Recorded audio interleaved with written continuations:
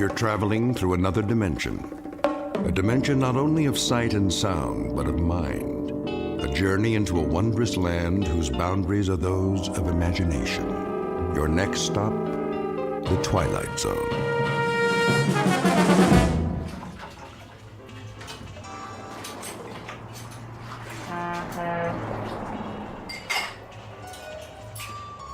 All right, everybody ready? For what? The evening rush. That's a laugh. What do you mean? It's that time of day. Truckers, moms, and dads, everybody gets hungry. They have to eat before they get to Vegas, don't they? Fix your hair and get your uniform on straight. Nobody's been in here for 2 hours. And that was for a donut and a cup of coffee. We'll be lucky if anybody stops between now and closing. You've got some attitude, Kitty. All right, well, do something. I mean, fill the napkin holders, get setups on all the tables. Look at this salt shaker. It's half empty. You never give up, do you, Ace? Give up, you kidding? The Happy Days Diner is my livelihood, yours too. And don't forget it, all a question of attitude. You gotta think positive. How's that floor coming, Jimbo? There wasn't too much to sweep. Third time I've done it today. Good, good. People like a nice, clean place. I found one French fry and a matchstick by the payphone. You know, Ace, maybe you ought to ease up, sit down, take a load off. Ease up. We gotta be ready for them when they start coming in. Well, I don't know if anybody is coming in. What are you talking about? He's right, Ace. The truckers like to stop at Big Jim's now. And the families, they all go to that chain restaurant by the state line. We'll get them back, you'll see. All we need's a new sign. Some specials on the window. You know how to write with a paintbrush, Jimbo? Big letters they can read from the highway? I guess so. Then you can start on it in the morning. Till then, keep your attitude up. That's what makes the difference. Positive thinking. Get a nice, clear picture in your mind.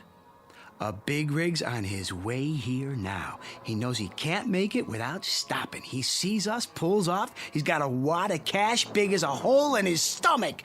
Give me a quarter. Oh, now, Ace. Come on. It's my lucky day. You keep doing that, the whole cash drawer will be in that slot machine. That's the point. It's never paid off, has it? Not one jackpot. That means the odds are in my favor. Now, Kitty. Make this one count. Sure. Now we're getting serious. Okay, listen to me, machine. This is your old buddy Ace talking to you. We've been together a long time, you and me, and I've been real good to you, haven't I? Dusting you off, keeping you all shiny, getting the customers to feed you their change. I gave you everything you wanted, right? Now it's time to show a little gratitude. You talk to that slot machine like it's got a brain. Oh, it does, a memory at least. And the time's come to pay off.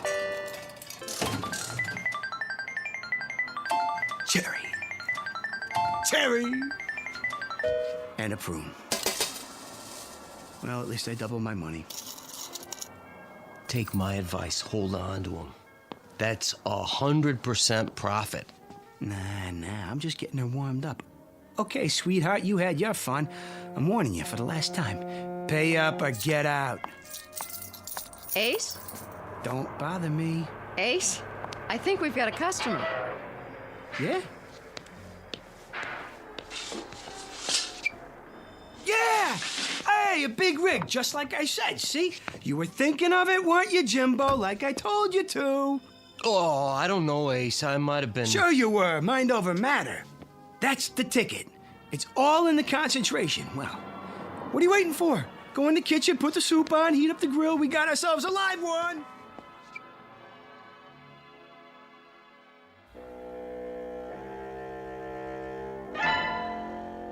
A study in the art of concentration. They say a picture is worth a great many words, especially a mental picture. Perhaps that's what just happened. Or perhaps it was a coincidence. One way or the other, our cast of characters will soon find out. Meet Mr. Ace Larson, owner of the Happy Days Diner on Route 15 on the way to Las Vegas, Nevada.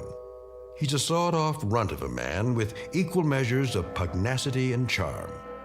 His waitress, Kitty Cavanaugh, almost beautiful, but not quite, who's patient and loyal to a fault. And Jimbo Cobb, fry cook and right-hand man in the quest for the American dream. Whether that quest will become a reality depends on a bit more than luck, because this particular highway leads directly through the Twilight Zone. And now, The Twilight Zone and our story, The Prime Mover, starring David Eigenberg, with Stacy Keach as your narrator. That's better. Enjoy your meal? Yeah, it's great. Here's the check. Feel pretty good, huh? I do now. So do I. Kitty, give me a quarter. Oh, Ace. Come on, come on. Are you gonna play that one-armed bandit? Oh, yeah. She's ready to pay off. I can feel it. That'll be the day.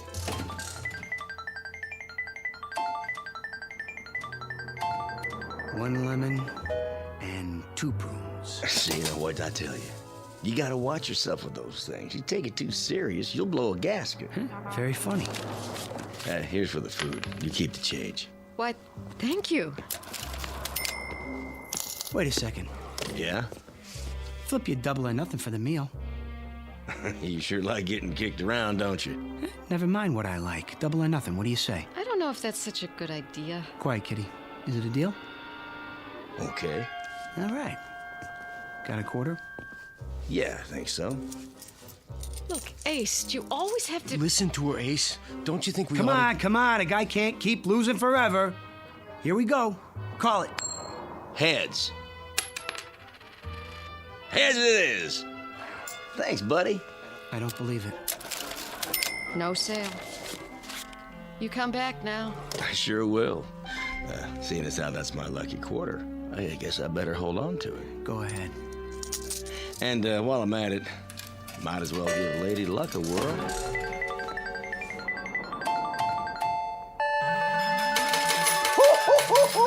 Jackpot! Just like that. Oh, hand me a paper bag, will you, sweetie? I'll take him to go. Sure.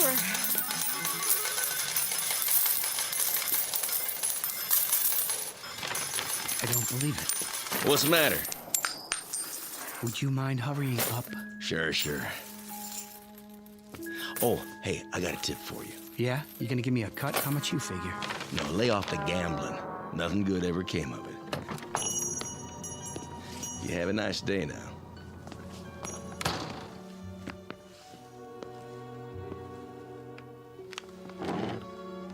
Easy, Ace. It ain't fair, Jimbo. It just ain't fair. Oh, don't take it so hard. That's easy for you to say. Maybe your luck will change. Yeah. Maybe I'll get electrocuted or something. Night, boys. Where are you going? Home and to bed. Any objections? Nah, honey. I wouldn't blame you if you quit. I can't. You owe me 3 months' salary. So long, you big-time operators. Be careful going home now. Will do. Gee, what a nice girl, huh? Yeah. Too nice. Ace, how come you and Kitty don't get married? On what? With what? I got a little saved up. You could use that. A little ain't enough, Jimbo. A chick like Kitty deserves the best. And the best comes high. Well, we could fix up the back room, make it real nice, just for now. Well, then where would you sleep? Don't worry about me. I could take care of myself. Sure you can. They better slow down out there. Darn fools, they must be going 90.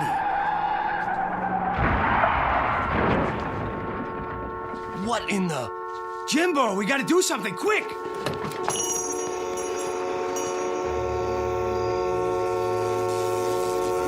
Oh, they hit the pole. The power lines are down. Let's get him out of there. Can't. It's gonna catch fire. Stay back or we'll get burned up with them. Car's upside down, Jimbo. There's people in there. We just can't leave them. Quiet. Go inside. Call for help. No use. They knocked the telephone pole over. Well, don't just stand there. Think of something. That's what I'm trying to do. Quiet, please, Ace, if you don't mind. What's happening? Am I seeing things? It's turning over. How? Just a little farther. You're right side up now. Come on out. The door open. Just stay clear of those wires. Can you walk, honey? I think so. Come on, take my hand. Hurry up! Get clear! They're gonna make it.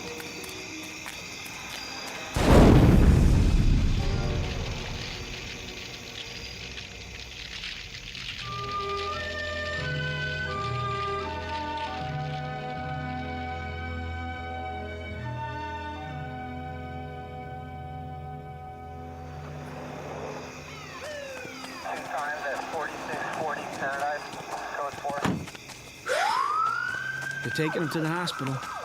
That's good.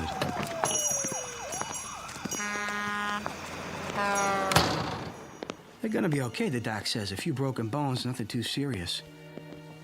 Thanks to you. Oh, what are you talking about? Jimbo, Yeah? how'd you do it? Do what?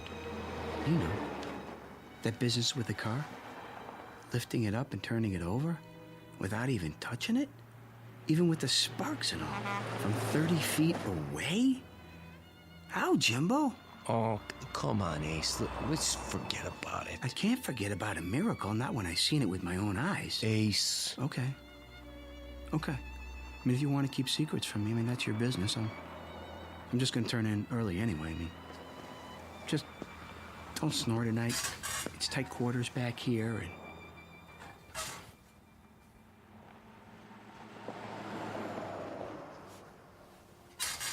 Ace. what? All right, I'll tell you. Yeah, it's up to you.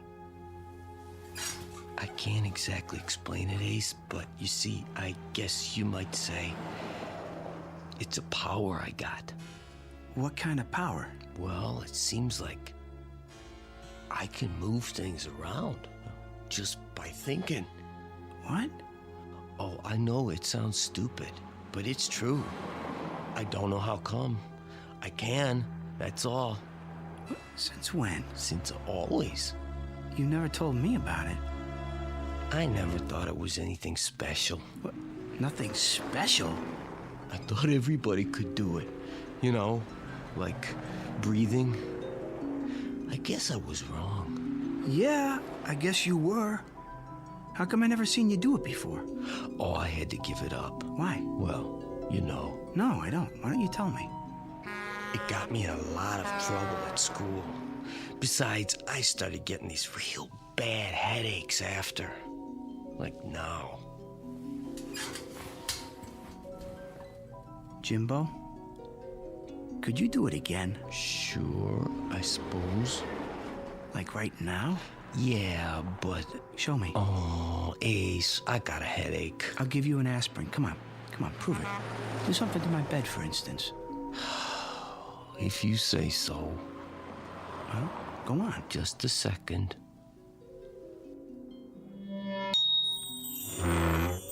It's lifting up off the floor. I can see under it. Oh, sorry, Ace. I'm pretty tired. Jimbo, listen. Could you move something small, like a quarter, maybe? Oh, that's easy. Give me one, then. Here you go. Make it come up heads. Okay. Heads! That's not hard. How about, say, a pair of dice? Smaller the easier. Here, let's give it a try. What did you get? A 4 and a 2. Now, make it a 7. You did! He did it! What's the joke? There's no joke. I just feel happy. What for? Oh, you big stupid jerk! See, 4 years working in this crummy joint, beating our brains out, and we could have been living like kings. We could? How? You'll see. Did they get the phone lines back up? Don't ask me. Who do you want to call? When I think of all the dough that we could have... Hello, kitty? Listen, baby. Hold on and listen, will you? Can you get packed and ready to go in 10 minutes? Never mind, I'll explain the whole thing later. Just pack your suitcase, you hear me? I'm bringing the car over. We're taking a little trip. You going somewhere, Ace? Come on, move. We ain't got all night. We? You bet we're going to Vegas!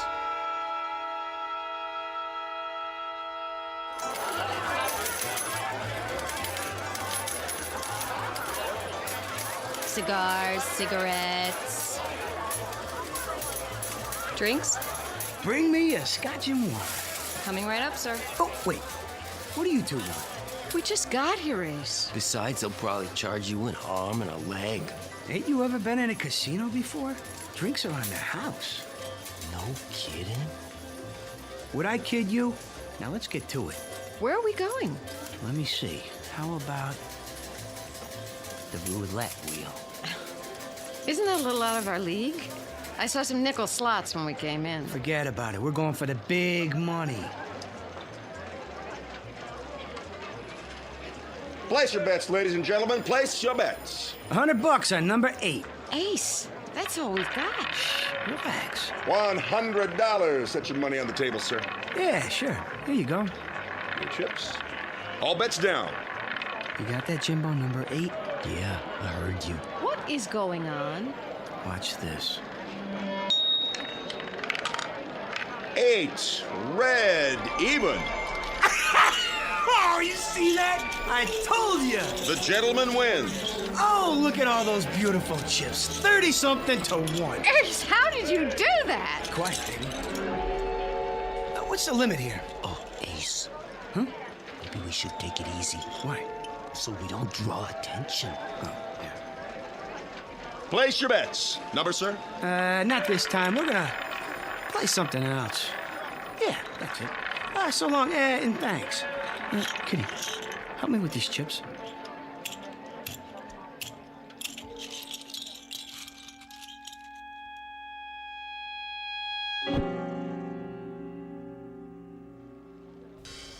Seven craps, line away. Excuse me. Mind if we get in here? That'd be my guess. This table's cold as ice. It is, huh? Well, let's see if we can change that. New shooter. A dice, sir? Sure, I'll give it a shot. But you don't even know how to play craps. Quiet, kitty. Well, do you? I know plenty. You ain't seen nothing yet. New shooter coming out. Here we go. Hey, Jimbo, where are you? Right here, Ace. Hey, good, that's good. Just a minute, sir. What's the matter? You need to have a bet down. Oh, yeah. Kitty, give me those chips. Put them on the table right in front of me. Not all of them. Just do what I say. Line bet, Yeah, why not? $200 limit. Then spread the rest of them around. Play some numbers. Sure, all of them. And give me 2 4s Hard way 8. and a 6. Let me see. 4, 10. All the hard ways. Got that, Jimbo? Yup, I got it. Then here we go. Everybody ready? Let's roll them. Scooby-Dooby-Doo! 8's the point. Here's for your hard ways, sir. Same bet. You got it! Let him ride! Scooby-Dooby-Doo! And hard 10. Another frontline winner. Oh, yeah. Shovel them my way, boy. Just shovel them over. I don't believe it. He won again. That's 17 passes. I never saw anything like it. It's every proposition there is. Move over. I gotta get in on this. Give me double 6s this time. Sweetheart, don't you think we should quit now? Quit? What are you talking about? But your luck's bound to change. No chance.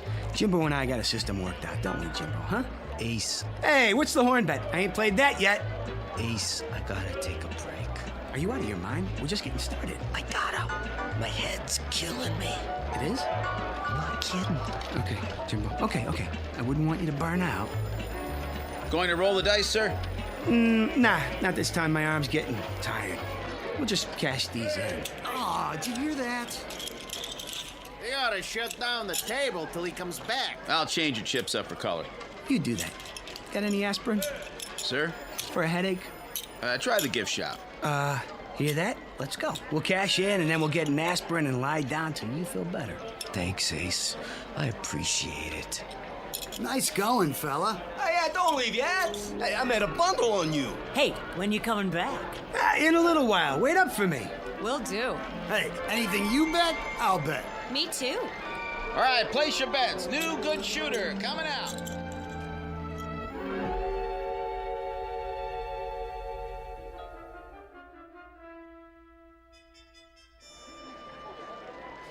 $17,600, $7,000, $8,000, $9,000, $220,000. Thanks, babe.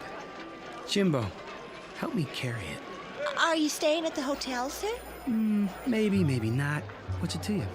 I was just going to suggest they have a safe in the office if you're a guest. Don't worry about it. I like to keep a little petty cash on me. You know what I mean? Of course, sir. Yeah, see you, Toots.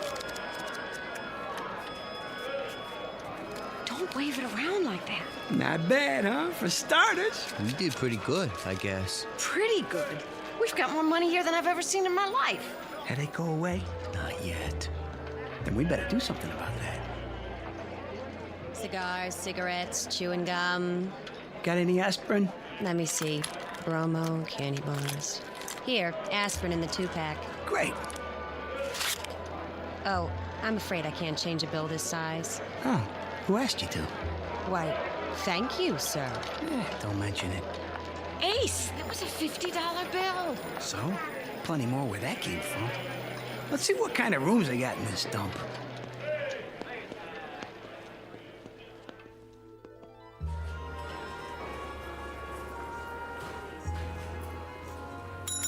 Hey, Jack, shake it up over here. We ain't got all night.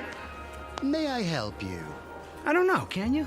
We were thinking about cooling our heels for a while. You got something nice like a suite? You know, real class. Our suites run $1,400 a night. There are some very nice motels off the strip. They might be more to your liking. We'll take the suite. I beg your pardon? The biggest one you got. That will be cash in advance? Sure. This enough? Yes, sir. Your name? Benjamin Franklin. All three of us. Yes, Mr. Franklin. Right away. Bellboy.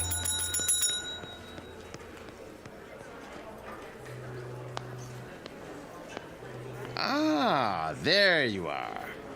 Depends. Who wants to know? Come on, Ace, let's just go. I'm the manager. The pit boss told me about you. He did, huh? We'd like to be sure you're taken care of. Thanks, but we just got a room. Nonsense. Those are for the regular customers. May I offer you our penthouse on the top floor, courtesy of the house? Now you're talking. As long as there's room for my friends here. Oh, plenty, I assure you. 3 king-size beds, plus a sauna and dining area. I can put a car and driver at your disposal as well. Already have a car. Maybe you could have somebody move it, though. It's the Chevy out front, parked in the loading zone. As you wish. I'll send up a fruit basket right away. Anything else you need, just call the concierge. Oh, Ace, should we? Don't think twice, baby. You deserve the best. Where's the elevator? I saw one in the hall. Then let's get moving. A little downtime, Jimbo, and you're gonna feel like $1,000,000. We all will. Guaranteed.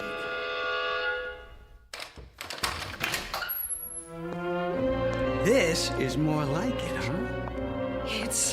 It's beautiful. Is this all your luggage? Yeah. Here you go, Junior. Go buy yourself a pair of roller skates and pick me up some toothpaste, toothbrush, and all that jazz. This ought to cover it. Thanks.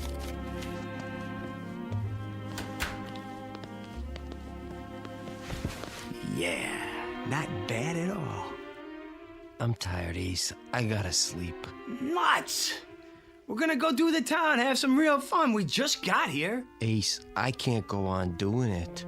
Now look, don't you fold up on me. Your head'll be fine. It's cheating. Cheating's wrong, Ace. Jimbo, you're right. You mean it, Ace? We're gonna quit. Sure. We're gonna quit. What are you two talking about? You wouldn't understand it, baby. I mean it, Jimbo. After one more job, okay? Well, then it's all over. No more headaches. Huh? For me, just one more? okay. One more time. Swell. You rest now. Tomorrow we'll fracture them. Come on, kitty. We're gonna tear this town apart. Ace, please. Let's go home. What, home? What are you thinking? This is our big chance. I don't want to take it. Ace, you've been lucky. You've won enough money to last the rest of our lives. Can't you leave well enough alone? It ain't well enough for me. Don't you get it? By tomorrow, I'll have enough to buy this state. Understand? Aceville, USA. You're sick. Honey, I've never been healthier in my life. In 24 hours, I'll be able to get you anything. Hey, where you going? Home. On the bus. Look me up when you're through playing Little Caesar. What's the matter with her? You've been ignoring her all night. Ain't very polite, Ace. Well, I was busy. A man should never be that busy. Why don't you go after her? Kitty's worth all the money in the world. Isn't she? Yeah. Yes, she is. Then go. Kitty!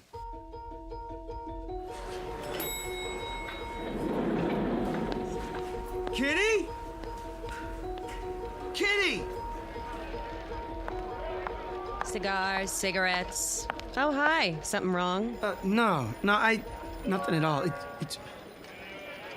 What's your name? Sheila.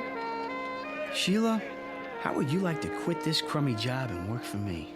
Doing what? Spending money. Well? Gosh, I don't know. Here's a little advance. Say, $1,000. When do I start? Right now. We'll have a ball. We'll. Everything all right here? I'd like to hire your cigarette girl for the evening. That be okay? Why, I suppose. This help you make up your mind? Yes, I'm sure it will be. I thought so. Oh, one more thing. Who's the biggest gambler in town? Let me see, I mean big. No limits. I believe Mr. Nolan is visiting us this week. Big Phil? Yes. Well, you tell him to get in touch with Ace Larson tomorrow morning and bring all the lettuce he can carry. You know, greenbacks. Got it? Certainly, sir. Now let's live a little. We're gonna do the town. What'd you say? Great. Can you wait till I get dressed? Sure. Just not too much. Nice and easy does it.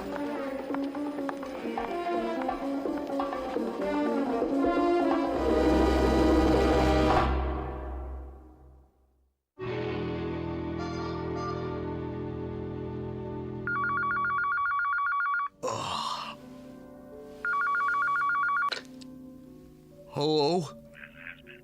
Yeah, he's here. Just a minute. Ace, you're wanted by the... Who's calling?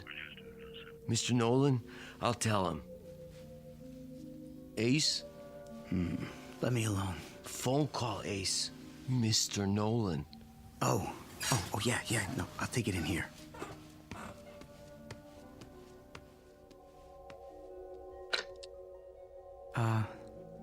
Phil? Good to hear from you, baby. This is Ace Larson. From where? Right here in Nevada. Now, wait a minute, Phil. That ain't the way to talk to her. All right. So you never heard of me? You will. Now, you listen to me, Buster. I got 200,000, and I'm hot for a game. Of course, if the stakes are too high for you, I can always call somebody else. That's more like it. The penthouse. Right away. Oh, and Phil, bring some friends. Ace? Mr. Nolan? From Chicago? Yeah. He's a gangster, isn't he? So what? I hear he's awful mean. Don't worry about it. These guys got a code of honor. They'll knock off a bank, but they don't welsh on a gambling debt.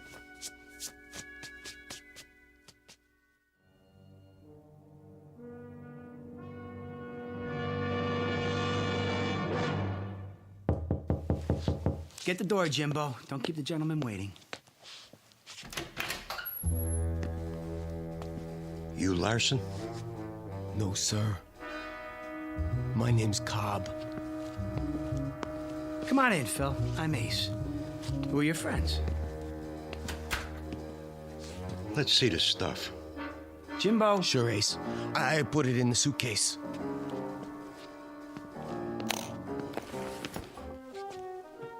Looks good, boss. You want I should count it? Go ahead. While you're doing that, I'm gonna order breakfast. Want some? Cup of coffee. You never gamble on a full stomach. Room service. This is Ace. Ace Larson. I want Larsen. Send up a big breakfast, the works, and some coffee. How about you boys? You want anything? They don't eat. That's it. And make it fast, or you're out of a job. All here, boss. Suppose we start off with 10 big ones. 10 grand? What's the matter? Too high for you? No, 10's fine. Yeah. First, let's take a look at your stuff. I don't play for peanut shrimp, but then you ain't gonna see none of it. Okay, I'll take your word for it. We can set up the table over here. I got some dice and everything. How about we use my dice? Be my guest. Jimbo, smooth out the tablecloth. Sure, Ace.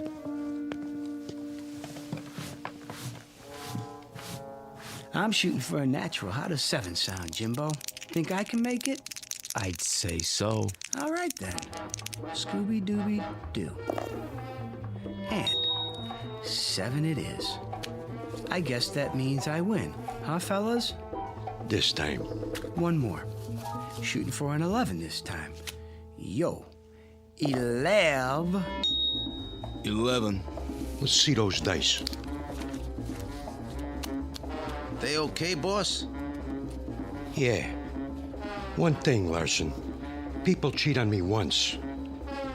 Only once. Understand? Absolutely.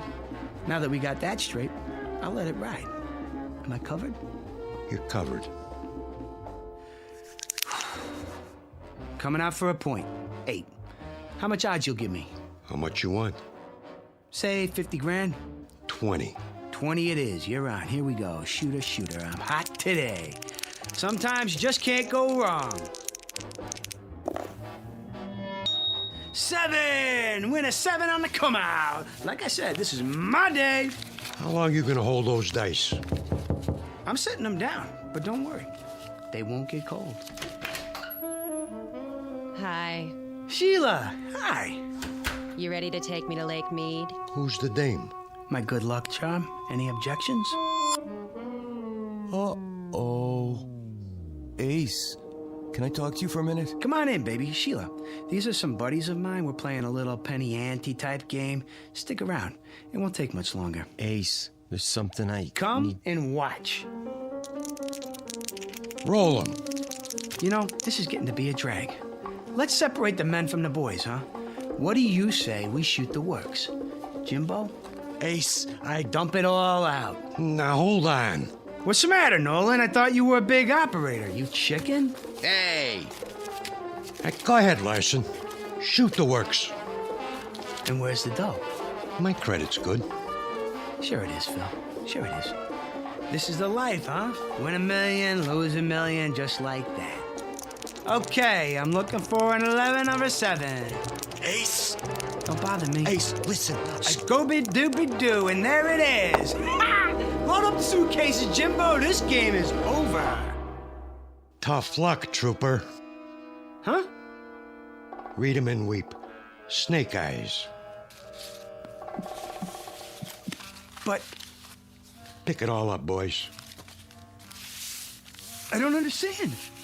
You got nerve, pal. I like that. Anytime you want to play some more, just let me know. For now, I'm out of here.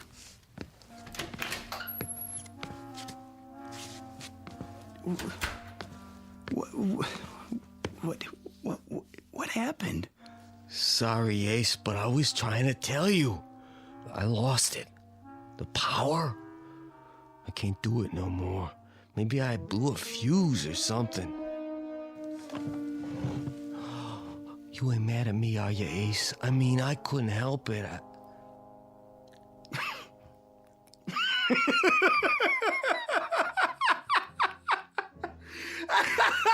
He blew a fuse! Oh, man! Something funny, Ace? Does this mean we're not going to Lake Mead?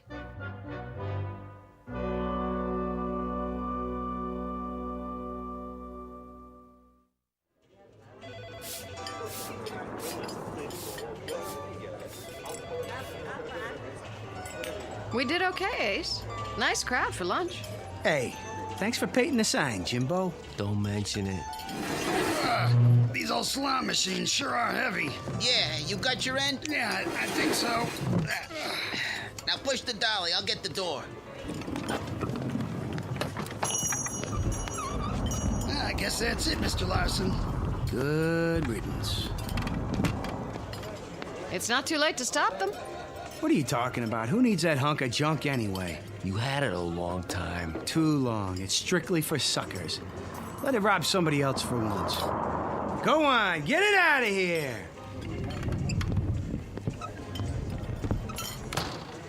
I can't say I'm sorry. Hey, Kitty, with that thing gone, I bet we could pull in enough every month to... To what? I mean, you know, I ain't any good at this, but you know, you want to get married? Well, I don't know. Jimbo, you have a quarter? Right here. Go ahead. Call it. Heads. Heads it is. All right, Mr. Larson. I'll marry you. Oh, baby. You won't be sorry. What are you standing there for, Jimbo? Get back to work. Sure thing, Ace. Sure thing.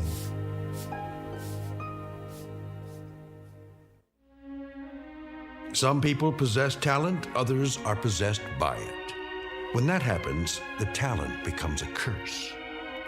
Jimbo Cobb knew right from the beginning. But before his friend Ace learned that simple truth, he had to take a short trip through the Twilight Zone.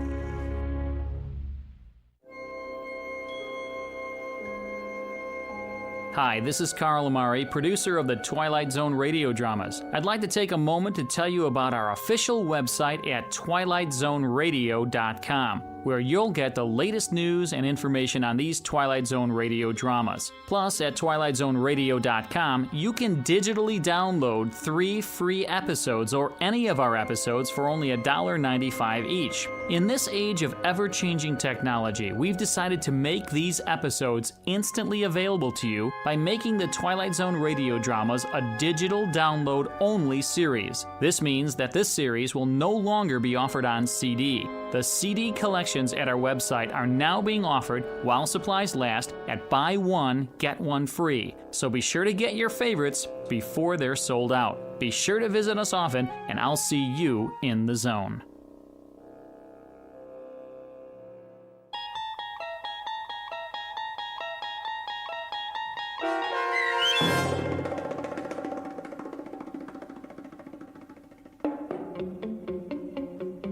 The Prime Mover, starring David Eigenberg with Stacy Keach as your narrator, was adapted for radio by Dennis Etchison and written for The Twilight Zone by Charles Beaumont, based on a story by George Clayton Johnson.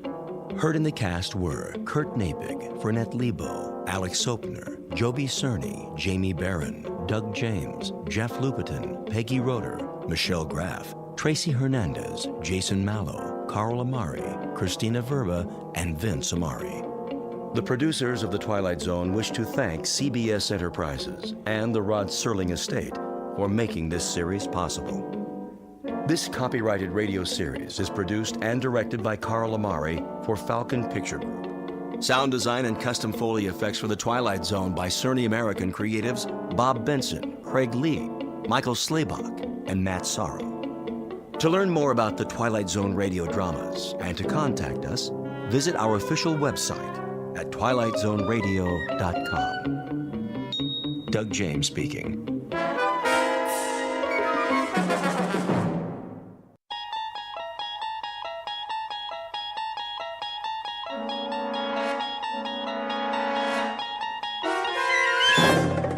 There is a fifth dimension beyond that which is known to man. It is a dimension as vast as space and as timeless as infinity. It is the middle ground between light and shadow, and it lies between the pit of man's fears and the summit of his knowledge. This is the dimension of imagination. It is an area which we call the Twilight Zone.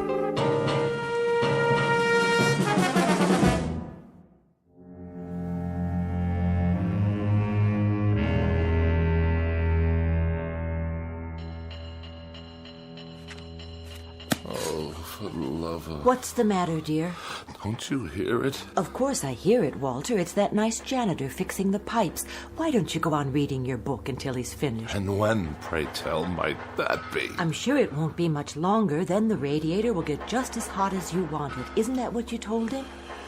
Yes, I know what I told him, but why does he have to make so much noise? I'm sure I couldn't say. The decibel level in this apartment is beyond human endurance. Well, I suppose it's what they have to do with steam heating, that sort of thing. What I really don't understand is how you can sit by, knitting away, oblivious to this assault. Did you see the new wool scarf I'm making? It should keep out absolutely all the drafts. While that infernal pounding goes on and on and on. Wait till you try it on. I picked out your favorite colors. It's much thicker than the other ones. If I live that long. You wanted more heat, that's what you said. Well, now you'll have it and then some. Yes, I did. I certainly did say that. Won't that be nice? Hope springs eternal. The question is, at what price? Are you sure you're comfortable, darling? Am I what? Oh, certainly. I am just comfy, cozy. I'll fluff up the pillows. Did you take your aspirin? I'm on the verge of being hospitalized for pneumonia. Oh, now, really? It's not that bad. And that ape of a janitor out there is smashing my brain and ruining my sleep. But you weren't sleeping. You're reading 5,000 Common Ailments and How to Treat Them. Is it an interesting book? First he tries to freeze me to death, and then he tries to destroy my brain. Shall I plug in the vaporizer? That helps sometimes. It doesn't help at all. If it did, I wouldn't be in this condition. Yes, dear. Well, I won't stand for it. Lie down, Walter. No, I will not lie down. How can I? If I'm to die, at least it's going to be in comfort and peace. You there, Mr. Ape!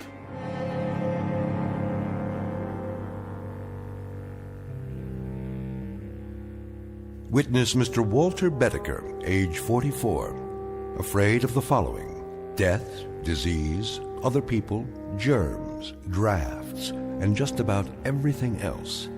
He has one interest in life, and that's Walter Bedecker.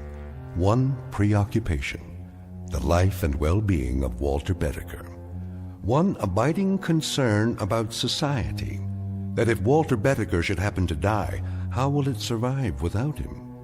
But there's one thing he hasn't asked himself yet, and it's simply this: what happens if, despite all his precautions, Walter Bedecker should happen to stumble, not into the grave, but into the Twilight Zone?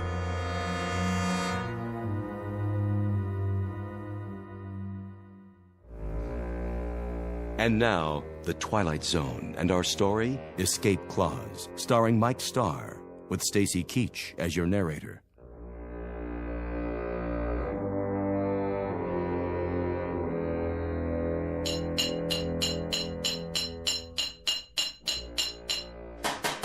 I asked you a question. You want more heat, don't you? That's not the answer, so I'll ask you again. How much longer? Put it this way. In 20 minutes, it'll be about 105 in here. Hot enough to fry an egg. That good enough for you? 20 minutes, you say? After hour upon hour of your clanking around in my living room while I'm on my deathbed? I have to wait 20 minutes more? If you do die, Bedecker, and you go where I think you're going, as far as the temperature's concerned, you ain't going to be able to tell the difference. You ape! Get out! My pleasure.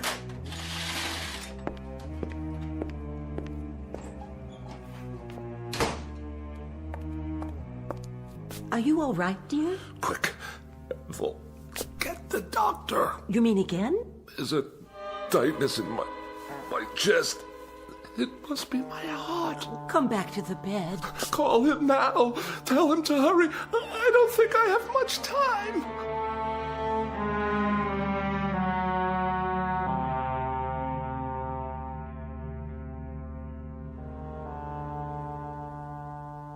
Well, doctor? Keep your mouth closed a few more seconds. I'm asking a question. All right, open, please. There. Well, how bad is it? What does that mean? Your temperature isn't bad at all. In fact, it's quite good. The thermometer wasn't in my mouth long enough. Oh, I think it was. I timed it exactly. I find that hard to believe. You'd better take it again.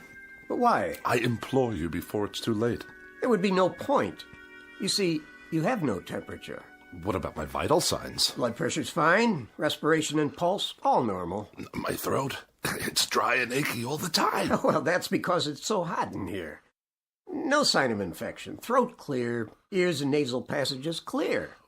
What about the pains in my back and my side? Well, what about them? And 4 sleepless nights in a row. Is it 4 now? How about that? Well, what do you want me to say? The truth. The awful truth. I can take it. The truth, Mr. Bedecker? Well, the truth is that it's, Go on. It's psychosomatic. To use the scientific term. Psychosomatic. You're trying to tell me that I'm only sick in my mind? That's my considered opinion. And you're supposed to be a professional. Mr. Bedecker, may I speak candidly? I insist. Well, there is nothing wrong with you except the ailments you manufacture for yourself. Manufacture? Is that what you think? Your pains are imaginary. Your inability to sleep is a case of nerves, nothing more. In short, Mr. Bedecker, you are a very healthy man. This man calls himself a doctor. 4 years pre-med, 4 years medical school, 2 years internship, 2 years residency. And what is he, I ask you, what is he? A quack. Doctor? Oh, hello, Mrs. Bedecker. What's the prognosis? Don't ask him. The man's an idiot. Walter, darling, I beg you, don't excite yourself. Don't whisper. You're looking at half my troubles right there, Doctor. This woman, this awful woman who runs around whispering all day long to make me think I'm sick, even if I'm not. Oh, and I am. I'm lying here at death's door, and who's ushering me out? A quack and a whispering woman without a mind. Well, I'll call tomorrow, Mrs. Bedecker. Meanwhile, try leaving the window up an inch or so. Let some fresh air in. There'll be no need to call. Just come on over with the death certificate and fill it out. Oh, Walter. Don't drench me with those crocodile tears of yours. She'd be so happy to get rid of me. I just can't tell you. Goodbye, Mrs. Bedecker. Take care of yourself. I'll see you out.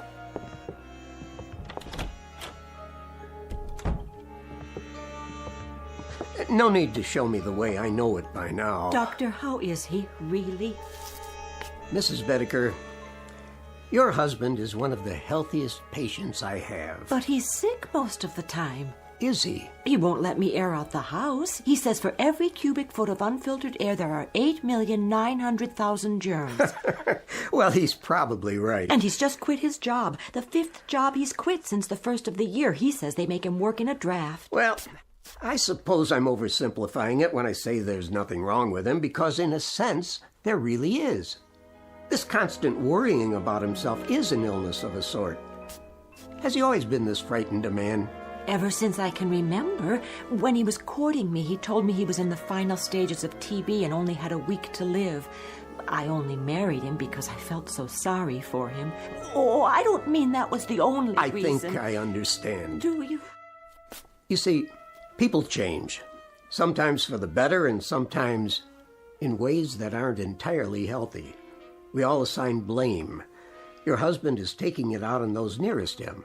It's not your fault. But it must be. He never stops complaining. The problem isn't physical. He's getting older, so he sits here spinning his wheels. He needs to get out, do things, prove he's still strong, that there's a place for him in the world. Oh, Doctor, I'll do what I can. I'm sure you will. You already have. It's up to him now. I'll give you a call tomorrow. I don't think it would be a bad idea if you took some vitamins yourself. You look run down, Mrs. Bedecker. I do? Just a little too pale. Ethel, there's a draft in the air, and I feel a coma coming on. Yes, darling, I'll be right in. Now, you remember about those vitamins. Promise? I promise. Here's a prescription. Get some of these items from the drugstore for yourself. Thank you, I will. You're very kind. Goodbye, Mrs. Bedecker. Goodbye. Did you say there's a draft? I did. From where? The window. But it's only open an inch. Freezing air blasting into the room. I'll close it for you. Do you know how many germs live in 1 cubic foot of air, Ethel? I think I do. 8,900,000, that's how many. I know you want me gone. Walter! Gone from your life, and that's why you leave windows open all over the place. But as a point of common human decency, couldn't you find a way to do it more subtly? The doctor said you needed air. He said it was stuffy in here. Oh, the doctor said. Tell me one thing. Yes? What is going on between you two? Nothing, Walter. I saw the way he looked at you. Oh, now you are imagining things. What's that slip of paper in your hand? What do you mean? Oh, it's only... Give it to me. Oh, now I understand. Well, if you'll let me explain... When did he give you this? Just now, before he left. If you'll listen... I'm not sick, he says, but nonetheless he gives you a prescription for medicine for me? Not a thing wrong with me, he says, but while I lie here helpless, he's out there telling you that I've got a life expectancy of 20 minutes. He said nothing of the sort. Don't deny it, Ethel. I smelled the collusion the moment he left the room. Now I suppose he's making time with you behind my back. The two of you can hardly wait for me to expire. What a great day that will be. But just remember, it will be on your conscience. Yours and that quacks. The prescription was for vitamins, Walter, not for you, for me. Vitamins for you? I lie here while the life seeps out of me and that charlatan prescribes vitamins for you? What has he done for me? Not a nil. A big fat goose egg, that's what. He comes whenever you call. He's very interested in your condition. Very interested. Oh, isn't that nice? I'm dying and he gives her vitamins. Sit up. I'll turn on the vaporizer. Never mind. Go on, get out of here. Leave me to die in peace. All right, Walter. What? I meant I'll let you alone so you can take a little nap. Then maybe you'll feel better. I can't not. Why does a man have to die anyway? I'm sure you're not dying. Oh, are you? I asked you a question, Ethel. Why does a man have to die? I don't know, Walter. The world goes on for millions and millions of years, and how long is a man's life? This much, a pinch, a drop, a microscopic fragment. Why can't a man live 500 years or 1,000 years? Why does he have to die almost the moment he's born? I told you I don't know, dear. No, you wouldn't. Go on. Get out of here. Yes, dear. I have to take my own pulse. Give myself a checkup. A doctor couldn't care less. My sinuses. It's moved from my chest to my sinuses. After that, it'll be my brain, and then poof. As if I never existed at all. What's the point? The point, indeed. It's a crime for a man to live such a short span of years. A crime. What I wouldn't give to live a decent number of years. 200, 300. Why not 500 or 600? Yes. Why not? Or 1,000. What a miserable thing to contemplate. A handful of years and then eternity in a casket down under the ground. The dark, cold ground. With worms yet? Of course, with worms. And bacteria in the soil, and all manner of filth and decomposition, toxic waste. Who are you? Cadwallader's the name. And immortality's my game.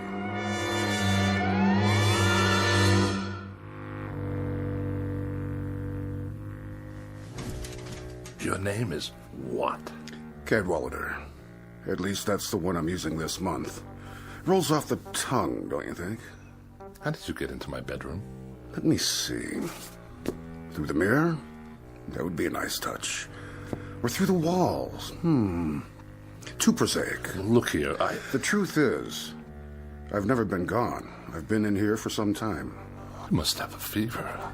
I'm hallucinating. Not at all. I've merely chosen to reveal myself in order to tell you that I subscribe wholly to your views, Mr. Bedecker. I mean, wholly. Delighted to hear it. I'll be brief, Mr. Bedecker. You look like a man with a nose for a bargain. I'd like to make a proposition to you. What kind of proposition? Each of us has something the other wants, and that seems a relatively solid basis for a bargain. Do we? Indeed. What in the world do you have that I could possibly want? Oh, many things, Mr. Bedecker. You'd be surprised. Many things.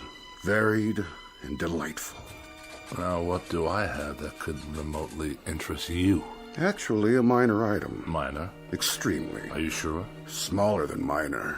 Insignificant. Of no importance whatsoever? Absolutely none. Microscopic? Teensy-weensy.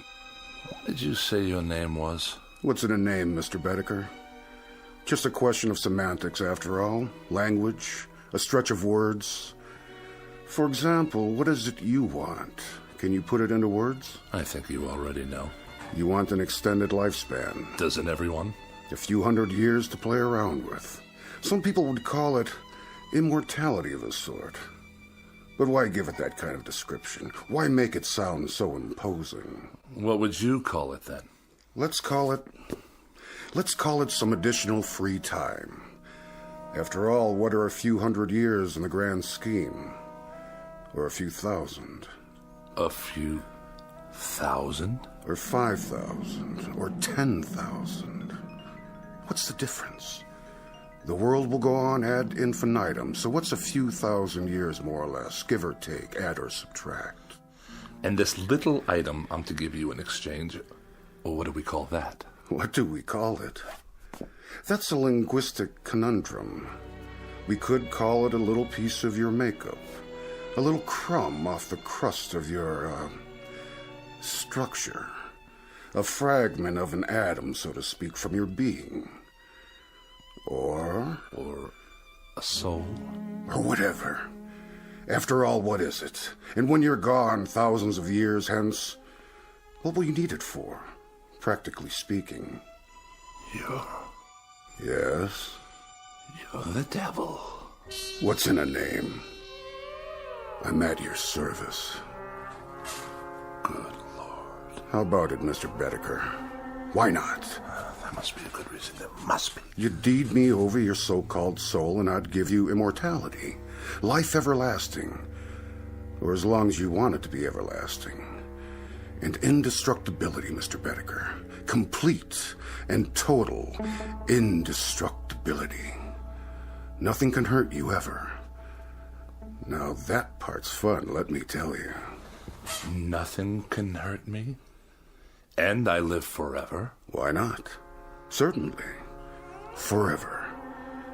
Again, Mr. Bedecker, just terms. And everything's relative. For you, it's forever. For me, it's a walk around the block. But we're both satisfied. Think about it. Oh, I am.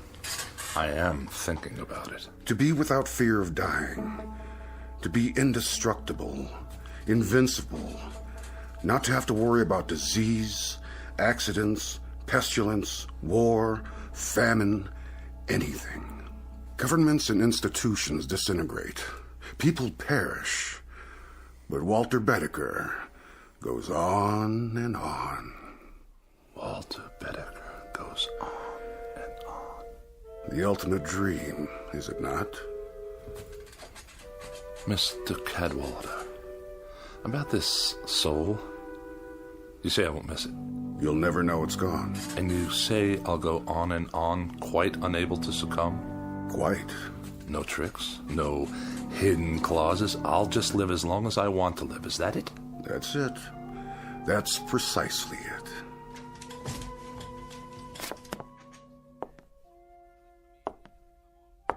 How about my appearance? I'm afraid I can't do much about that. Oh, I see what you mean. You should look pretty much the same. But in 500 years, I don't want to look like any dried-up old prune. Oh, Mr. Bedecker, you drive a mean bargain. A most difficult bargain. But you'll find me a cooperative, man. All right, you win. We'll throw that into the bargain. Say it. Whatever aging takes place in your features will be more or less imperceptible. Mr. Cadwallader, I believe we're close to making a deal. Mr. Bedecker, you'll never regret this. Not to your dying day. Hey? Which by rights should not be for several thousand years. You'd better say that. There is something. Aha! Aha! Aha! Now it comes out. For your benefit, I assure you. Where did you get that? The contract. Oh, one always seems to turn up when it's needed. Let's see. Article 93, right here. What about it?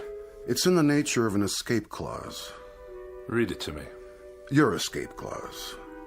Whereas the party of the first part, upon due notification of the party of the second part, and so on and so forth. Go on, I want to hear it. Well, I'll just give it to you thumbnail. It's simply that if you get tired of living, Mr. Bedecker, you can exercise the clause by calling on me and requesting your... My what? Oh, there goes the embarrassing terminology again. Shall we say, your demise? At which point I will personally see to it that you are given a rapid and uncomplicated, how to put it, departure? I can assure you, Mr. Cadwallader, that I'm not the sort of man to kill the goose that lays the golden egg. I'm much relieved to hear that. When you talk immortality to me, brother, I mean immortality. Indubitably.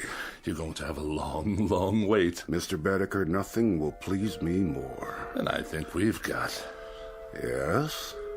A deal. No further qualifications? None that I can think of. No ifs, ands, or buts? None whatsoever. Absolutely? Positively. Done. Oh, no fires in here, please. Only a small one to heat up my seal. My cartouche, as it were. Do I get a copy? This is your copy. Where's yours? Already on file, in a very safe place. If you say so. You sure keep it hot in here. Mm-hmm. Quirk of mine.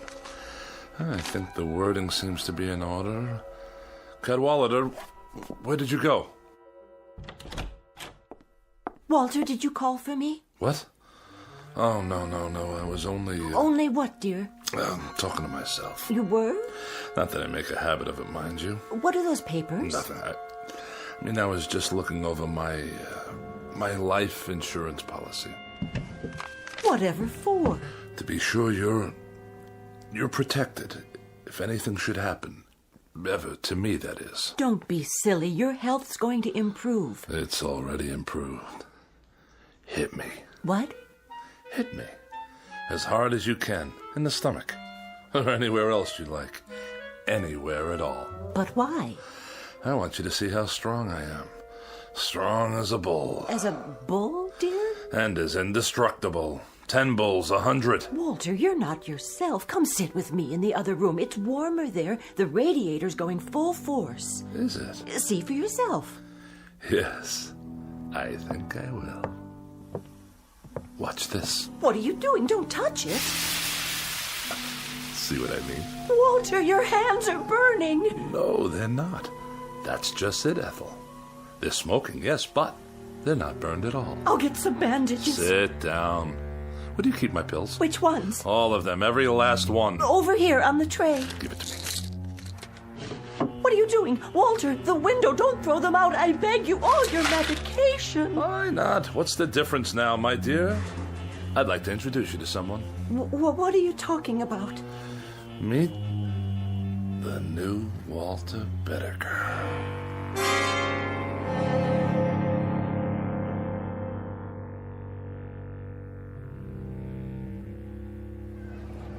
Get your paper! Boy rescued from well, lives to tell about it. All the latest news, right here. Let me see that. Sure, mister. 2 bits. A little boy, huh? Yeah, the one that fell in the hole. They got him out alive. Ain't that something? It's something, all right. A 10-year-old boy, and he's on the front page of every newspaper. He was down there for 18 hours. Can you believe it? And everybody thought he was a goner. It's amazing is what it is. Of all the news stories in the world, this little nobody makes the headlines. You think that's amazing? Wait right here. I'll show you amazing. Hey, where you going, mister? You owe me 25 cents. Watch this. Watch where you're going. Excuse me? Hey, buddy. I must get to the corner. Some people are so rude. I don't want to miss the crosstown. Wait your turn, do you mind? Look out! Get back on the curb, there's a bus coming. That man, stop!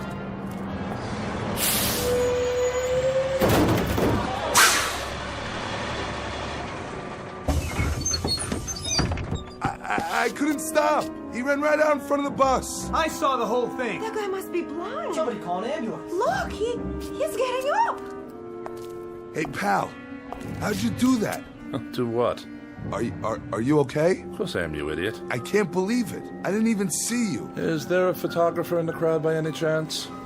You better lay down. The ambulance is coming. Why would I want to go to a hospital? There's nothing wrong with me. Not a thing. Just your tire tracks on the front of my suit. Just the same, take it easy. Get some x-rays and I'll fill out an accident report. Don't bother. Just contact your claims adjuster. The name's Bedecker. Can you remember that? Walter Bedecker. It don't make sense. I could have sworn I ran over you. Oh, you did? Then how come you can walk? Like they used to say, you ain't seen nothing yet.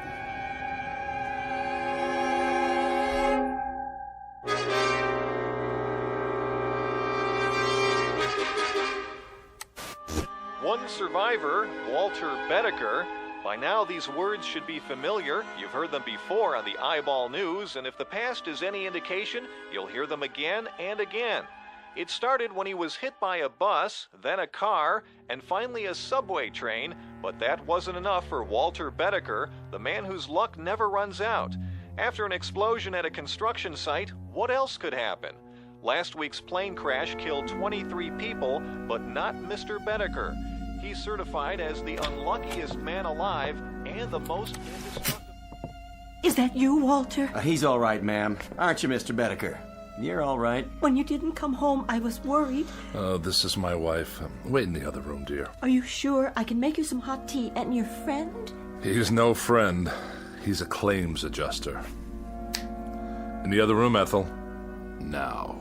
Yes, dear. You want to sign this now, Mr. Bedecker? $5,000, is that all? For falling down an elevator shaft? Well, considering that you're not even scratched, Mr. Bedecker, I think the company's being very fair. Just keep your mouth shut, will you? I'll sign it just to be done with you. And can I expect the check by tomorrow? No, first thing in the morning, by special messenger. Just sign here. Waives all claims. Receipt of sum. Indemnifies company. All right. Very good, sir. Very, very good. I'll show myself out. Hello, Steve. Hey, Jack. What are you... Oh, you too? Yeah, the subway accident. Elevator shaft here. Right. You out. You in. So long, Steve. Yeah, see you, Jack. You have my check, I presume? $10,000, Mr. Bedecker, if you'll sign right here for it. If you insist.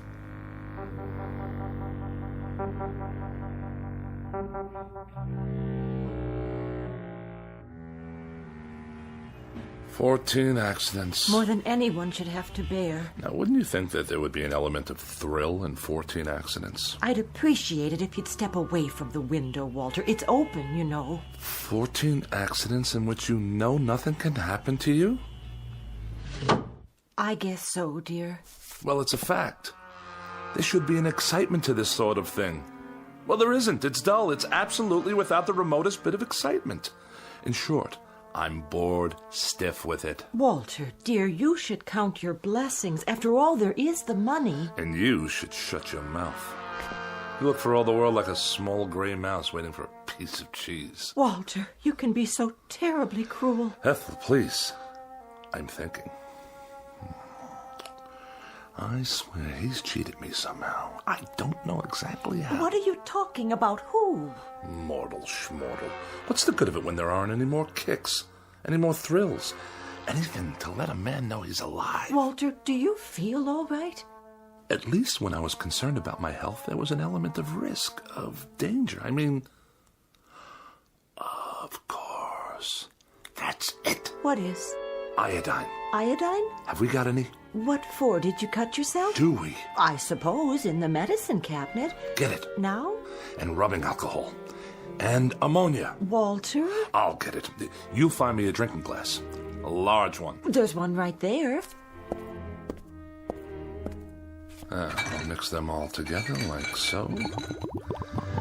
And stir them up. Wait! And drink it. Oh.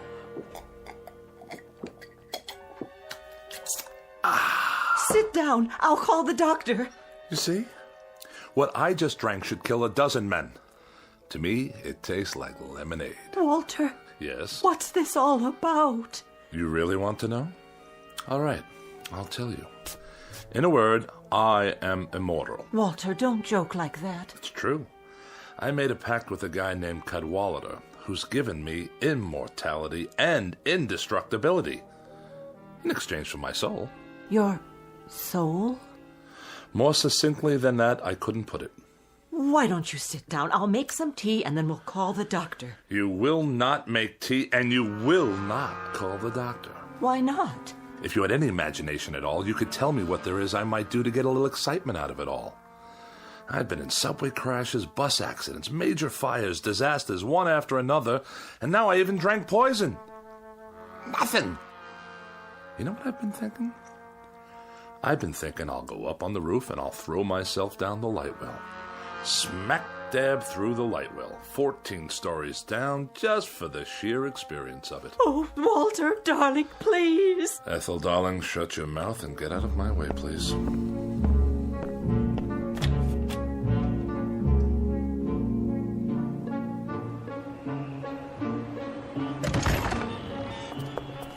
Please, Walter, please, darling. Ethel, go drown in a tub and leave me alone. I'm going headfirst down the light well. Get out of my way. Walter, no. Will you get out of... Ethel, be careful or you'll trip. Ethel!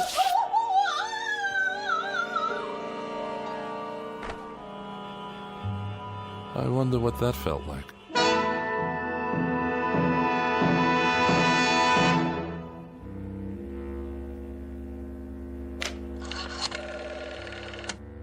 Operator, get me the police, please. Immediately, it's an emergency. Hello? Is this a police station? This is Walter Bedecker, 11 North 7th Street. That's right. Apartment 14B. Will you please come over here right away? No trouble. I just killed my wife. That's right. Yes, I'll stay right here. Goodbye. Now, this is going to be an experience.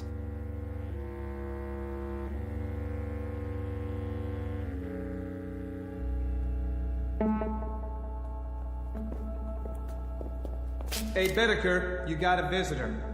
Cooper, the legal beagle. Right in here, Mr. Cooper.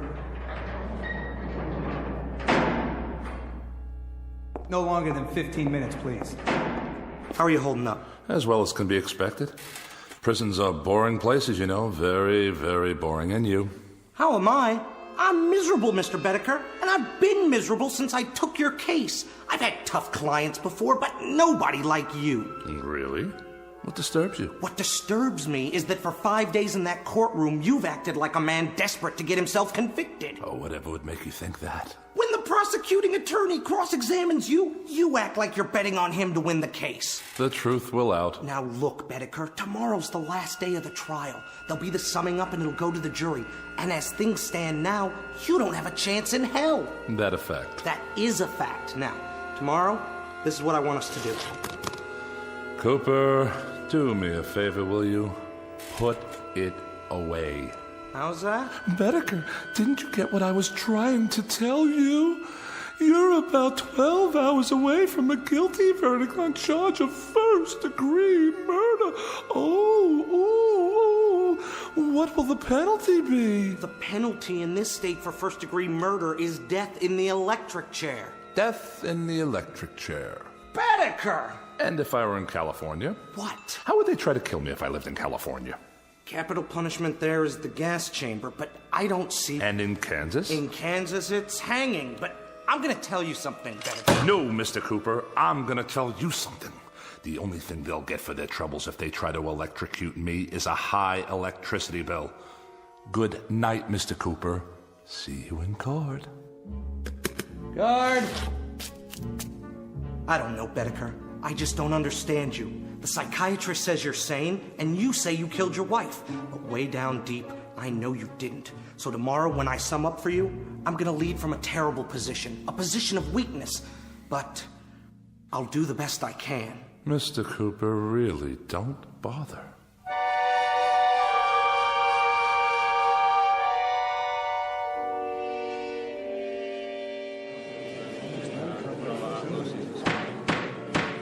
Mr. Bedecker, you've been tried and found guilty of murder in the first degree.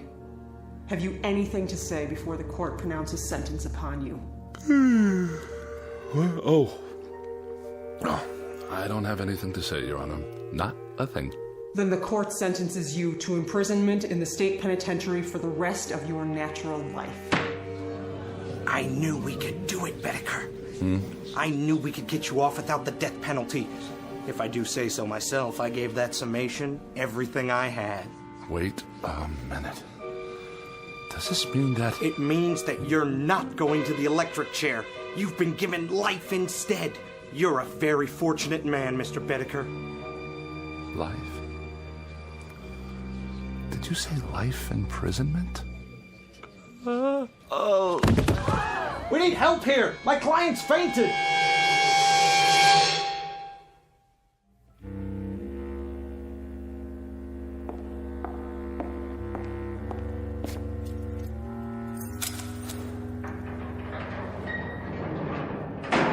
Here's your last meal. My last? With us. You're going to the penitentiary tomorrow morning. The penitentiary. For life. Look at it this way, Mr. Bedecker. What's life? 40, 45 years? You can do that standing on your head. Life. That's all. 45 years. Maybe not even that much. After all, what are a few hundred years in the grand scheme? Or a few thousand? Or 5,000? Or 10,000? No.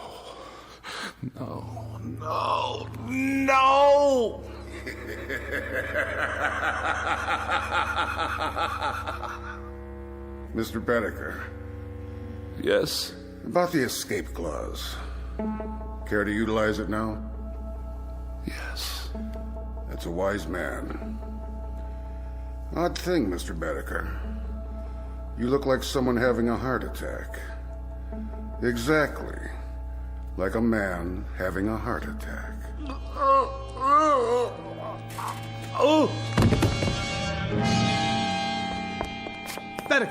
Bedecker! You all right? No pulse. Must have been his heart. He's dead. Poor devil. There's a saying, Every man is put on earth condemned to die, time and method of execution unknown. And perhaps this is as it should be. Case in point, Walter Bedecker, lately deceased. A little man with such a yen to live that he was beaten by the devil, by his own deadly boredom, and by his place in the scheme of things, including his position, such as it is, or was, in the Twilight Zone.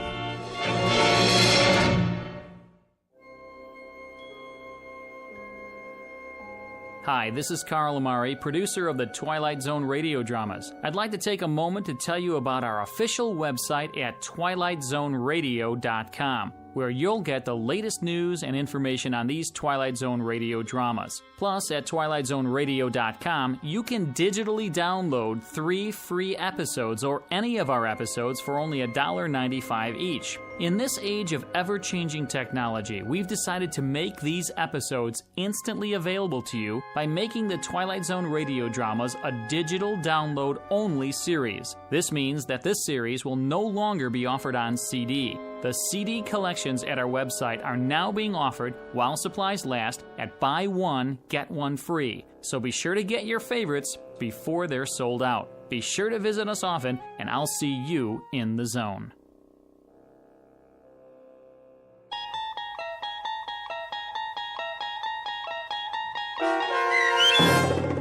Escape Clause, starring Mike Starr with Stacy Keach as your narrator, was written for The Twilight Zone by Rod Serling and adapted for radio by Dennis Etchison. Heard in the cast were Peggy Roeder, Rich Kominick, Doug James, Turk Muller, Guy Burrill, Heath Corson, Larissa Borkowski, Natalia Reed, Peter DeVito, John Starr, Carl Amari, Paul Patch, and Lynn Foley. To learn more about the Twilight Zone radio dramas and to obtain audio cassettes and CDs of these programs, visit our website at twilightzoneradio.com. This copyrighted radio series is produced and directed by Carl Amari and Roger Wolski for Falcon Picture Group. Doug James speaking.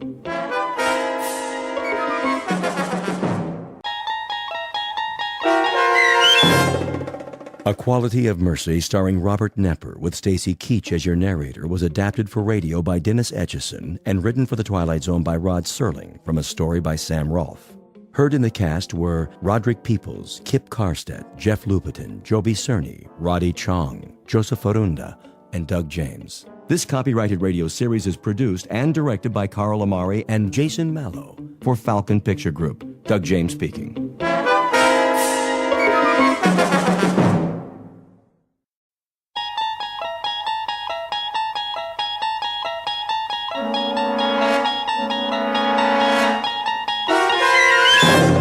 You're traveling through another dimension. A dimension not only of sight and sound, but of mind. A journey into a wondrous land whose boundaries are those of imagination. Your next stop, the Twilight Zone.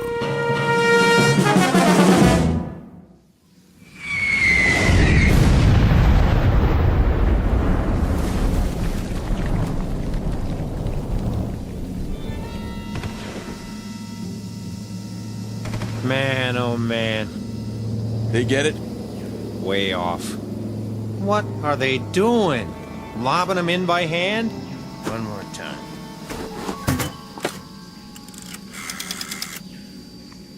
Baker Company. Baker Company. You missed the target. That's what I'm telling you. Well, try it again. Short. 500 yards. Sergeant Casarano says it was 500 yards short. That's right. Still. Tell him to raise it up. Sergeant says to elevate it. They say they can't elevate it anymore. What are they using? A slingshot? Listen, if you can't aim higher, Give me that. how do you expect it? This is Baker Company FO. Good going, boys. Yeah, I've seen what you did. A big fat nothing. You wrecked 5 acres of rice paddies and you torn up a beautiful grove of palm trees, but that's it. What's it to me? Let me tell you. We're sitting out here on our duffs on a hill in the middle of nowhere, and you know what we're doing? We're having a little discussion. Yeah, that's right. Maybe you can help us out. We're trying to decide whether you got something in your religion against sending a shell into a cave. Or is it too hard for you? Because if it is... You tell him, Sarge. Oh, those jokers. What? Say again. Bypass? Oh, now that's more like it. Because all you accomplished today is to tear up 5 acres of real estate and keep a handful of Japanese soldiers from falling asleep. Yeah. Well, I got a question for you. Anybody know how long it takes an enemy to die from insomnia? Same to you. Oh, we'll keep in contact, all right. You sure they're on our side? Makes me wonder sometimes. Give me a light. Here you go, sir. So what's the word? Did I hear you say bypass? They're gonna keep firing till late this afternoon. At least that's what they say. Then if they can't smoke them out, we'll just have to bypass it and move on. That's what I like to hear. Amen. I'm feeling better already. Me too. I'm getting cross-eyed looking through these binoculars. When they say flanks, I say thanks. I don't know about the rest of you, but I got no big urge to run headfirst into anything anymore. Not at this stage of the game. That's for sure.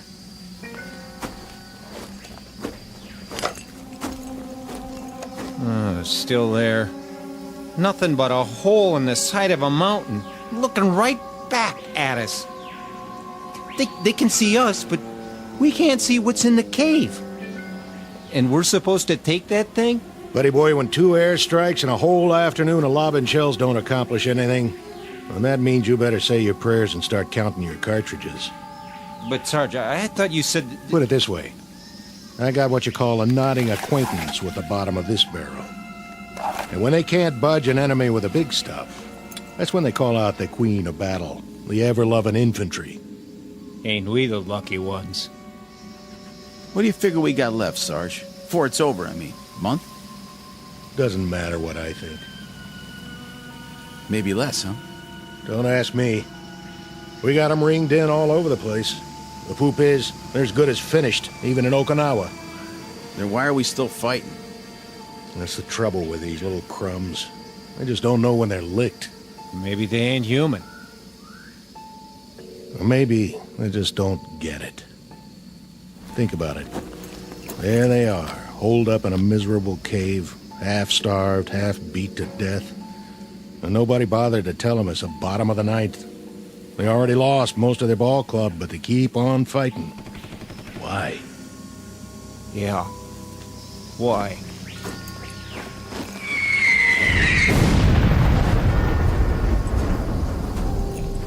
It's August 1945, the last grimy pages of a dirty, torn book of war.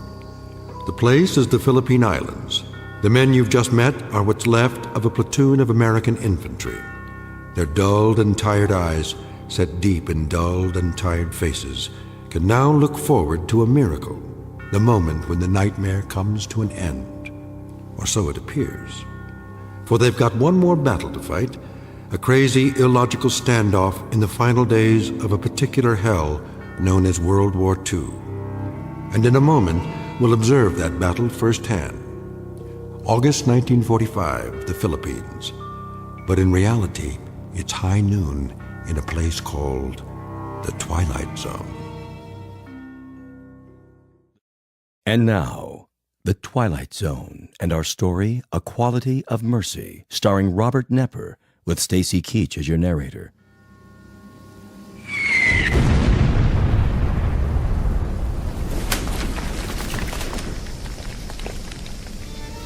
There we go again. Hit anything this time, Sarge? I tell you what, I'm not even going to bother to look. You check it out for me, all right, Hanichek? Beat sitting here. Where's the field glasses? Be my guest.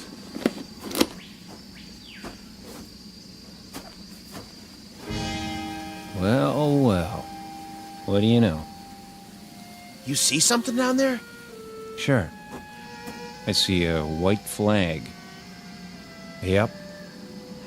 Now they're coming out of the cave. And guess what, boys? They got something for us. Looks like... Oh, wait a minute. There's a pretty little geisha girl leading the pack. And she's carrying a tray full of rice. And a hot towel. Go on. Gotcha. Hey, hold on. There is something coming.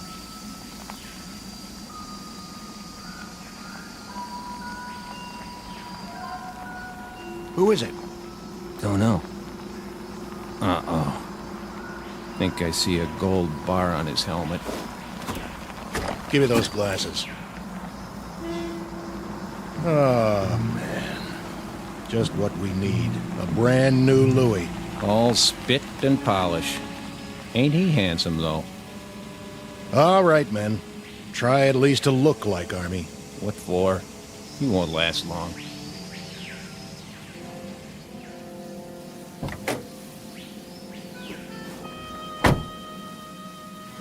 Well, looky what we got here. That uniform's so new it ain't never been washed. Brand new holster, too. Well, that's what I call a pistol. No kidding. Pearl handle and all. So it's a real tiger this time. $5 says it's never been fired.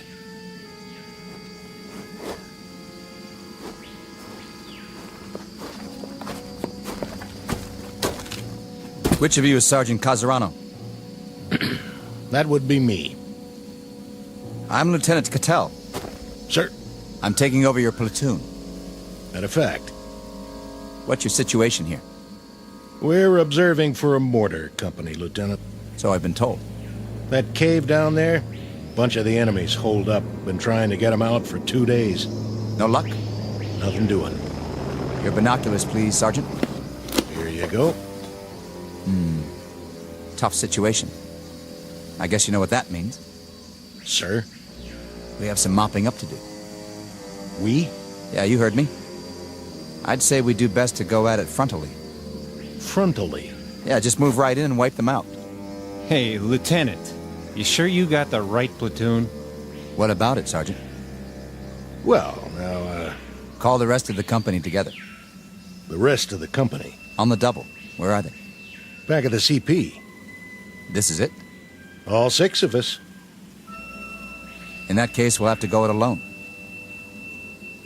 Say again? Something wrong with your ears? Go it alone? With a half-dozen men? No, I'm begging the lieutenant's pardon. You've just inherited a good group, but not that good. This is infantry, sir, not kamikaze.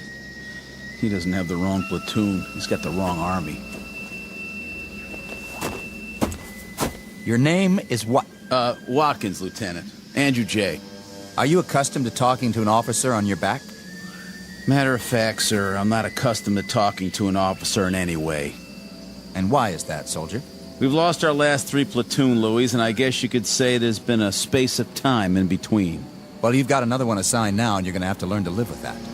Starting with this reminder. When you address an officer, I want to see you stand up on your feet like a man. We've been on the line 33 days, Lieutenant. Your point is? Not much sleep. You know what that's like? You have my sympathy, Sergeant. But my job is to lead this platoon, and I plan to do exactly that. My way. Then maybe you'd better tell us. Just what is your way? When I tell you boys to jump, you'll jump. When I tell you to stand up on your feet, you'll do so. And if I tell you to head toward that cave, guns port and bayonets fixed, that's exactly what you're going to do. Double time. Any more questions? Begging the lieutenant's pardon. Any more questions? No, sir. Good. What are your orders, Lieutenant? Since we don't have a clear line of sight into the cave, and since there's no cover between here and there, we don't have a choice. We'll have to move down into the open. Just go ahead and take it. Full frontal. What about it, Sergeant? You want my opinion? I'm willing to discuss it. In terms of military strategy. In military terms, Lieutenant, it goes like this. First off, you better muddy up that gold bar on your helmet so it doesn't shine too bright. Otherwise, you got yourself a target they can shoot at right in the middle of your head. Then you better take off the one on your collar and stick it in your pocket. I'm asking you for a chronology. And I'm giving it to you. The enemy happens to be half starved and half on its knees, but they're not dumb. They're tough, shrewd, and they got eyes. We lost 3 platoon officers already because they made a motion of command with one of their hands. That's what the Japs look for, a person in command. I'd intended to remove the insignia. But what about the cave? What do you know about it? Not much. We saw some of them run in, holding each other up. They're in bad shape. No telling how many were already in there. But they got a machine gun, and somebody's pretty good with it. But not good enough to stop a full-on attack. Well, maybe we'll have to do that, eventually. But as far as I'm concerned, the war don't have to end by dinner time. I'm aware of that, Sergeant. I say we sit on it for the rest of the day, and see what some 105s can do, before we make a final plan. You might be right, for someone who's used to taking his time. But it strikes me that we could move in there right now and wipe them out inside of an hour. Get close enough to lob grenades and pulverize them. If you want to get the job done instead of loafing, that seems to be the one thing this platoon is extremely good at.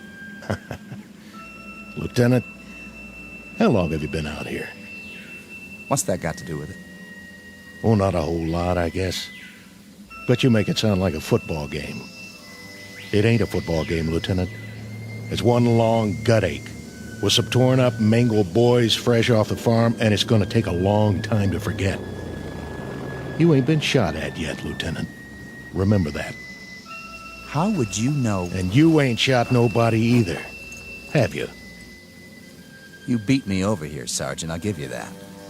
But when it comes to killing Japanese, I think you'll find him a highly trained and very efficient officer. Yes, sir. I'm sure you are. I was well schooled in tactics and equipment. I'd say you could all use a refresher course around here. Maybe so. You, soldier. Yes, sir. Let me see your rifle. Right here, sir. That's a filthy piece, soldier. Well, there's a lot of mud around here. That's no excuse. I want clean weapons in this platoon. That's #1 priority. The worst thing that can happen is for your weapon to jam. Now break them down and clean them, because we're here to kill Japs. Or did you forget? That's our job, and by God, we're gonna do it. This outfit better shape up fast, or I'm putting you all on report. Sounds pretty gung-ho. Yeah, real bloodthirsty. Think he wants us to scalp him, too? You have something to say? Me? No, sir. What is it with you men? No sleep? Or no guts? You tired of killing Japs, is that it? Or don't you have the stomach for it? Listen, sir. Let it go. No, when I got something to say, I'm gonna say it. Go ahead. Let's hear it. We're 24 months up on you, Lieutenant. We've seen a lot of blood and heard a lot of screaming from both sides. You've got a big deal about doing some killing. We'll fall in on that order, don't you worry. But you can't order us to like it. We've seen enough dead men to last us for the rest of our lives. The rest of our lives and then some. We'll do some more killing for you, Lieutenant. All you want. Just don't ask us to cheer about it. We'll see about that. Radio operator. Here. Get me base camp. Sir? Tell them to hold mortar fire, on my order. For now, prepare to attack. We're going to take that cave head on, whether you farm boys like it or not.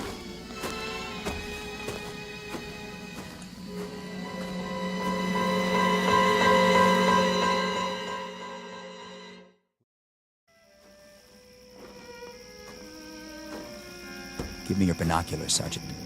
You can't see anything down there. It's too dark. It won't be dark when the shells hit. I want to see how close they come. You think they're gonna make it this time? I'm betting on it. I told them to elevate exactly 3 degrees. Oh, why didn't I think of that? With the side of that mountain blown out, they won't have any place to hide. The cleanup will be easy, Sergeant. Even for you. Piece of cake, Lieutenant. Piece of cake.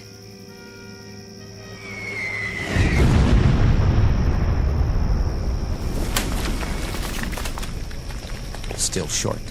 Yep, that's what it looks like. Casarano, those flamethrowers arrive? Yes, sir. Good. I figure we can move in behind the next barrage and get within 50 yards of the opening. Just like that. Flamethrowers can do a lot of damage, can't they? They can. What about phosphorus grenades? Oh, them too. If you put them in the right place. But what? I wouldn't want to get hit by one. We're not talking about you. We're talking about the enemy. Right. Well, wait till dawn, then move in. Check with company for the mortar barrage so we'll be ready to go. Okay, sir. I'll tell the men we're going in. You'll have to double time this one, Sergeant. That is, if you want to keep up with me. Oh, we'll keep up. But... Something you want to say to me, Sergeant? No. Are you sure? Yeah, I'm sure. I'm not your cup of tea, am I, Sergeant? I guess you got a little too much vinegar for me, Lieutenant. That's what it takes in wartime. You know, sir... What? We could bypass it. Bypass? Where did you get an idea like that? There aren't 20 men in that cave. Most of them are sick, or injured, or half-starved. They're probably out of their minds by now. But they're Japs, aren't they? They're men. They're dirty little cowards. Are they? You've got a funny group here, Sergeant. And you're the oddball of the bunch. If I may make an observation, the way I size you up is this. You've either got battle fatigue, the whole lot of you, or you're chicken. Maybe a little of both. Maybe neither. I don't rightly know. But the way I size you up, Lieutenant, is... Go ahead, say it. I'd like to hear this. Pea-green shave-tail right out of the panhandle. Scared to death he won't bag his limit. Or worse, all shook up because he's afraid somebody will peg him as a Johnny-come-lately instead of a rough, tough killer. I think that should do. You ask, you get told. You can't have it both ways. I said that should... You want to prove your manhood, Lieutenant? Okay. But it's too late to get your choice about how to do it. It's down to one lousy cave full of sick, pitiful, half-dead losers. And a handful of dirty, bone-tired men who've had their craw full of this war. You're a lousy soldier, Casarano, and that goes for the rest of these poor, sensitive, sad, sick boys you want to bottle feed. Did someone forget to tell you that when you fight a war, you fight a war? And that you kill until you're ordered to stop killing? I got the message, Lieutenant. Roger Wilco. I hope so. The message that there's always somebody like you who squeaks in just before they close the door. Somebody who has to grind his axe before he can give that final order, no matter what. You listen up, Sergeant. What's your pleasure, Lieutenant? How many more have to die before you get satisfaction? Offhand, I'd say all of them. I don't care where they are or who they are. If they're the enemy, that's it. First day of the war or last day of the war. They get it. Keep the binoculars. You're gonna need them. You've broken your field glasses, sir. What? I said, it appears that your binoculars are broken, Lieutenant. Give me those. Wait. Who are... Sir? I said, who are... What are you? Sergeant Yamazaki. But these men, they're all... Soldiers, sir. Your soldiers. What? We await your command, Lieutenant Yamori.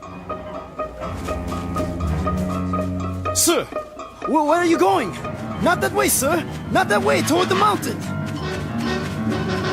Look, he runs down the hill. To the cave.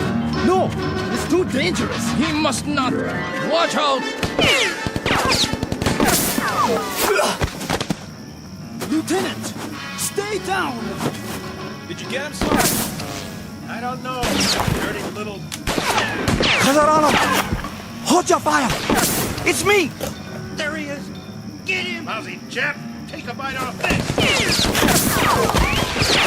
Lieutenant, stay where you are. We will return fire. They got us trapped in here. We'll never get out of this cave. Oh, yeah? Watch this. Eat lead, creeps!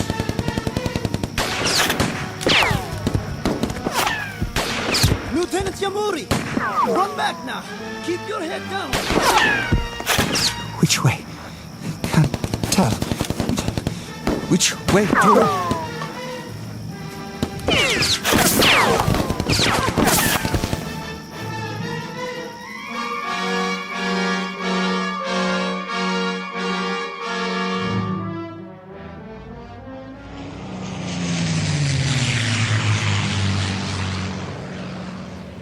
He's here!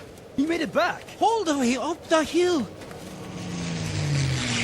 Is he hurt? Lieutenant Yamuri?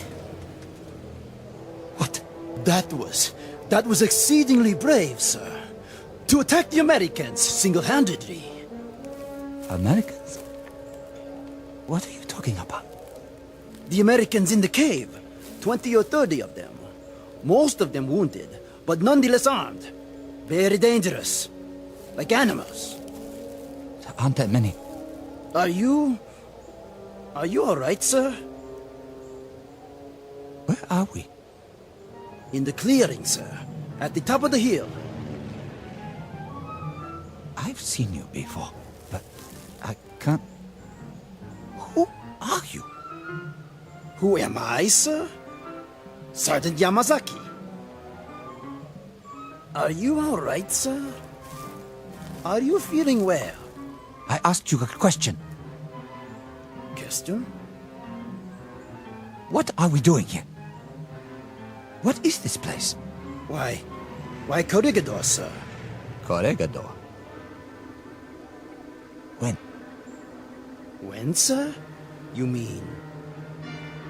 What is the day's date? May 4th, sir. May 4th.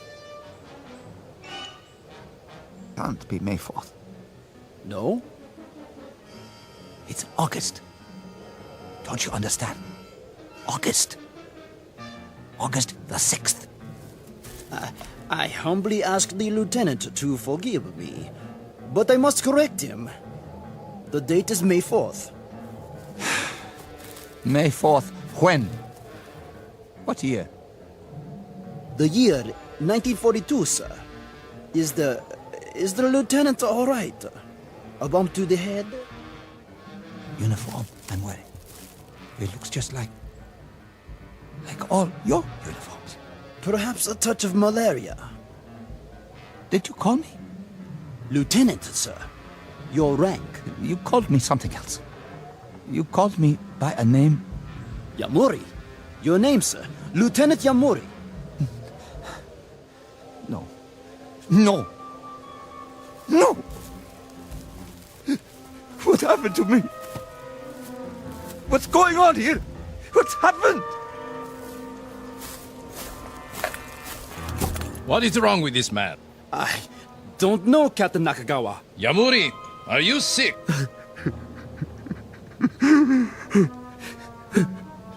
No.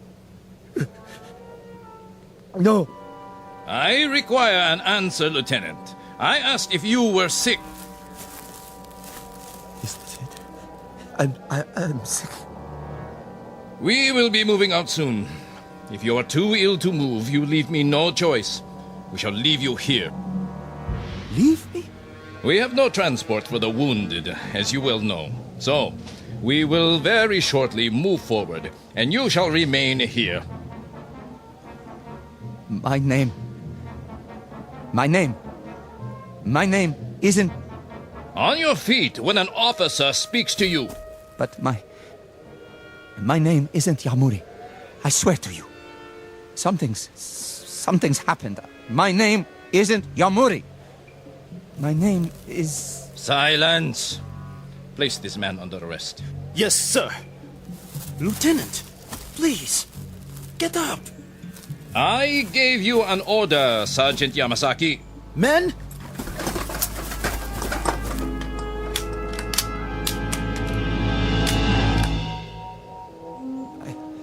I'm all right.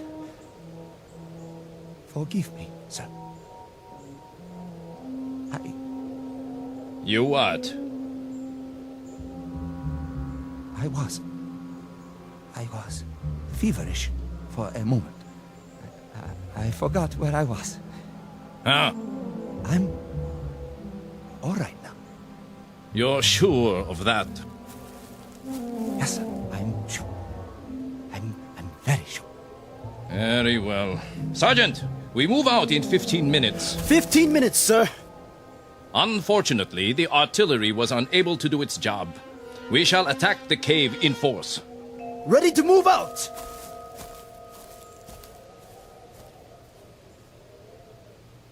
Sergeant. Yes? The cave he mentioned. Are you feeling better now? Yes, better. The cave. He means the one where I was just... The cave with the enemy. Put a new clip in your rifle. Let me help you.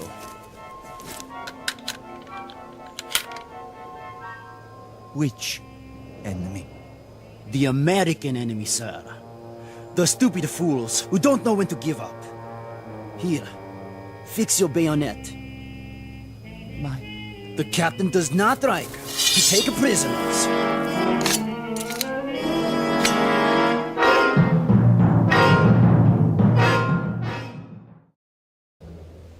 Captain? Yes, Sergeant. Prisoners, sir. What? What about prisoners? You know my policy. Yes, sir. But what if they surrender? What about the wounded? I doubt that there will be any left to surrender when we are finished. Yamori! Sir? You will take the first section. Move forward as quickly as you can. Then drop down 50 yards in front of the opening. But, sir? Watch for my signal. We will cover you with automatic fire for 2 or 3 minutes before you make the frontal attack. Sections 2 and 3 will follow. Understood? Yes, sir. I didn't hear you. I understand, sir. Be very sure that you do. Now, go and prepare your men. Your section, sir. Which? Over there. The captain expects you to lead them into victory. Come with me for a moment. Where, sir? Away from the others. Look down there. The cave. Yes? You said something about there being wounded inside? I think so, Lieutenant. When they ran inside, they were carrying each other. I don't think there are more than 20 or 30 men. Not even that. It shouldn't be too difficult. They are only Americans, not good fighters. And they are very weak. Poor, starving soldiers. Please, you mustn't speak that way. The captain... Don't they know when to quit? If they have wounded, what's the point? They can't go on this way. If they surrender now, there might be a chance. What did you say? Nothing, Captain. I didn't hear. What did you just say? Repeat it. Just if they're wounded, sir, perhaps. Perhaps what? If we gave them a chance to surrender first, or... Or what? If we left them there. Left them? Bypassed the cave completely and moved on. Bypassed them. Is that a tactical judgment? I think it is. Or is it some nugget of compassion for the enemy unearthed by your fever? They are wounded. They're running out of supplies. They can't do much harm. Neither can they sink a battleship from this position. But their forces can. That is why we must destroy them. But if they have no more strength to fight... A reminder, Lieutenant. The identity of the men in the cave. They are Americans. They are enemy. Wounded, healthy, walking or lying down. They are enemy. The Japanese army does not bypass. The Japanese army attacks. The Japanese army wipes out its opponents to bring an end to this war. They're wounded. They're beaten and they're wounded. Their forces have suffered heavy losses. The rules of war... Rules? Lieutenant Yamuri, it is odd that you should require this reminder.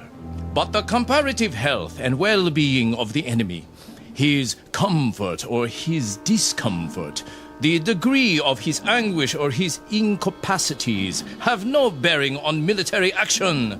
These things have no more to do with a tactical move or a decision of command than the fortunes of an anthill that you step on when we move forward to attack.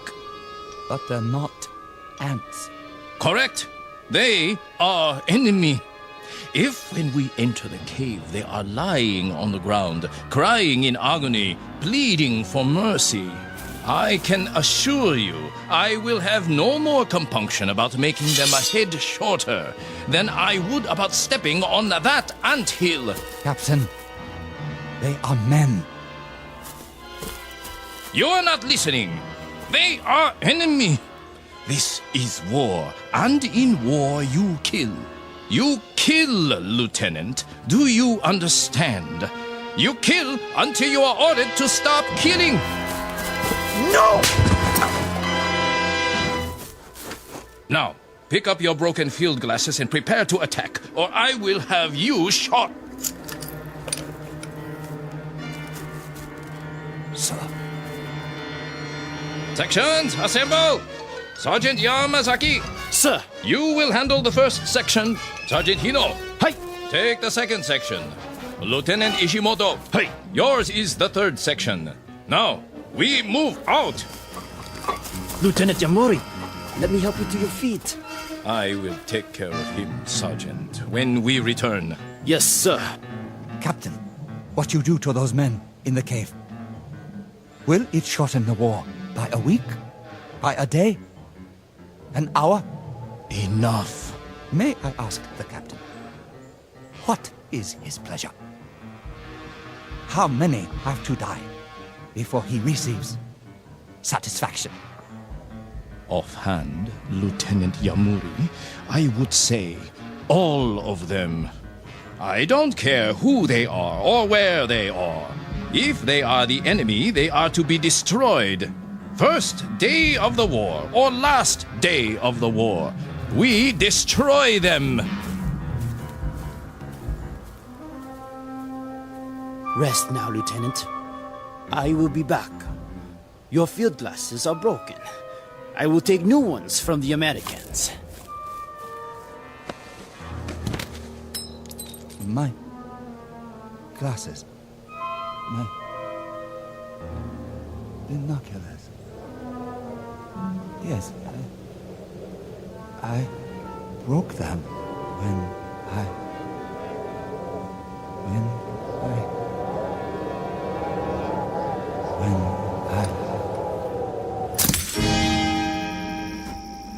Anytime you say, Lieutenant. What? What did you... Looks like you can't use those binoculars now, though. Binoculars? To help you with the duck shoot. No, we'll just have to follow your orders blind. Blind as a bat. Sergeant. Kazurano? Of course, when we start firing, there'll be flashes. Wait a minute. Maybe that'll be enough for you to lead the charge, just like San Juan Hill, huh? Of course, we'll be going down, not up. Wait. Hold on. Maybe he wants to put it off. You want to hold the attack till later? No. Yes. I mean... What do you mean, sir? Kazurano, something happened. Yeah. You broke your glasses. Now you can't see down there. Tell you what, I'll get you a new pair off one of them Japanese, if we make it inside. No, you don't understand. Those men in the cave... Men now? Hey, boys, he called them men. And all this time I thought they were the enemy, to be destroyed, just like that. Yeah, like animals. And what do you do with animals when they get in your way? You kill them, right, Sergeant? Right. You slaughter them. You kill till they're all dead. Then you dig them up and kill them again. Ain't that right, Lieutenant? No, there's not going to be an attack. Those men are wounded, starved. There's no point in... Hold it. You hear that? Jeep on the road. Hold fire.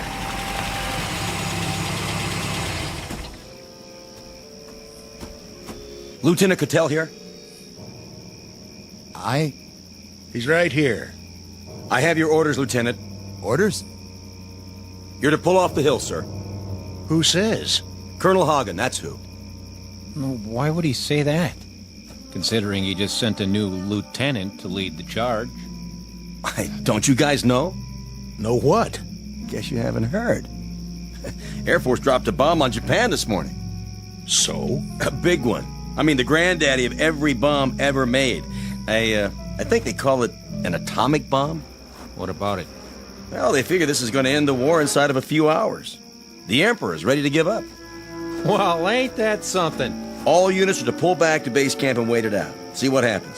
Some kind of announcement coming any time now. I'm gone. Is this it? All right, boys, you heard the man. Get your gear and move out. Oh, man. I'm gonna get me the biggest steak you ever saw. First thing I'll hit for is a hot bath. How about it, Lieutenant? You with us? Or do you want to stay here and fight it out all by your lonesome? With you. Something on your mind, Lieutenant? Yeah, something. I'll bet. But I wouldn't fret it if I was you. There'll be other wars sooner or later. Other caves. Other human beings you can knock off. I hope not. God help us. I hope not.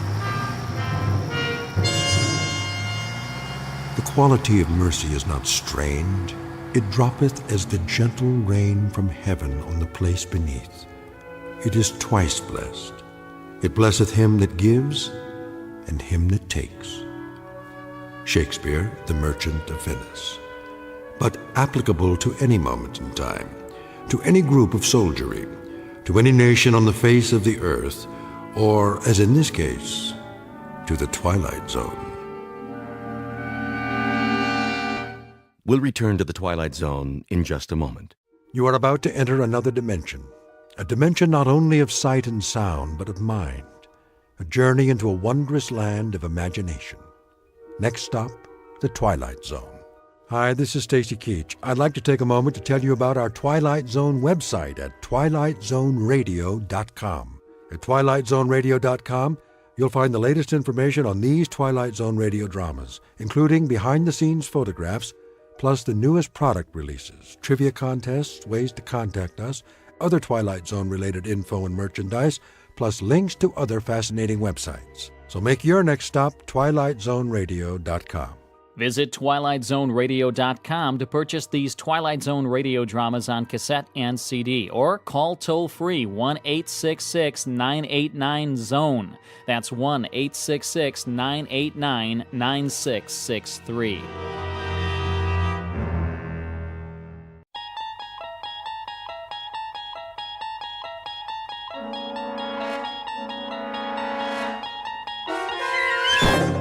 You're traveling through another dimension. A dimension not only of sight and sound, but of mind. A journey into a wondrous land whose boundaries are those of imagination. Your next stop, the Twilight Zone.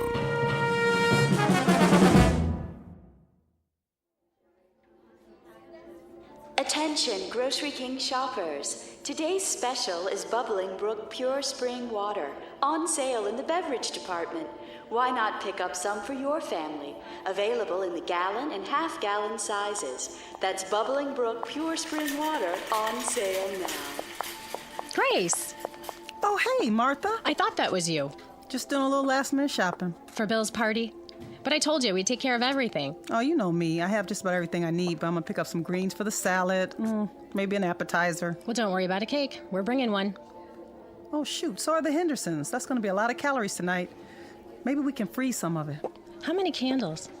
Girl, if I tell you the truth, we might start a fire at the dinner table. Please, Bill's not that old. I can't believe this is the big 4-0. No.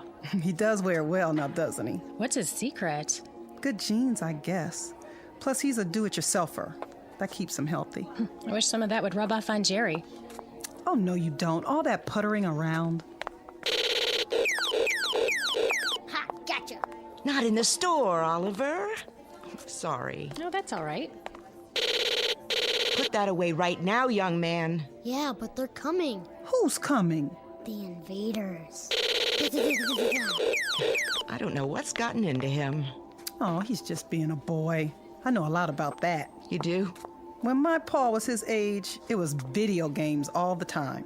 It still is. But they're so much more violent now. All about war and killing and...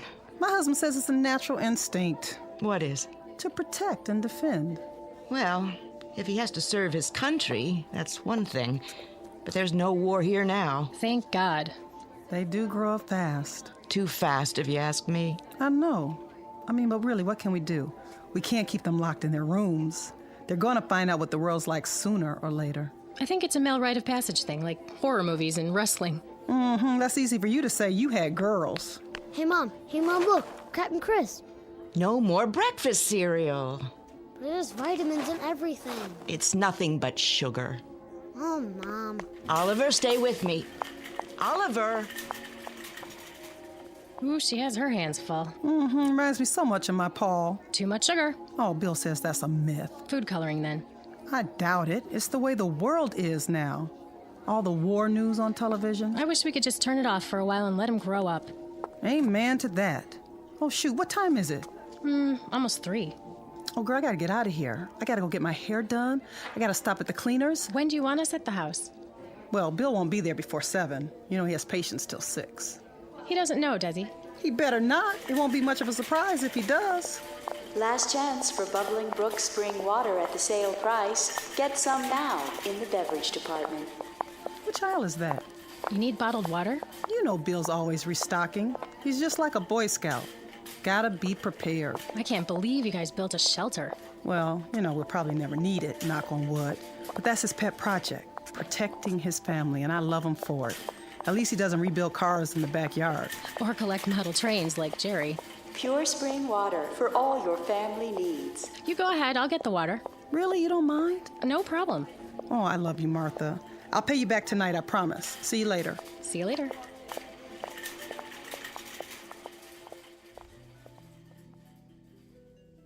Welcome to Friday afternoon in suburbia.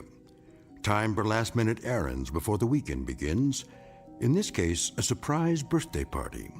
Only there's a twist. What's in store for this particular evening is nothing less than a nightmare. Your attention is directed to the following fable. Once upon a time, families built bomb shelters in their basements in anticipation of a war they prayed would never come. The world lived on the brink of annihilation as men hoped for the best and prepared for the worst. Then the Cold War ended and shelters were forgotten until terrorism again made fear the order of the day. Please note that our story is not meant to be prophetic.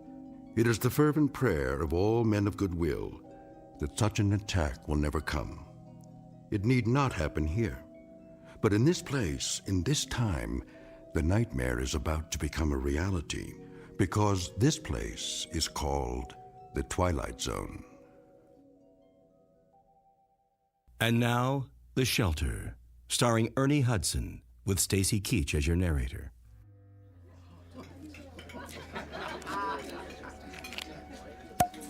There. Who wants champagne? Maybe just a little. Give me your glasses, everybody. Mom, may I please be excused? I guess so. Just don't go too far. You know the dessert's coming, babe.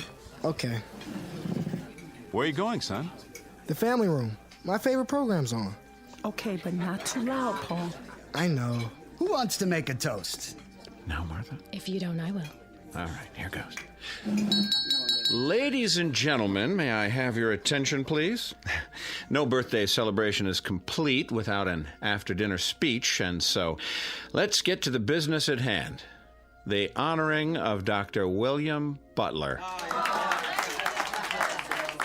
who tonight is 1 year older and finally admits to being over 21. Spare me. Easy, honey. I'll cut this short, Bill, in the interest of good taste and to save you excess embarrassment.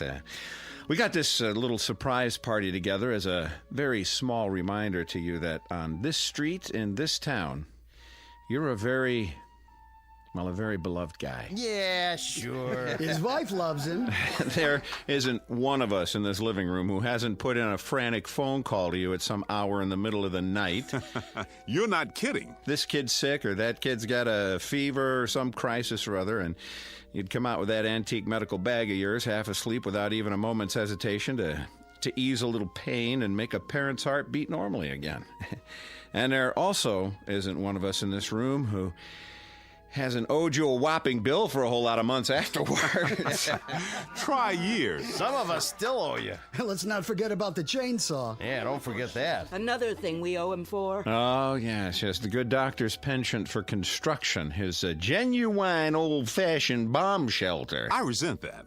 It's not old-fashioned. Yeah, well, with all due respect, Bill, it is circa 1950s. Didn't I see one in an old issue of Life magazine, along with ads for hula hoops and the new Edsel? At any rate, I think we might as well go ahead and forgive him for such a quaint little hobby, despite the fact that what he thinks of as farsightedness on his part is a real pain in the neck to the whole neighborhood. Can't take a little noise. A little? Do I have to mention the cement trucks and the nocturnal hammering and sawing and all the rest of it? I mean, don't get me started. Anyway, when Grace mentioned that it was your birthday, we took it upon ourselves to handle the proceedings, and if the truth be told, we didn't mind it one bit. Speak for yourself. So just as a little personal aside, let me conclude this way. I've lived in this town for 30 years. As you'll recall, Bill, you and I went to the same school, joined the Army together. I became a broker, not a broken-down accountant. You became a doctor. But we raised our kids on the same block, confided in each other about our personal problems, gave each other a few helping hands along the way, and I'm glad to say our wives became fast friends. Well, anyway, in this goofy world we live in today, where the human race still seems unable to function without nuclear bombs and biological warfare, and when it appears that this may be the legacy we're leaving our kids, well, it's a comforting thought that qualities like decency and kindness and friendship still hold sway. And these are the qualities that you have, Bill. In spades. Hear, hear! These are what you love for. You and Grace. So before I start honking into a handkerchief, let me wind it up this way. Happy birthday, Dr. William Butler, from the gang on the block. And may you have many, many more. Oh, thank you so much, Jerry and Martha, Marty and Ellie, and of course, Bob and Betty.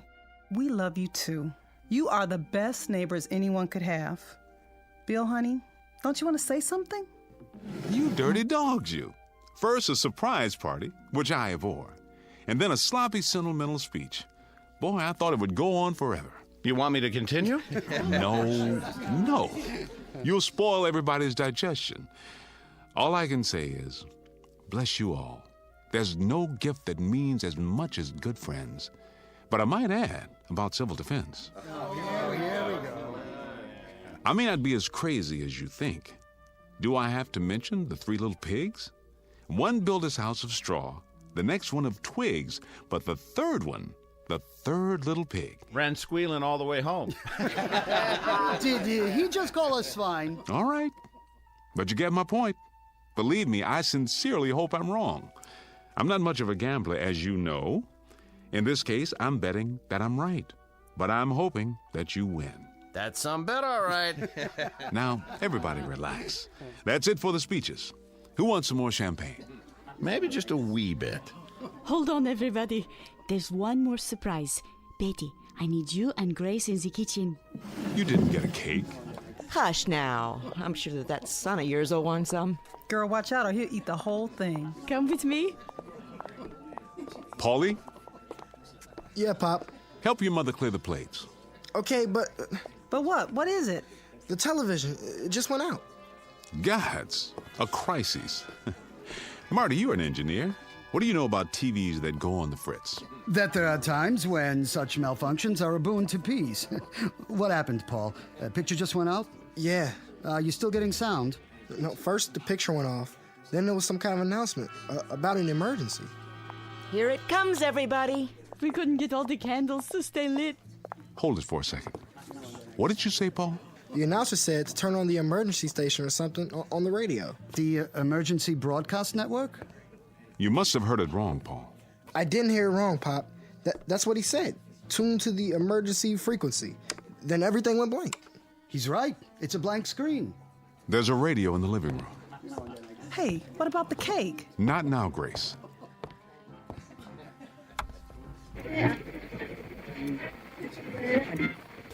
Direct from Washington, D.C. To repeat, 4 minutes ago, the President of the United States made the following announcement. I quote, "At 8:04 Eastern Standard Time, our radar stations in Alaska reported a large number of unidentified flying objects moving southeast across our borders at a high rate of speed." What is this, some kind of joke? I don't think so. Quiet. As of this moment, we have been unable to determine the origin of these objects. But in the interest of national security, I am declaring a temporary emergency. Until further notice, we are in a condition of yellow alert. So said the President. Federal authorities request that all civilian defense personnel report to their assigned posts immediately. A temporary state of emergency is now in effect. No commercial traffic of any kind will be permitted on streets or highways in the northeast sector of the country. Repeat, no commercial vehicles of any kind will be permitted on streets or highways. You are asked to remain calm and proceed in an orderly fashion to your local shelter centers. Repeat, go to your nearest designated shelters. What about Jeannie? She'll be at the university. It's in the middle of the semester. Bob, we've got to call her. My sister, she's upstate. Did he say they're attacking upstate New York? Does the phone still work? I don't know. The line's down. The circuits are overloaded. Everyone's trying to call. The children. Call the babysitter. Did you hear what he said? We can't get through. Stay calm, please.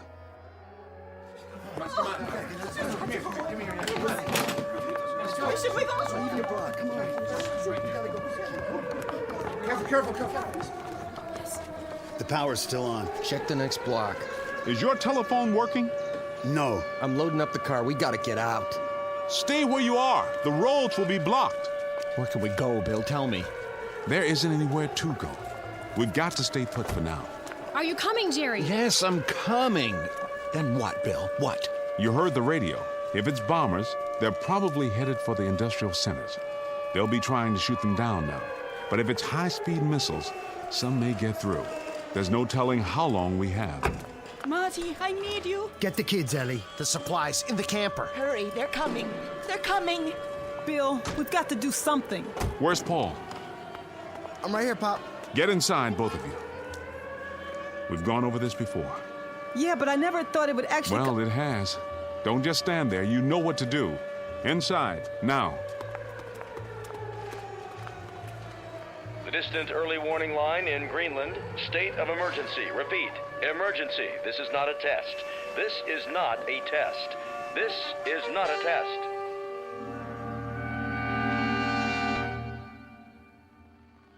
This is the Emergency Broadcast Network. Repeating, all citizens not engaged in civil defense work are to remain off the streets.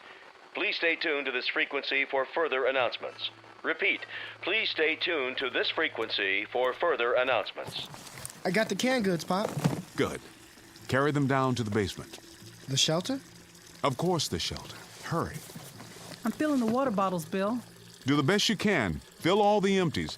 I'm going to check the generator in case the power goes off. There's hardly any water coming through the tap now. It's the pressure. Everybody and his brother's doing the same thing we are. Keep it on full force until it stops completely. I'm trying. Easy, honey. Make believe it costs $100 an ounce. In an hour, it'll be worth more than that. Okay, what else, Pop? All the canned goods down? Everything I could find. How about the jars in the fruit cellar? I got those too. Get my bag from the bedroom. What about books and stuff? Your father told you to get his bag. I'm going. There's still time, Grace. Paul's right. We will need books and other things besides food and water. God knows how long we'll have to stay down there. Light bulbs. Where do we keep the light bulbs? Top shelf.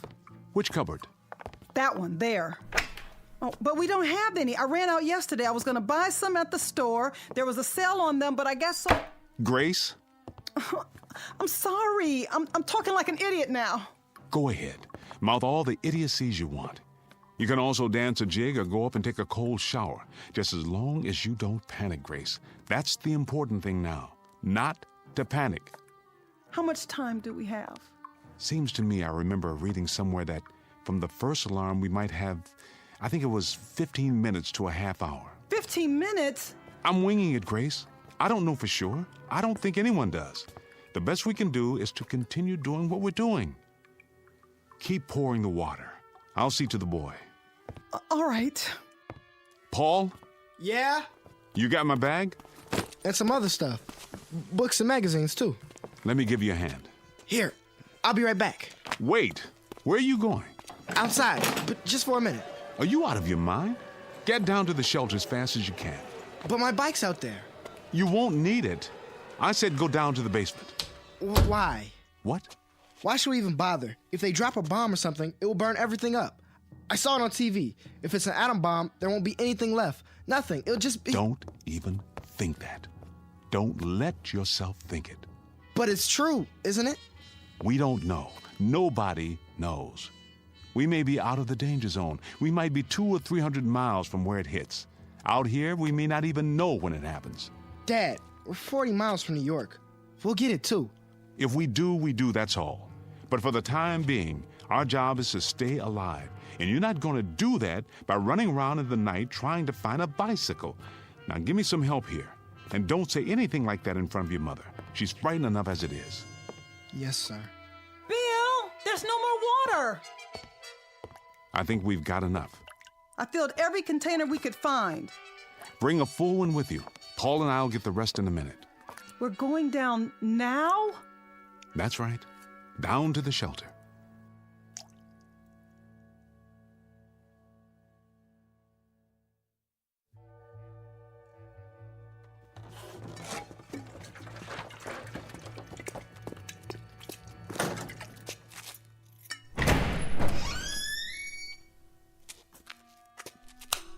There.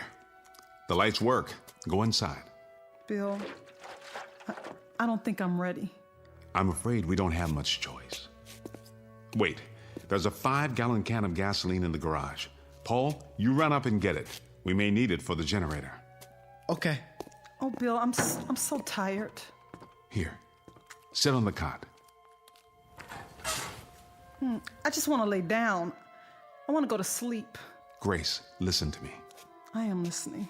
I just explained to Paul, if there's a bomb, there's no assurance it'll land near us. And if it doesn't... But if it does, if it hits New York, we'll get it too. All of it. The poison, the radiation, the whole thing, the firestorm, nothing will be able to put it out. And we'll be in a shelter. With any luck at all, we'll survive. I've built this room very, very carefully to government standards. We've got food and water to last a long time if we use it wisely. And then what? Then what, Bill? We crawl out of here and tiptoe through all the rubble up above, the rubble and the ruins and the bodies of our friends? Why is it so necessary to survive anyway? What's the point? Bill, admit it. Wouldn't it be better? Wouldn't it be quicker and easier if we just... I got the gas can. Is that all you need from up here? Do you hear that? Whose voice is that, Grace? That's why we have to survive. He's 12 years old. It's too early, much too early to think about a boy dying when he's done so little living. For him, Grace. Paul? Yeah. Set it there, next to the generator. I'll go up and get the rest of the water.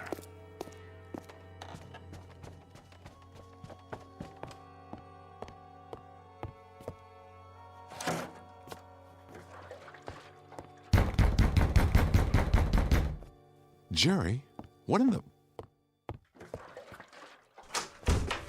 What are you doing, Bill? Storing water, which is what you should be doing. Well, we got about 30 gallons, and then the water stopped. Did yours stop, too? That's right. You'd better get on home, Jerry, and into your basement. I'd board up the windows if I were you, and if you got any wood putty, I'd seal the corners to make them airtight. We don't have a cellar, Bill. The benefits of modern architecture. And wouldn't you know it, we got the one new house on the street. All the latest conveniences, everything at your beck and call. Every wonder of modern science except for the one they didn't take into account. The one that's headed straight for us right now. Jerry, I don't know what to tell you. Can I bring Martha and the kids over? Can I at least do that? Here? There's sitting ducks in our house. Sitting ducks. We don't have any protection at all. You can use our basement. Your basement?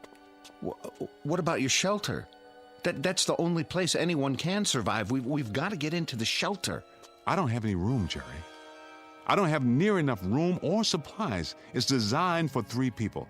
We'll bring our own water and food. We'll sleep standing up if necessary. Please, Bill, we've got to use your shelter. I have to keep my family alive. You understand that? We won't use any of your stuff. You have my word. What about air? It's a 10 by 10 room with an air filter to supply 3 people. Will you bring your own air? 24 hours, Bill, and then we'll get out, I swear, just so we can have a chance. No. When that door gets closed and locked, it stays closed and locked. I'm not breaking the seal. There'll be radiation and heaven knows what else. I'm sorry, Jerry. As God is my witness, I'm sorry, but I built it for my family. And what about my family? Don't they matter? Of course they do. I'll have to ask you to get out of my way. What do we do? Just rock on the front porch until we get burned to cinders? That's not my concern. At this given moment, it's my family I have to worry about. I am not going to sit by and watch my wife and children die in agony. I am not going to do that. Do you understand me? I am not going to... Let go of me.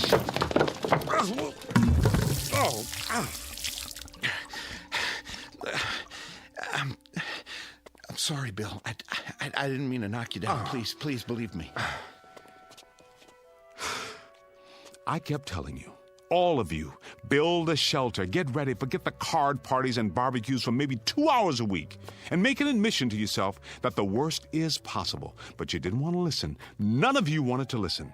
To build a shelter was to acknowledge the kind of age we live in, and none of you wanted to face that. So now, Jerry, you got to face something far worse. Reality. May God protect you. It's out of my hands. It's simply out of my hands.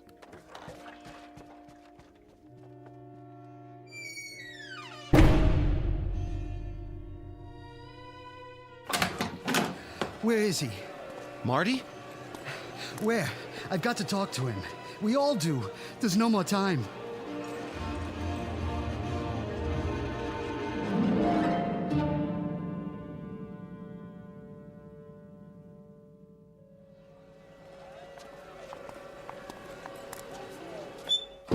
I tell you, there's no more time. Bill, I have to talk to you. I want to go home. Just a minute, honey. They're already down in the shelter. I told you they'd be there. They locked themselves in. Your wife's right, Marty. It's no use. He slammed the door in my face. He's got to let us in. We have windows in half our basement. I don't have anything to board them up with. At least you have a basement. Let's go, Marty. The baby's getting a chill. We'll have to do something. Go where? There's no place that's safe. Where's the shelter? Downstairs? No, I told you, he won't listen.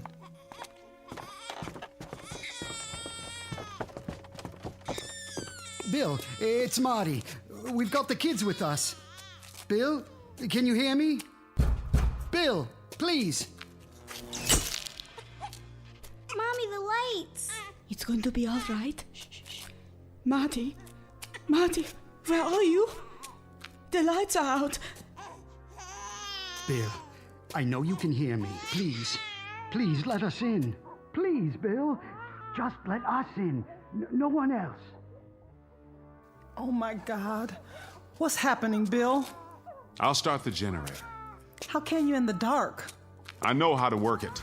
Over here. Dad, I found the switch. All you have to do is pull the cord.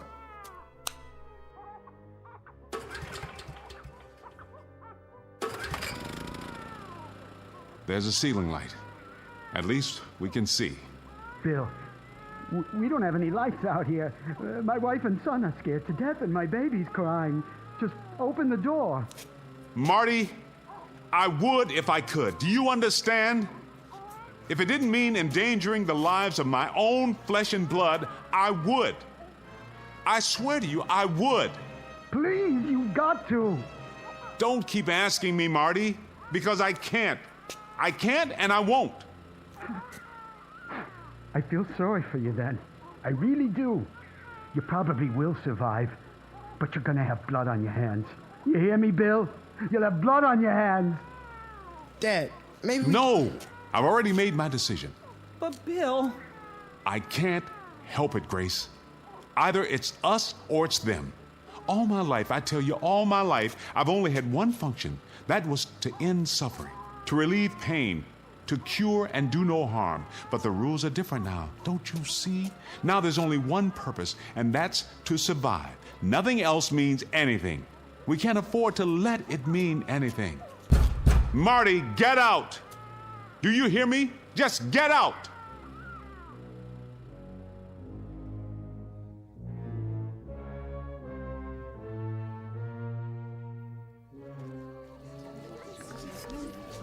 I brought a flashlight. Who's got a portable radio? Here. Announced that there are no further reports on the unidentified flying objects. A statement from the Pentagon confirms that an enemy attack cannot be ruled out at this time. Remain tuned to this station for updates. What does that mean? It means they're missiles. I'm not going to sit here. It'll hit any minute. I just know it. It's gonna hit any minute. What are we going to do, Bob? Tell me. I'll tell you what we shouldn't do. We shouldn't just moon around here like sheep. Maybe we ought to pick out a basement and go to work on it. Pool all our stuff, food, water, everything. It isn't fair. He's down there completely safe, and our kids have to wait around for a bomb to drop. Why don't we just go down in his basement and break open the door? We couldn't all fit in there. It would be crazy to try. Then draw lots. Pick out one family. What difference would it make? He won't let us in. We can all march down there and tell him he's got the whole street against him. And what good would that do? I keep telling you, even if we were to break down the door, there's not enough room and there's not enough supplies. We'd just be killing everybody for no good reason. If it saves even one of these kids out here, I call that a reason. Jerry, you know him better than any of us. You're his best friend. Why don't you go down again? Try to talk to him. Plead with him. Tell him to pick out at least one family. Meaning yours, Weiss? Why not? I've got a 3-month-old infant. So what? Is your baby's life any more precious than our kids? I never said that. Look, if you're gonna argue about who deserved to live more than the next person, you can shut your mouth. Why don't you shut your mouth, Weiss? I don't even know why we let you in the neighborhood. It always happens. You let one lousy foreign-born type in, and everything goes to hell. Pushy, grabby, semi-Americans. Hey, pal, you're garbage. You're right. It always comes to that. There's always one person, one rotten, unthinking fool like you, who suddenly becomes the big straw boss and decides who's acceptable. I mean it, Weiss. If we've got to start hunting around for people to disqualify, you and yours are at the top of the list. Well, you stupid son of a... Keep it up, both of you. We won't need a bomb. We can slaughter each other with our bare hands. Marty, go down to Bill's shelter again. Ask him. What's that? The 2-minute warning? That means they're almost here. Look at the sky. What are those lights? Searchlights. It's gotta be close. Anything new on the radio? No. I'm going down there, and I'm gonna get him to open that door. I don't care what the rest of you think. That's the only thing left. He's right. Come on, let's do it.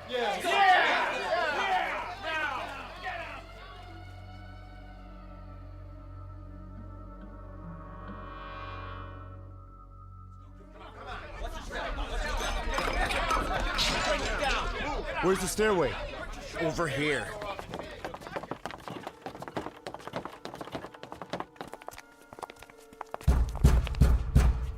got a bunch of your neighbors out here who want to stay alive. Now, you can open the door and talk to us, or you can keep on doing what you're doing. And we're gonna bust our way in. Bill, they mean business out here. And I mean business in here. I've already told you, Jerry, you're wasting your time. You're wasting precious time that could be used for something else, like planning how to survive. Get some kind of battering ram. Over on Bennett Avenue, Phil Klein has some heavy pipe in his yard. I've seen it. Nah, that would get Klein into the act. Who cares about saving him? The minute we do that, we let all those people know that there's a shelter on this street. Then we'll have a whole lot of outsiders to contend with. Sure. And what right have they got to come here? This isn't their street. This isn't their shelter. So this is our shelter now, is it? And on the next street, that's what, a different country? Damn fools, you've all gone insane, every one of you. Maybe you don't want to live, Jerry. Maybe you don't care. Oh, I care. Believe me, I care. I'd like to see the morning sun too, but you're turning into a mob, and a mob doesn't have any brains, which is exactly what you're proving. Well, I say let's get the battering ram, and we'll just tell Klein to keep his mouth shut. And if he doesn't keep his mouth shut, what? Will you shut it for him? I agree with Jerry. Let's get hold of ourselves. Stop and think for a minute. Hey, nobody cares what you think, you or your kind. I thought I made that clear. I think the first order of business is to get you out of here. Why did you have to hit him? Marty, are you all right? Easy, Marty. I'll help you up. You had your chance, Bill. Just remember that. You had your chance. Now, come on. Let's get something to smash this door down. Yeah.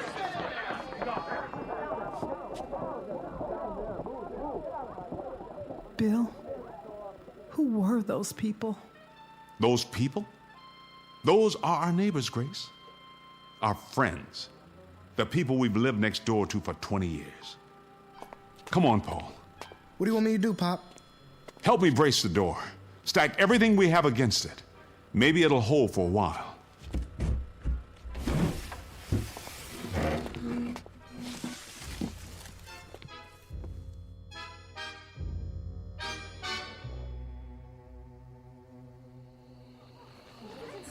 All citizens are reminded to stay off the streets. Authorized vehicles must have the right of way. Please remain calm and stay off the streets. You heard what he said. Let's get inside.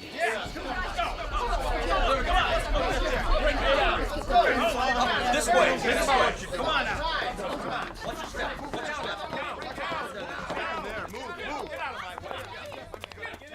Try the battering ram. Yeah, let's see what it can do. Yeah, knock it down. Who told you, Butler? You should have opened up. Yeah, you should have listened to us. I really don't think it's gonna hold, Bill. Put your back into it, Paul. The hinges are breaking. Go aside, Butler. We're coming in. Remain tuned for an important message. The President of the United States has just announced that the unidentified objects are radar anomalies caused by the breakup of a satellite re-entering the Earth's atmosphere. There is no cause for alarm. There are no enemy missiles approaching. There is no danger. We are not under attack. The state of emergency has been officially lifted. Repeat, there is no enemy attack. Stand by for further information. Oh, thank God. Thank God. Yes. Oh. Hey, Marty, I guess I went off my rocker, huh? You understand, don't you? I just kind of went off my rocker. I didn't mean all those things I said. No? No, come on, you know that. All of us were just so scared, so confused. It's no wonder, right? I mean, you can understand why we blew our tops a little, can't you? It's normal. Yeah. Hey, I don't think Marty's going to hold it against you. Just as I hope Bill won't hold this against us. We'll pay for the damage. We'll take up a collection right away. why don't we have some kind of a block party or something? Tomorrow night, a big celebration, just like old times. So we can all get back to normal? How about it, Bill? Hey, Bill, I told you we'd pay for the damages. Yeah, I'll put it in writing if you want. That's all it takes. Marty, you want a block party and you want things back to normal. And Bob, you just want to forget all about it. And Jerry, you pay for the damages, huh? You'll even put it in writing. You pay for the damages. The damages. I wonder if any one of us has any idea of what those damages really are. Maybe part of it is finding out what we're really like when we're normal. The kind of people we are, just under the skin. I mean, all of us. A lot of naked, wild animals who put such a price on staying alive that we claw our neighbors to death just for the privilege. We were spared a bomb, but I wonder if we weren't destroyed just the same, without a shot being fired. Come on, Grace. Paul, you can come out now. We're safe.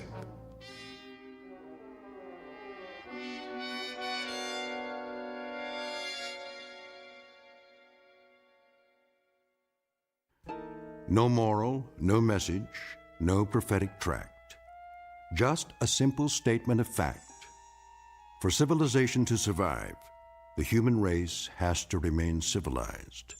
One very small exercise in logic from the Twilight Zone.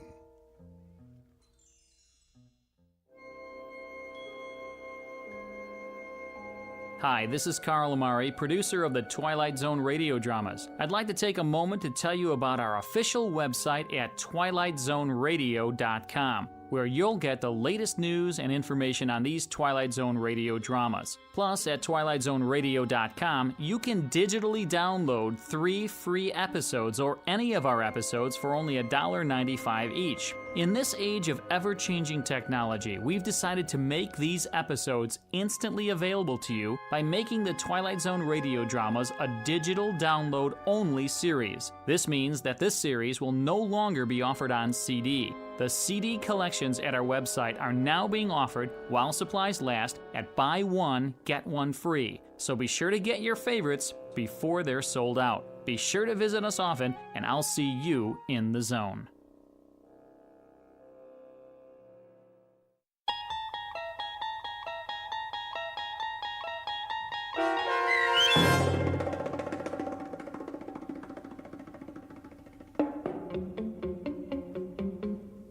The Shelter, starring Ernie Hudson with Stacy Keach as your narrator, was adapted for radio by Dennis Etchison and written for The Twilight Zone by Rod Serling. Heard in the cast were April Williams, Damon Williams, Tom McElroy, Renee Domens, Jamie Barron, Anna Sferza, Joby Cerny, Linda Ryder, C.J. Amari, Norm Woodell, Kurt Nabig, Doug James, Rick Vargas, and Jeff Lupetin. This copyrighted radio series is produced and directed by Carl Amari for Falcon Picture Group and Westwood One. Sound design and custom Foley effects for The Twilight Zone by Cerny American Creatives Bob Benson, Craig Lee, Matt Sorrow, Tim Cerny, and Todd Beyer. To learn more about The Twilight Zone radio dramas and to contact us, visit our official website at twilightzoneradio.com. Doug James speaking.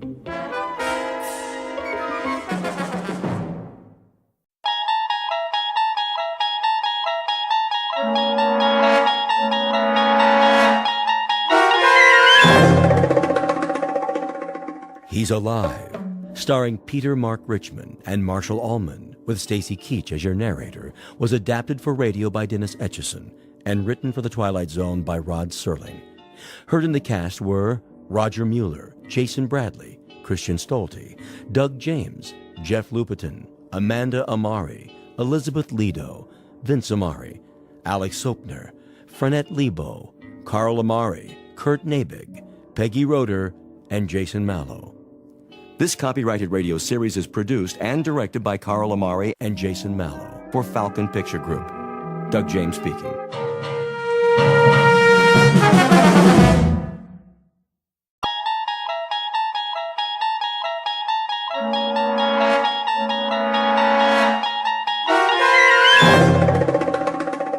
You unlock this door with the key of imagination.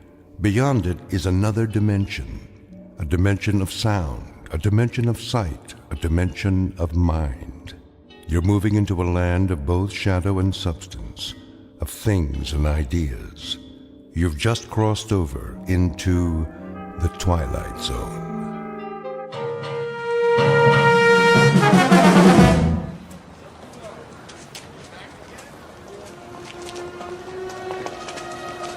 That looks like a good spot. Where? Up ahead on the corner. Yeah, we'll set up some boxes. I don't know. It's perfect, I tell you. All these people taking a walk after dinner, they'll listen. Oh, they'll listen, all right. Just hand out the pamphlets for now. I have to work on my speech. What speech? You don't need one. Just say it the way you say it to us. These people, they don't know what we stand for. So tell them, Pete. We'll make sure they listen. Put the flag up against the building. Which one? Both of them. Ours and Old Glory. The big two. There's some boxes. You can stand on them. I'll go set them up. Man, oh man, this is gonna be the night, huh, Pete? Well, I guess it's now or never. Got that right. How's my uniform look? Here, straighten your tie. The cap, the boots, perfect. You look like a leader. Big time. Go, Pete. Give him a dose of the truth. Hey, mister. Excuse me, little girl. Are you in the army? No army you ever heard of, sweetheart, but you will. My daddy's a lieutenant. Are you a lieutenant? Better than that, kid. A lot better. Now stand back. You're in the way.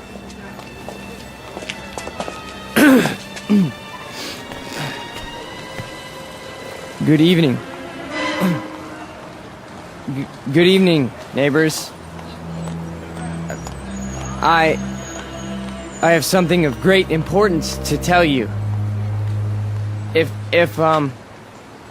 you'll all gather round. Neighbors?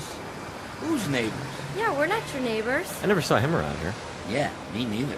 Look at those crazy outfits they're wearing. Yeah, they look like real idiots. I bring you a message that you'll all want to hear.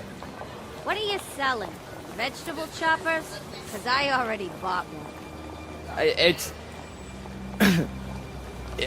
Well, hear me out, folks. Hey, what's with the goopy flag? Yeah, it's got lightning bolts on it. Well, maybe they're looking for a few good men. For Halloween. I want to talk to you about international communism and the secret masters of the World Bank. I'm not joking, neighbors. Do you know who's really behind it? Look at our economy. It's falling apart. It's because of the bankers. That's right. The economics of the world, now, then, and forever, have always been the breeding ground for a certain type. An insidious type. The worshippers of the golden calf, whose religion is gold, whose loyalty, first and foremost, is to money, and only money. And we know who loves money more than anyone else, don't we? We know what tribe. He's just getting warmed up. Yep, in a minute he'll have him in the palm of his hand. The tribe of traitors. And they're here, in our homeland. They're in Washington. Those swine have captured the reins of government. Yeah, they're rotten apples, and I got an apple for you. Hey, knock it off, people. Yeah, show some respect. I'm talking about traitors. Listen. Boring. Ice cream. Get your ice cream. I want one. Come on, Angie. We'll both get one. Then we'll go home. Yeah, there's nothing happening here. No. Listen to this. What about foreigners? Huh? Foreigners. Take a look at the way that they're controlling us. The lines lead directly to Palestine and to the Vatican. Yeah, I've had about enough of this. Let's go. It's a conspiracy, I tell you. A conspiracy of men who aren't like us. Yellow men, brown men, black men. They come here and they infiltrate our economy. They're right here on our doorstep. If there's anybody sitting on your doorstep, buddy, it's the man in the white coat. Here, take a tomato with you. You think that's pretty funny, don't you? You think it's funny that your country can be sold out They can sell out your flag and your birthright. You think that's funny, huh? Well, the day will come. Oh, shut up. Let him talk. What's the matter? No more big talk? He's just a scrawny kid with a big mouth. Real big. As long as you got a couple of punks to protect you. We gotta do something. Where's Nick? Go on, get out of here. Back off. This here's a real American. Yeah, a real jerk. Why, you? Get out! Cut it off! Cut it out! Right now!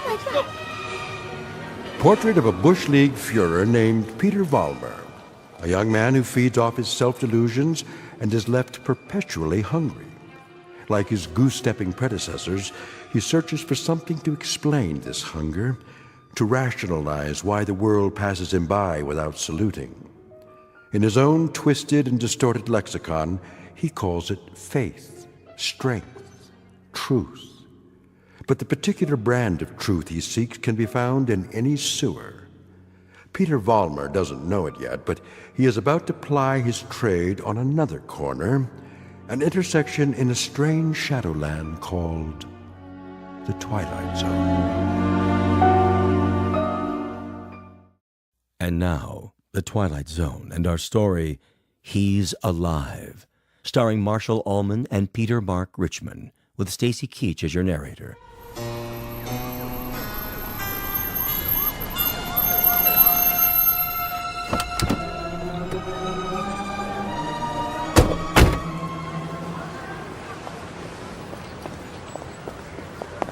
All right, folks, break it up. Party's over. Yeah, what's happening here?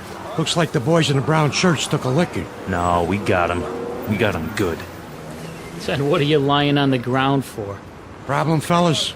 It was the communists. The communists did this. What? Which ones are those, Jack? All of them. They ran away like cowards. We want to press charges. What about names? We need names if we're going to charge anybody. Look, forget about it. We can take care of ourselves. Sure you can. You need some medical attention? No, we don't need your help. Come on, Peter, I'll help you out. Let's get out of here. Hey, Jack, you forgot your flag. Yeah, your mama made it for you. Give it to me. Sure. There'll come a day when guys like you will crawl on your belly to salute this. There'll come a day. Yeah, well, let me know the date, Jack, so I can stay home sick.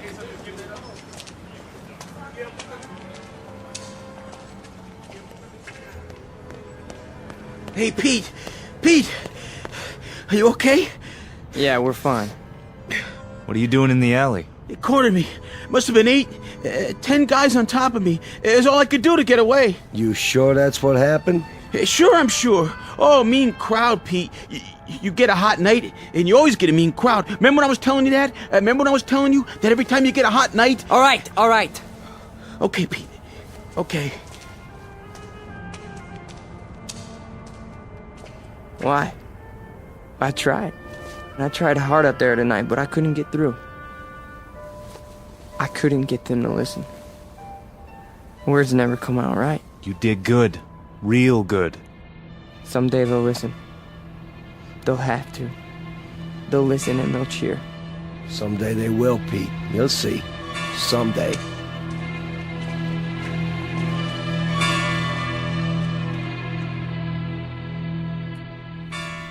Now, hold still.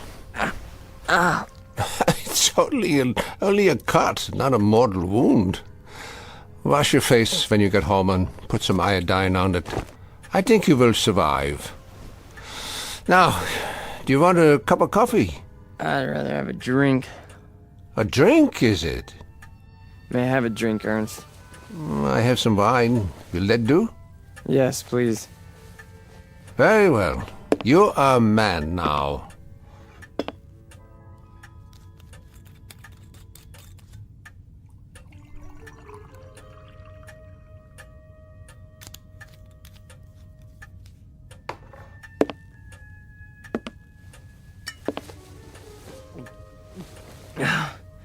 Thank you. Peter, one sips wine. That's not beer from a beer garden. Sorry. I'll remember that next time. The next time. Just how many next times do you suppose a human being has in the scheme of things? Oh, come on, don't lecture me, Ernst. I'm sick, I'm tired, and I took a beating out there. Did you? Yeah, can I stay the night? Yeah, the couch remains in the corner, as usual. You're a good friend, Ernst. You understand. Sad to say, I do. A man does what he believes in. A man usually does. I believe in certain things. Is that right? You know I do. I mean, we're friends. You've known me since I was a kid. When you were a little kid, Peter, and I used to find you crying at my door late at night, I could pity you then. And now? What do you think? Now you peddle hate on street corners as if it were popcorn. It's not hate. It's a point of view. A philosophy. Oh, I know the philosophy. I know it quite well. 9 years in a place called Dachau. And you know who put me there? Peter Vollmer. What? A lot of Peter Vollmers. Frustrated men, sick men, hungry men. But the result, the effect, never mind the cause, was 12 million bodies in shallow graves. And it all started with young men in uniforms, talking on street corners. Hey, you let me come here. You never sent me away. No, I never did. I never do. That's the weakness that you scream about on your street corner, the sentimentality, the softness, the weakness that makes a man his brother's keeper. So I must be one of the worst of your criminals, Peter. Sentimental, soft, and very preoccupied with my brothers. I should close the door on you, but perhaps this is my sickness. I only see the boy, not the man. Go ahead. Sleep on my couch. Look, why don't you understand? You're the only person in the world I ever had. What else have I had? What? A drunk father who used to throw me against the wall? An old lady who drank till she had no marbles in her head? She didn't even recognize me half the time. That's why I used to come over here to your apartment, because, I mean, you were gentle with me, you know? You'd talk to me. You'd feed me. You'd take care of me. Ernst, you're my real father. Ah, this is the boy speaking again. The little boy with so much fear in him.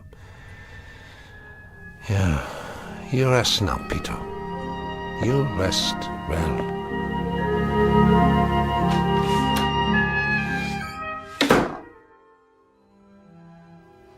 No. No. No. No. No. No. Wait. Eugene.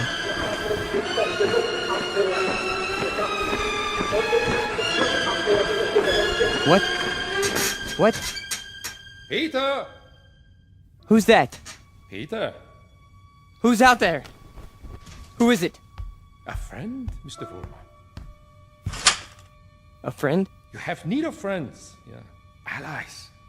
Yeah, come downstairs, Mr. Vollmer. Come down and we'll talk, you and I.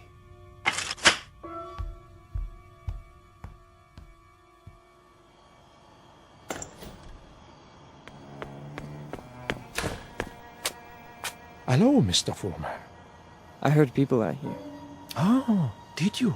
And your voice. Well, a dream, perhaps, of better days to come. Who are you? Take a good look. Do you not recognize me? Surely you have seen my picture. Wait. That hair. With the mustache. No.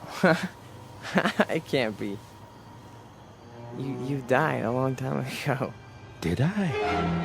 Or perhaps I only wanted people to think so. But you're a great man. I am aware of your opinion. How did you know where to find me? I simply followed your tears, Mr. Foreman. You said you have something to talk about? I do. I do indeed. I have you to talk about, and the things you believe in, which are the things I believe in as well. See, your success, Mr. Vollmer, will be my success. Are you interested? I am. I am. Please go on. Good. Then let us start by discussing a most important point. What are the dynamics of a crowd? How do you move them, Mr. Vollmer? How do you excite them? How do you make them feel as one with you? I don't know. I don't know, sir. How? Join them first, Mr. Vollmer. Yeah? When you address them, speak as if you were a part of the mob. Speak to them in their language, on their level. Make them hate the things you hate. How do I do that? If they are poor, talk to them about poverty. If they are afraid, talk to them about their fears. And if they're angry, Mr. Vollmer, if they're angry, give them objects for their anger. But most of all, what is most of the essence is that you make the mob an extension of yourself. Say to them things like, things like this. They call us hate mongers. They say we're prejudiced. They say we're biased. They say we hate the minorities. The minorities. Understand the term, neighbors. Minorities. Shall I tell you who the minorities are? Shall I? We are. We are the minorities. That way, Mr. Vollmer. See, you started that way. I think I understand. That's right.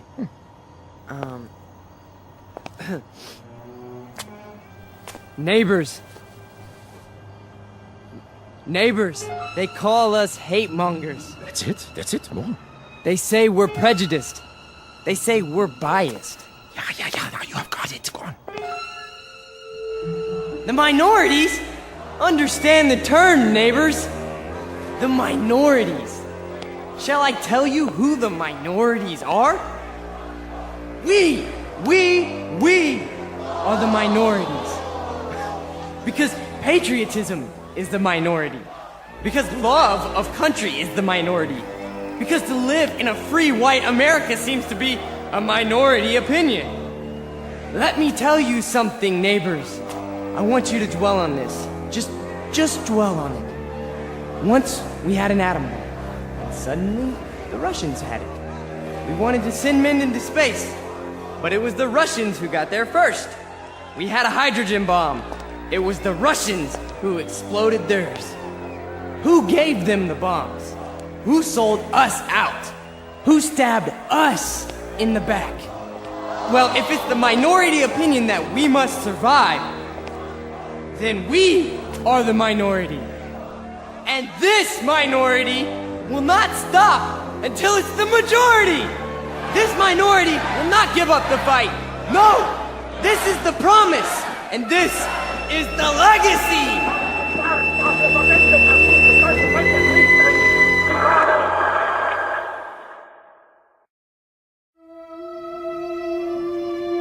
Look, I'm not gonna wait much longer, you understand? Gibbons, cool it. Pretty good crowd tonight, huh? Great crowd, and you were great, Pete. I mean it. Thanks, Stanley. They're finally responding. Responding? You had them right where you want them.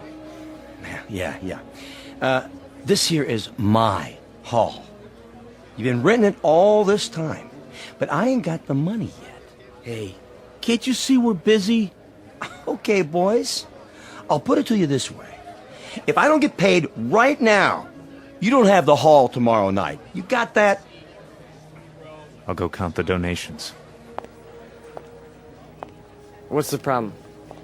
Oh, this is a hungry man here, Pete. He's got to have his shekels. You know the type. I told you guys you're 3 weeks behind on the rent. You said you'd give it to me a week ago, and all I got was a cigarette butts on the floor. After tonight, that's it. Excuse me. Am I to understand that you're going to lock us out of this meeting hall because of a couple weeks' lousy rent? Oh, you understand right. $600 due. $600 that ain't been received.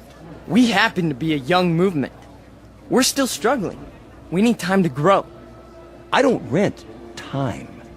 I just rent the hall. It's the money. Or you put up a soapbox in the street. A soapbox in the street? What do we do, Pete? We gotta do something. I don't see why we have to tiptoe around this guy. Why don't I just educate him?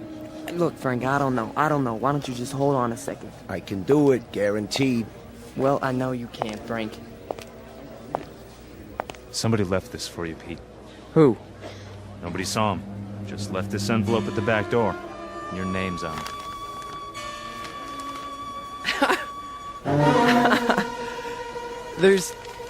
There's money inside. 6 C-notes. Hey, how about that? We need $600, and here it is. Oh, man, how about that? Hey, Gibbons, come and get it. Yeah, it's about time. You satisfied? Then don't bother us. All right. You're paid up through this week. Where'd the dough come from, Pete? You have any idea? We must have a secret supporter. I can see why. You were really something tonight. I can't even tell you how it sounded. You had him. You really had him. Hey, we're gonna make it. And now something tells me we're really gonna make it. You bet your life. You guys go on. I'll see you outside. Sure, Pete. Anything you say.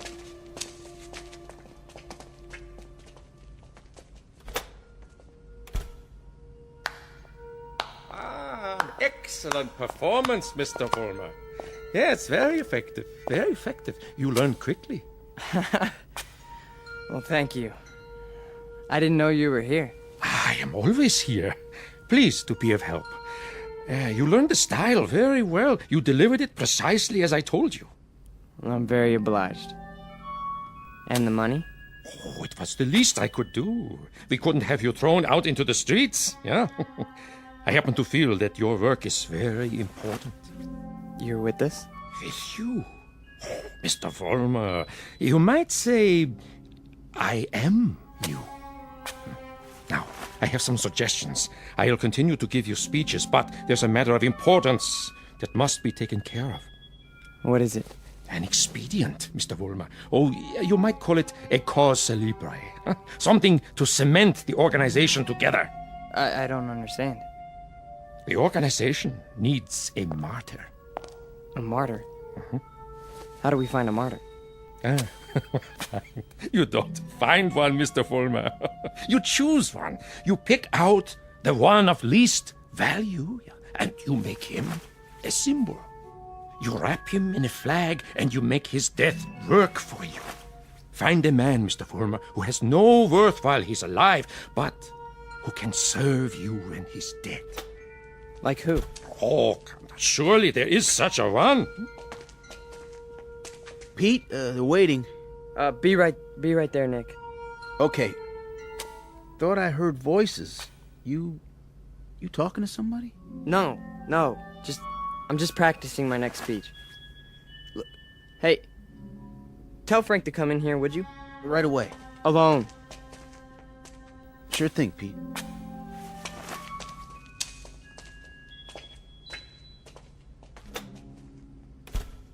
An excellent choice, Mr. Vollmer. The little fat one. Yeah. Now, all you have to do is arrange it. The only thing is, I've known Nick for a long time. Isn't there some other way? Other way? No, there is no other way, Mr. Vollmer. And if you weaken now, there's no point in going on. When Frank comes back, tell him you've discovered an informer. Tell him the informer has done you irreparable damage. The informer must be put out of the way, but cleverly, subtly, so that there is some question as to who is responsible. But Nick's been with us from the beginning. The beginning? Oh, no, Mr. Fulmer. None of you were at the beginning. None of you. Nick's my friend. And this is an act of friendship. We are allowing him to serve the cause. How glorious for him. Nick says you wanted to see me.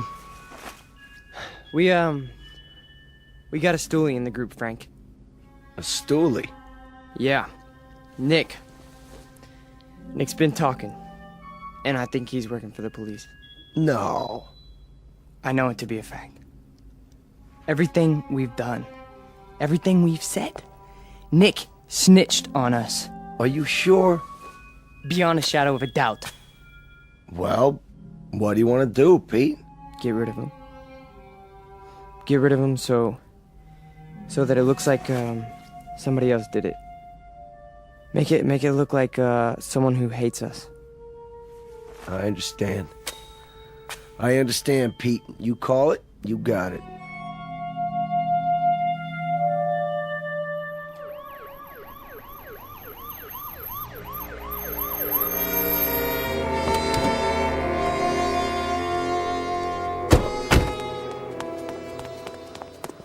There you are, officers. Thank God. Stay calm, ma'am. Now just tell us, where's this body? Over here, in the alley. Shine your flashlight on it. Look at all that blood. Somebody did quite a number on him, huh? I've seen him before. It's one of those young hooligans. You can tell by the uniform.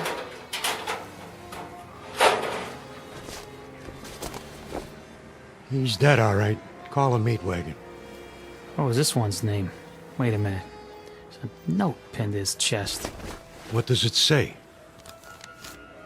A good fascist. What do you suppose that means? One of their enemies must have put it there after he beat him to death. Yeah, but which enemy? There's a lot of them around here. Fewer and fewer every day.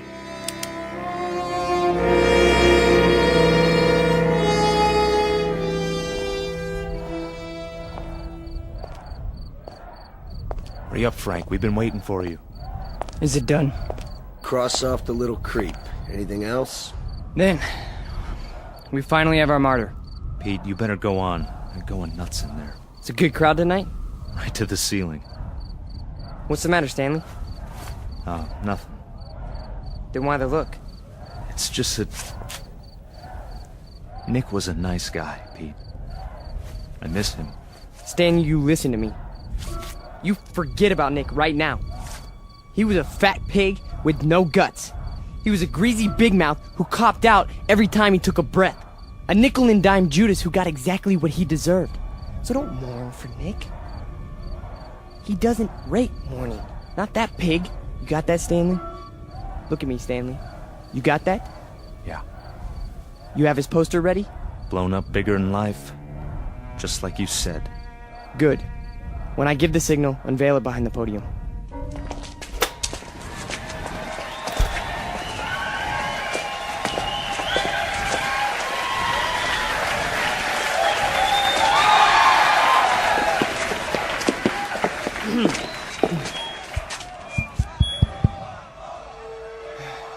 All right, everyone.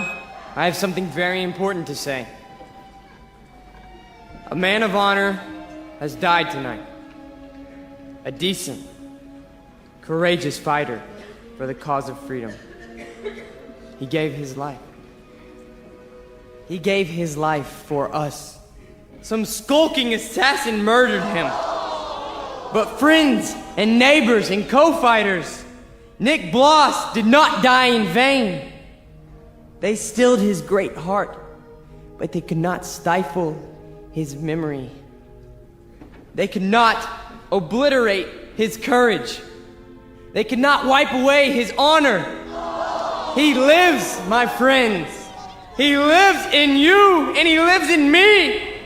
He lives deep in the gut of any human being who believes that the United States of America should be free, should be untainted, should be free from the mongrels who try to enslave it.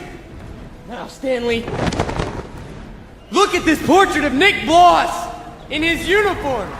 He wore it proudly He died for it! And you and I, neighbors, we will live for it!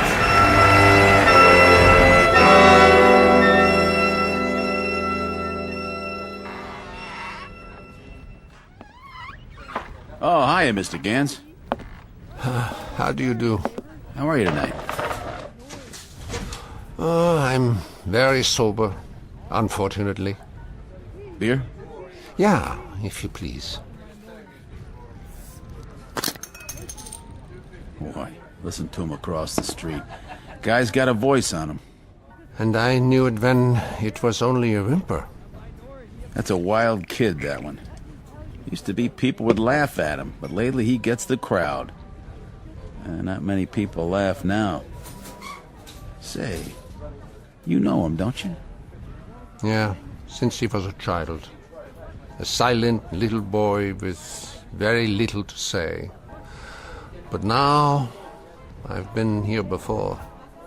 Oh yes, I've seen and heard it all before. That was another time, Mr. Gans. Another place. Another kind of people. That stuff doesn't go here. That's what we said, too. They were brown shirt scum. Temporary insanity. Part of the passing scene. Too monstrous to be real. So we ignored them. Or laughed at them. Because we couldn't believe that there were enough insane people to march for their cause. And then, one morning, the country woke up from an uneasy sleep, and there was no more laughter. The Peter Volmers had taken over. The wild animals had changed places with the zookeepers. Another one, Mr. Gans? No, thank you. I have had my fill. You take it easy now. You're not going to do anything foolish, are you? Me? Not this time. It mustn't happen again. We can't let it. We simply can't let it happen again. All the anguish, all the horror, all the nightmare. No. Not this time. Mr. Gans? Mr. Gans!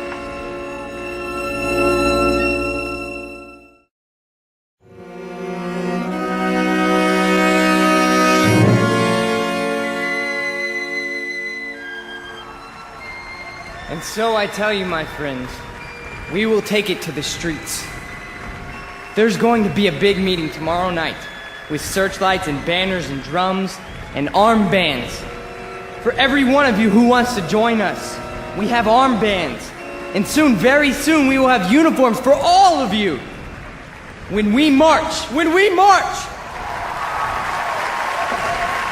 Who's that? Search me. Go on, Mr. Volmar.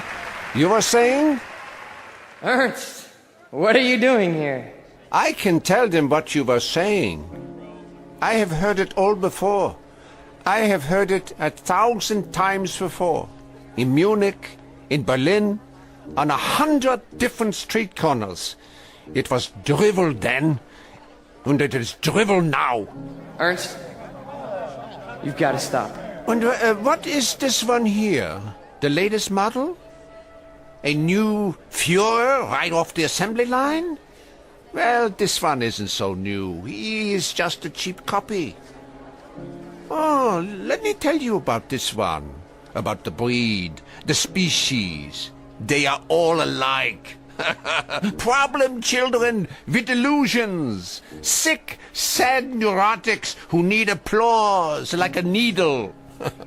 That's enough, Ernst. Please. Listen to me, Peter, and let them listen, or I will tell them about a quaking, whimpering boy who cried on my couch, who still cries on my couch. Ernst, don't! They need parades and torchlights and slogans like therapy. They need uniforms and armbands, because without them they are naked and pitiful. This one grew too old to bite his nails, so he made believe he could lead others. Pete, don't let him have the mic. Put him down or I'll put him down. Yeah, put me down, Peter. Shut me up. Stifle me, huh? Why don't you? Why can't you? Because this is your courage right here. The symbol on your sleeve. A torch on a lightning bolt. A crude drawing for children. I'm warning you, Ernst. This patch is your strength. This and the crowds and the sick isles.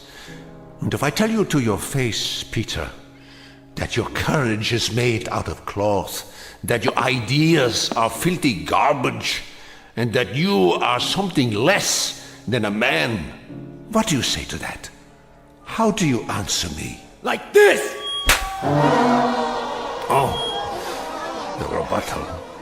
The only answer your kind knows how to give. Is that the best you can do? A bloody nose? This is your Führer? He is yours. I give him to you. A gift from the sewers. You see, folks, the way it is. Hey, Pete, don't worry about it. He's just an old man. One crummy old man. The way it is, I knew him. I knew the old man once. Is that a fact, Mr. Former? Yes, that is a fact.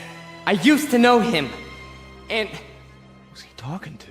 Mr. Former, I have no interest in who he is. My concern is in what he is. He cheapened you in front of these people.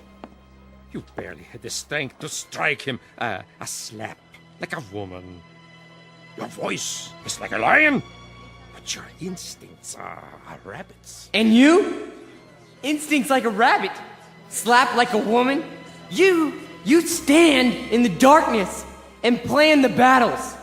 But you're never there when they're fought. No. Why don't you come up here alongside me, huh? Why don't you let them see who you really are? Why don't you make a speech? Mr. Fulmer, I was making speeches before you knew how to read them. I was fighting battles when you were struggling to get out of a womb. I was taking over the world when your universe was a crib. And as for my standing in the darkness, Mr. Fulmer, I invented darkness.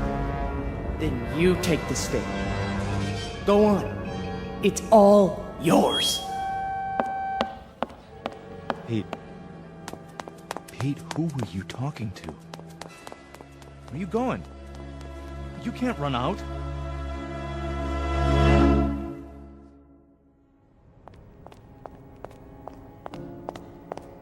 Ernst! Where are you? Let me explain. You! Why? Why did you pick me? I didn't pick you, Mr. Fulmer. You picked me. You chose my ideas. You invoked my name. So now, you must take whatever comes with it. What? In the past, I've given you suggestions. Now, I give orders.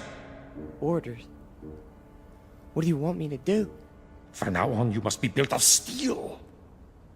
No soft gaps of sentiment. Steel, Mr. Fulmer. The way we handled Nick, and the mobs, and the speeches. And gradually, bit by bit, we shall forge something strong, something powerful. Just as I did before, with my own hands. With my own hands!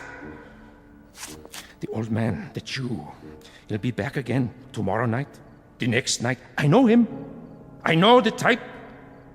We sent them into the ovens. But always there was a handful left to point a finger. His kind, Mr. Fulmer, his kind are dangerous. See, they talk, they think, they plant seeds, they hold us back. Here, take this. What is it? What do you think? A Luger 9mm pistol. my personal sidearm. Kill him. Kill the old man. Kill Ernst? Tonight, he will be in his room. If you are man enough. If you are steel. All right. I'll do it. I'll do it now. Then, Mr. Fulmer, when you come back, there's much we have to talk about. Plans, campaigns, ideas, the next steps. This is only the beginning, the dawn. It will be a long, long day.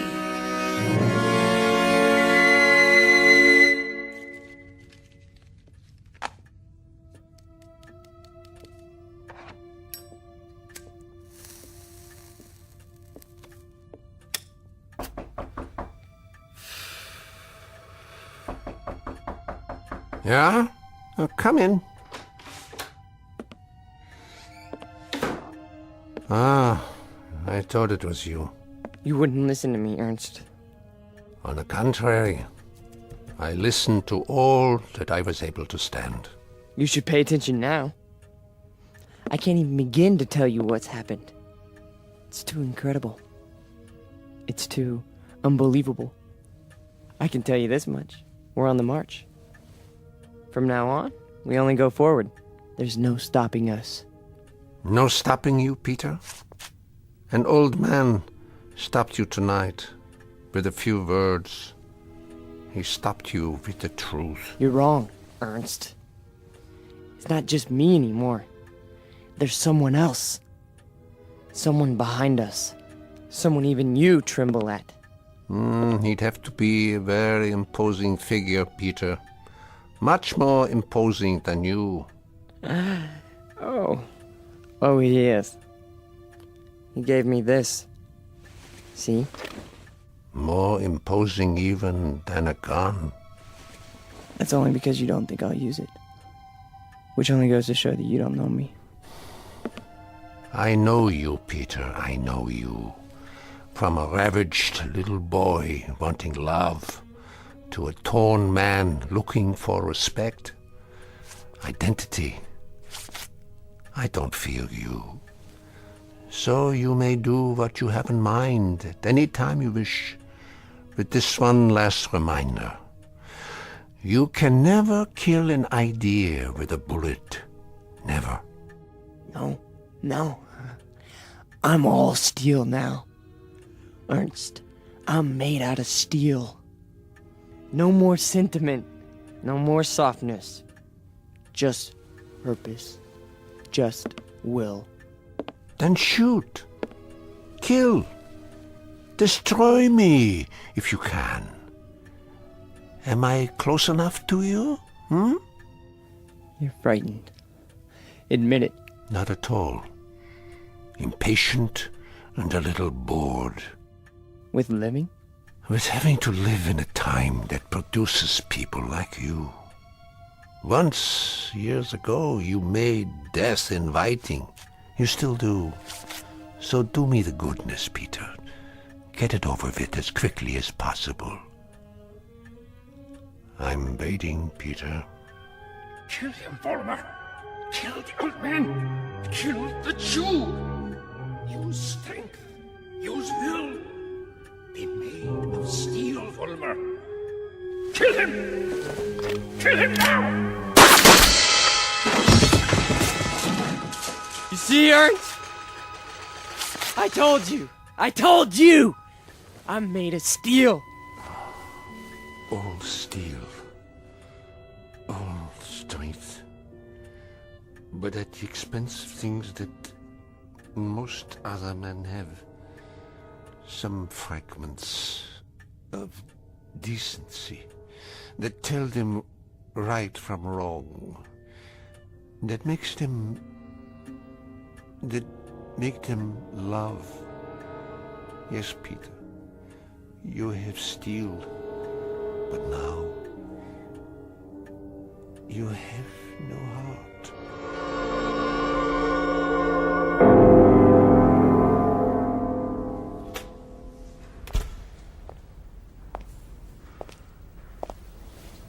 Where is everybody? Pete? We were just cleaning up. What happened to you? Nothing. Nothing happened to me. You tell them. You go out there and you tell them. But they've all gone home. Tell them I'm still in charge. I'm number one. You serve, I lead. Understand? You serve, I lead. Come on, Pete. Let's go. No, he picked me. Out of everybody, he picked me. What's wrong? Don't you believe me? He did. He picked me. So long, Pete. See ya. Don't you walk away from me! Frank! Frank!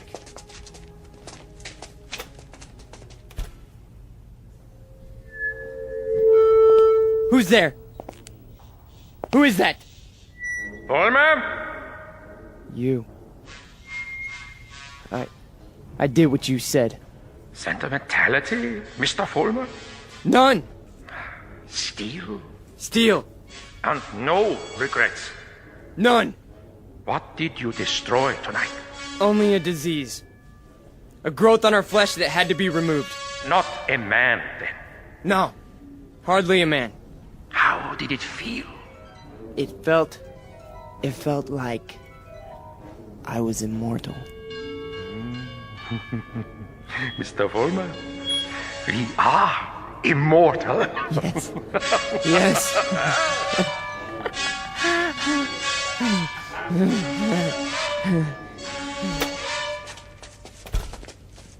There he is. Don't move. What do you want?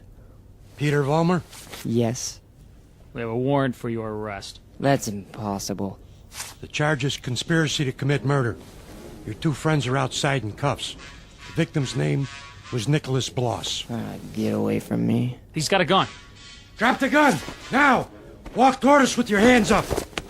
Hey, look, he's going to the other door. Tell them to cover the alley. Halt! Halt, or I'll shoot!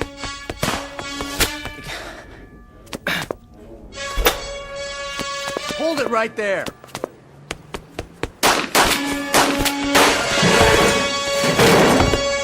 We got him. He's hit.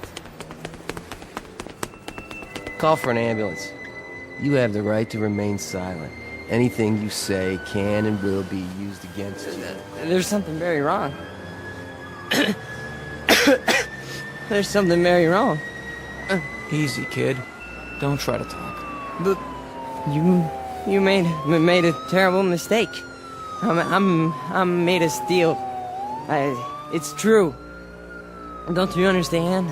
I'm made of steel. I'm made of steel. I'm made of steel. I'm made of steel.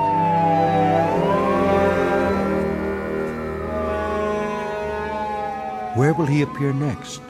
This phantom from another time, this resurrected ghost of an old nightmare. Chicago, Los Angeles, Miami, Florida, perhaps.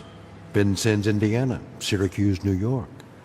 Any place, every place where there's hate, where there's prejudice, where there's bigotry. Because he's alive. He's alive so long as these evils exist. Remember that when he comes to your town.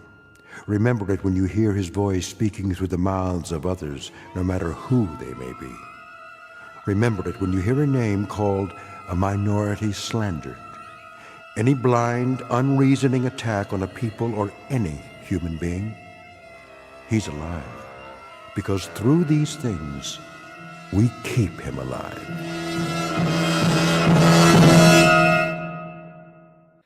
The Twilight Zone continues in just a moment. You are about to enter another dimension. A dimension not only of sight and sound, but of mind. A journey into a wondrous land of imagination. Next stop, the Twilight Zone. Hi, this is Stacy Keach. I'd like to take a moment to tell you about our Twilight Zone website at twilightzoneradio.com. At twilightzoneradio.com, you'll find the latest information on these Twilight Zone radio dramas, including behind-the-scenes photographs, plus the newest product releases, trivia contests, ways to contact us, other Twilight Zone-related info and merchandise, plus links to other fascinating websites. So make your next stop twilightzoneradio.com. Visit TwilightZoneRadio.com to purchase these Twilight Zone radio dramas on cassette and CD, or call toll-free 1-866-989-ZONE. That's 1-866-989-9663.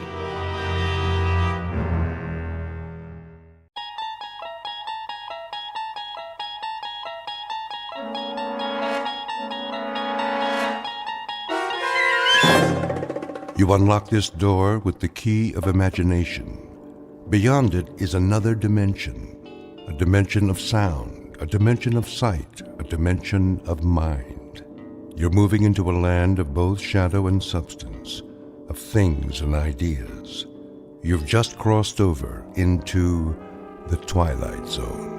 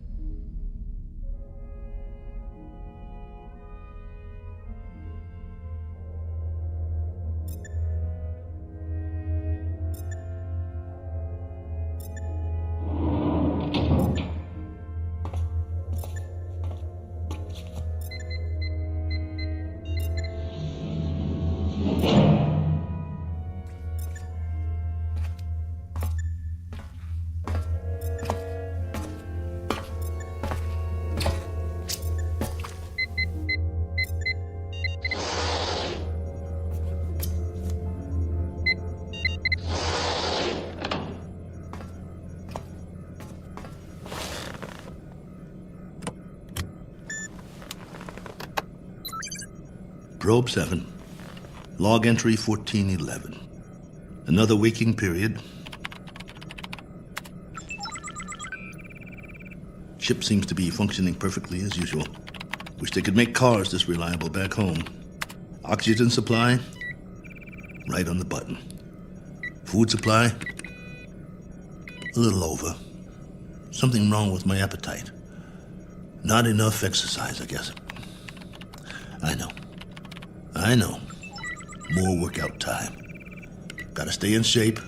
Never know who I might meet in space.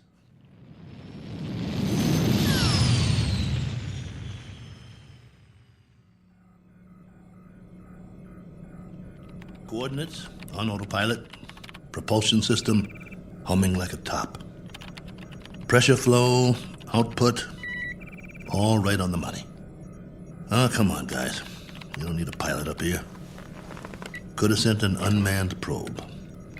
All I am is extra weight. Think how much farther this crate could go without me. Of course, you wouldn't have my brilliant observations.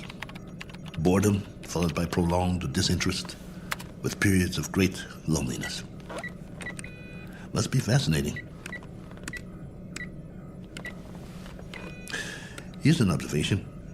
All these blinking lights in the cockpit. They remind me of stars, or candles, or cigarette lighters. That's it. You remember cigarettes?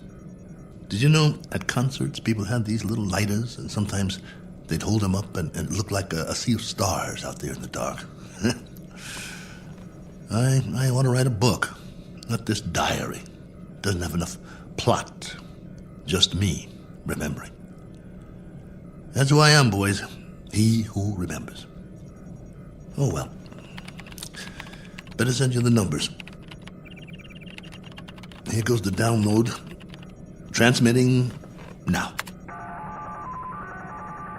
Till next time, this is Colonel A.L. Cook. Over and out.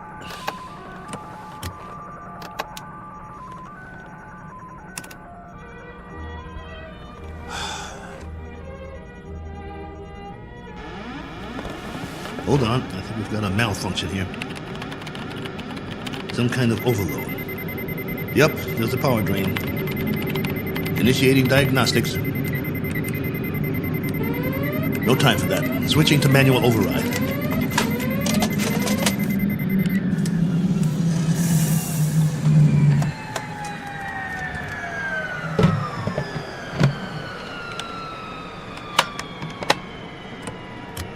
Base, this is Probe 7. Probe 7, calling base. Come in. I've just lost a rocket tube. Can't handle this baby. Controls won't respond. Losing power fast. Have to set down on the nearest planet.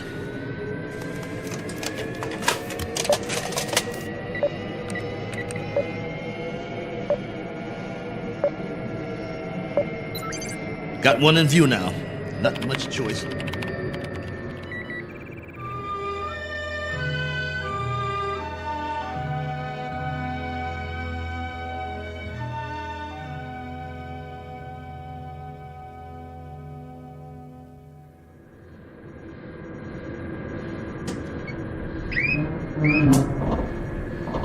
Entering atmosphere.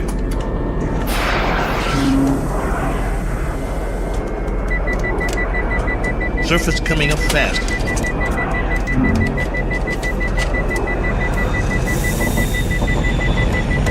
Can't slow down. No retro rockets.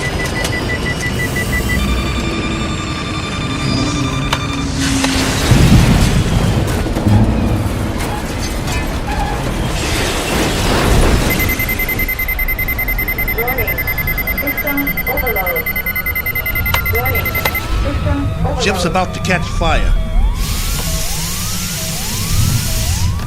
Base, do you read? This is Probe 7. Probe 7. Mayday! Mayday!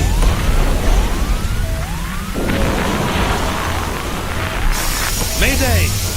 Mayday!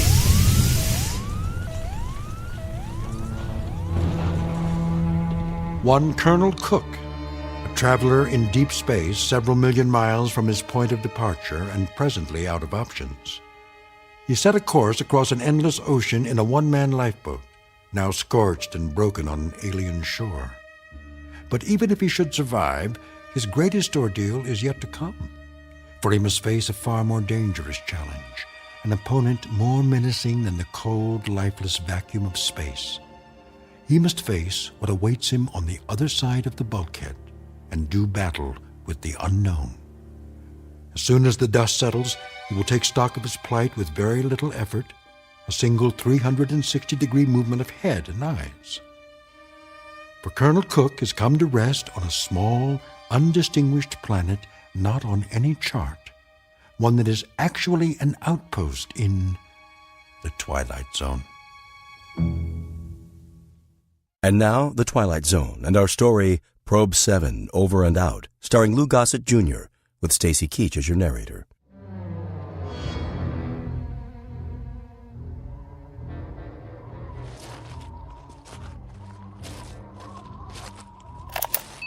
Log entry 1412.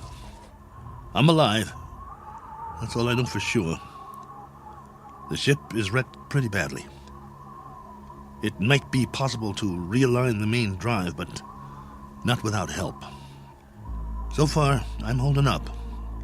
One badly bruised head and a broken right arm for which I've made a sling. A few more painkillers in the first aid kit, but after that, I'm on my own. The planet has an atmosphere, so I don't need the pressure suit. That's another stroke of luck, if you can call it that. The terrain is desolate. Sand, rocks, some low-grade plant life.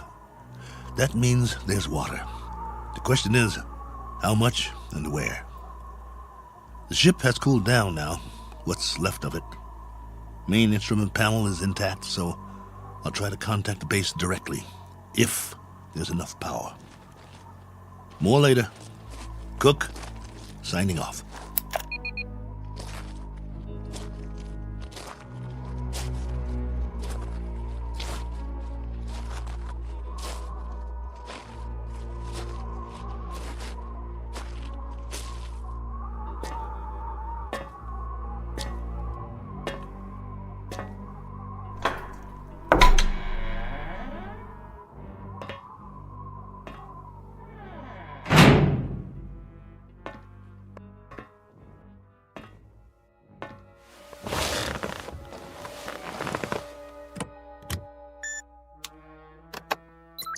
This is Probe 7. Do you read? Probe 7. This is Probe 7, calling base. Probe 7, with a landing report and damage assessment. Over to you, base.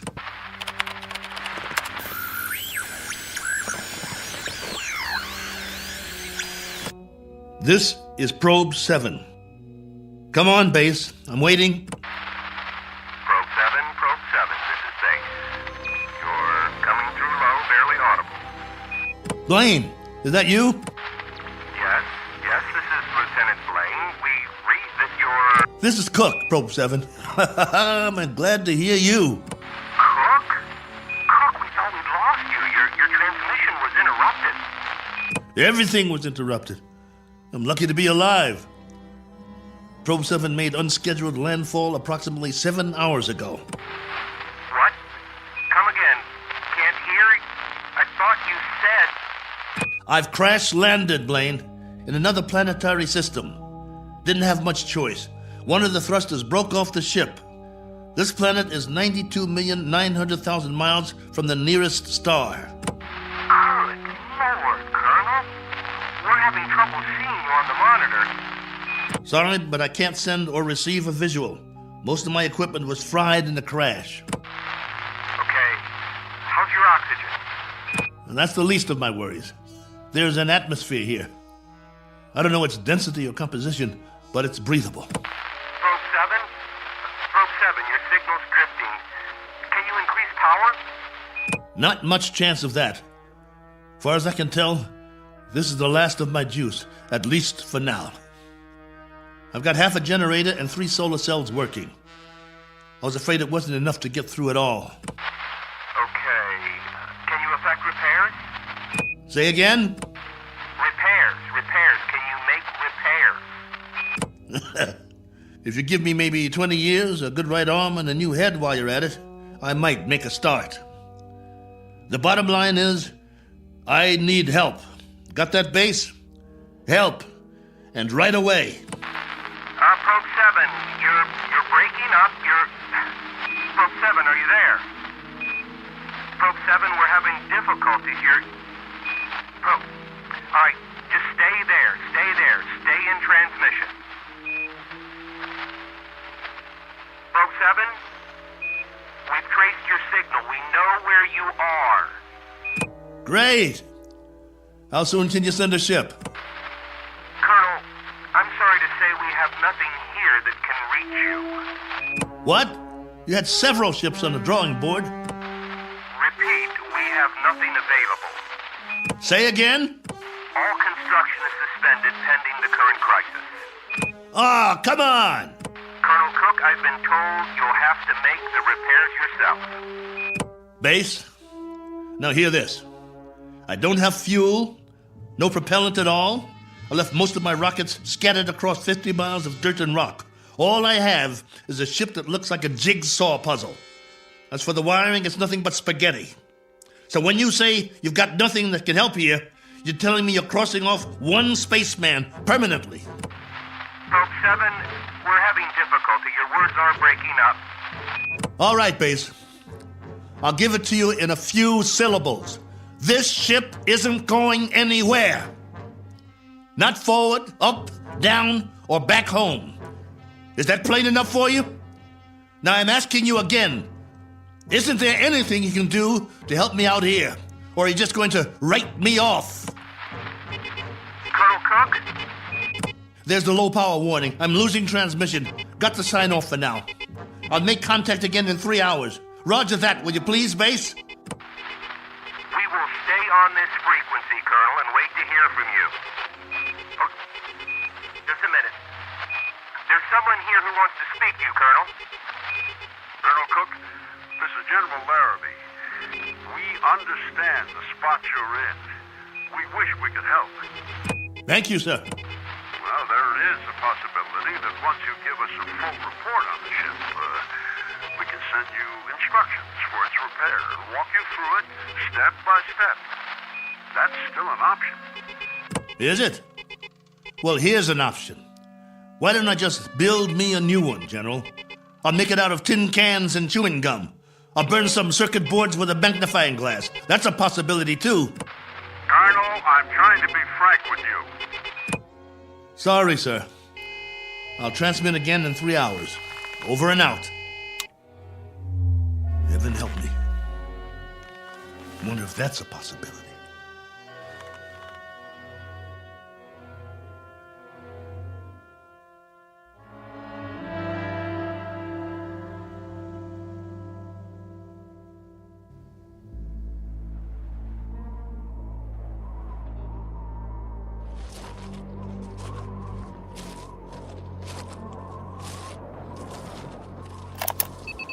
Log entry 1413.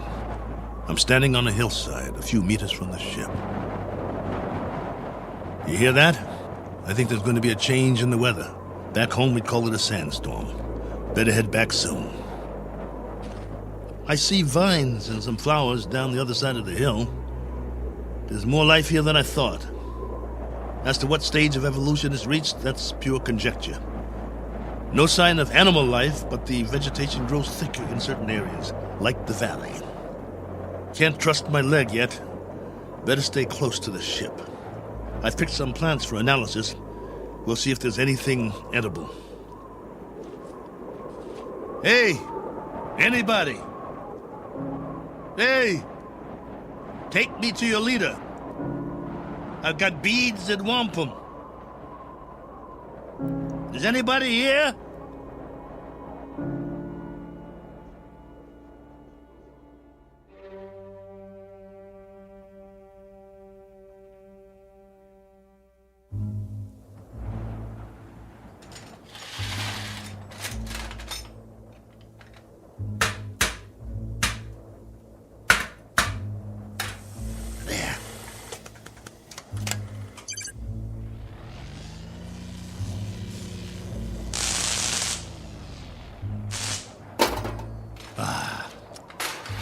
That's just great.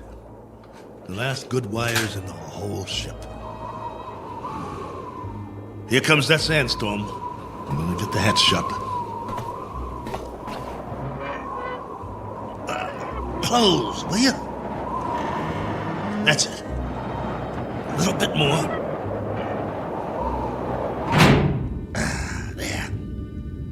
That'll have to do.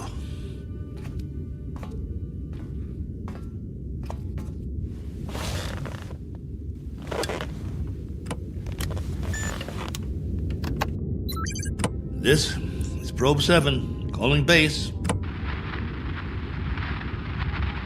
Probe 7, calling base. Over to you, if you read. We read you very well, Colonel. Ah, you've got the video going. For now, General, I've wired all the solar cells in the series. At the moment, I'm running off the storage batteries, though. It's almost night here. All right, tell us your situation, please. My situation? Yes, any change, Colonel? I've done what I can, but I'd have to call it unchanged. The power level's higher as long as I charge up during the day, but I don't know how long that will last. At least, I've got you on the screen. Got to see another face, both of you. You should be used to solitude. You've been in space a long time. Yeah, I should, but that was different somehow. I was a big something in the middle of nothing. This, though, I've landed and it feels like I'm supposed to be somewhere, and I'm not. My memory of home is fading fast. Colonel, and the condition of the ship, still a total loss? Probe 7 is no longer probing, General, unless it's the few feet of dirt I tore up when I crashed. There is life here, like I said, vegetable life, pretty elementary. I've explored the surrounding area in all directions, but I can't get down to the valley with this leg. The gravity is roughly the same as ours.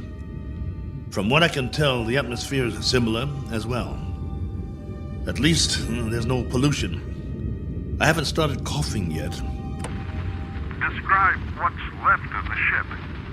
What's left of the ship, General, is a few feet of bent-up metal. I told you, it's unrepairable. You're sure, Colonel? You're absolutely positive? There isn't one other section that's still intact. She'll do for a museum or a junkyard. Take your pick. As for me, I don't have the luxury of making a choice. Nor do we, Colonel. Nor do we. Right. The crisis. Listen to me, Cook. We've got a major problem here. Oh, you do? Since you left, we've had an international incident. A serious one. There's talk of war. The next 24 hours will be crucial. As long as I can remember, there's always been a crisis, and there's always been talk of war. Well, hasn't there? Yes. But this time, I'm afraid. You'll forgive me, General. But I've got a crisis, too. And it's a very immediate one. I have the remainder of my rations and 2 broken bones in one arm. You have my location. I need to know that help of some sort is on the way, or would you call that unreasonable? Now listen up, Colonel. The rest of the fleet's been taken out. There isn't another ship, unless we build one. And if we go to hydrogen war in the next few hours, there'll be nobody left to do the building. Do I make myself clear? You're serious? That's the realistic view, Colonel. It may go down hard, but I'm giving you the facts of life. 10 hours from now, maybe 6, maybe 4, we'll be fully committed. I'm talking about 500 million people, not just one man. That's about as clear as I can put it. Very well then, General. I guess that's it. We don't see any alternative. Will there be any point in making further contact with base? Yes, Probe 7. For 2 reasons I can think of.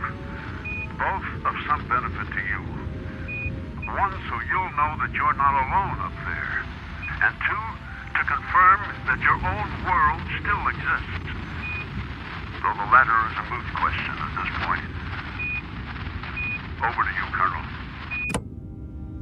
I can't think of anything else to say at the moment. Feel free to keep the signal open, if you like.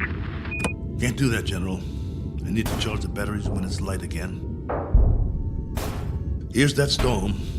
Don't know how strong it'll be or how long it'll last. But I'll try to get through it. Nothing else I can do. Then, for whatever it's worth, know that we're still here. For now. Over to you, Probe 7. Roger, base. And out.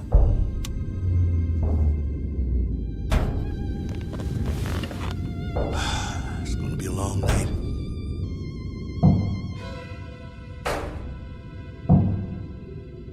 Wait. What's that? Hold on. Blaine? General?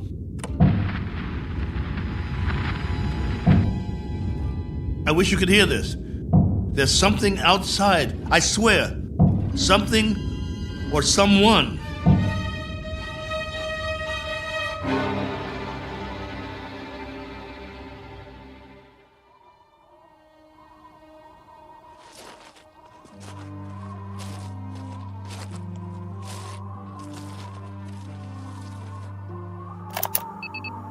Log entry 1414. Just in case anybody ever hears this, I didn't get much sleep last night. I was waiting for the wind to die down. As soon as it did, I opened the hatch sometime around dawn. You see, I thought I heard something pounding on the hull, over and over. It couldn't have been an accident. It had to be something intelligent trying to signal me, to let it in from the storm. That was what I thought. Funny the way the mind works. I've never been so glad to hear anything in my life. And at the same time, so afraid. But I opened it anyway. Well, everything was covered with a fine layer of sand, silica crystals, very much like the soil back home. And that was the trouble. Whatever had been outside, there was no sign of it now. If there were tracks, the sandstorm had wiped them out. The ground, everything, smooth as a beach where no man has gone before. I did find something, though. A broken branch. So it was only the wind, after all, blowing it back and forth before it broke off. Had me going for a while. So much for my man Friday. Now I'm back to the old routine. Reconnaissance, hunting, and gathering. Just think, a few million years from now, something on 4 legs, or 2, or 8, may actually walk this barren planet again. A few million more years, and it will grow a bigger brain so the species can start doing the same things I'm doing. Foraging for food, trying to survive. Wonder if there'll be anything left of the ship by then. Probably not. Me? I'll be a fossil at the bottom of a tar pit somewhere, and no one will realize I was ever here. Well, onward he marched, for want of anything better to do.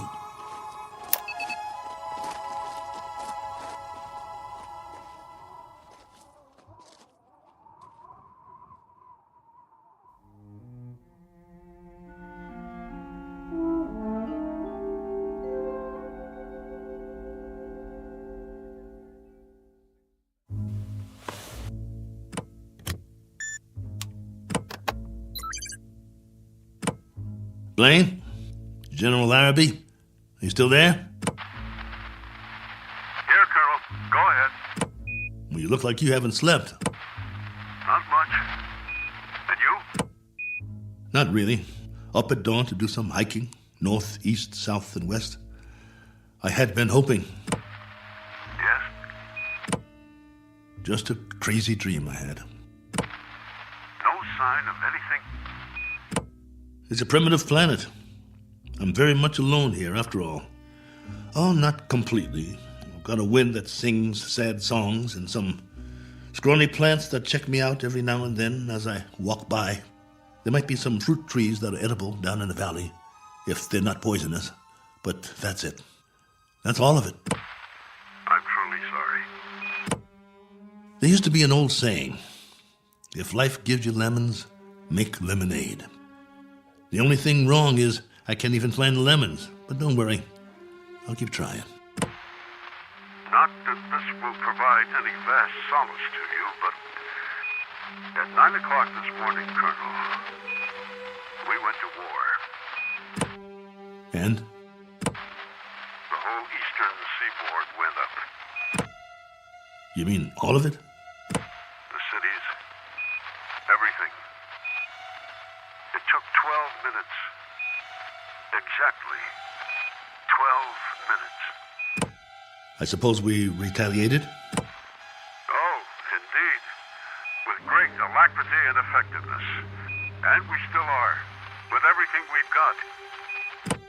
It was our old enemy? That's right, if it matters now. And the result of all this?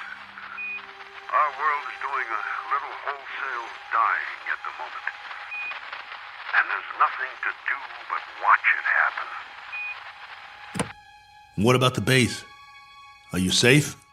For the time being, our location's classified. Only you and a few others know where we are.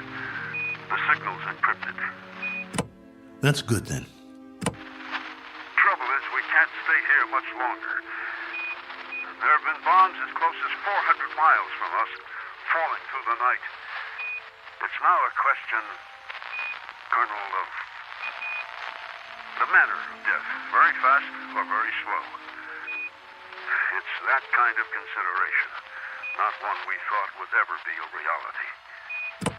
General. You know, it's really quite a pity that we didn't send others with you. What you think of as a prison might have proved to be a haven of sorts for the survival of the species. Don't have any illusions about it, General. What you think of as a haven is only a very sizable dungeon. A good-sized dungeon with a breathable air. But that's what it is, and there's no way out. I don't much care for solitary confinement, and neither would you. Unfortunately, both of us have very little choice in the matter. General, this is urgent. Give it to me. What is it, General? What's happening there? In a moment, Blaine. But, General... I said in a moment. Cook, I've just received his official communication.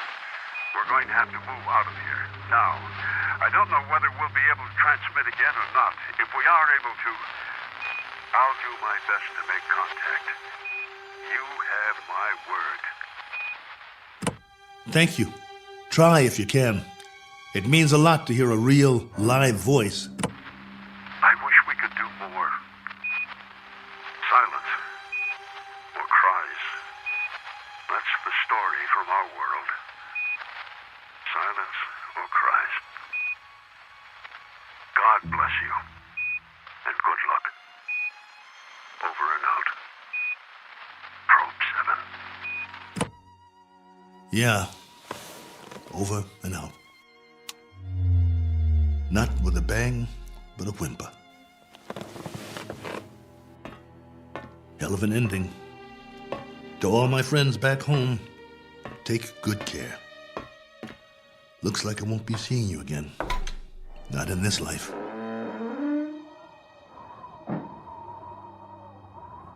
Time to start a new project. Chapter 1. The Memoirs of Colonel A.L. Cook. And I've got a very good memory. You wouldn't believe the stories I could tell. Who knows? After I'm gone, maybe someone else will crash here and find it. A lifetime of memories. Every sight, every sound, all the way back to the beginning. The kids I knew, the girls I dated, my friends, mom and dad, the first job, all of it.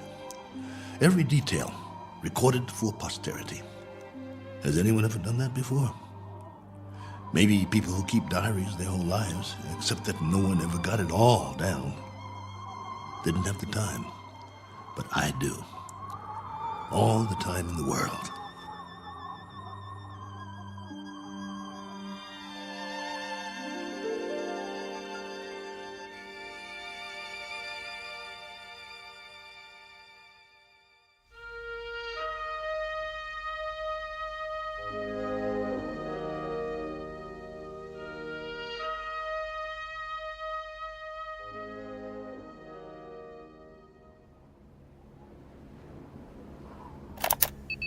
Log entry 1415. This one's for the record. A final official entry. From here on, it'll be the life story of Colonel A.L. Cook. Me, myself, and I. If for no other reason than to keep from going batty. But for now, it's a beautiful day. Here on Primordial World. Ship still standing, of course. You'd never know that's what it was. More like something from a scrap metal yard. The cost that went into building it, the man-hours, and for what? To come to rest here. A little way station that isn't even on the map. I'd call that a waste. Exhibit number 1 in the elephant's graveyard. Ever hear that? They used to say there was a place where elephants go to die. Hundreds, thousands of them. A secret place off the beaten path. And there were bones and tusks. And once in a great while, someone would stumble upon it. Like the Sargasso Sea, where sailing ships caught in the kelp and were trapped forever. Well, maybe other travelers will end up here, gone to ground, never to move again. Eventually, there'll be a whole collection of them from all over. But remember, I was the first. I should scratch it in the middle. Cook was here. But I digress. This is still supposed to be my official report. The evaluation of the crash site coming up. The tail fin is all but covered by sand. Have to dig it out before the next storm. Then build some kind of windbreak or the whole ship might get buried. I could gather some branches, make one. There's more vegetation in the valley if I can get up and over. Now, that's odd. If there are no other trees in the immediate vicinity, where did this branch come from? The one that was banging against the hull last night. Unless something carried it here. The wind or Oh well, maybe I just didn't notice before. That must be it. Rocks to the left of me, rocks to the right of me. One very dry, broken-off branch in the sand. And what great sand it is. None better in the known universe. On sale at closeout prices. Note the fine crunch under my boots as I walk the proud land. The rare texture, the superb body. Why, it's positively... What in the name of... It can't be. It looks exactly like... No, I must be hallucinating. But this... impression... I could swear it's a footprint, a boot print, to be precise. A lot like my boot, in fact. But it's not one of mine, about 4 inches shorter. But that's what it is. It is! Now hear this. Now hear this. I've got company. I've got company. Hey! Whoever you are, come on down. It's open house at my humble abode. It isn't much, but it's home. Drinks on me. Meet your genial host. Please. Please let me see you.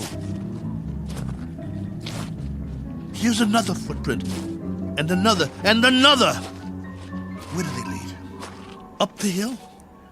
Has to be since the storm, so there was something here. I knew it! Hey! I don't care who you are or where you're from. Let's shake hands and be friends. Don't you need a friend? I do. Come on, friend. We can talk. I've got some stories, believe you me. Where you hiding? Behind that bush?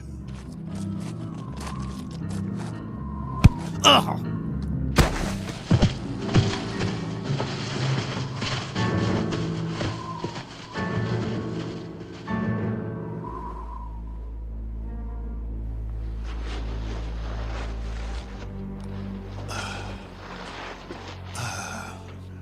Blood on the head.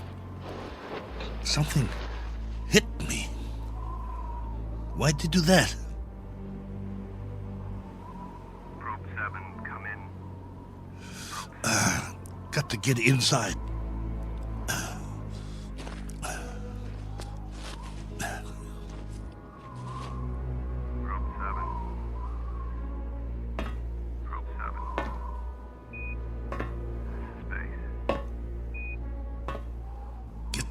Closed before they come after me. Probe 7. Base. Can't let them get in. This is Base. With our last transmission, we got ours a few minutes ago.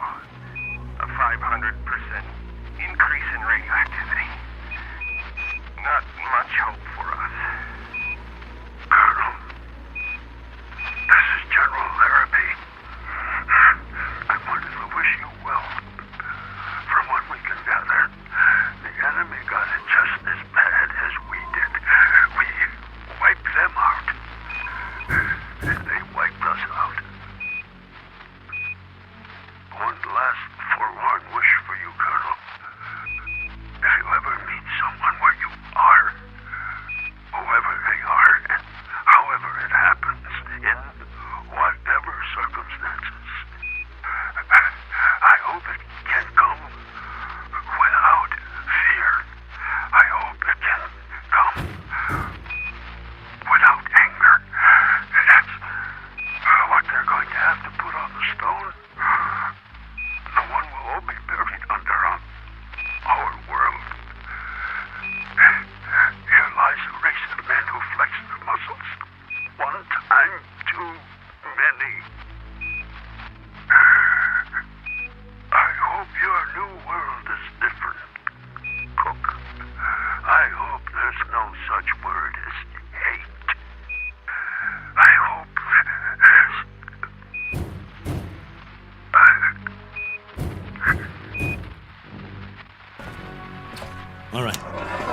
All right. I'm ready for you. You want in? Maybe I'll let you, and maybe I won't. It's up to you. You can be friendly, or you can be dead.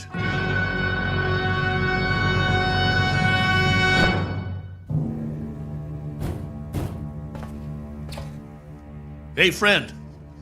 You want to come in? Must be lonely out there. I hear you. What's the matter? Hungry? You're going to get a lot hungrier. Or don't you eat, friend? What do you say? Speak up. Can't talk, huh? No. You only know how to hit. Take more than that to put me down. What'd you use, a tree branch? Not very friendly, if you ask me. Well, I've got a nice piece of metal in my hand, and I know what to do with it. Won't catch me again. This has been going on for hours. I don't know about you, but I need sleep. I really need it. Understand? Sleep. And this king-size bump on my head doesn't help. Tell you what, we'll make a deal. I give you one more chance to get away. Go hide, I don't care. You may not understand the language, but maybe you get the message. I'll wait a while and catch some sleep.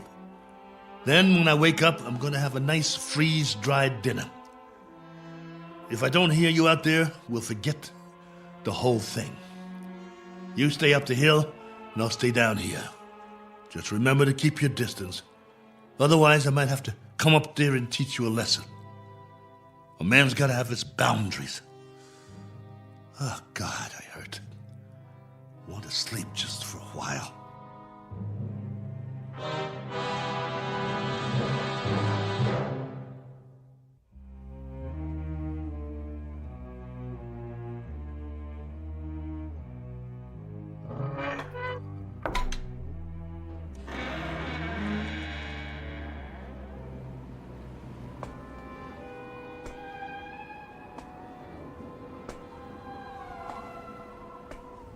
Hey, friend.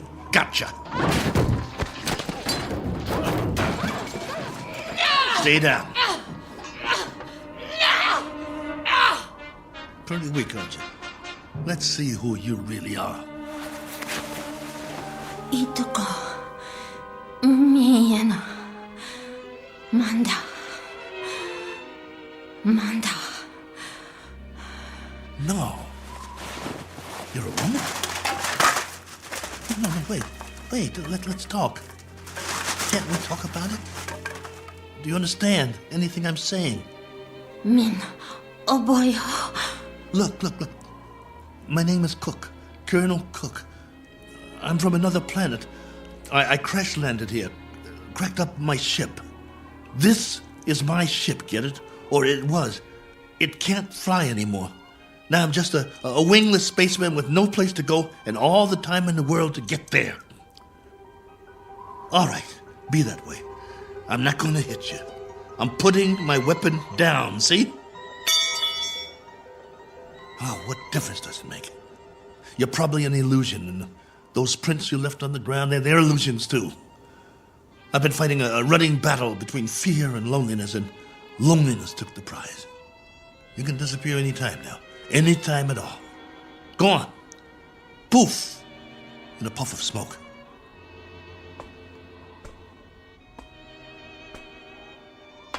No, wait, please. Are you real? This knot on my head certainly is.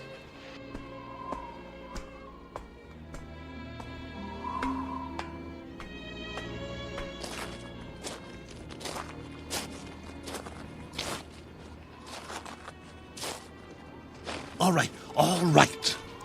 Do whatever you want. Just don't go. Not yet.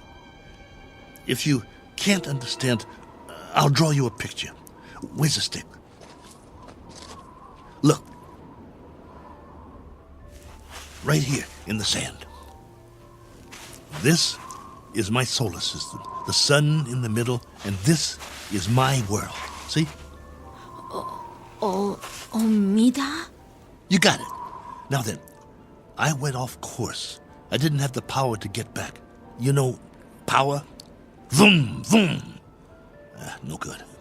So, I tried to land here, where we are.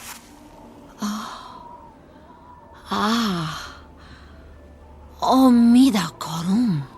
Go ahead, you draw. Korum mistum. Oh, that's your solar system and your world. You came from there. Let me see now. It went out of orbit. Is that it? Your planet left its orbit and moved away from the sun. In the line, that's where you went and where your world went, right? I'm sorry. What about now? Where's your planet now? I understand. Gone. Disappeared. Probably frozen by now. But you got out. How many others? How many got out? You got away. Any others? Min. One finger. That's a hard count, my dear. A very hard count. And you've been here a while, haven't you? Look at your suit. Your galaxy might be light years away. It would have taken years to reach here. Where's your ship?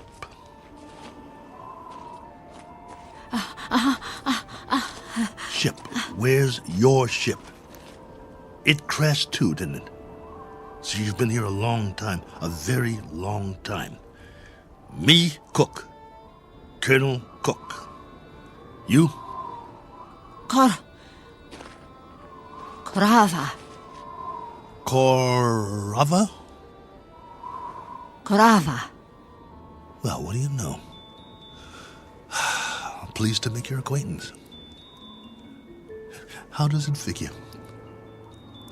I thought you'd be a 50-foot flesh-eating ant or something. And you turn out to be a woman. Which is neither here nor there. Because however you slice it, we're stuck here. A one-armed man and one very tired lady. Quite a pair.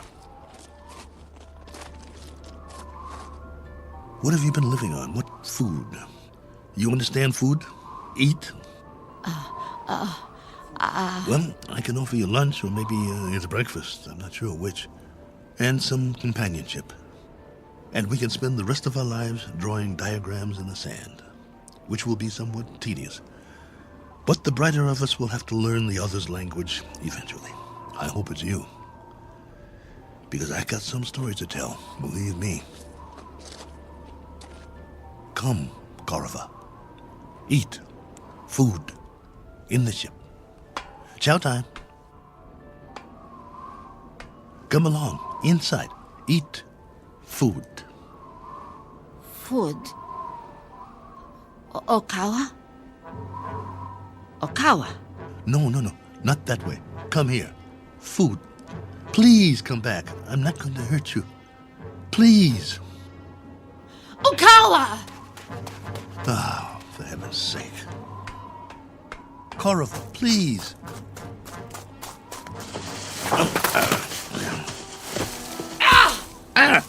You scratched me. What did you do that for? That's all you know how to do, isn't it? Draw blood. Well, go ahead. Get away from me. It's not just language, is it? It's our animal nature, the way we instinctively respond to one another. In that case, there's not much hope. Go on. Go. If that's the way you want it, go.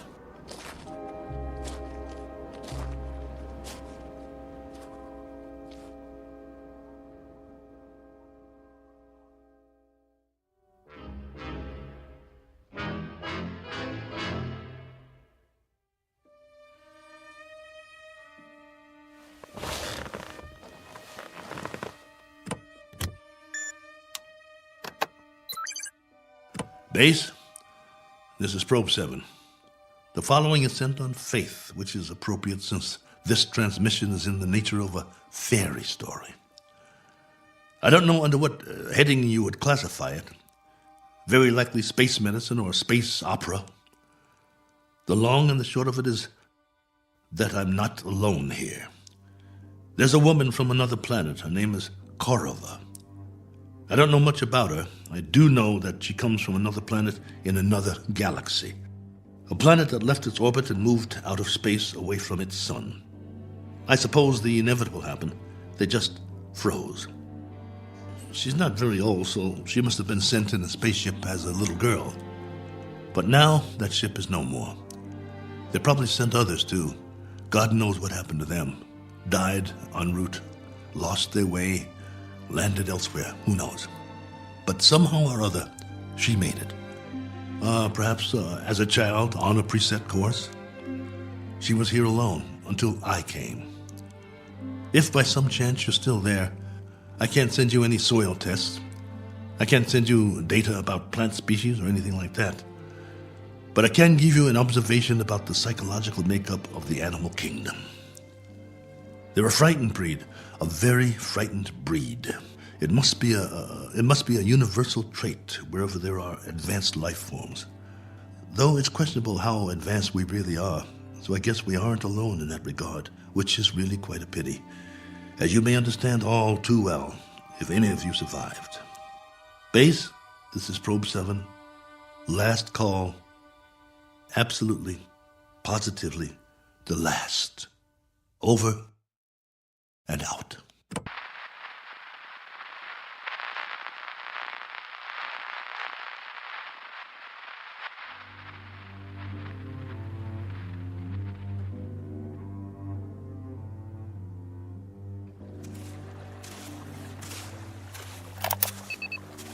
Log entry 1417. Well, the ship is history. I've left it for good. I finally made it up the hill and down the other side. And guess what? There's much more vegetation here. Fruit trees. Flowers as big as your head. And through it all, a stream of running water. I swear, it's like a garden. I brought what I need in a backpack. I'm going to set up shop on the banks of the river and try to live here, for better or worse. It will be the last great adventure. I only wish I could share it. Oh well, there's always posterity, if anyone should ever find this and play it back.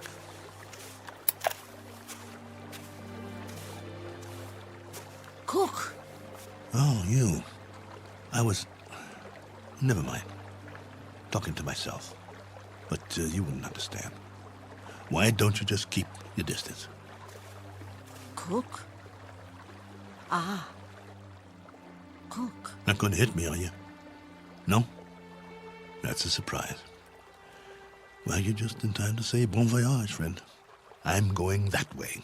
There are even more fruit trees over there. No reason to get in each other's way. Cook. You want to come?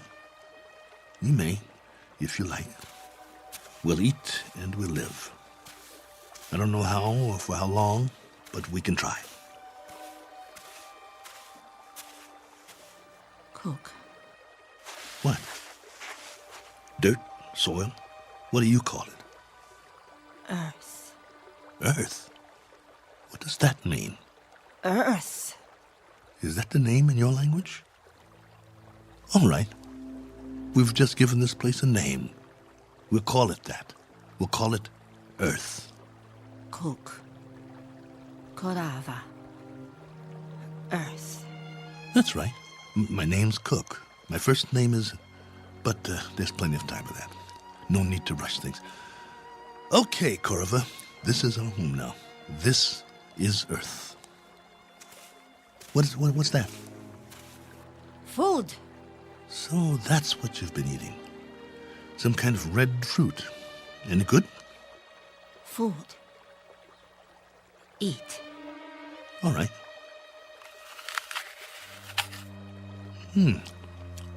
Not bad. We'll take some with us. If you think it's all right. Come on. I wanted to tell you something, but now I've forgotten. I guess we'll have plenty to talk about, though. This place, a new life after all. And after a while, we'll have new memories to talk about. Things we can share. Come along, then. Let's go.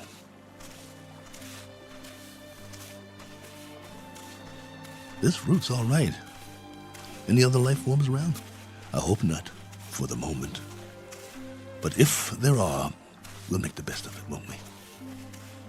Pleasant enough place, don't you think? My leg's better. We'll explore as much of it as we can. No need to set up any boundaries, I guess. There's plenty for everyone. For you and for me. And it's a beautiful day.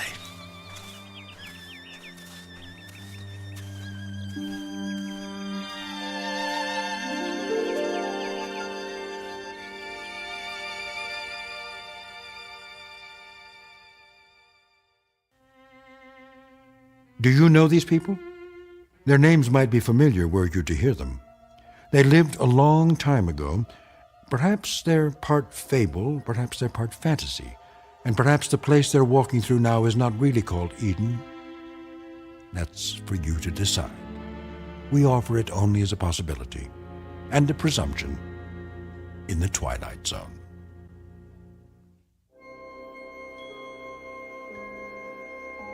Hi, this is Carl Amari, producer of the Twilight Zone Radio Dramas. I'd like to take a moment to tell you about our official website at twilightzoneradio.com, where you'll get the latest news and information on these Twilight Zone Radio dramas. Plus, at twilightzoneradio.com, you can digitally download 3 free episodes or any of our episodes for only $1.95 each. In this age of ever-changing technology, we've decided to make these episodes instantly available to you by making the Twilight Zone Radio Dramas a digital download-only series. This means that this series will no longer be offered on CD. The CD collections at our website are now being offered, while supplies last, at buy one, get one free. So be sure to get your favorites before they're sold out. Be sure to visit us often, and I'll see you in the zone.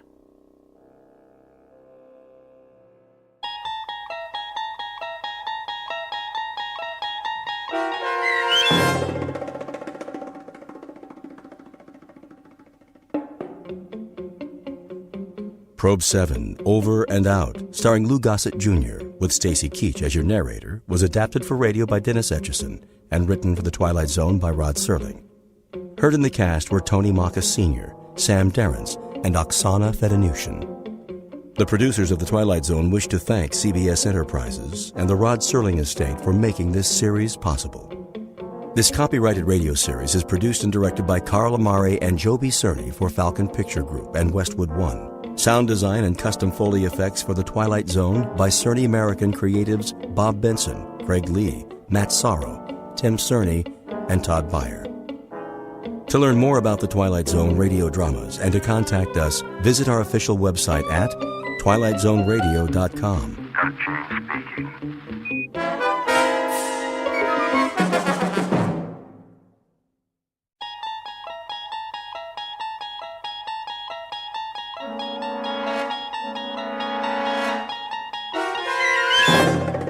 You unlock this door with the key of imagination.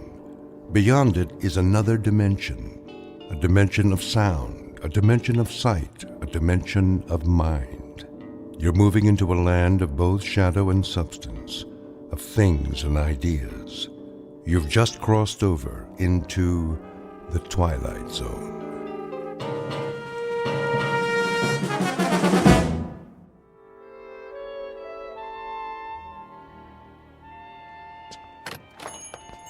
Yes, and will that be all then? No. What time is it? I thought you made an appointment. I did. Oh, come on, honey.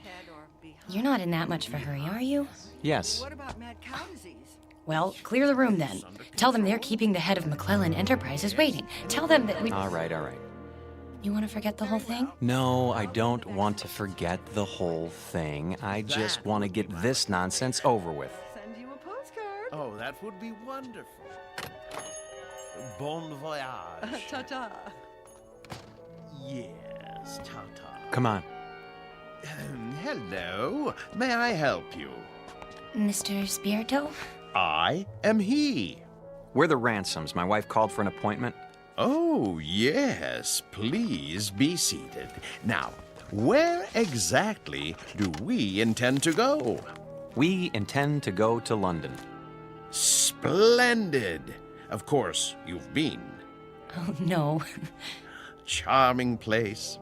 You have picked a rather bad time of year, though, but... Excuse me, we're kind of rushed today. I wondered if you'd... Certainly. Now, have we decided on an airline? No. Well then, if I may suggest... We're not going by plane. I beg your pardon? I said, we're not going by plane? Ooh, but you must, unless you're planning this for some time in the future. No, it has to be right away. Oh, then I'm afraid a ship would be out of the question. You see, it's the off-season, and the liners have all been booked up, or put on short runs. All of them? All the acceptable ones, yes. I hope you won't mind my saying this, Mrs. Ransom, but, you know, airplanes are perfectly safe nowadays. I realize that some people feel a certain trepidation, but there's absolutely no reason... Eileen, if it's the only way... May we see a list of boats that are running? If you wish. You promised. I know. It's important, Alan. We agreed on that. I'm afraid these are the only passenger-carrying vessels bound for England in the next 30 days. Some are freighters, but it's sometimes possible... What about this one? The Lady Anne? I don't think so. Why not? Well, it's very nearly the oldest ship in the water, and the slowest. 13 days till Le Havre. Another half day to Southampton. Forget it. No. Wait. This says it leaves on Thursday. We'll take it. Please, Mrs. Ransom, the Lady Anne is a veritable antique. Listen to the man, Eileen. We can relax when we get there if that's what you want. Don't make such a big deal out of it. It is a big deal to me, Alan. A very big deal. Give us 2 tickets. For this relic? Yes, that's right. The Lady Anne. Oh, very well. A few extra days won't matter, will they? I don't have anything better to do. Check okay? Of course, sir. But, Mrs. Ransom, the Caravan Travel Agency takes pride in its service. I beg you not to do this. Well, it isn't going to sink, is it? With a ship that old, you can't tell what might happen. Oh, give me that check. Here. We'll pick up the tickets. Come on, Alan. You can go back to work now. Thanks for your help, Mr. Spierto. Very well. Bon voyage.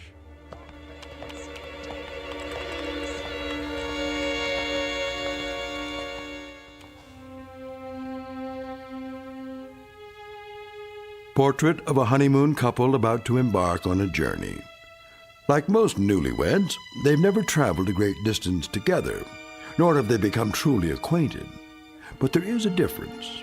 These newlyweds have been married for 6 years, and they're taking this honeymoon not to start their life together, but to save it.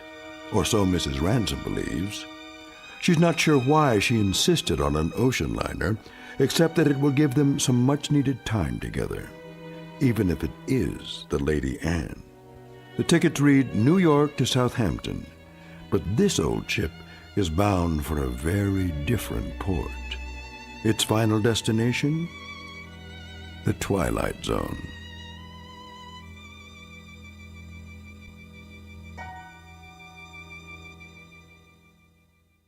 And now, The Twilight Zone and our story, Passage on the Lady Anne, starring Martin Jarvis and Rosalind Ayres with Stacy Keach as your narrator.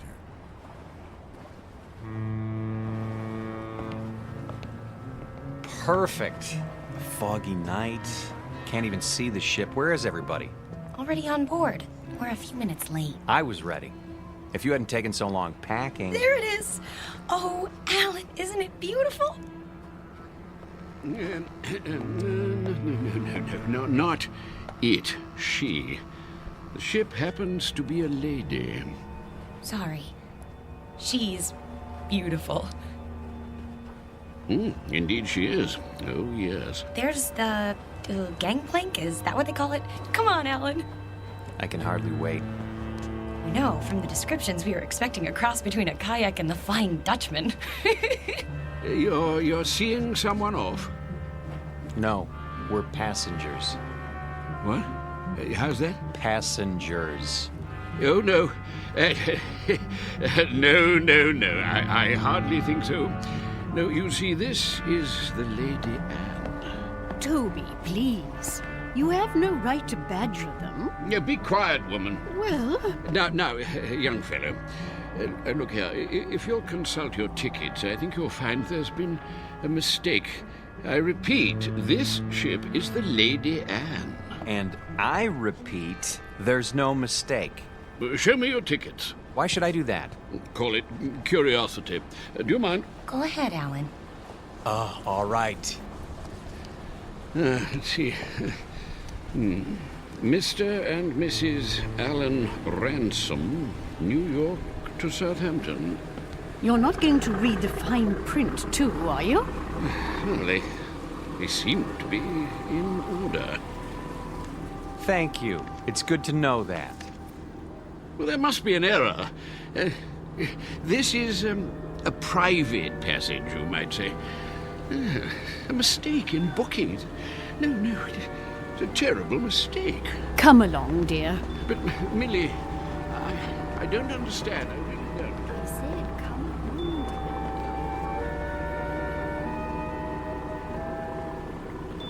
Well, I guess that's how the British say welcome aboard. Oh, don't get your back up. You'll be twice as cranky when you're his age. Bet we can beat him up the ramp. Not too late to turn back, you know? I mean, think of being cooped up with me for 14 days. I made a promise and I'm going to keep it. Isn't that good enough? Sure. Not very steady. Really gives you confidence, doesn't it? At least try to enjoy this. One moment, please. Your names? Ransom? Yes, I see it on the list. Do you want to see our tickets, too? Everything seems to be in order, sir. Stateroom 24, down that flight of stairs. Thank you.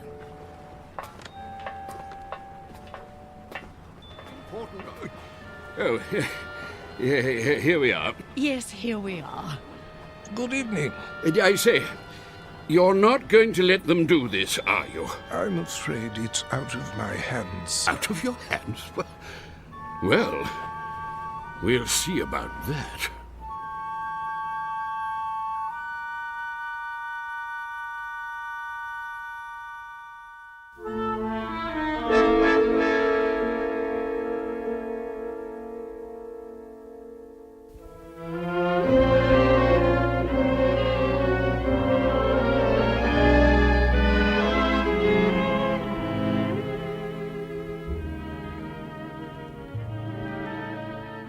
I hope they got the luggage on board.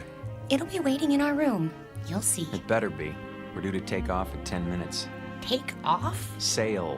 Disimport. I think it's disembark. Right. Alan, you have to admit, it's a real showpiece. Did you notice this carpeting? And the oil paintings? And brass everywhere. Great. Where's the bar? I could use a drink. Number 24. This is it. What in the... Alan, look! It's like an old-fashioned drawing room with a tapestry and gold everything. Pigeon's blood vases. I don't believe it. Are those plaster cupids on the ceiling? Oh, it's marvelous! And the canopy bed. Shaped like a swan. It's got a goose feather mattress. Oh, Alan, isn't this fabulous? It's probably the most ridiculous room in the entire world. You realize that? Probably? It is! And you actually like it. Don't you? Look at this chest. It must be 100 years old. A bowl of fresh flowers on top. and even a box of candy, shaped like a heart.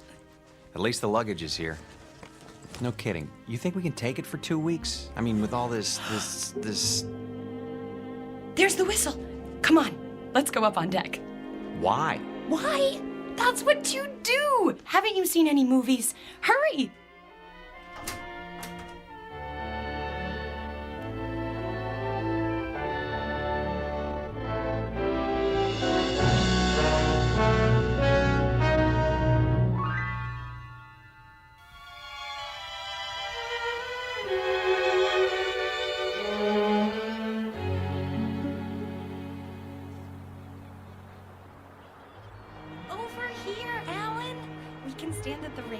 Those are the ones I mean, Burgess.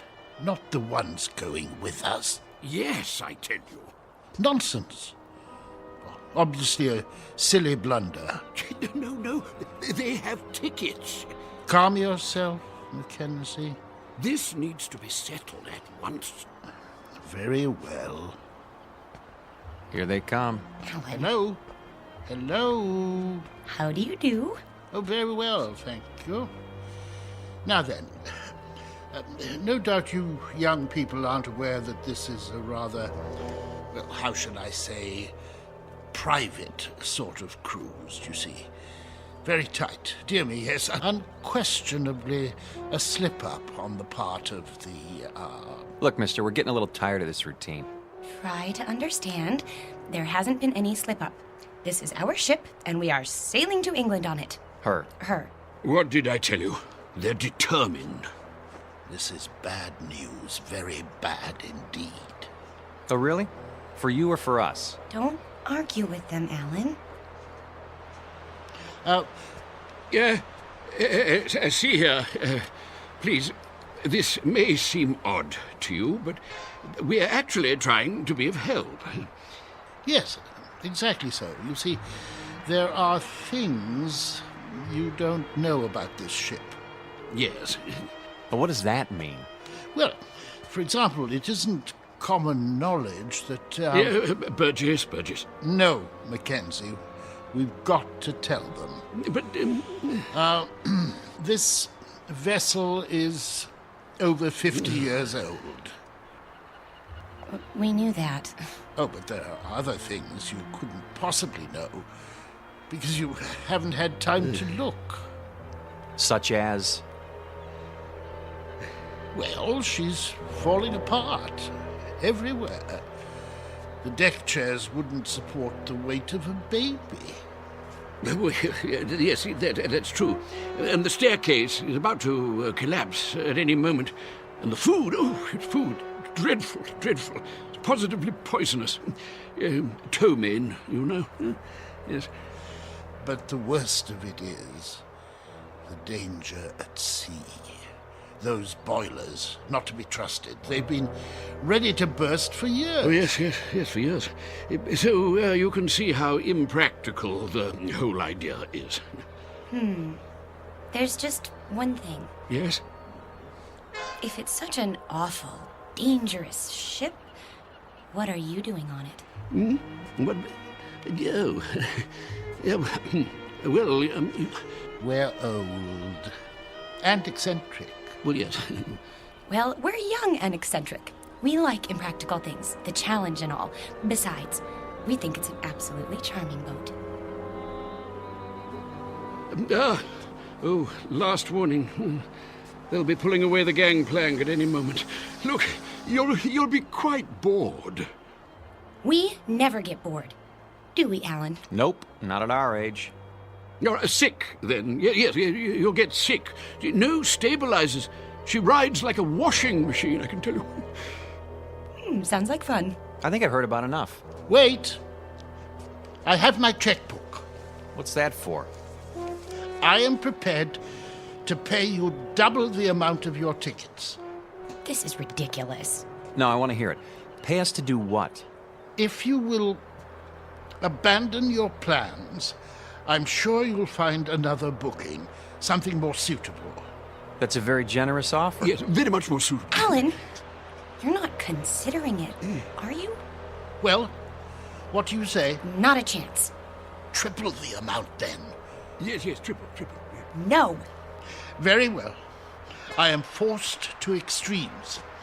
Sir, madam, if you will leave the Lady Anne at once, I will give you the equivalent of, let me see, 50,000 American dollars. 50,000 American dollars. Yes, which I will match. Well, I haven't got it all on me, but Making it a total of 100,000. Yes, 100,000. Well.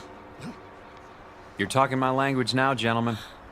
Alan? Let's say pounds sterling, shall we? In pounds? Or better yet, an even $250,000 U.S. currency will be fine. No, that amount is completely unreasonable. I'm sorry. No. In that case... But... Sorry. Let's go, honey. You must reconsider. You don't understand the implications. Look, fella.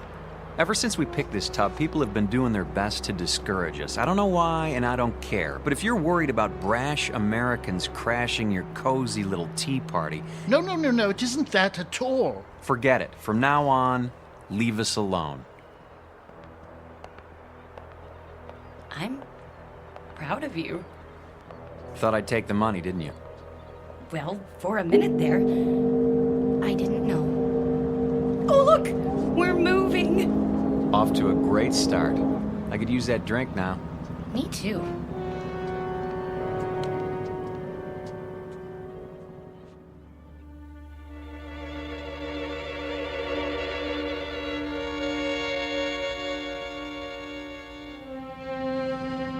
Too late. We did our best. We should have tried harder. But the funds he was demanding... highway robbery.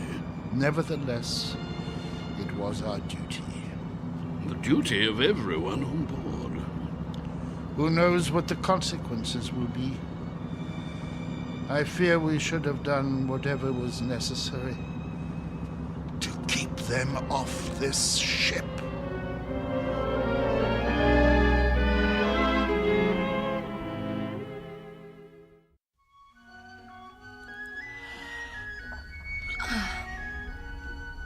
Alan? Yes? You're already dressed. Why are you up so early? It's almost 11.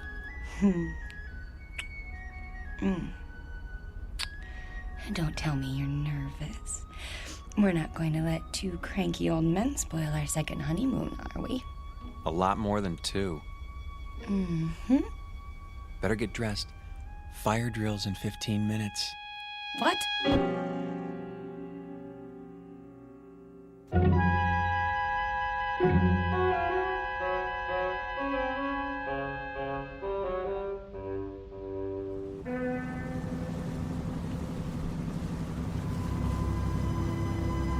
Honestly, you could at least tell me what this is all about.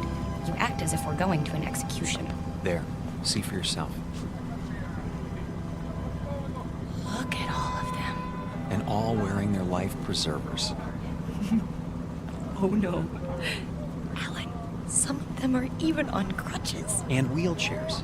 Pretty hard to stand for inspection. Is that what they're doing? Apparently it's a safety requirement. Well, there was the Titanic.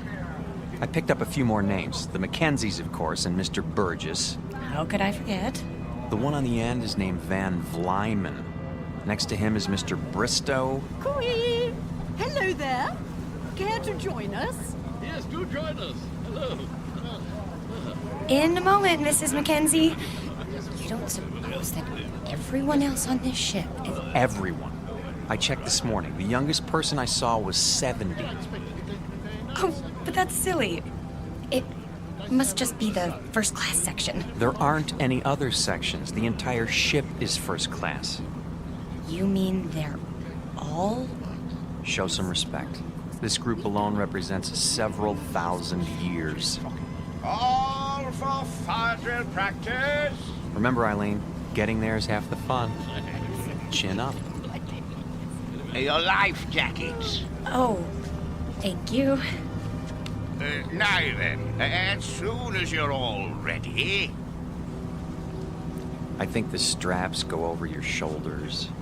Like this? That doesn't look right. Psst. Do you need help, dear? Good morning, Mrs. Mackenzie. As a matter of fact... You should put your arms through the hole. No. Let them learn for themselves, dear. I was just trying to make it easier. See you later, then. Yes. Do the best you can. We look like a couple of clowns at a funeral.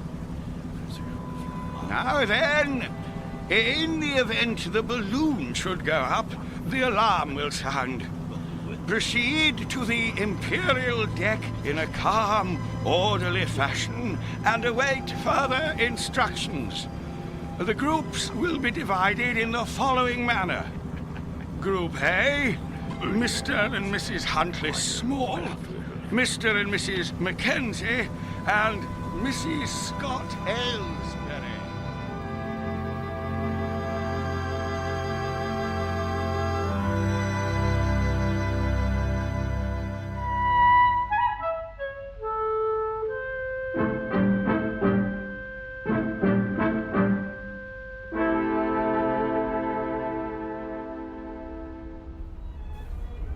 Here we are.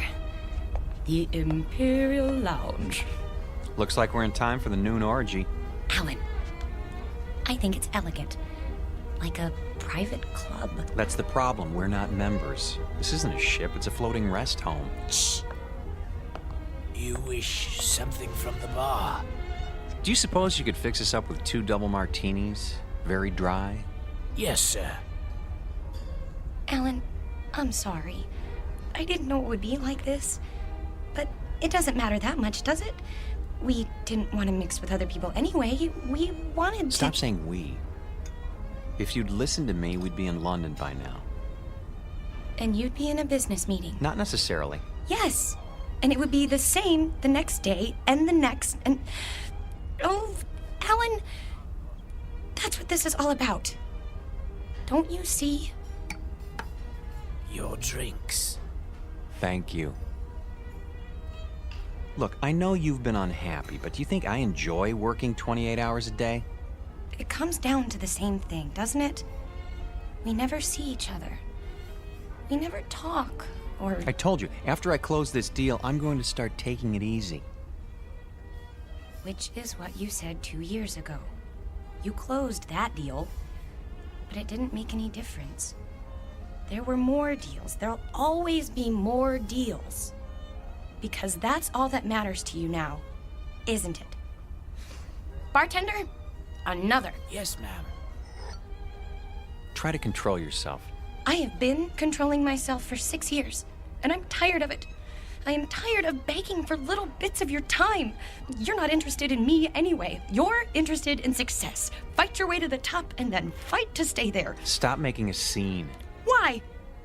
Does it take your mind off mergers and board meetings? No, it takes my mind off the fact that we're supposed to be on a trip together. Come off it, Alan. You're going to England on business. I happen to be along. That's all. Why? Because I insisted. If I hadn't, you'd have gone alone. Isn't that true?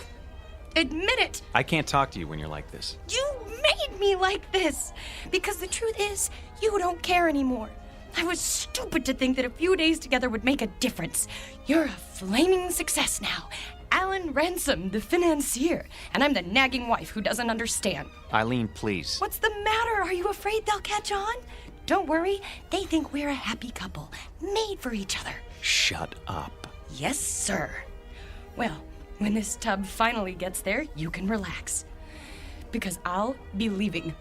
That might be a good idea. Oh, it is. You'll have all those nice deals to keep you warm with no silly woman around. It should be marvelous. It will be. For now, I'll be on deck reading the Financial Times. Here's for the drinks.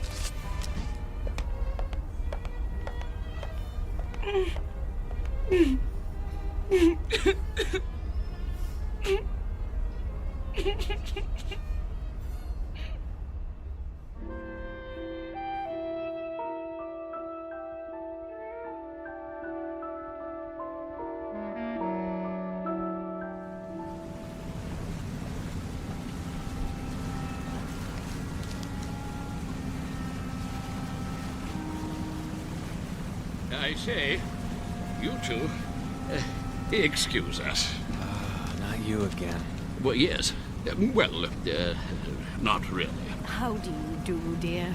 Nice to see you, Mrs. Mackenzie. If you don't mind, I'm trying to read the paper. My wife, Millie, yes. I say my wife, I mean we would very much like you to join us for tea, if you'd be so kind. Because I'm wearing my tweed jacket? Eh? Hmm? No. Tweed jacket, I see. That's I think we're very British. No, we simply want to chat. Is it a date, then? We'd be delighted. In about an hour? Yes, in the Imperial Lounge. We'll see you there. And thank you. Not at all. An hour, then. Jolly good. Looking forward. Why did you do that? Because you and I don't have anything more to say to each other. You know it's true.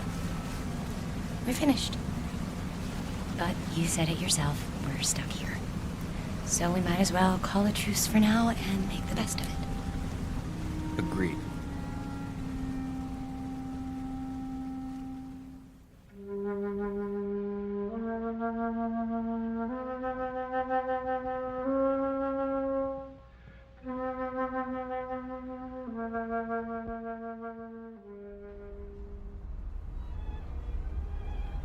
Hello.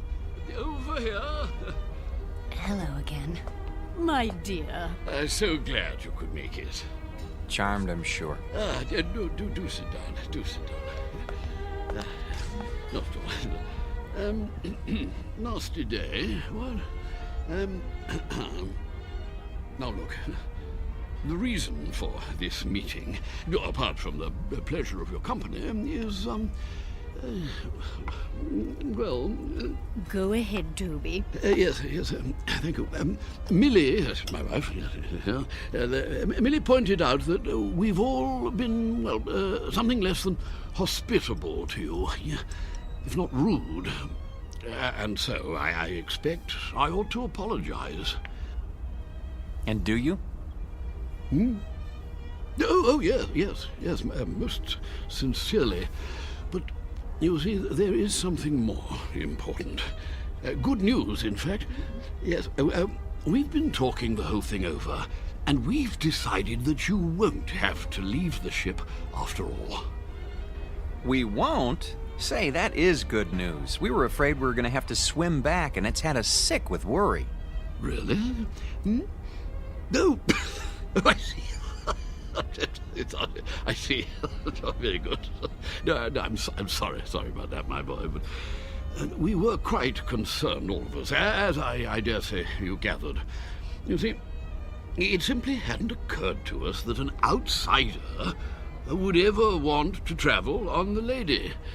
The last time she took on a new passenger was, well, according to Captain Prothero, was some 16 years ago. So you can understand. Yeah, but never mind that. It's all settled now. What's all settled, Mr. Mackenzie? Oh, no, we'll get to that in good time. You simply must forgive us. We can't have been very good company so far. Well, frankly. The point is, we spent a good many fine hours, Millie and I, my wife, Millie, on this old, scow.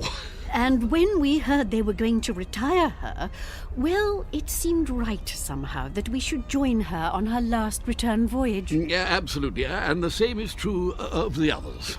Yeah, well, the other people. And that's what accounts for the number of senior parties aboard. We didn't understand. No. And you still don't, really. More tea? It's quite bracing. Yeah, thank you. Yes, one thing that hasn't changed. Yes, tea is still the best in the world. What about the others, Mr. Mackenzie? What are the others? Oh, yeah, yes, like us, as I said. Sentiment, you know. Of course they know Toby. Why else would they have chosen the Lady Anne? Yes, that's true. Our story isn't so different, I guess. My husband and I had never really been alone in 6 years. Excuse me. I'm gonna get us a drink. Scotch all around? Oh, yeah, well, splendid. Thank you. He's embarrassed, isn't he? I seem to be doing that to him all the time now. You were saying the two of you hadn't been alone? Well, he's a busy man. You get wrapped up in things if you want to be the best, and I don't know. When I heard he was going on a business trip to England, I made him promise to take me. But that doesn't explain the Lady Anne. No. No, I suppose it doesn't. Mostly it was the time. More days together. And, well, it just seemed kind of special. Oh, my dear, the Lady Anne is special. Very special. More special, I should say, than either you or your husband could imagine. You see, this is the ship Toby and I sailed on when we were married, which would be 53 years ago. 52. Yeah, she was a splendid thing then. The ship, I mean. No. Oh, Toby, really?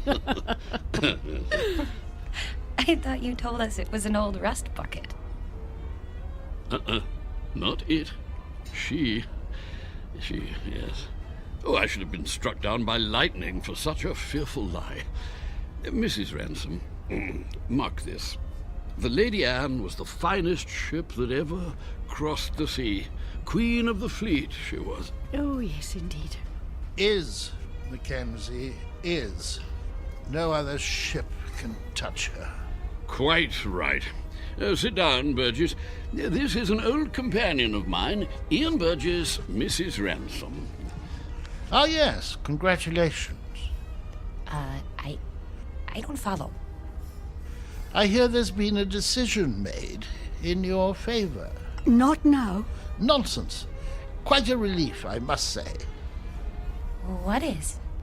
Why, what else? My good lady, you are in luck. How so? Haven't you told them? It's about you and your husband.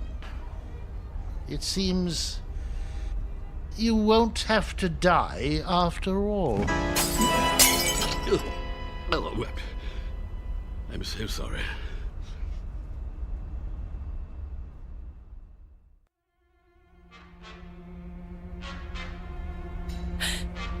What did you say? He said you won't have to die after all. Of boredom, he means. Well, don't stand there like a ninny, Ian, tea all over you. Yeah, but sit down, sit down. Yes, to be sure. Sorry, I seem to have spilled my tea. Yeah, but, you see, Mrs. R., she was the only one of her kind, specialized in honeymooners. That was her freight then, yes. Oh, yes. Young people in love. Ah, marvelous. The drinks. Ah, yes. You see, that's what makes your presence so... Sweet? No. Well, it was that. It certainly was that. Young married couples, you see, that's all you'd ever see. Full of juice and the moon in their eyes. All those children trying to act grown up and worldly and used to it. And every one as nervous as a mouse. Yes. But that sort of thing, it lasted for only a few days. The Lady Anne gave them time to know each other. Oh, she was a wise ship. Cheers. Cheers. Cheers. Everything was arranged for young people. Love has its own point of view, you know. It sees things larger than life. Nothing is too ornate or too fancy or too dramatic.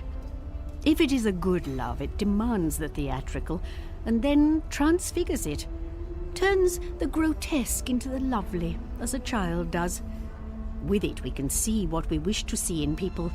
Without it, we cannot see at all. We can search forever.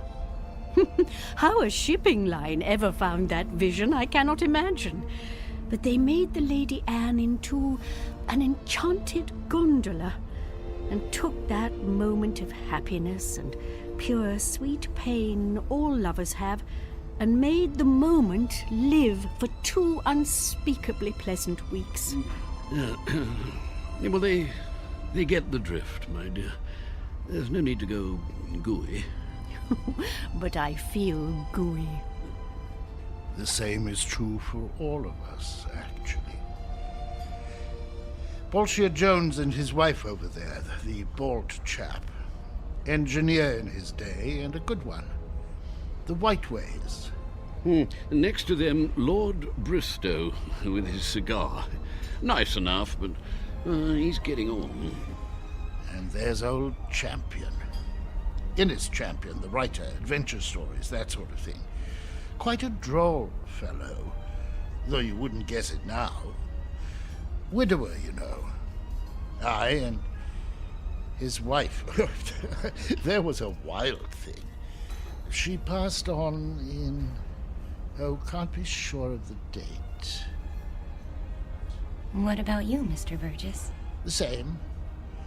We'd planned this trip together, but... Have you a picture? In my breast pocket, over my heart. She's very beautiful. Ah. Oh, my dear, please. This is purely temporary. I shall be with her soon. I'm so sorry.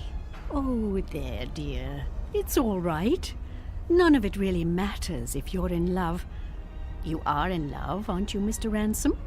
Yes, of course. Well, that's the only thing that counts, you know. Everything else perishes.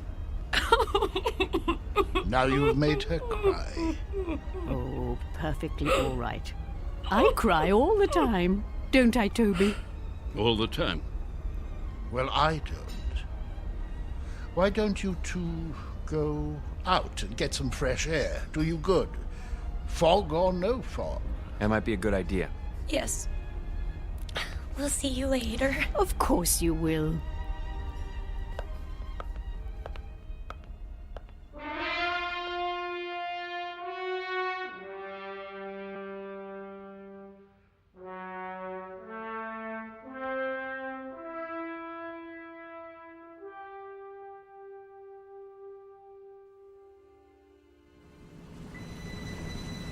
I think they're all very, very nice.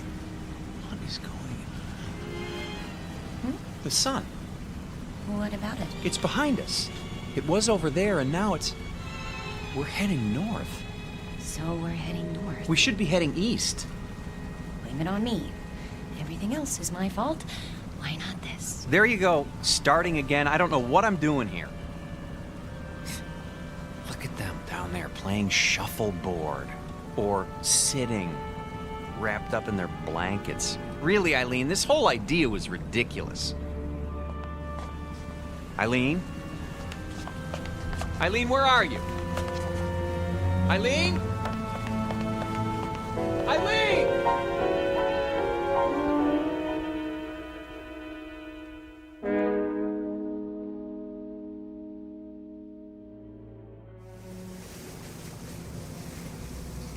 I thought you did get rather gooey there, my dear, but you know, I rather liked it. Dooley. No! Oh, Mr. Ransom. I say, is something the matter? I can't find my wife. We were standing over there at the rail. She was right behind me. You don't think anything could have happened to her, do you? Oh, I doubt that. It's rather difficult to fall overboard. Oh, yes, yes. Eileen! Eileen! Eileen! Eileen! Eileen? Stuart, have you seen my wife? No, sir, but I wouldn't worry. I want this ship searched. I'll take the liberty of alerting the crew. Have you tried the library?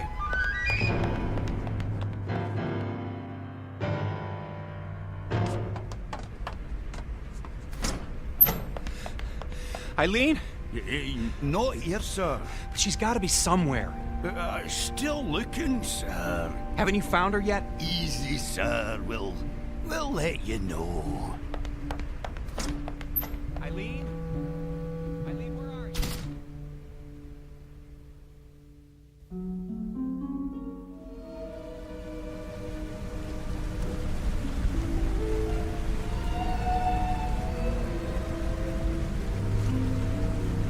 I say, not turned up yet? No, I searched everywhere.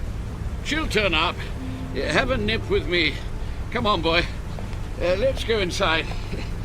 Yeah, maybe she's inside. Come on. Let's go into the Imperial Lounge, what?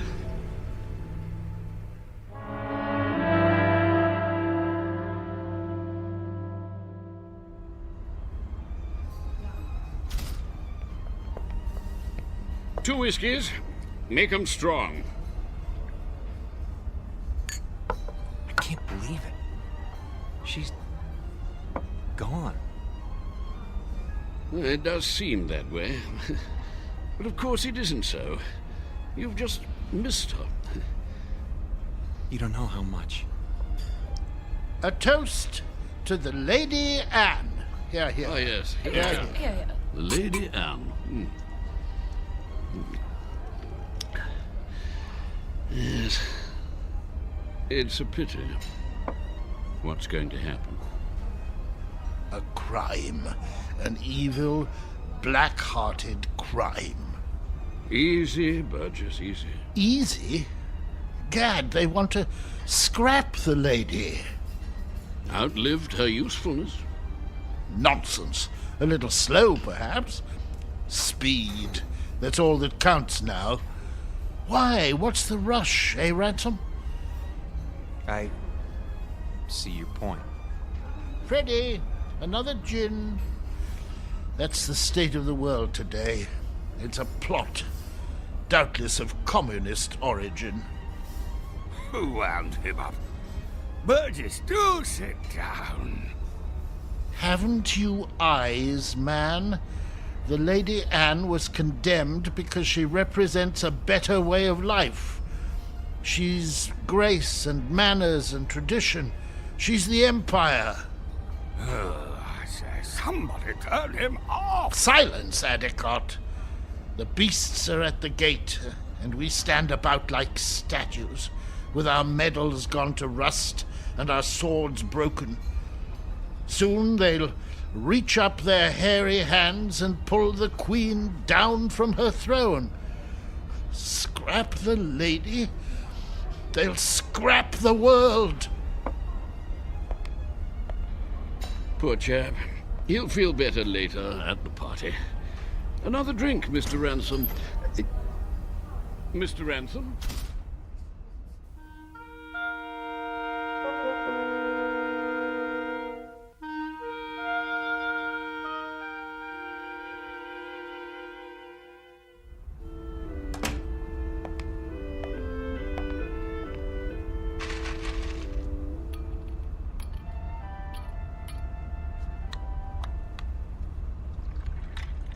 Pour me one, too. Honey, where have you been? I decided to take a nap on our swan bed. You mean you were here all the time? But I've been searching for you. I'm here. I've always been here. Oh, Eileen. Are you drunk? Maybe so, or maybe this is the first time in 6 years that I've been sober. What's that you're wearing? The nightgown? Oh, Mrs. Mackenzie gave it to me. She wore it on her honeymoon. It's beautiful.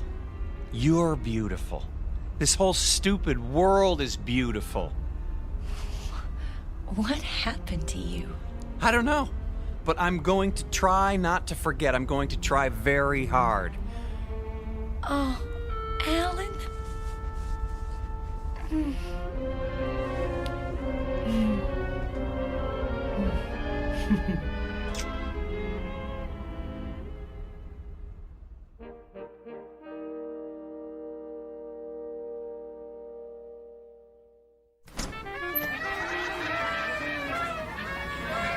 Will you look at all this? Balloons, ribbons. Over here! Join us, please. Mrs. Mackenzie. Come on, drink up. The champagne's getting warm. Well, you found her. Oh, you're as bad as Alan. I think we'd like you to meet Captain Prothero, Mr. and Mrs. Ransom. Happy to meet you, sir. My pleasure. You've had a pleasant voyage, I trust. Oh, yes. We're grateful to be a part of it. Indeed. Your presence has been good for us as well. You packed your things? Shh. They don't know yet. Oh, well, I suppose it doesn't matter. Know what?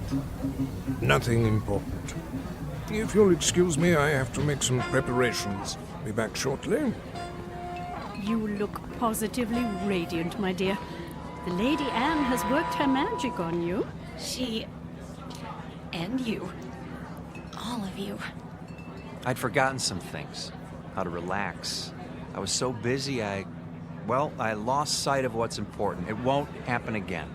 I say, let's drink to that.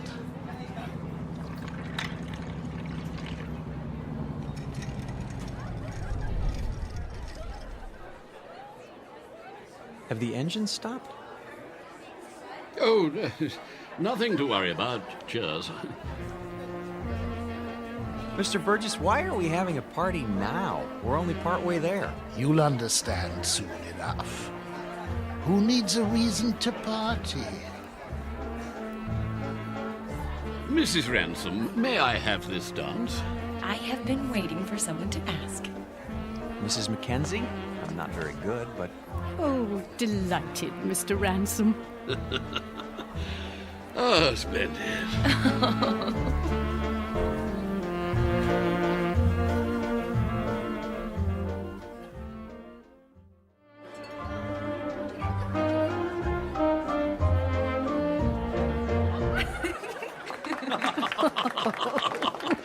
Oh, very nice.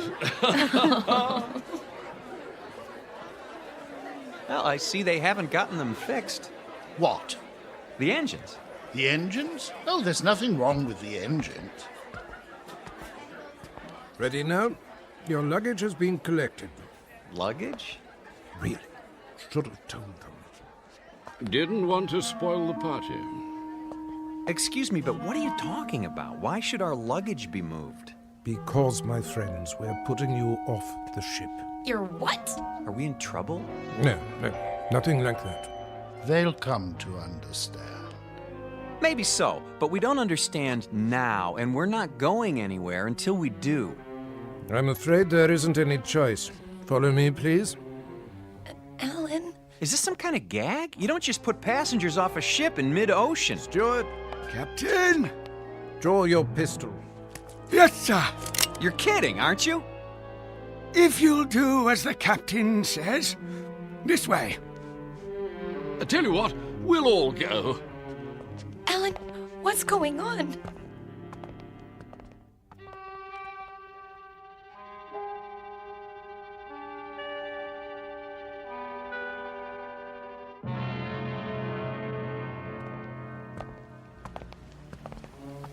You can't be serious.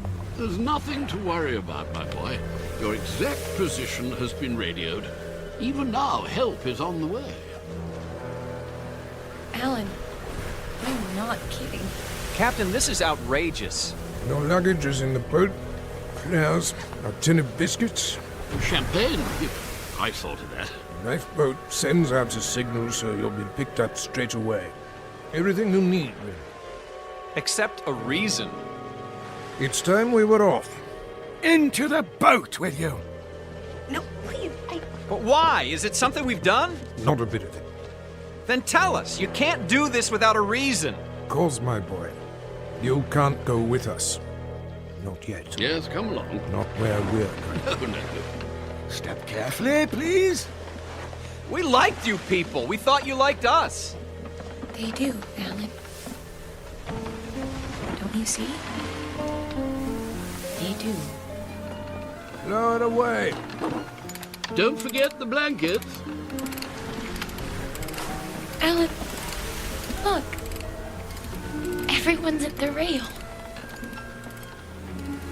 Goodbye. Bye. Goodbye. I say, what are those papers, dear?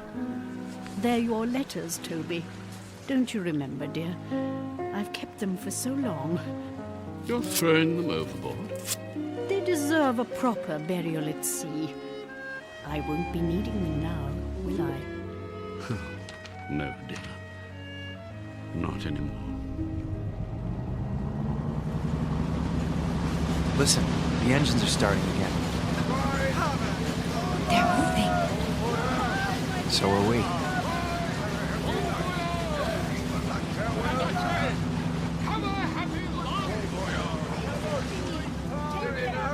We will.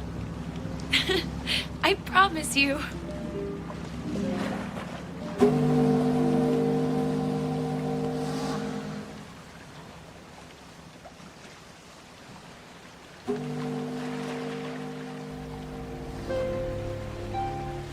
Here's a blanket. I don't need it. Aren't you cold, darling? Not with your arms around me. I don't think I've ever felt so warm in my life. Do you think we'll see them again? Yes. In fact, I'm sure of it.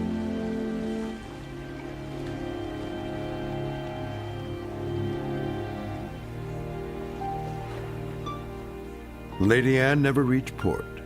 The ransoms were picked up by a cutter a few hours later, just as the captain promised. They searched the newspapers but found no mention of the Lady Anne. The ship, with all its crew and passengers, went down in the mid-Atlantic, or so it was said. But Alan and Eileen knew better. They knew it had sailed on to a better port, its final destination on a distant shore called the Twilight Zone.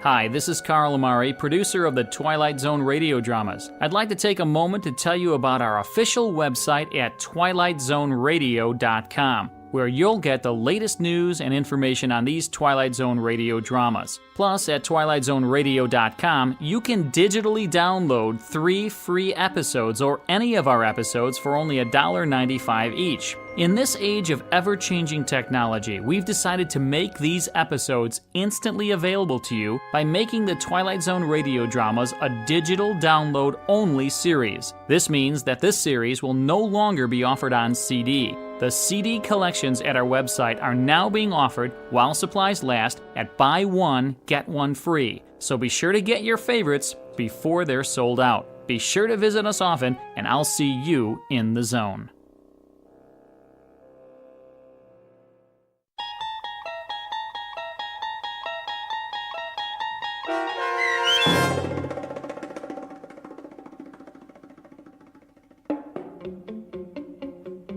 Passage on the Lady Anne, starring Martin Jarvis and Rosalind Ayres, with Stacy Keach as your narrator, was adapted for radio by Dennis Etchison and written for The Twilight Zone by Charles Beaumont. Heard in the cast were David Pasquesi, Anne Somerville, Jim McCants, Joby Cerny, Eleanor Weingart, Martin Astrop, and Nick Ruddle. The producers of The Twilight Zone wish to thank CBS Enterprises and the Rod Serling Estate for making this series possible. This copyrighted radio series is produced and directed by Carl Amari and Joby Cerny for Falcon Picture Group. Sound design and custom Foley effects for The Twilight Zone by Cerny American Creatives Bob Benson, Craig Lee, Matt Sorrow, Tim Cerny, and Todd Beyer. To learn more about The Twilight Zone radio dramas and to contact us, visit our official website at twilightzoneradio.com. This is Doug James speaking.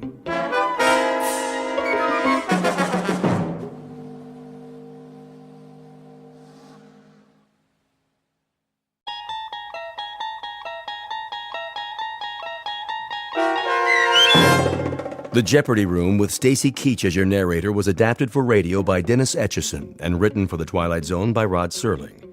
Heard in the cast were Yasin Piyankov, Jamie Vann, Terry Berner, Katrina Lenk, Ned Noyes, Anna Sverutza, and Lisa Dotson.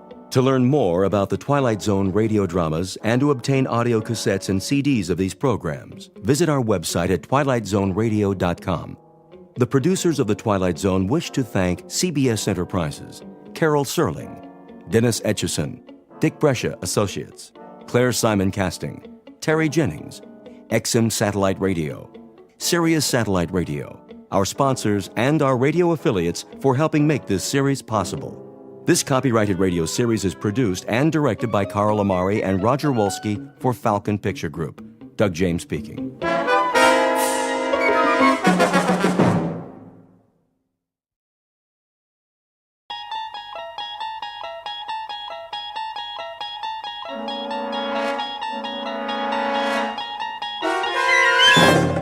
You unlock this door with the key of imagination. Beyond it is another dimension. A dimension of sound, a dimension of sight, a dimension of mind. You're moving into a land of both shadow and substance, of things and ideas. You've just crossed over into the Twilight Zone.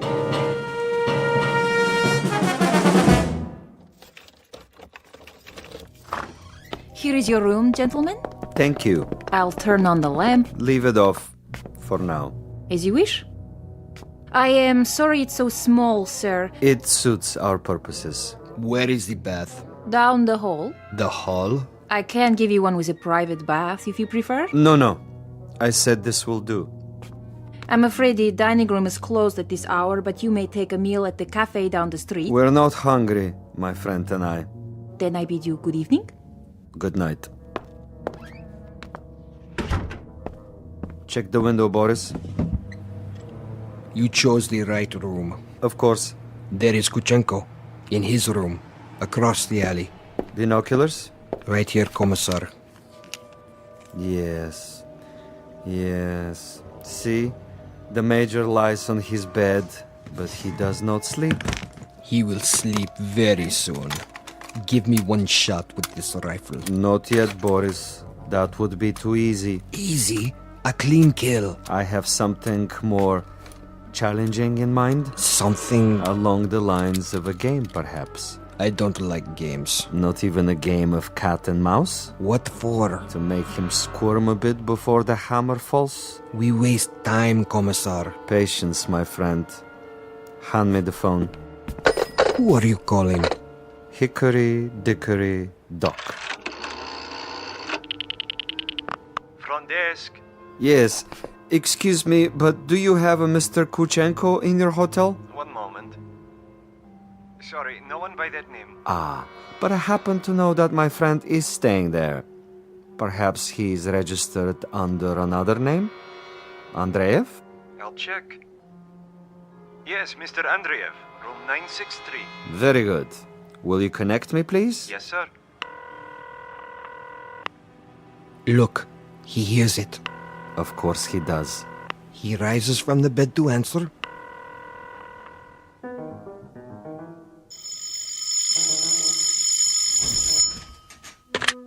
Yes? This is Major Kuchenko. Hello? Major? Are you there? Major?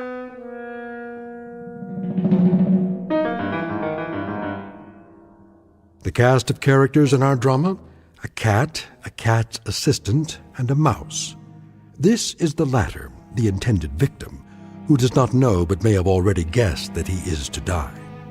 His name is Major Ivan Kuchenko, and he was lately an officer in the former Soviet Union. At this point, he has, if events go according to certain predetermined plans, perhaps 3 or 4 more hours of living. But an ignorance shared by both Major Kuchenko and his executioner is the fact that both have taken rooms at adjacent hotels in a section of the city located beyond the checkpoints of the Twilight Zone.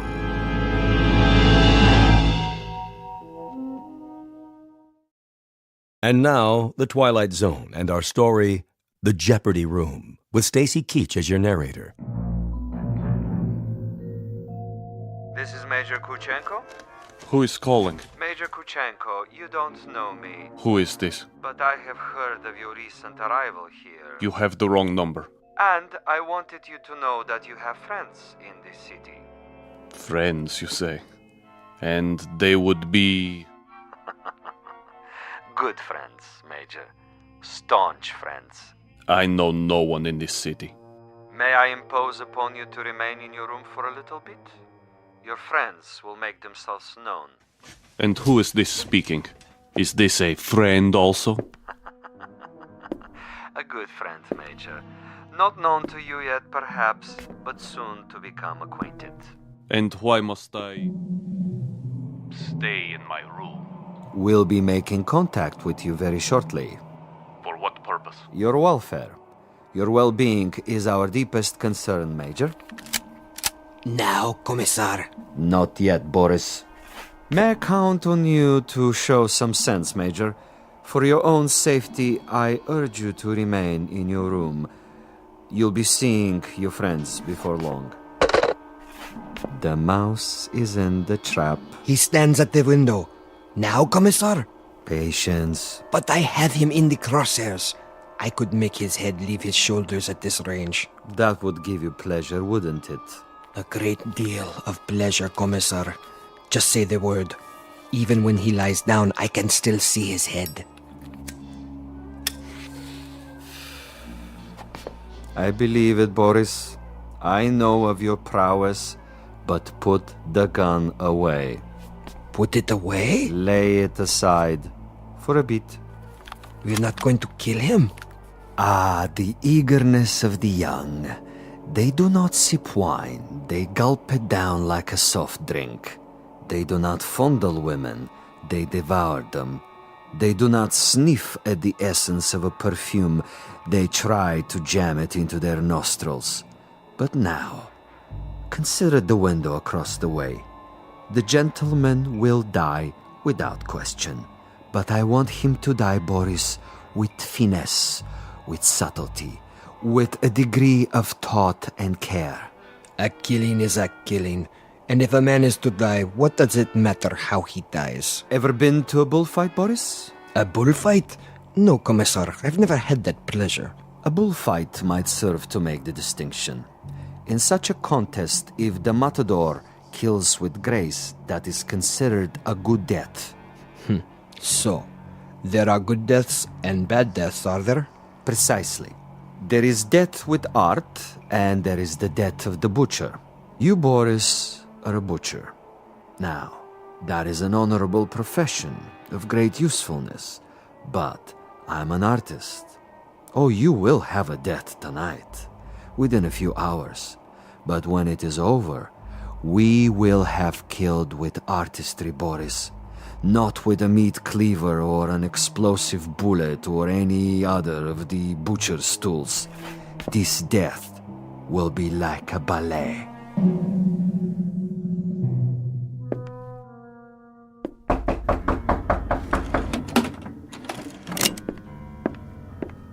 Yes? Major Kuchenko? Who is it? A friend, Major. If you prefer, you can turn off the lights and find a hiding place. I'll come in with my hands up, palms open. Major Kuchenko? And you are? I am a friend. May I? For a moment. I would prefer that you put the gun away. Not a chance. Were you the one on the telephone? We had a brief chat earlier. Quite a place you have here. Who occupied it before you? A rat? I have no luxury of choices. Indeed not. In this respect, you are a very poor man of late. However, you have a bed, you have some pictures on the wall, and the floor without so much as a throw rug. An adequate accommodation, and a view of a brick building alongside. I suppose there are worse places to spend an evening, Major? I know. I've been to many of them. Indeed. Indeed you have. Siberia is cold this time of year, is it not, Major? I'm told it's a most uncomfortable climate. You've been told quite correctly. It's a freezing jungle. A freezing jungle. Marvelous. Lovely imagery. Siberia is a freezing jungle. It was. When it was part of the Union. You make reference, of course, to the people who inhabited it. I make reference to some people. Those who were in charge of that private resort. It must have been unpleasant for you? At least sufficiently unpleasant to motivate you to renounce your native land and try to seek asylum elsewhere? For a time. Asylum is no longer necessary under the new regime. Ah, but of course the old ways die hard. Some of the same people remain in charge, and they might be concerned about their public perception in this new world. To the victors go the spoils, and that includes access to certain, let us say, sensitive information? I don't know what you're talking about. Really? But I think you do. You were a political prisoner. You served a term of 12 years. You escaped and you moved quickly when the borders were opened. To bring us up to date, you have made your way to a neutral country, somehow avoiding an official debriefing. You have made contact with certain foreign agencies, and now you're desperately trying to get on an airplane that will take you to a Western nation. But for some reason, you feel that you're still under surveillance? Oh, it's more than a feeling. I know I'm under surveillance. Do you know by whom? I know very well. Can you tell me who they are? Look in the mirror. Commissar Vasilov. Very discerning, Major. You remember faces? I remember pain. I remember some interrogations that went on for many weeks. I had no calendar, but I made marks on the wall of my cell. How resourceful. I remember one particular man who smoked Balkan cigarettes in a long holder and stood in the corner of the room, smiling and nodding, making jokes, while I went from agony to agony. So, Major, now we may dispense with the amenities. The masquerade, the little give and take of two strangers feeling each other out. Agreed. Now we get to the point. Do you honestly think that we would permit you to book passage on an aircraft out of here? That would be quite impossible. As a former member of the military, even as far back as 12 years ago, you have information that we would find embarrassing were it to be released elsewhere. Why, if the government we worked for no longer exists? Because the new government contains many of the same players reshuffled into different positions, and they have their new careers to consider. Consequently, Major, it is not to our advantage that you leave. It would, of course, be simpler and more convenient if you accompany me back to our embassy. I am sick, tired, and torn, Vasilov. But I am not insane. I would sooner cut my wrists over a sink and bleed to death. That would be my choice in the matter.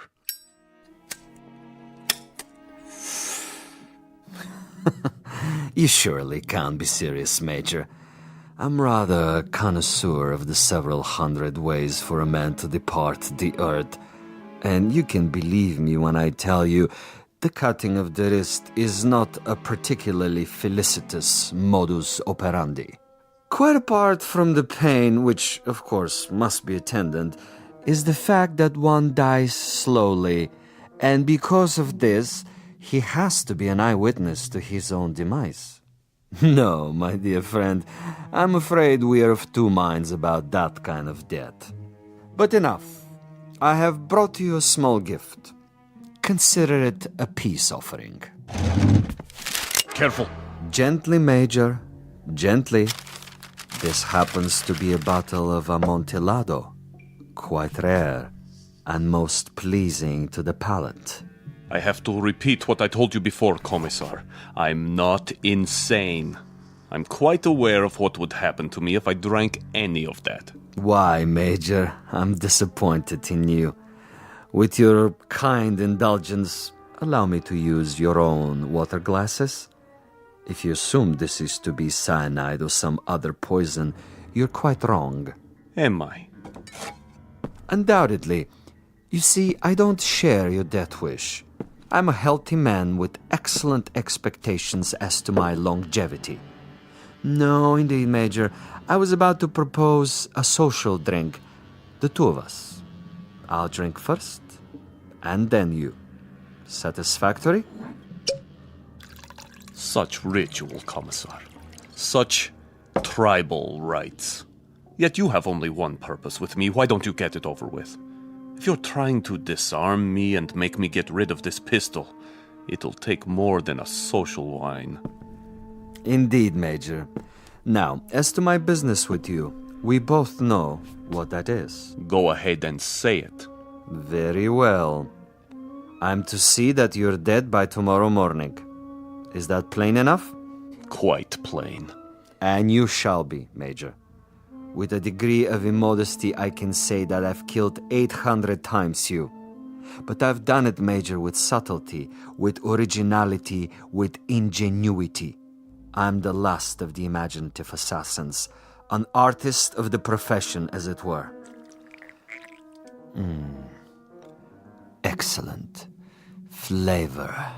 Bouquet, just the proper dryness. Really quite an exceptional wine. Join me, Major? And now? And now I will tell you something else. I will tell you something about you and me. Please. You, Major, are a malcontent, a genuine curiosity, a rebel with no cause to speak of. You have to go to prison camps, to interrogation centers, or hide in filthy little rooms. You can never accept that which is ordained. And you? I, on the other hand, am a survivor. I adapt to my situation. I haven't a large salary, and my job, at least the way it's laid out, is a rather dull one. Finding defectors and traitors and subversives and doing away with them. Now, I could do that with a high-powered rifle. I could do it with a homemade bomb. But I choose to exercise imagination and taste. In your case... In my case? In your case, I choose to prolong the game. And in the process of this prolongation, I've come up with what I think is a most bizarre and novel method of execution. One designed especially to challenge your talents. For we are worthy adversaries, you and I. I feel weak. I feel... Tell me what you feel, Major. Exactly. I want to know. Why, you monster. You drugged me after all. Indeed I have. And that poses an interesting question, doesn't it? How is it that we both can drink of the same wine, and yet I'm unaffected? Isn't that an interesting question, Major? Major?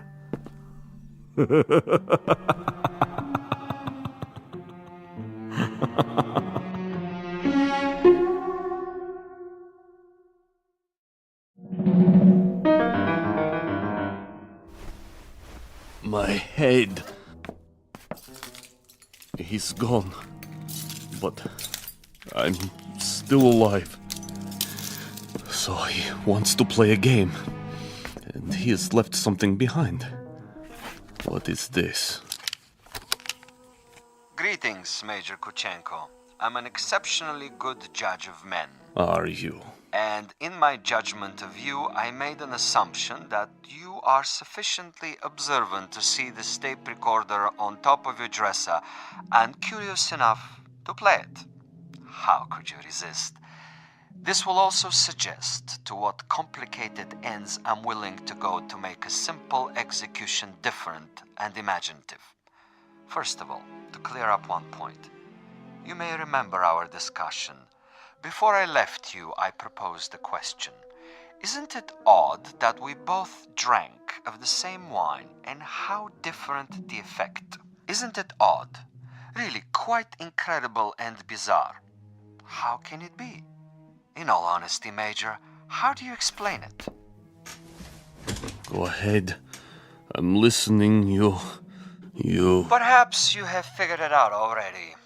The truth is, I have been imbibing this particular drug for many years, a sort of experiment with myself as the subject. I have now reached a point where my physical tolerance has risen so that I can drink it by the gallon and remain quite unaffected. This in itself is a rather common and uninspired trick, a phenomenon well known to the scientific community. But you will also note, and I hope with a degree of pleasure, that you have not been poisoned. You're very much alive. Where are you? As you've probably perceived, I'm rather a gamesman when it comes to killing. I adhere to my own rules and ethics. Hence, Major Kuchenko, I have taken the liberty of removing your pistol so that you won't hurt yourself. Now listen to the following quite carefully. This is the game, and these are the rules. You have been asleep for roughly 3 hours. During that time, in addition to dictating this on the recorder, I have done the following. I have placed a booby trap in your room. It is not visible, but it is attached to a very common object that is in the room. If you trigger this object, it will detonate and you will immediately be blown up. Why not get it over with now, sadist? Now, for a proposition. If during the next 3 hours you are able to find this booby trap and cut the wire, you will be permitted to leave the room alive and unharmed. This is a guarantee. You have my word on it. Your word? But the following conditions are of the essence, Major. You must actively search for this booby trap and you must find it and render it inactive.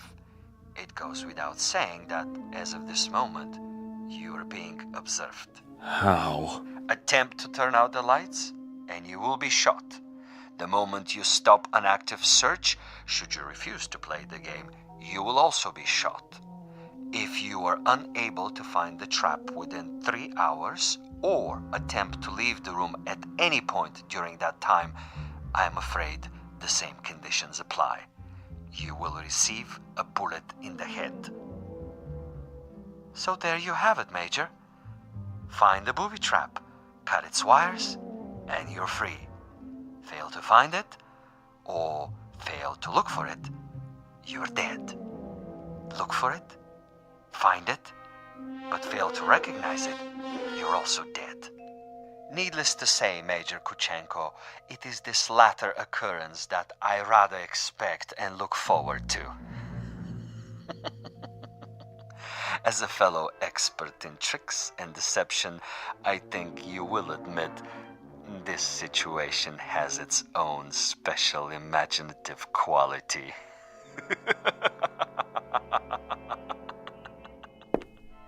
Where are you? Where are you?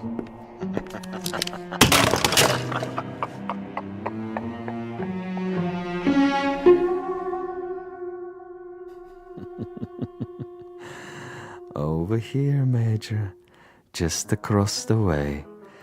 So near and yet so far. Can't you see me?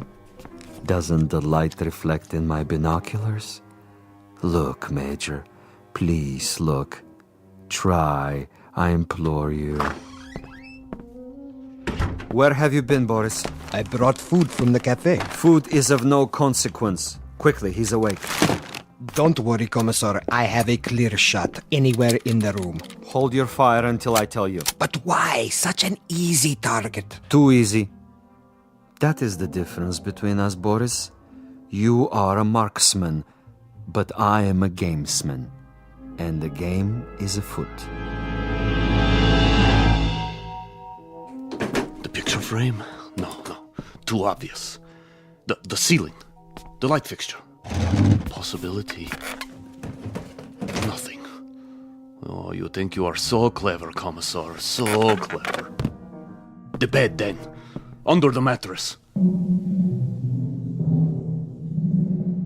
The bed springs? It might be. Not the chair, though. Still possible. Where? Ah, that would be telling. Go ahead and eat, Boris, before it gets cold. He's busy with the hunt for now.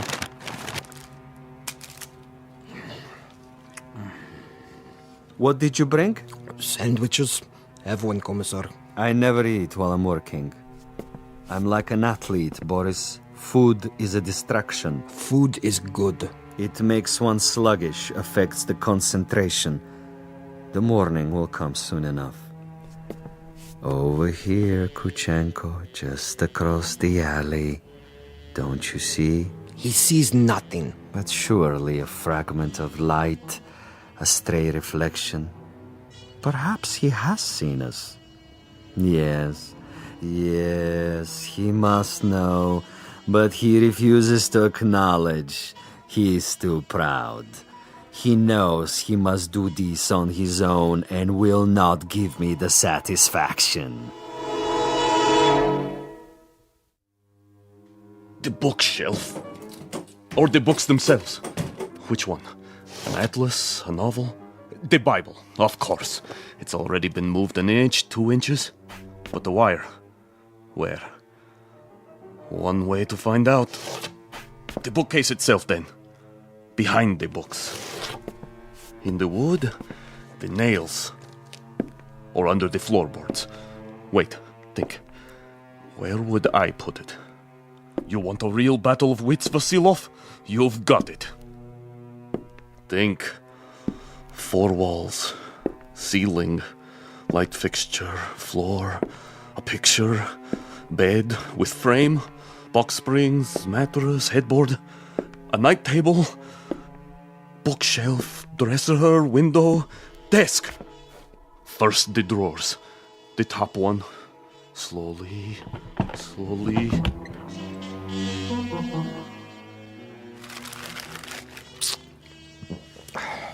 What is he doing now? The desk. He's down on his hands and knees removing the 2 bottom drawers so he can see what's under the top one. Bravo, Major. Good thinking. Is that where you put it? The possibility exists. Look at him, glistening like a mackerel. He stops to wipe the sweat from his eyes. And? And now he looks under the top drawer, crawling on his back. Yes! I think he's got it. Let me kill him. Don't be a fool. There are rules. Now he sees a length of wire. He grasps it between his fingertips very, very carefully, and he has removed it. Something is wrong with the bomb? I doubt it. Then it was not in the drawer? Oh, there is a piece of coat hanger I placed there. A decoy. A drawer would be common, uninspired. And I'm not, you'll forgive the immodesty, a common executioner. Where is it, Commissar? In a most ingenious place. Really, quite an ingenious place. Not in the books, the desk, the mattress. Think of another common object in that room, Boris. I have it. Yes? The doorknob. Interesting idea. Then where? I'd rather not tell you at the moment, Boris. I think you'll enjoy the next few minutes more if you share the Major's ignorance. You seem very sure. Sure? That he'll find the trap. You take a risk. Not at all. That's not what I'm sure of. That is to say, I'm reasonably sure he'll find it, given his mental capacity. But he'll find it too late. He's looking toward us. But he can't see us. It's quite dark in here. And it wouldn't matter if he did see us. Now he's returning to the table. You're getting warm, my young friend. The ashtray. Extremely warm, but not hot. Where then? Please, Commissar, please tell me. Take the glasses. What do you see? He stands over the telephone. He is reaching out. Hot now, Boris. Extremely hot. Oh, he has picked it up. I thought for a minute there... You thought what? The telephone. Precisely. The telephone. But he just lifted the receiver. Indeed. He lifted the receiver to call out. If, on the other hand, the Major's telephone were to ring and he were to answer it... That's it, isn't it? If he picks up the phone after it rings... You have it now, my friend. When the Major's phone rings and he answers it, I have placed a tiny bottle of nitroglycerin inside the mechanism. The explosion will only occur after the ring and the lifting of the receiver, at which point the electrical contact will be made, and Major Kuchenko will not even have time to say hello. But what if no one calls? Oh, someone will. I promise you, someone will.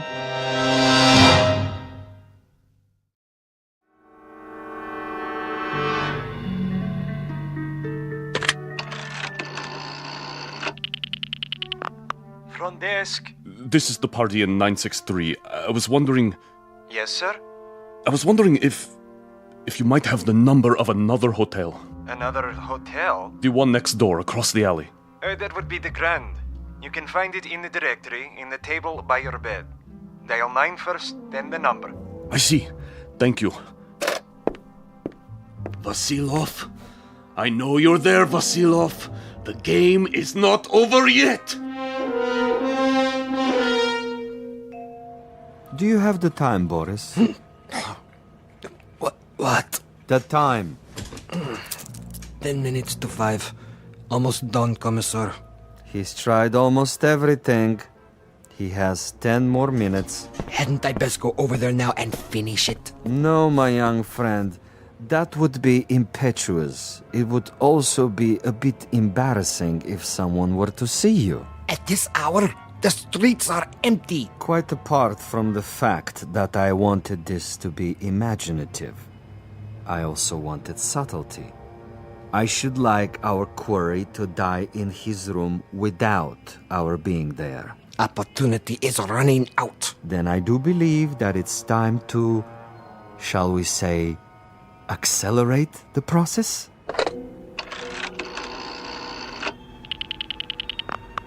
Hotel Mont Blanc? Would you dial room 963, please? Thank you. I'll wait. There it goes. He's walking toward it. What's the fool doing? Why doesn't he answer it? I can't tell. He has his back to the window. Turn around so I can see. Now, Commissar? No. Would you dial 963 one more time, please? Yes, I know it didn't answer. Ring it again. What's he doing, Boris? His back is still to me. It can't be busy. I don't know. What's he doing? Use the glasses. He's turning around, lighting a cigarette. He's mocking me. Now, he suddenly dropped from sight. Kill him. I can only see the top of his head. He's moving across the room. Do it! You missed, you fool. He's at the door. Again. He's gone out of the room. And you missed him. You missed, you idiot. Flight 17 to Rome, Paris, and New York, now pre-boarding. Ticket, sir. Ticket? Oh, yes. Mr. Andreev. Passport? Right here. I see. Is anything wrong? No, sir. Everything seems to be in order. How many bags? No luggage. Not even a carry-on? I'm traveling light. Then here's your seat assignment. Please go to gate 17. How much time do I have? Boarding for coach class begins in 5 minutes. Good. Sir? Thank you. I'll be there.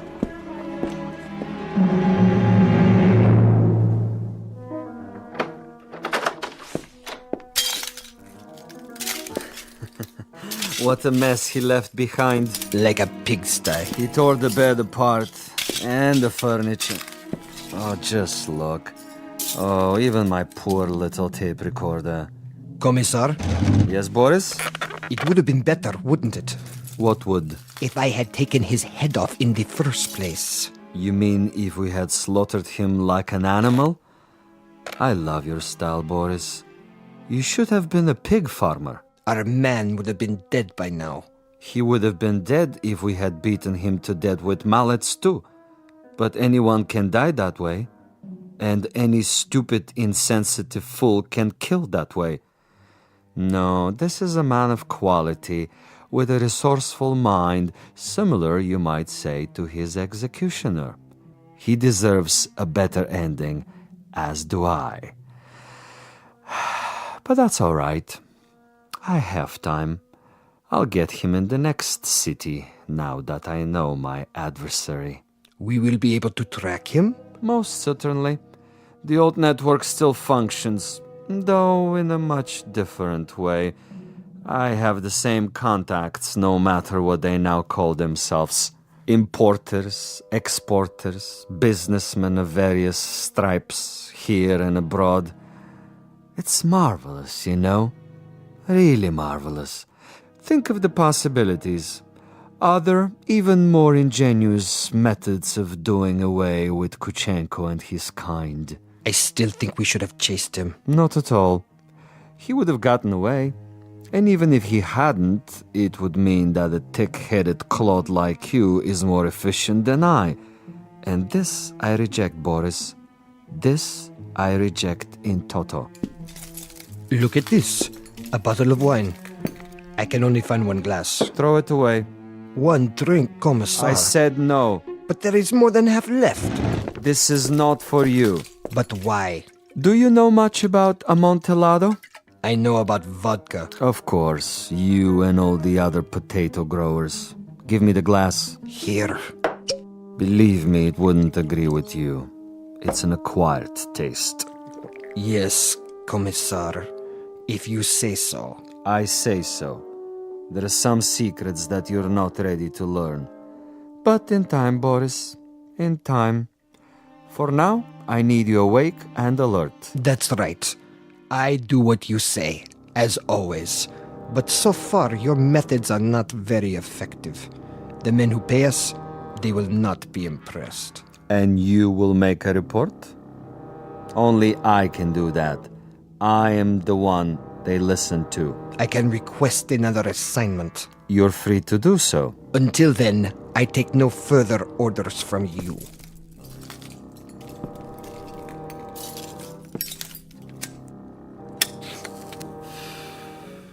As you wish. You might want to reconsider, though. The resort in Siberia may be closed, but there are others. We have allies. All it would take is a single phone call. Comrade Boris, uncooperative, recalcitrant, unwilling to follow instructions. In this new order, there are not many positions for the uneducated, the blockheads with families. Yes? Well, You want to say something? I withdraw my complaint. What's that?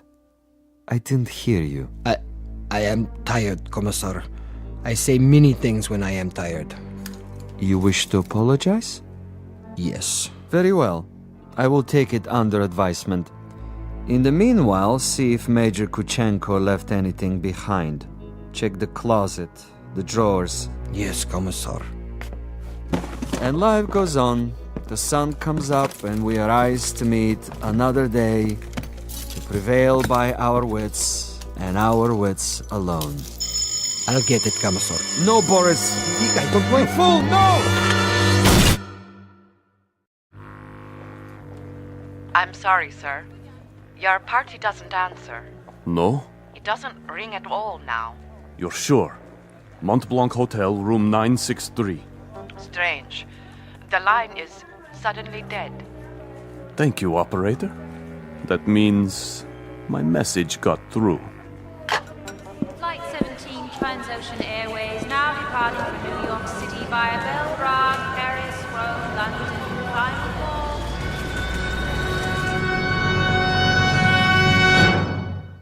Major Ivan Kuchenko, on his way west, on his way to freedom. A freedom bought and paid for by a most stunning ingenuity.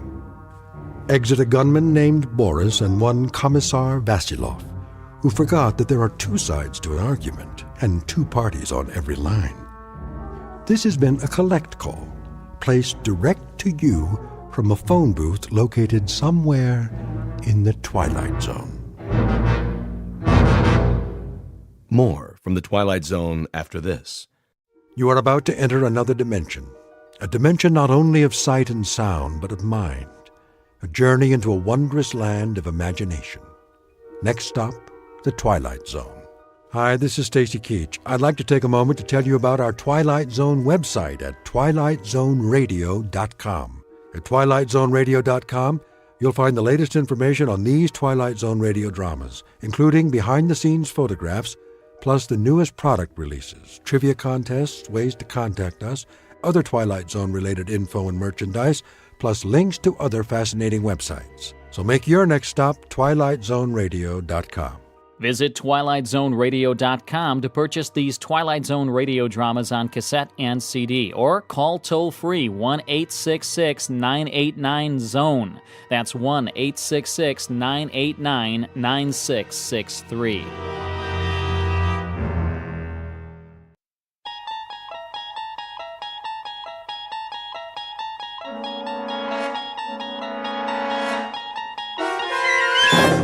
You unlock this door with the key of imagination. Beyond it is another dimension, a dimension of sound, a dimension of sight, a dimension of mind. You're moving into a land of both shadow and substance, of things and ideas. You've just crossed over into the Twilight Zone.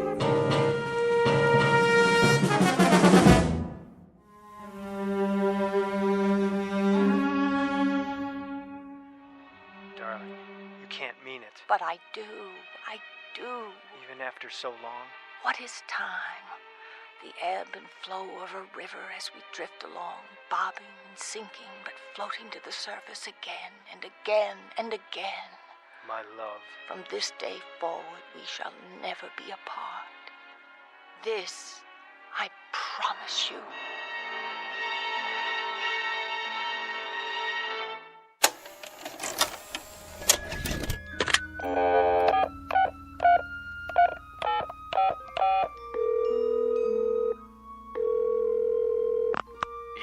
Kruger, I've got an idea. Who is this? Jordy, who do you think? Listen, this one's a winner. You know what time it is. Late. Sorry, boss, but I just watched a movie and... Movie? What movie? Remember that assignment you wanted to send me to the coast? To cover the awards, but you passed on it. Right, the Career Achievement Awards at the Academy. Jordan, surely this can wait. That's just it. It can't. Come morning, I'll be on a plane, headed for L.A. No, you won't. I'm sending the new boy. Not so fast. You remember why I passed on it? Because Pamela Morris isn't attending. As usual, so what? Well, I ran one of her pictures tonight. Her greatest performance. And this, I promise you, I've forgotten the magic. There's never been anyone like her, not even close. So here's what you do. Have you been drinking? Buddy, I'm stone cold sober. Get me a ticket for the Red Eye out of O'Hare. Then soon as it's morning, Pacific time, call our agent and set up an interview. I'll be there with bells on. Interview about what? Are you kidding? It's Pamela Morris. Where's she been all these years? Is she still as beautiful as they say? I'll get you an exclusive. And while I'm out there, I just might cover the awards, if you ask me real nice. 'Cause you're my favorite editor. Do us both a favor. Go back to bed. I haven't been to bed. I've been watching Pamela Morris all night long. And tomorrow, I'm going to meet her. No matter what. Thanks, Kruger. It'll be worth it. This, I promise you. The world's most beautiful woman. Pamela Morris. In person.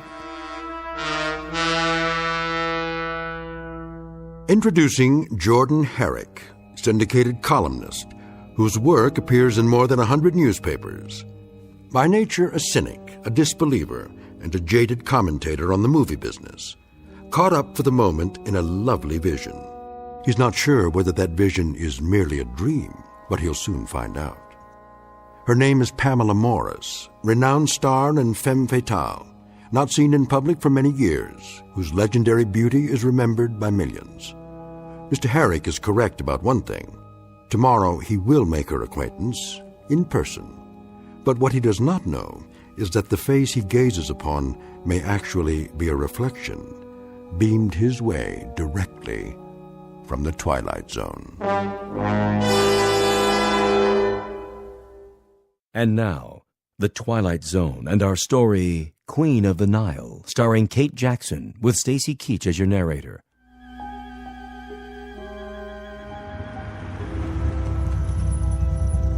Hello?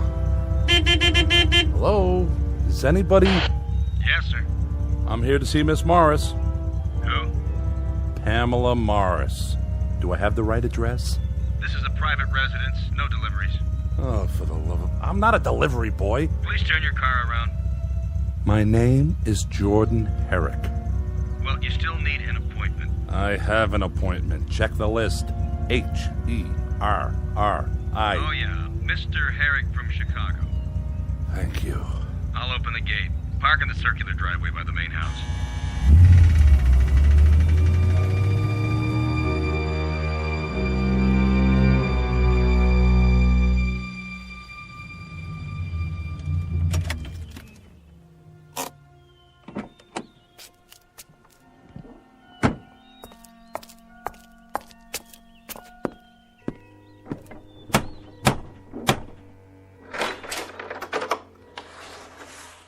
Yes?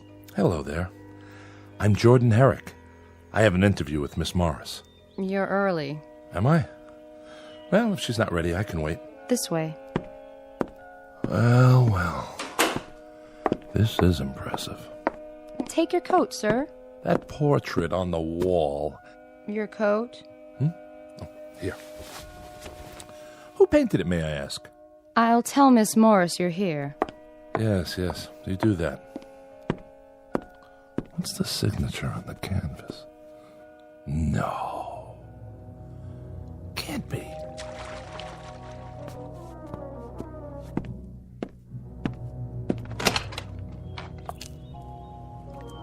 Where's my towel? A young man is here to see you. Where? In the living room. Really?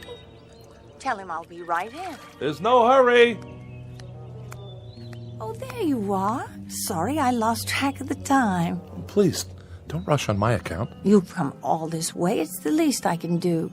But it's such a glorious day. I'll be right with you. Just let me dry off. Of course. Charlotte, see if the gentleman would like a drink. Perhaps a light lunch? Yes, miss. Oh, don't go to any trouble. I'll meet you in the living room as soon as I make myself presentable. Oh, you're more than that. Great deal more. If you follow me, sir. Mr. Herrick? Miss Morris, I didn't mean to interrupt your swim. Nonsense. I've kept you waiting. It doesn't matter. It does matter, and I apologize. But I do love the pool. It's my one indulgence. Am I forgiven? Absolutely. Please sit down. Beautiful. Sorry? This room. The furniture, the artifacts. Lovely. You like my little collection? Very unusual. You must have gathered these things from around the world. Oh, you know how it is. Various locations over the years for this film or that. You specialize in the exotic. Do I? Yes, I suppose so. Even the front door, that metal insect or whatever it is. Ah, you saw that. The door knocker. Cast in bronze after an Egyptian beetle or so, I'm told. Do you think it's too much? No. It's quite remarkable. I've never seen another like it. Nor have I. Must be very old. Yes, it must be. I confess I've forgotten exactly where it's from. Now then, I believe you have some questions for me? Well, if you don't mind. Not if you're the one who asked them. I'll do the best I can. I'm sure you always do. To begin at the beginning. As two people always must. Huh.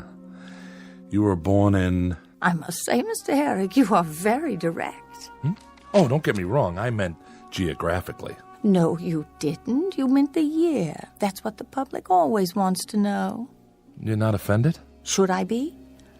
I have my producers, my directors. You have your editors. They are all very demanding. Besides, a woman in my position must have no secrets. I'm relieved to hear you say that. I was afraid. Afraid? You have nothing to fear here.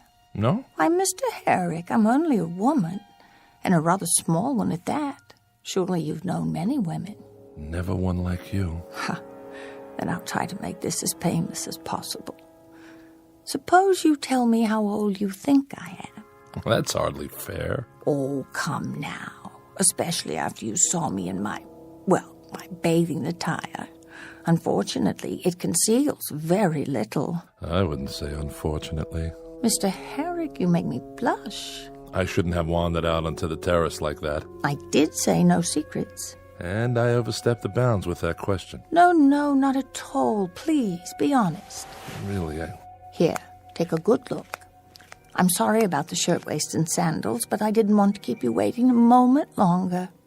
Time is so precious. You're not wearing any makeup, are you? Can you tell? There simply wasn't time. You're very beautiful. That wasn't the question.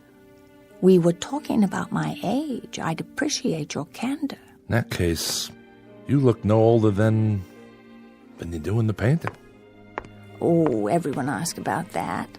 I was only a child when I posed for it. Is that so? Come and see for yourself, close up. All right. Well?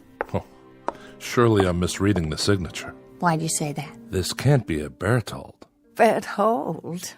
I was so frightened of him. The world was bright and new to me, and he was so wildly creative. Was he? I'd never met anyone like him. It was his genius that enabled him to project the flowering of a fragile blossom, as he put it. He must have been a genius to capture you so perfectly. What a lovely thing to say. Tea, miss. Ah. Shall we, Mr. Herrick? Certainly. Tea or coffee? Coffee, please. Would you like something in it? Cognac? Whiskey? No, thank you. I'll take it black. I thought newspapermen were heavy drinkers. That's a myth. At least during working hours. And are you working now? I am. Though it doesn't feel like work. I want you to feel entirely at ease. It's to my advantage, you know. Lest you think badly of me. Very little chance of that. Is it time for tea, Charlotte? Yes, Mrs. Draper. Hello. My name's... This is Mr. Herrick. How do you do? Mrs. Draper. He's the newspaperman, Mother. I know. You're Pamela's mother? Surely not... Sit down, Mother. Have your tea. It's remarkable, the resemblance between you two. Some might think so. With my mother, it is tea at this precise hour every afternoon. Mrs. Draper, you must feel proud to have such a famous daughter. Must I? Mother never did approve of my career. Believe me, Mr. Herrick, I had very little choice in the matter. She thinks I'm too headstrong. Dedicated is the word. You still are, Pamela. Tell me, was your daughter always as beautiful as she is now? Always. Now there's loyalty for you. As a matter of fact, Mr. Herrick, it is the truth. Then perhaps I should interview you as well. Why, whatever for? Well, I might learn a few important details from the mother. Such as the real age of the daughter? Honestly, I wasn't thinking of that. Isn't age relative? Besides, didn't I promise to reveal absolutely everything to you, Mr. Herrick? You did. All in good time. Then I'll just have to be patient. Not for much longer. This I promise you. Pamela, I must have a word with you. Later, in your room. I am not going to stand by and watch it happen again. You will if I say you will. I can't bear it. Mother, would you mind seeing if Charlotte has things under control in the kitchen? Not this time. Sorry if I'm intruding. She was just leaving. Pamela. Weren't you? A pleasure to have met you, young man. My pleasure, Mrs. Draper. Perhaps we'll talk another time. I hope so. Until then, goodbye. Take care of yourself. Take very good care. I'll try.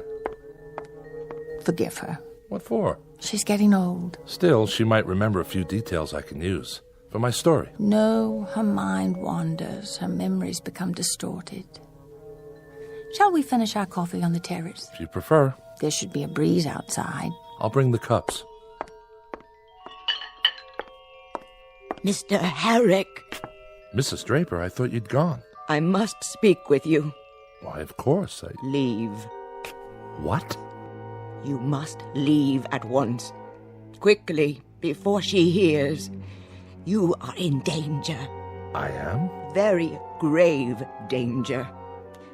All is not as it appears. She is not as she appears. Mr. Herrick, are you coming? Be right there.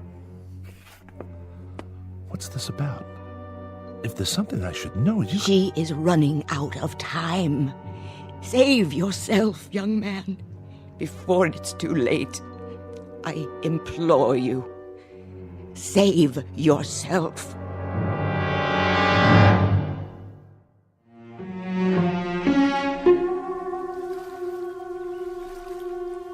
Isn't it lovely out here? Quite stunning. And a perfect location. I'm trying to remember. Who owned this house before you?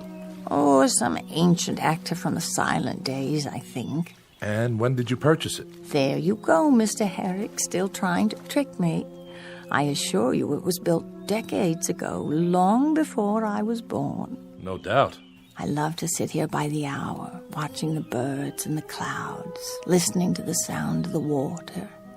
At night I watch the stars. Do you? But that isn't what interests you, my nocturnal habits. It'll fit nicely into the story I'm doing. The question of age is still the big thing, isn't it? I wouldn't say that. I can hear it in your voice.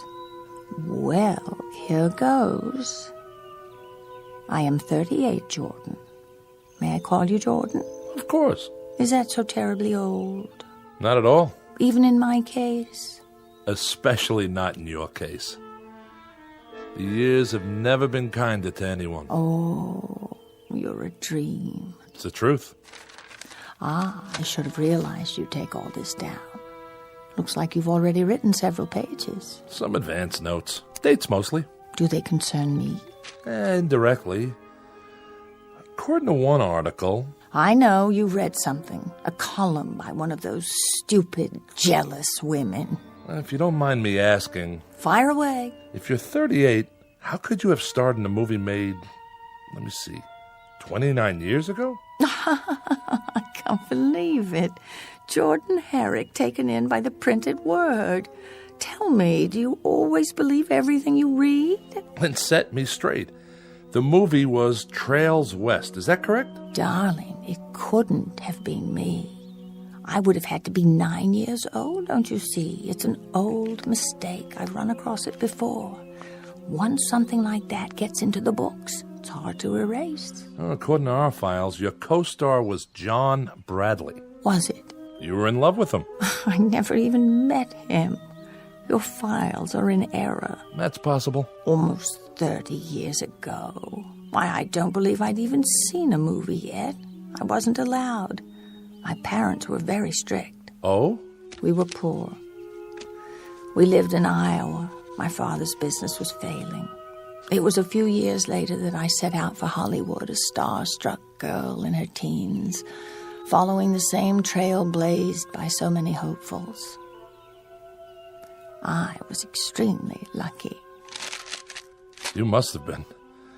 You made Queen of the Nile with Charles Danforth. When you were 14? Juliet was 12. It's such an important production. Is that so much harder to believe than my true age today? You see, no one knew I was only 14. If they had, I would have been taken off the picture. I matured early. Indeed you did. I've seen the film. Have you? Shot on location, wasn't it? Oh, yes. No studio backlots then. A fabulous experience. I learned so much. And that was when you began collecting? What? The interior of your house. I take it the trip inspired the decor. I call it early Egyptian. I suppose it's silly of me, but how could I resist? It was my first big break, and I was far from home with more money than I'd ever seen before. I'm just glad it wasn't one of those horror pictures that I probably have the place filled with caskets. No, I much prefer it this way. But really, the fact is that I still feel 14 in some respects. No, let me be more precise. Sitting here with you, I feel new. I know it sounds foolish, but I want to live, Jordan. I want to savor all there is in this life. Is that so wrong? No. Come here and look at the view. You can see practically the entire city from here. The canyons, the pools. They look so blue from here. Don't they? Such a perfect color. Reminds me of something. Me too. Your eyes. You are too good to be true. But do you see what I mean? The world is such a magnificent place, full of so many wonders, too many to know in one lifetime. Maybe that's what makes life so precious. Because it's so brief. Does it have to be? If we live fully, tasting everything that's placed before us like a magnificent offering, two people alive to the moment and each other. Yes. I'm being foolish again saying such things. Oh, on the contrary. We've only just met. Hardly seems possible. That's because you've seen my films, each a time capsule, preserved, unchanging. There's something more, something that's very much alive right now. It's just that I so seldom get the chance to speak my mind, to air my dreams. That's true for everyone. Is it? It is for me. If I could know there's another who feels the same way, who wants to know life to the fullest. I think it's time for you to start believing. I don't dare. What are you worried about? You were so understanding, so simpatico. Don't stand too close. No, you don't like it. Move to the edge of the hillside. You might fall. Oh, Jordan, I already have. No. What's wrong? What must you think of me? Don't turn away. Look at me. It's as much my fault as yours. I wanted to kiss you from the first moment I saw you. You're very sweet, very real. But you really must go. Why? Because I say so. But we can see each other again, if you like. What about tonight? Dinner? Very well, shall we say? 8 o'clock?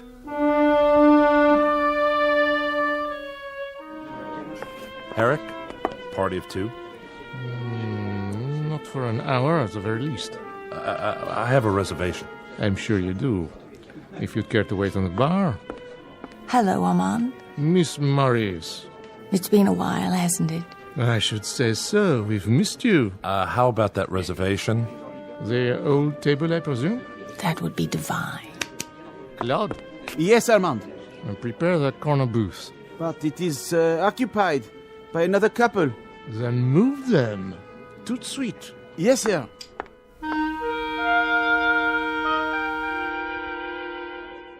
And that's our show. Ladies and gentlemen, we now invite you to dance.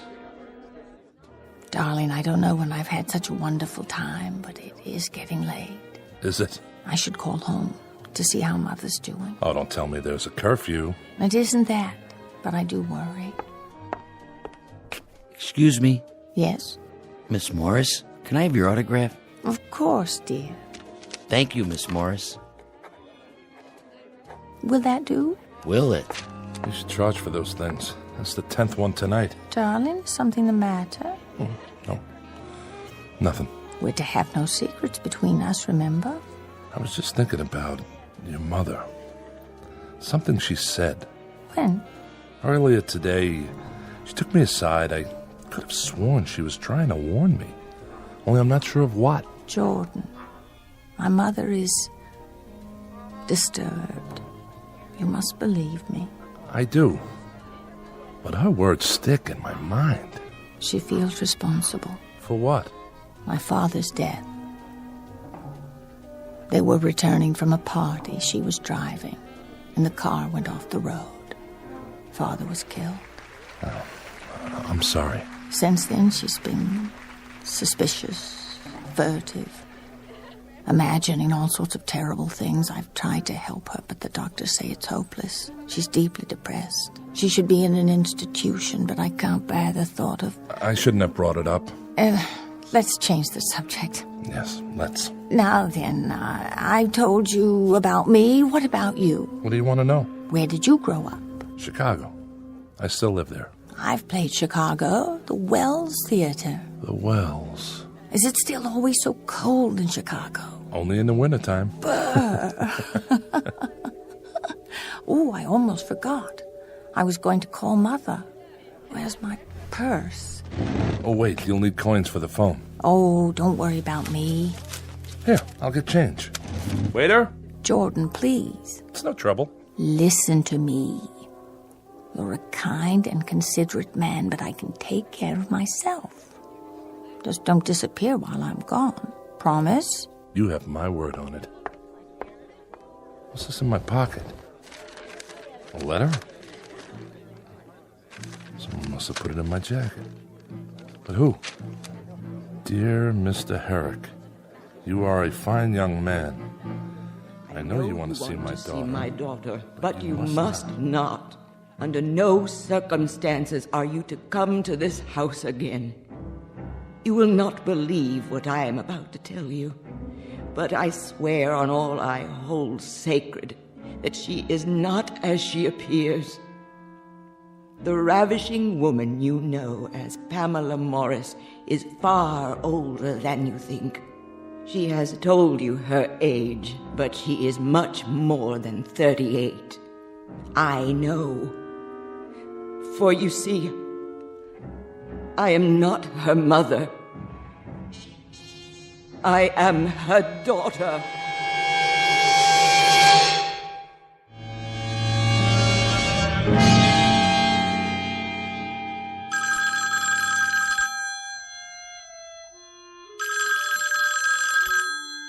Morning. Jordan? Oh, I was just about to phone you. Were you? I overslept after last night.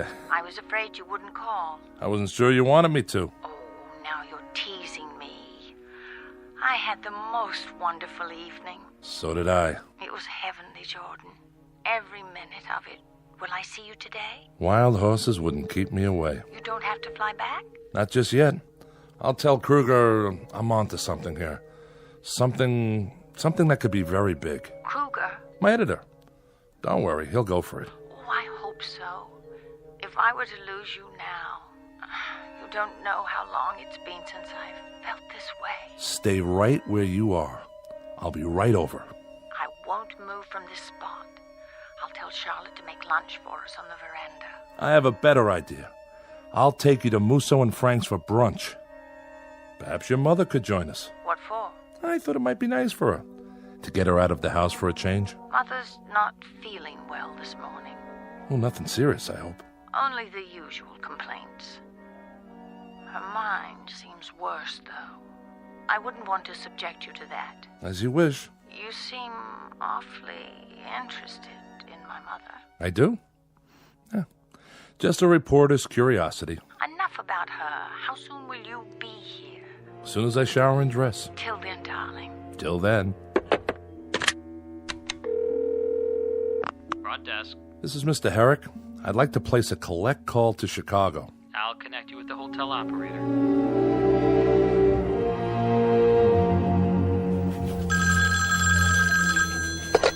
Kruger. Hey, old buddy. Jordy, glad you called. Where are you? Still in Hollywood. Listen. Good. I got another job for you, if you're through playing around with that little movie queen. Almost. Do something for me, will you? Get out the file on one of her pictures. Which one? Queen of the Nile. Right. Which one? I just told you. Queen of the... Well, you're a little young, I guess, but they made two of them. First one silent, I think, around 1920, maybe earlier. I didn't know that. Get them both. Take me a minute. I'll hang on.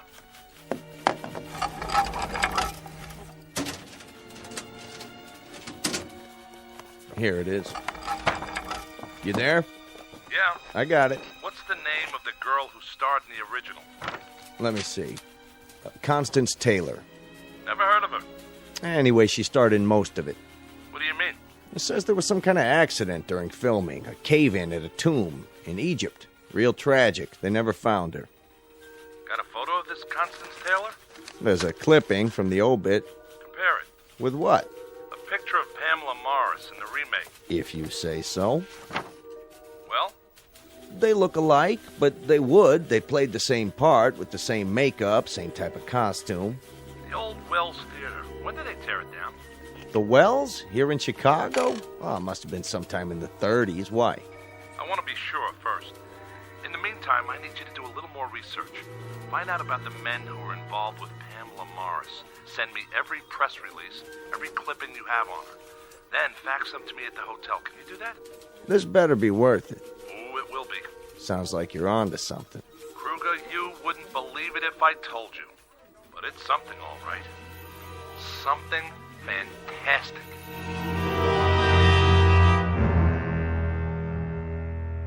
Well?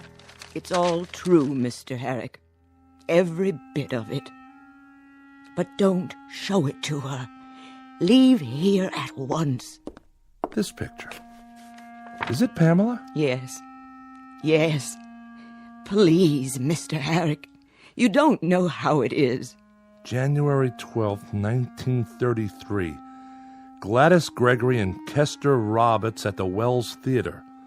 On roadshow tour, fresh from their Broadway success in Honeymoon Deferred. She had many different names. But she herself hasn't changed in what?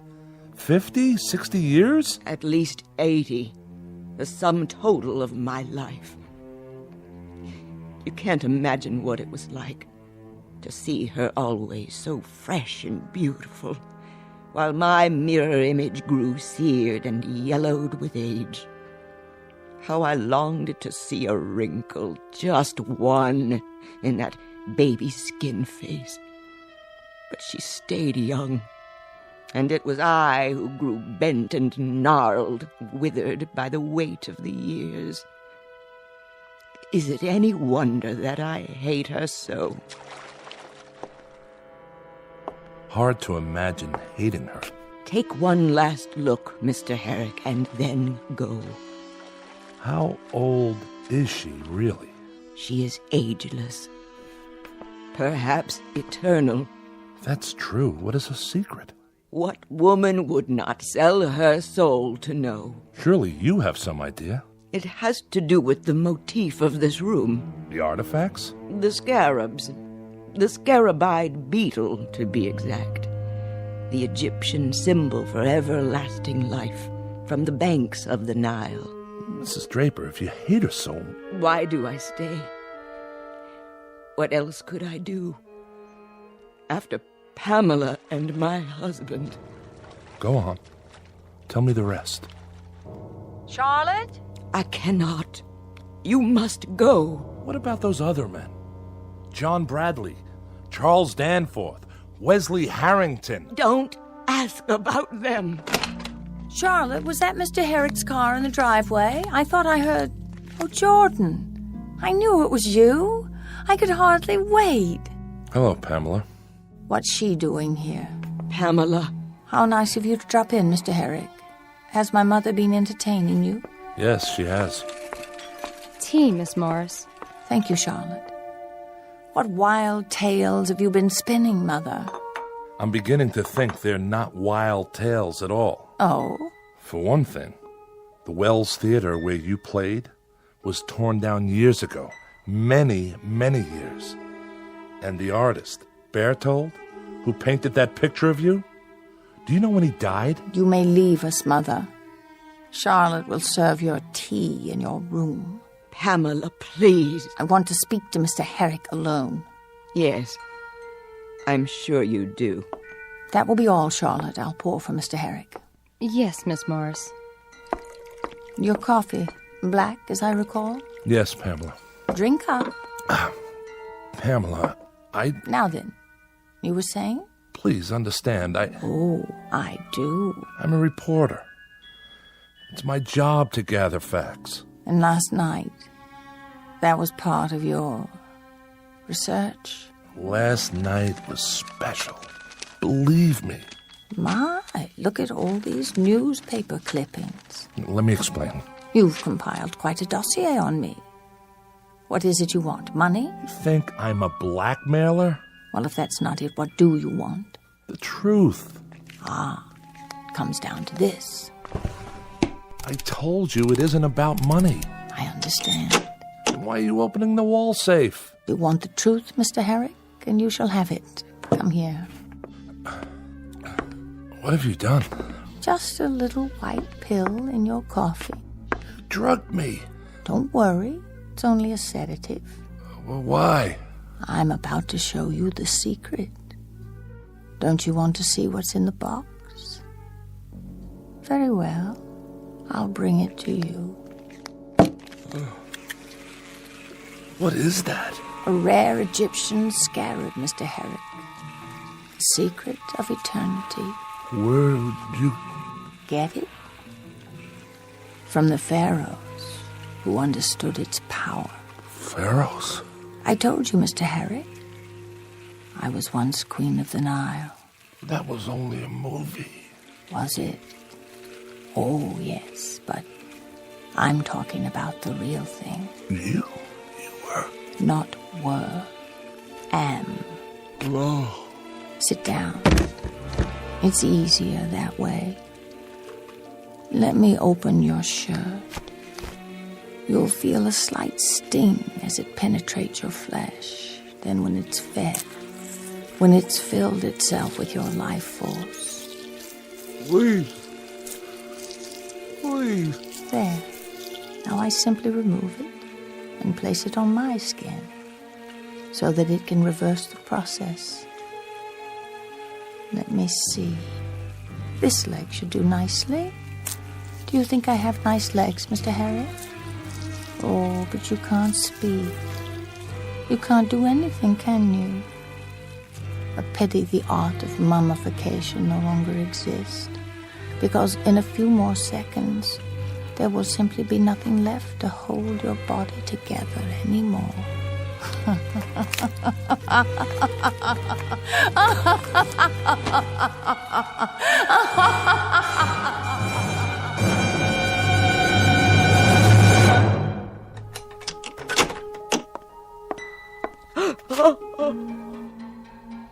Pamela, what have you done? I've told you, Viola. Never come in until I call you if you want to live another day. No, I can't bear it.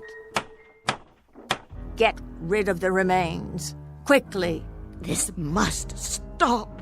Clothing, shoes, everything. Now. Yes?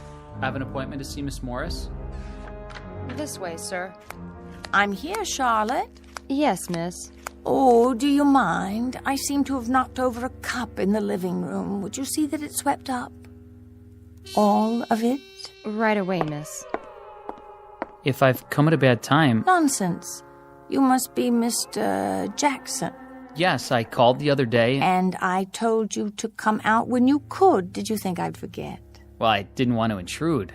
I must say, you look spectacular. Do I? Radiant, if you don't mind me saying. It's the weather. I so love the sun and the pool. I'm constantly refreshed. It reminds me of the location for one of my films. We shot it on the banks of the Nile River, the ancient source of life, or so I'm told. Queen of the Nile. I've seen it. Have you? But you're so young. Come. We'll have coffee on the veranda.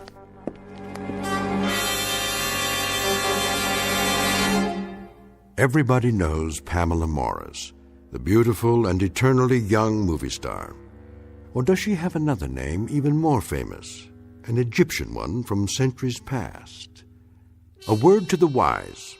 It's best not to be too curious, lest you end up like Jordan Herrick, a pile of dust and old clothing discarded in the endless eternity of the Twilight Zone.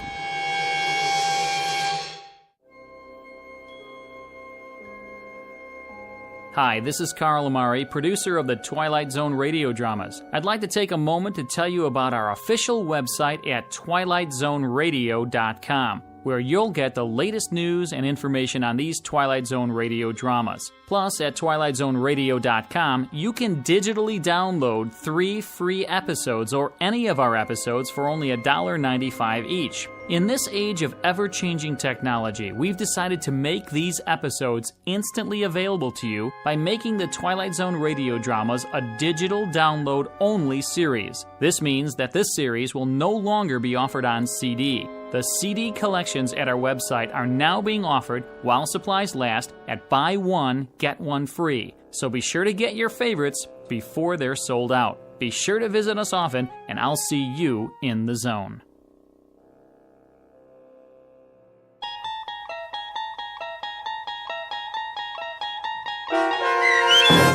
Queen of the Nile, starring Kate Jackson with Stacy Keach as your narrator, was adapted for radio by Dennis Etchison and based on a script by Jerry Saul. Heard in the cast were Mike Starr, Doug James, Jeff Lupetin, Linda Reiter, David Darlow, Sarah Marks, Christian Stolte, Bob Dunsworth, Carl Amari, Vince Amari, and Roger Wolski. To learn more about the Twilight Zone radio dramas and to obtain audio cassettes and CDs of these programs, visit our website at twilightzoneradio.com. The producers of The Twilight Zone wish to thank CBS Enterprises, Carol Serling, Dennis Etchison, Dick Brescia Associates, Claire Simon Casting, Terry Jennings, XM Satellite Radio, Sirius Satellite Radio, our sponsors, and our radio affiliates for helping make this series possible. This copyrighted radio series is produced and directed by Carl Amari and Jason Mallow for Falcon Picture Group. Doug James speaking.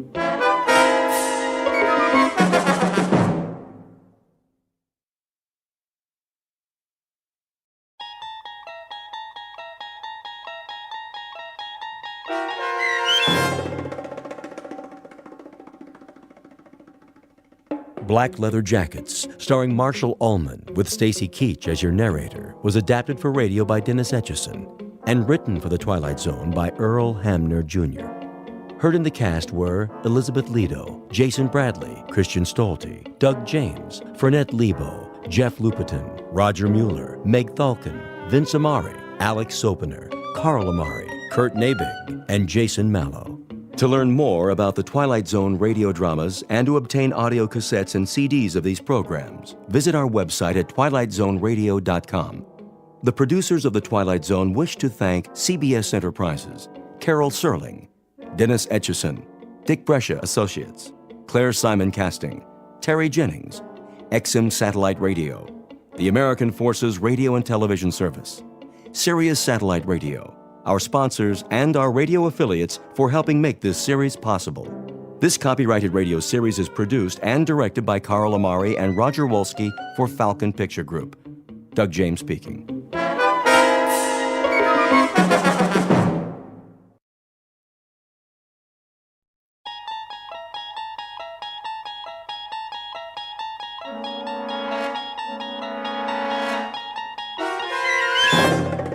You unlock this door with the key of imagination.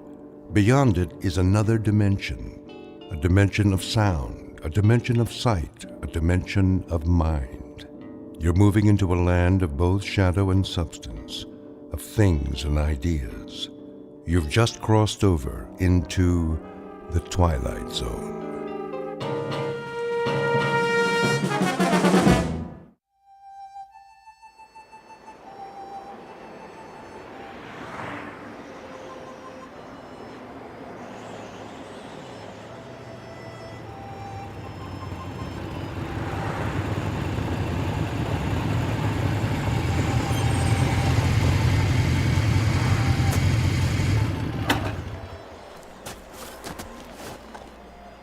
Why here?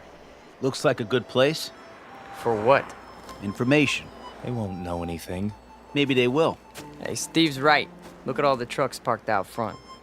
I say we wait till we come to a town. Last sign said 35 miles. Let's go in. This is Nowheresville. That's what we want, Freddy, isn't it? We need to fit in, disappear. If we draw attention... I checked the map. It's mostly small towns. You think they won't notice us? They'll know we're not from... I said, let's go.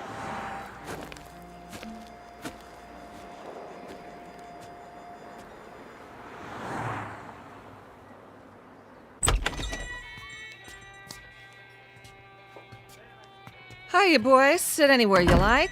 Got some seats at the counter. Thanks. 3 cold ones? Sure. Fine by me. How's your water? That all you want, Blue Eyes? I just wondered how your water supply is. Pure as can be. Down the mountain and over the dam. 1 double shot of H2O coming up. And, 2 long necks. Make it 3. That's more like it, honey. Any, towns around here? You bet. Stay on the highway and you'll hit Fairview. Lots of bikers stop at the motel just inside the city limits. Fairview. Nice place, is it? Oh, it's okay. Kind of quiet. Shops, schools, not much to do. Sounds just right. Yeah? You boys looking to settle down? We might. No kidding. Well, what do you know? Saw your choppers out there. Figured you were just passing through. Hey, they have houses to rent in Fairview? He means pads. Cribs. Some place to crash. Well, I couldn't say, but you could ask. Where? There's an office on Main, R.C. Jones Real Estate. Park your choppers down the street, though. Don't want to give them a heart attack. We'll remember that. Here's from a bill, Franny. Sure thing. Coffee, burger, and a Coke. How you keep the change? For your tip. Why, thank you kindly, George. You come back and see me on your next run now. You know it, doll. You boys need menus? I got a burger basket special with fries. No thanks. Sure? Strong young fellas like you. We don't eat. He means we already ate. What? That's it. We scarfed. This morning, we really chowed down. You dig? Oh, I dig you loud and clear, Daddy-O. Say, where are you from, anyway? Not around here.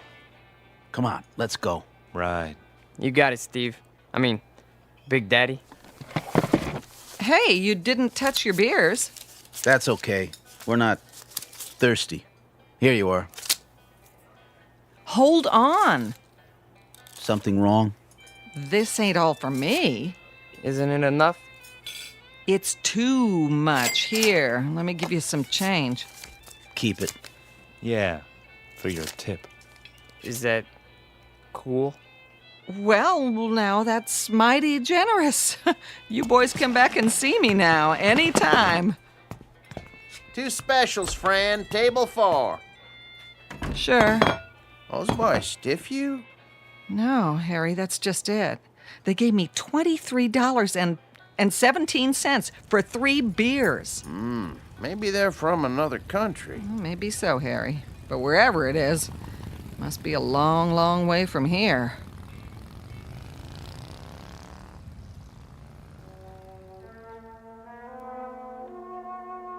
Three strangers on motorcycles dressed in black.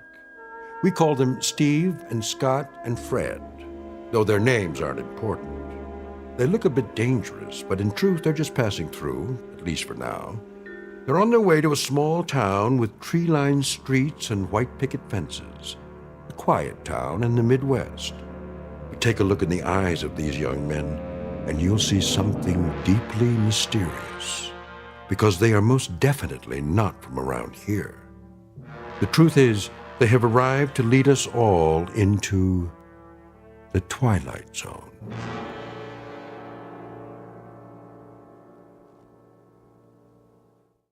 And now, The Twilight Zone and our story, Black Leather Jackets, starring Marshall Ullman, with Stacy Keach as your narrator.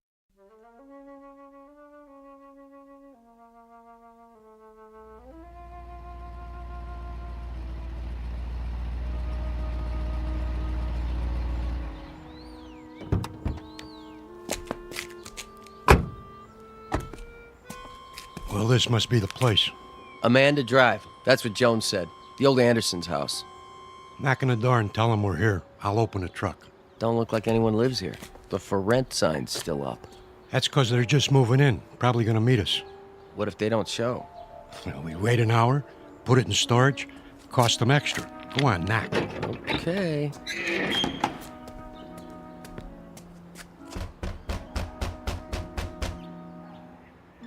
Nobody here. Give it another try. Locked up tight as a drum.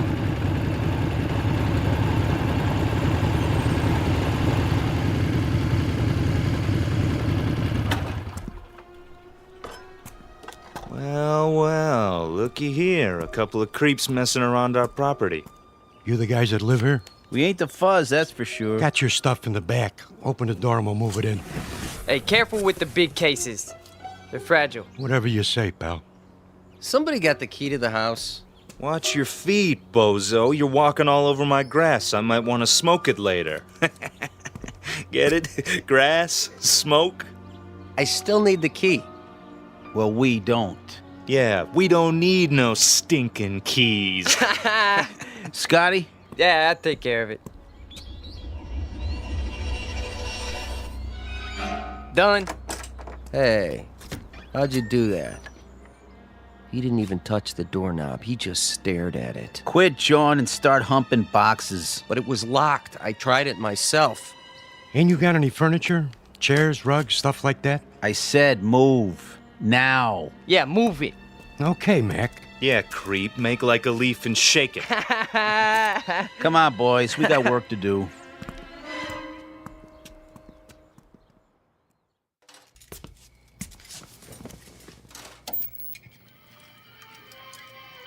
Martha? Yes, dear. Here's that movie you wanted to see. Be right there.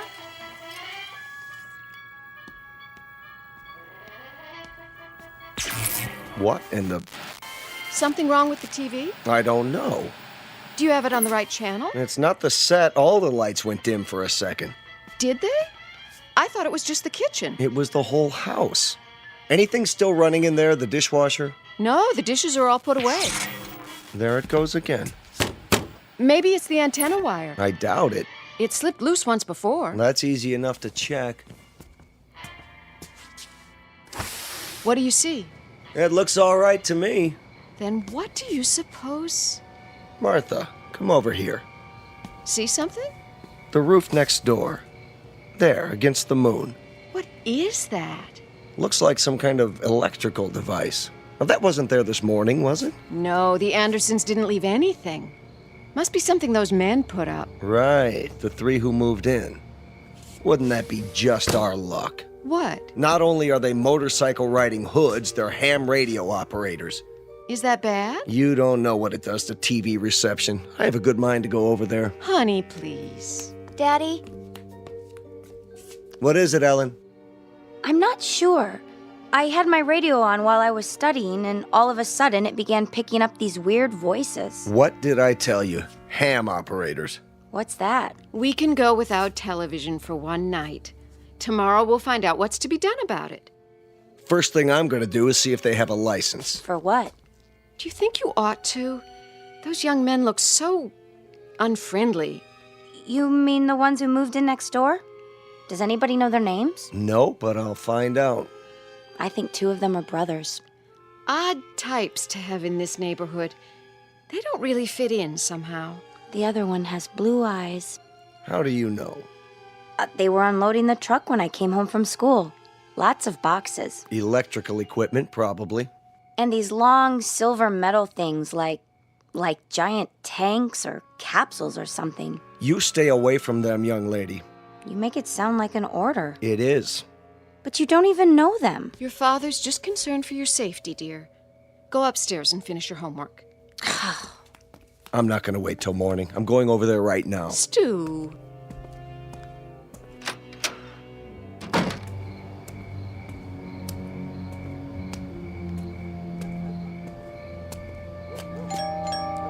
Hello? Anybody here? Yeah? What's it to you? Hello there. I'm Stu Tillman from next door. No kidding. Been having a little trouble with my electricity, flickering off and on. You boys wouldn't be ham radio operators by any chance, would you? What's so funny? Big Daddy here wants to know what's so funny. Yeah, ain't that a crack-up? Who are you boys, anyway? We're monsters, Daddy-o.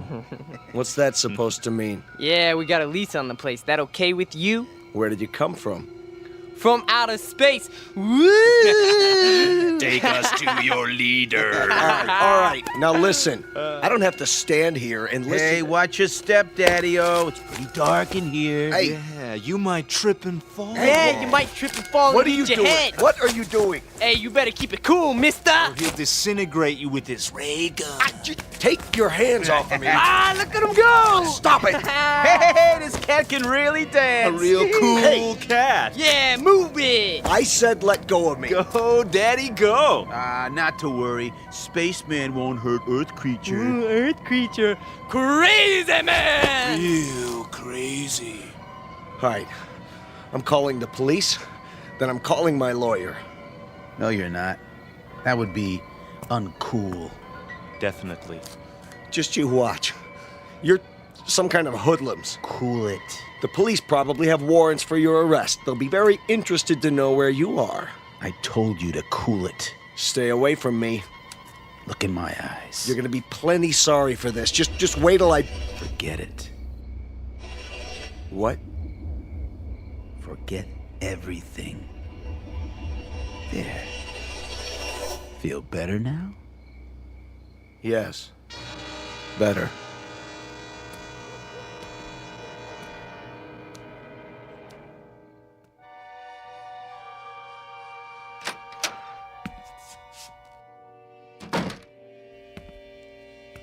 Stu?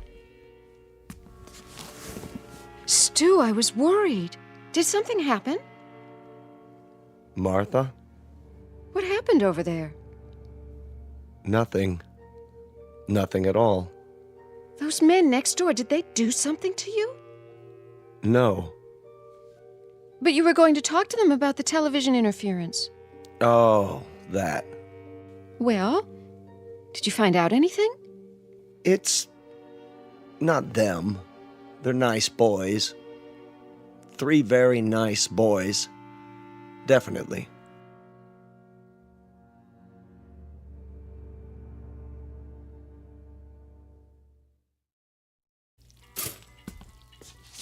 Morning, Mom. Gotta go. Oh, no, not till you have your breakfast. But I'll miss the bus. Then you'll just have to walk. The exercise will do you good. I can't walk in these shoes. Here, I'm eating my toast, see? And your juice. Where's Dad? He decided to sleep in. I think he's coming down with something. Well, kiss him for me. Bye. Not so fast, young lady. I've got some scrambled eggs here. That girl.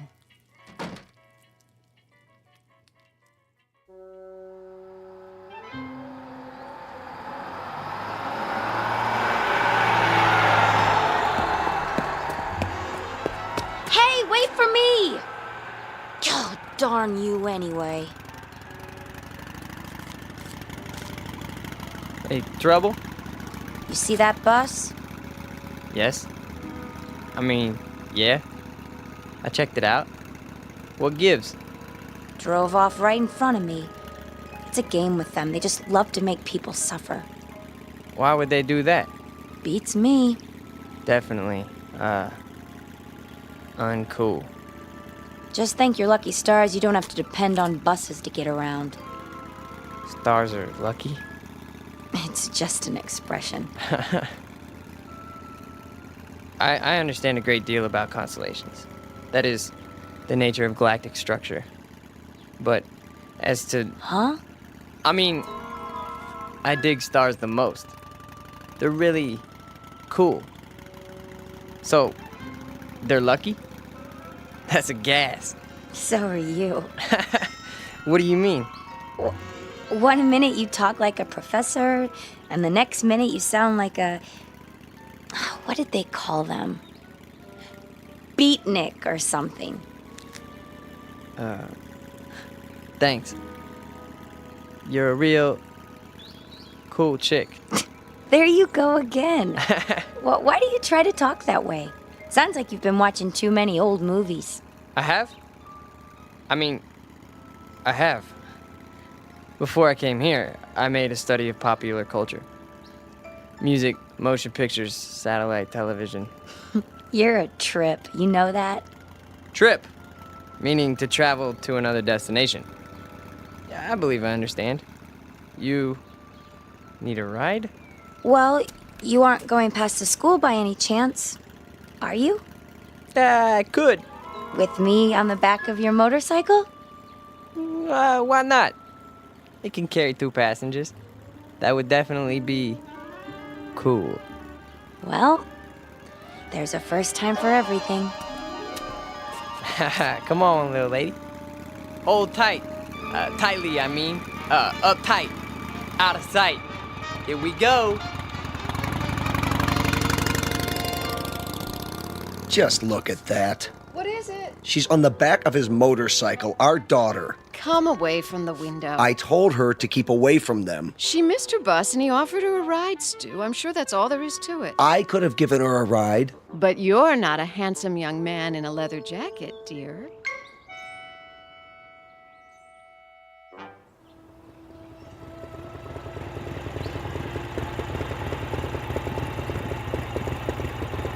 Here! What? You can stop here.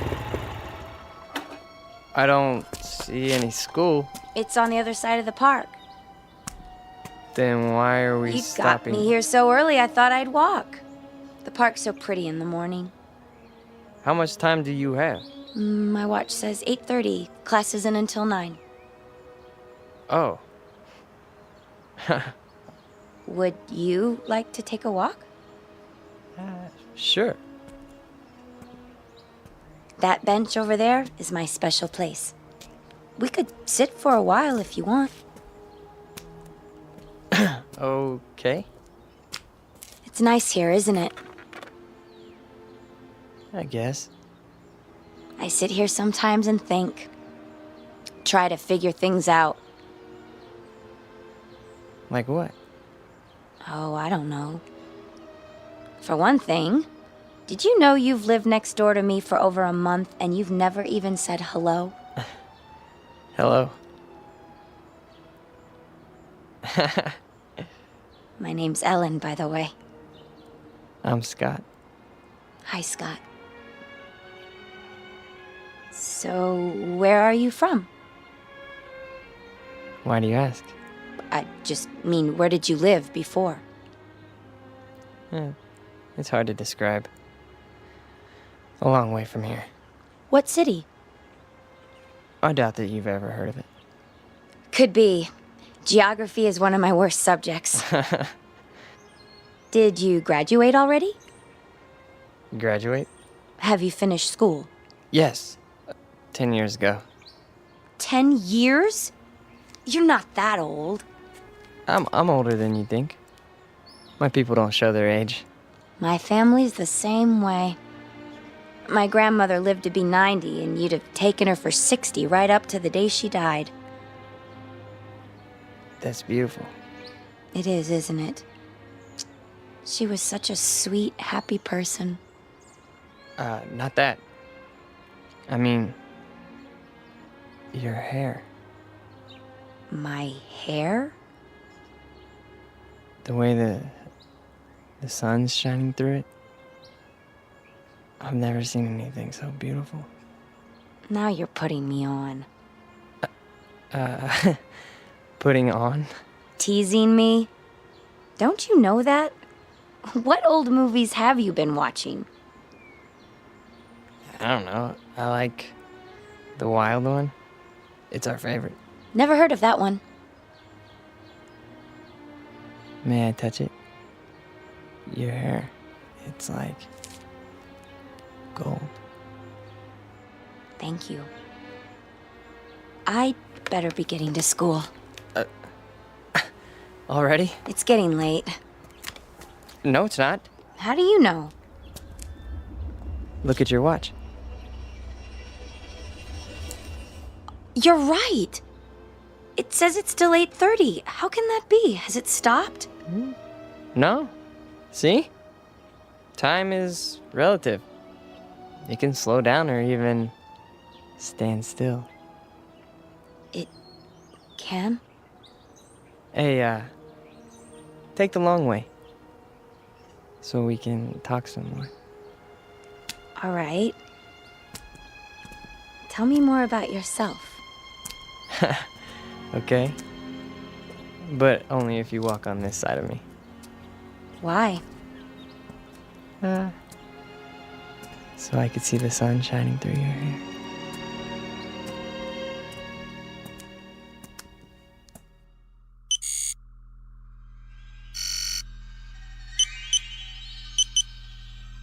It's time.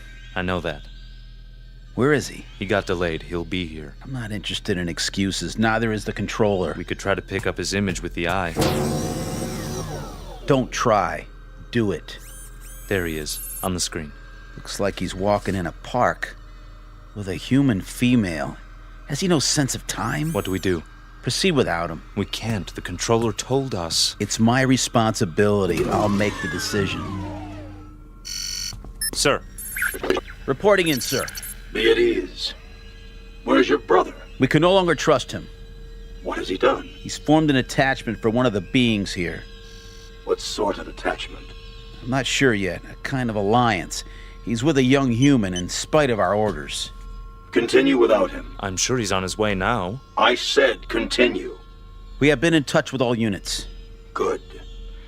The second wave has landed successfully and are now concealed as planned.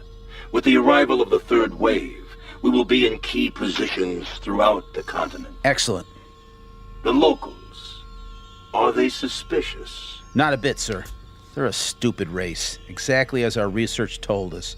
An inferior breed given to hatred, cruelty, making war, and killing one another because of greed. The universe can well do without them. You will receive your instructions for the final move in a few Earth days. Very well, sir.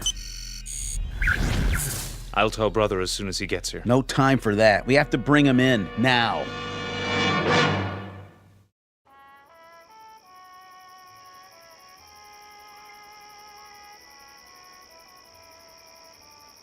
Ellen? Hmm? Are you warm enough? Yes. It's a beautiful night. You can pull the blanket over your legs if you like. I'm fine, really. Just lying here, looking at the stars. The constellations are very strange here. Not as I was taught them. Scott, can I ask you a question? Sure.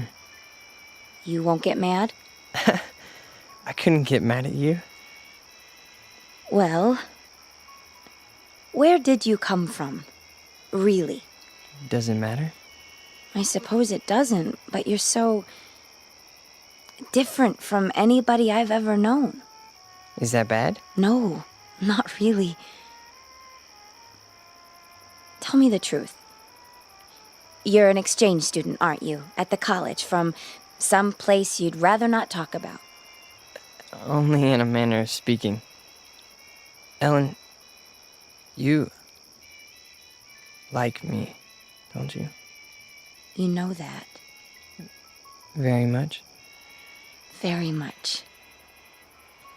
Except when you do your Marlon Brando impersonation. What do you want, roses or something? Come on, I thought I did a pretty good job. We studied your motion pictures. That's just it. You must have looked at nothing but old movies.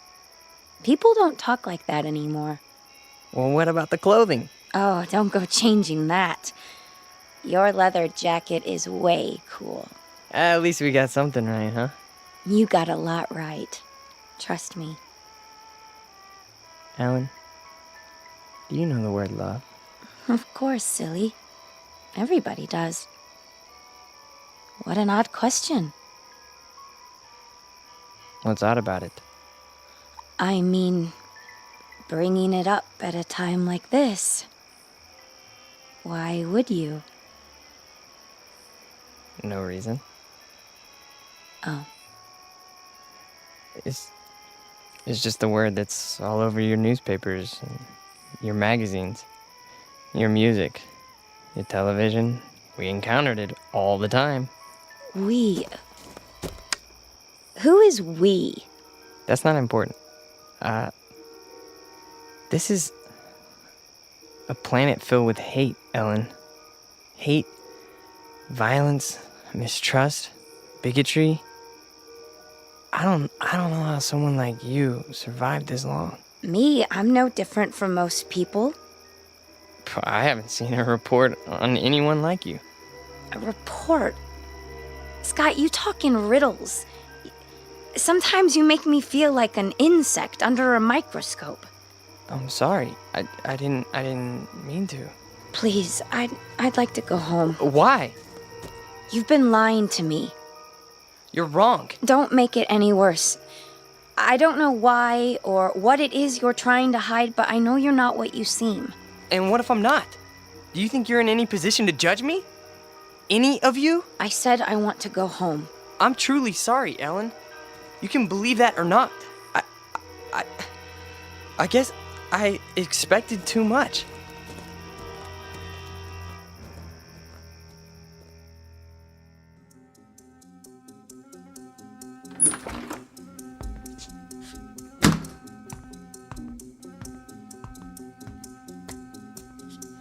Where have you been? I told you, I was riding around. Every day for the last 5 or 6 days? Yesterday when I sent you to the ship for food? Or last night when you were supposed to be on guard?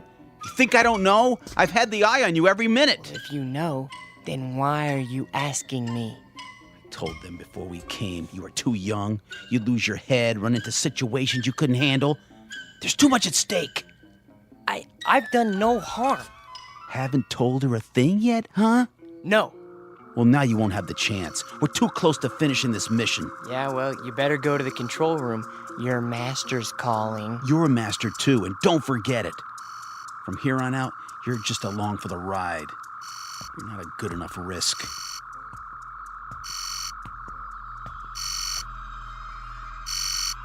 The controller. I heard. Report. Bacteria Unit 59 reporting in. The test has been an unqualified success. Good. Unit 70 through 100 have reported the same result. What is your time estimate? 30 minutes to the reservoir. Approximately 24 hours for the bacteria to multiply to saturation. How soon before you see results? Within 30 hours, we should witness 50% fatalities. I estimate a total of 48 hours before total extermination. Have you coordinated with other units in your area? We have. And the result? There are 29 bacteria units near the water supplies in this state. We should reach complete contamination of the population within 2 days. Very well. Begin Operation Invasion, Phase 2, at once. Yes, sir. At once. So, the time has come. Ah, brother. You've decided to do your duty. It's not what I was told would happen. Of course it is. Not this way. A portion of the population was to be saved. For study, if nothing else. The controller's word is final. Yeah, well, not if I can help it. Where are you going? We've got to stop him. Doesn't matter now. He's too late to stop it.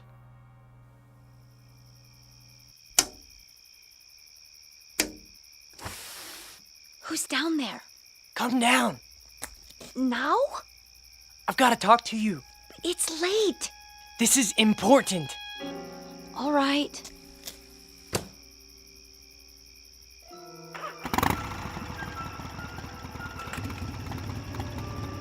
Brother! You're there in the bushes! I can see you! Back to the house and wait, Scott. You're making a mistake. These people aren't worth it.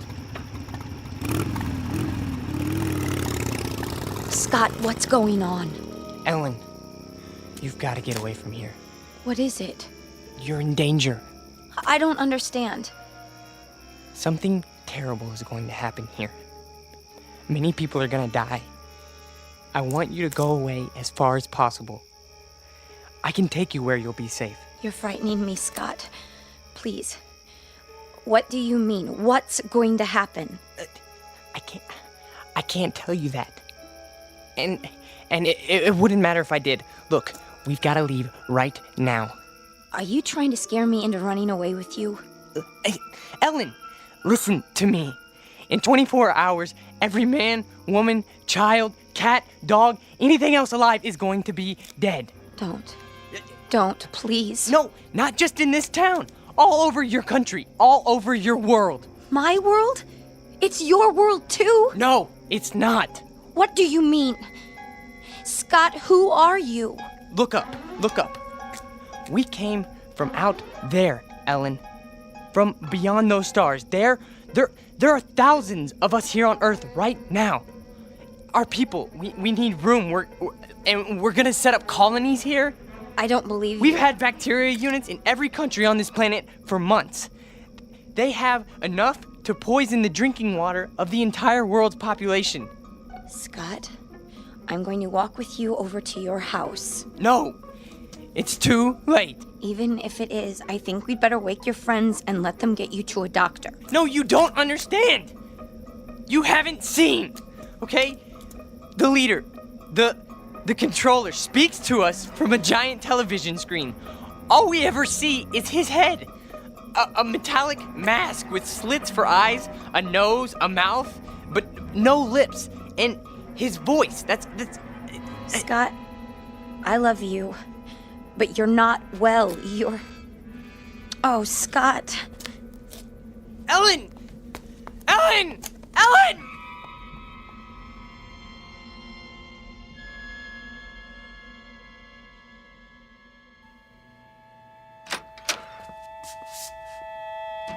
All right, Ellen, what's this all about? Oh, Daddy, I don't know what to do. You can start by telling me what went on out there. He woke me, throwing stones at my window. He said he had to see me. Daddy, I think he's lost his mind. He's never been this way before. Tonight, he was almost raving. Exactly what did he say? Crazy things. That he's some kind of spaceman and they're taking over the Earth and we're all going to die. Poor boy. We'd better get him help. Ellen? Why aren't you in bed? Stu? Hold it. I'll explain everything. Sheriff Station? Deputy Harper? Let me speak to the sheriff, please. Sheriff Farley's on vacation. Sir, can I help you? My name is Stuart Tillman. I live at 11575 Amanda Drive. Yes, Mr. Tillman. There's a mentally disturbed boy living next door. That right? And before he does any harm to himself or anyone else, I think he ought to be picked up. Honey, what's happened? Oh, Mother. There now. What makes you think he's mentally disturbed? He's been scaring my daughter with some kind of man from Mars story. Claims he's part of an invasion force that's going to take over the world or some such nonsense. All right, Mr. Tillman, let's you stay right where you are. We'll take it from here. In fact, I know exactly what to do. Definitely. Hey, Rich? Yeah? Yeah, we got control on Amanda Drive? Sure do. We'll be right there, Mr. Tillman. Thank you. Are the police coming? Yes, in a few minutes. That's good. Now, will somebody please tell me what's wrong? Sure, in a minute. Only what? I wonder what he meant by control.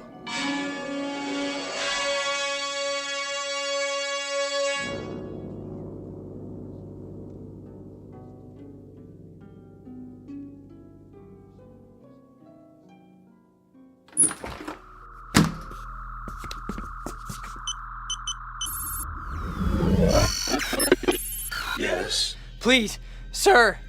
This is an unauthorized transmission. No, sir, I beg you to listen to me. You may speak. What we're doing is wrong.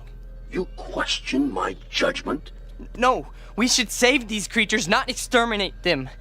It's true. They murder and hurt one another and are subject to unreasonable hate and prejudice, but the murderers, the cruel ones, are the brutes found in any race. These people have capacity for love. I know it. Our research disproves that. They are a world of angry, frightened people. No, I tell you. I've lived among them. They learn love from their God, and they teach it to their children. There is more of love than hate here. There's no need to kill them. It's too late. Not if you order the plan to stop. For you, a defector, a traitor to your own kind. No, I'm not. You are a traitor. This transmission is ended.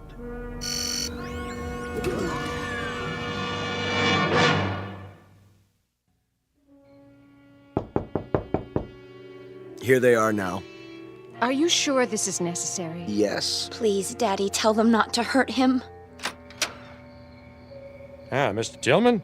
No, I'm Deputy Sheriff Harper. This is Deputy Miller. Evening, sir. Come in, please. Now, what about this neighbor boy?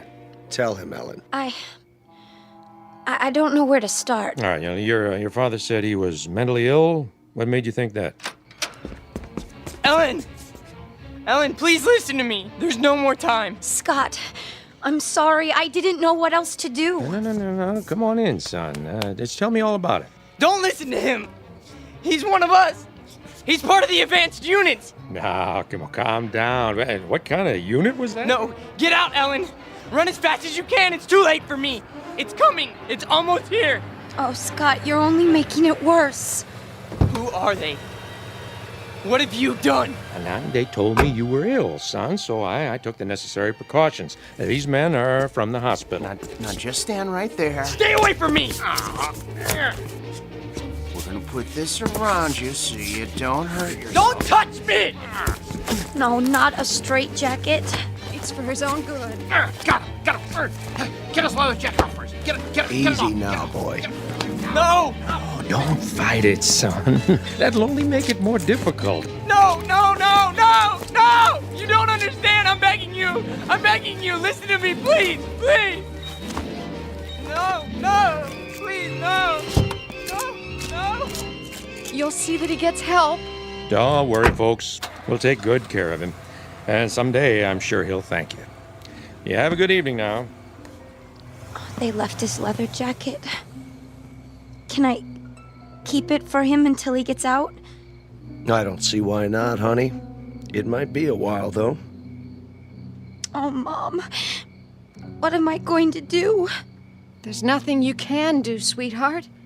Except pray. It's for the best, you'll see. Now, come and sit down. I'll get you a glass of water.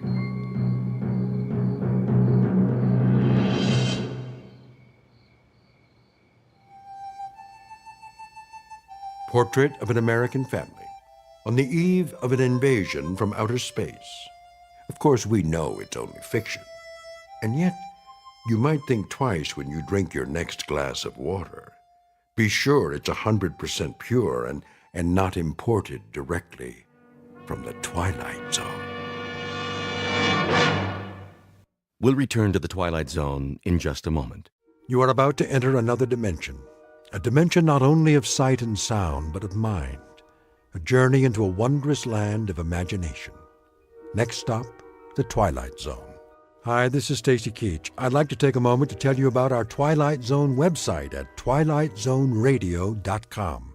At twilightzoneradio.com, you'll find the latest information on these Twilight Zone radio dramas, including behind-the-scenes photographs, plus the newest product releases, trivia contests, ways to contact us, other Twilight Zone-related info and merchandise, plus links to other fascinating websites. So make your next stop twilightzoneradio.com.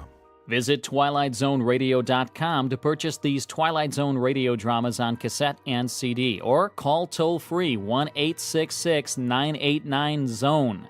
That's 1-866-989-9663.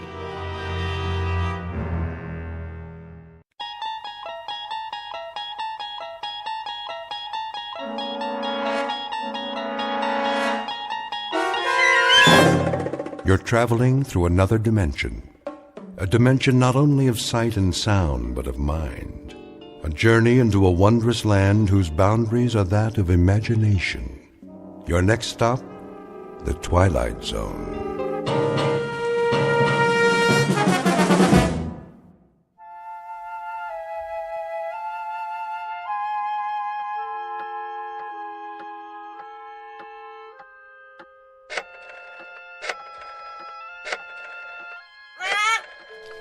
Yes, Pete, here's a nut for you. Now, don't bother me, if you please. I have work to do.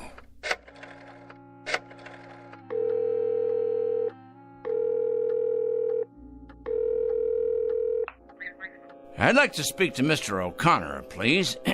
That's right. I'd rather not say. It's rather personal. That's it, Pete. Stay on your perch like a good bird. That's a boy. Is this Mr. O'Connor? Mr. O'Connor, I'll get right to the point. You have a young gentleman working for you in personnel. His name is Brewster. Alfred Brewster. Been with your firm about a year and a half. Well, I'll tell you what about it. The man is a communist. That's correct, a communist, with certain terrorist affiliations as well. Never mind who this is. Let's just say a concerned citizen, all right? What is of the essence is the character of one of your employees. I happen to know that this man, Brewster, is a subversive and a menace to our society. What am I suggesting? Why, I think it's obvious. I'm suggesting he should be discharged immediately, given his walking papers and shown the door. Never mind how I know. I know, that's all. That's all. Now I'm going to check back in a few days, and if he hasn't been discharged, I'll be forced to take this matter to a higher authority. That's right, to the corporate office. Correct? Goodbye, Mr. O'Connor. Rather a full day, Pete, wouldn't you say? 11 so far. 11 names on this list. I better sharpen my pencil. And scratch off one more. Of course, it's questionable what concrete results we can expect, but at least the seeds have been planted. Oh, yes, the opening guns fired. The first salvo, so to speak.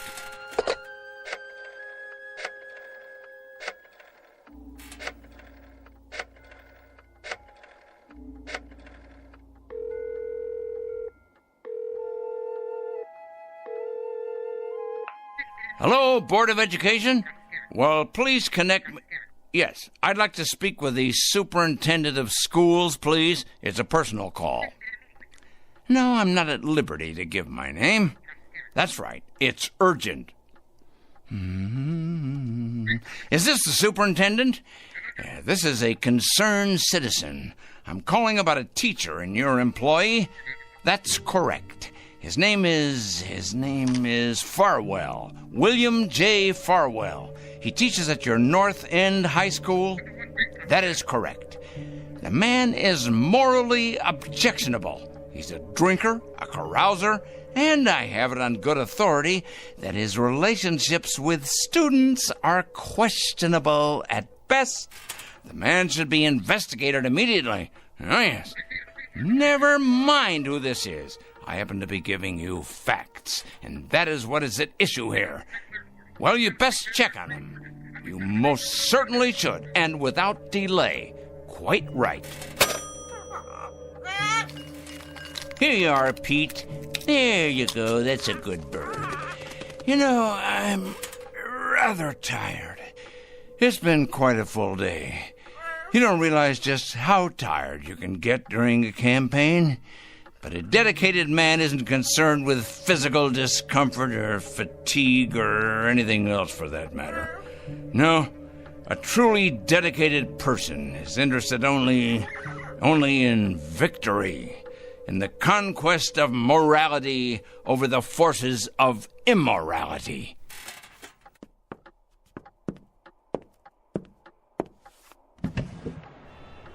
Hey, look at him out there, the dregs, carrion, leeches sucking us dry. Oh, yes, carrying evil around with them like infectious germs.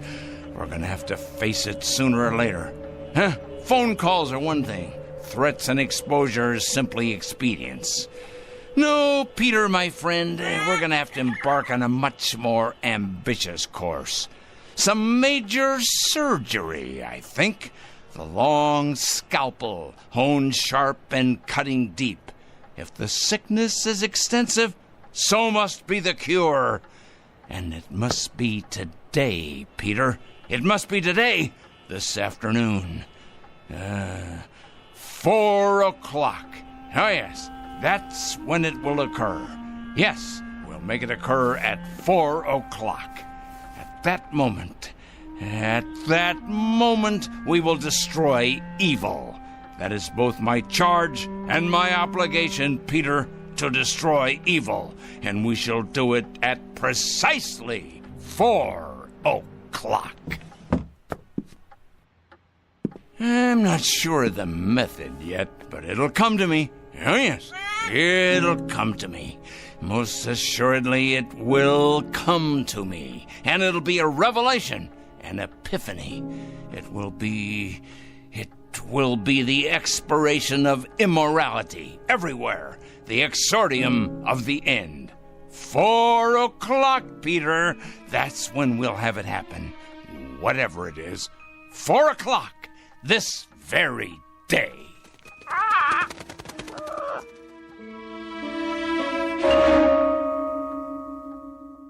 This is Mr. Oliver Crangle, a dealer in petulance and poison, a self-appointed, self-designated, self-ordained vigilante, whose jaundiced eyes peer out at an unholy world and find it undeserving of anything but judgment and punishment. And Mr. Oliver Crangle is both the judge and the executioner. He has rather arbitrarily chosen 4 p.m. as his personal Gotterdammerung. We are about to watch the metamorphosis of a twisted little fanatic poisoned by the gangrene of prejudice to the status of an avenging angel, upright and omniscient, dedicated and fearsome. Whatever your clocks say, it's almost 4 o'clock. And wherever you may think you are, at this moment you happen to be in the Twilight Zone. And now, The Twilight Zone and our story, 4 o'clock, starring Stan Freberg with Stacy Keach as your narrator.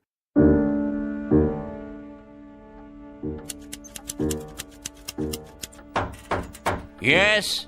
Mr. Crangle? What is it? Well, there's a special delivery for you. Just a minute.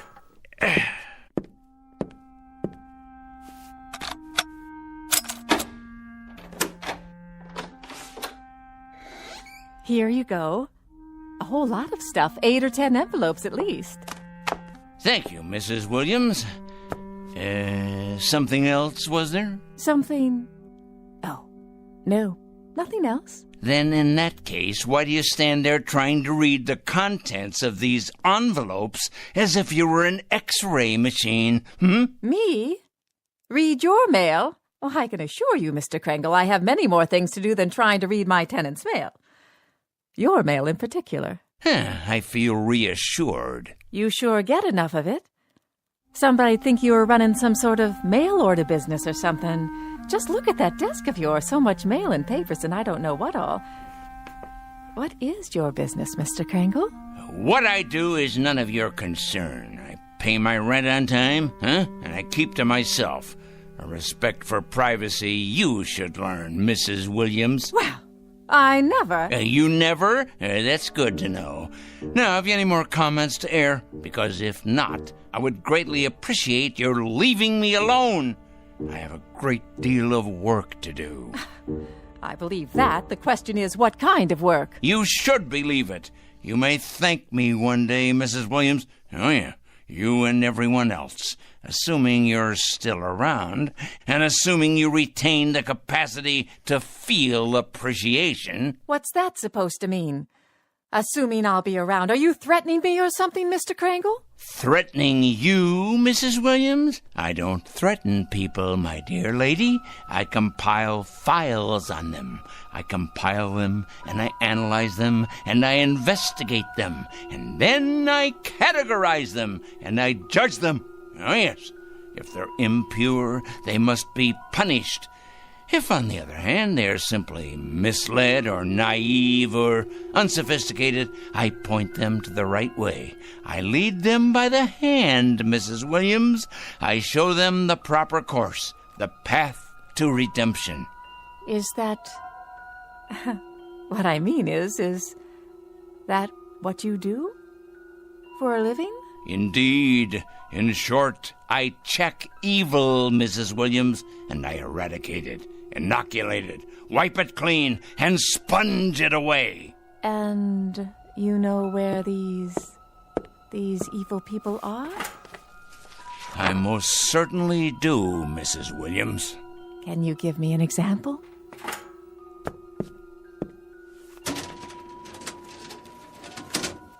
How about this one?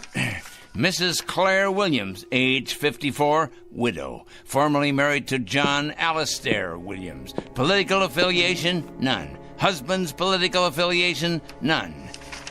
Evidence of subversion? None. Negative personality traits? Curiosity and ignorance. Of course, that's just a preliminary report, Mrs. Williams. The in-depth research is in the master file cabinet right over there. Well, aren't you the strange one? You ain't nothing if you're not a strange one. I'll be going now, Mr. Krangle. Had your nap, Pete? All rested up, are we? Well, that's a good young parrot. It's going to be an exciting afternoon, Pete.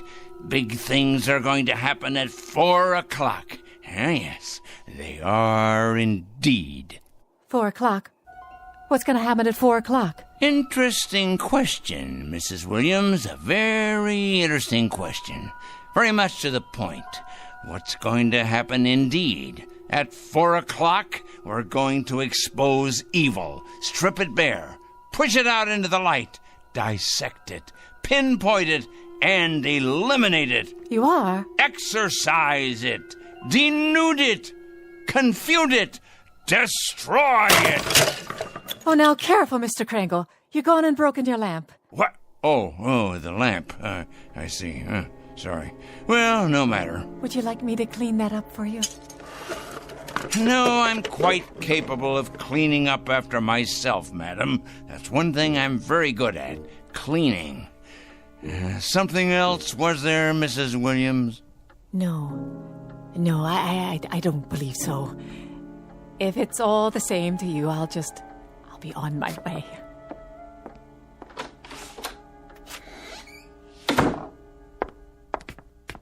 Saints preserve us.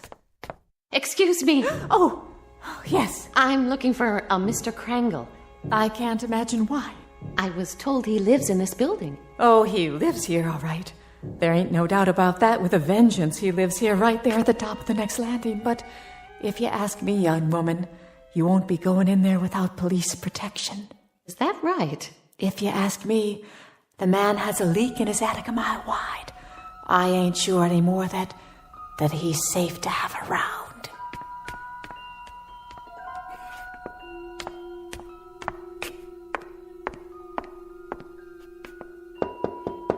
Mr. Krangle? Mr. Krangle? Well? My name's... Who else is with you? Why, no one. Are you sure? Yes, quite sure. My name is Lucas. I wonder if I could speak with you for a moment. Lucas. Ah, yes, Lucas. Kurt J., age 27, intern, Eastside Hospital. That's my husband. Is he indeed? Well now. Your husband, you say. Come in, please, come.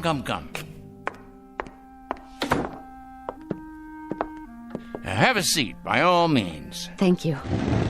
Now, what about your husband? Why, Mr. Krangle? Why what? Why are you trying to hurt him? Hurt? My dear lady. What has he ever done to you? To me? Why, nothing to me. That is, nothing personally. I don't know your husband, Mrs. Lucas. That is to say, I know of him. Oh, yes, I know of his background, but we've never met. He's a stranger to you then, isn't he? He's a perfect stranger. A stranger, yes, but not a perfect stranger, Mrs. Lucas. By no means. Your husband happens to be most imperfect. And when you perceive, quite correctly, that he's done nothing to me, at least not directly, I hasten to enlighten you. He nonetheless happens to have done a great deal against society. In what way? Ho, don't play dumb with me. Don't give me any of that naive stuff. My husband, for your information, Mr. Krangle, is a dedicated young doctor. A gentle, decent, fine human being. He has only one abiding interest in life, and that is to cure, to heal, to stop pain. And to kill. How can you say such a thing? Yeah, that's his other abiding interest, the one you've conveniently skipped. L-L-L-U-C Lucas. Here we go. I know his file well. Lucas Kurt J., M.D., second-year intern, Eastside Hospital.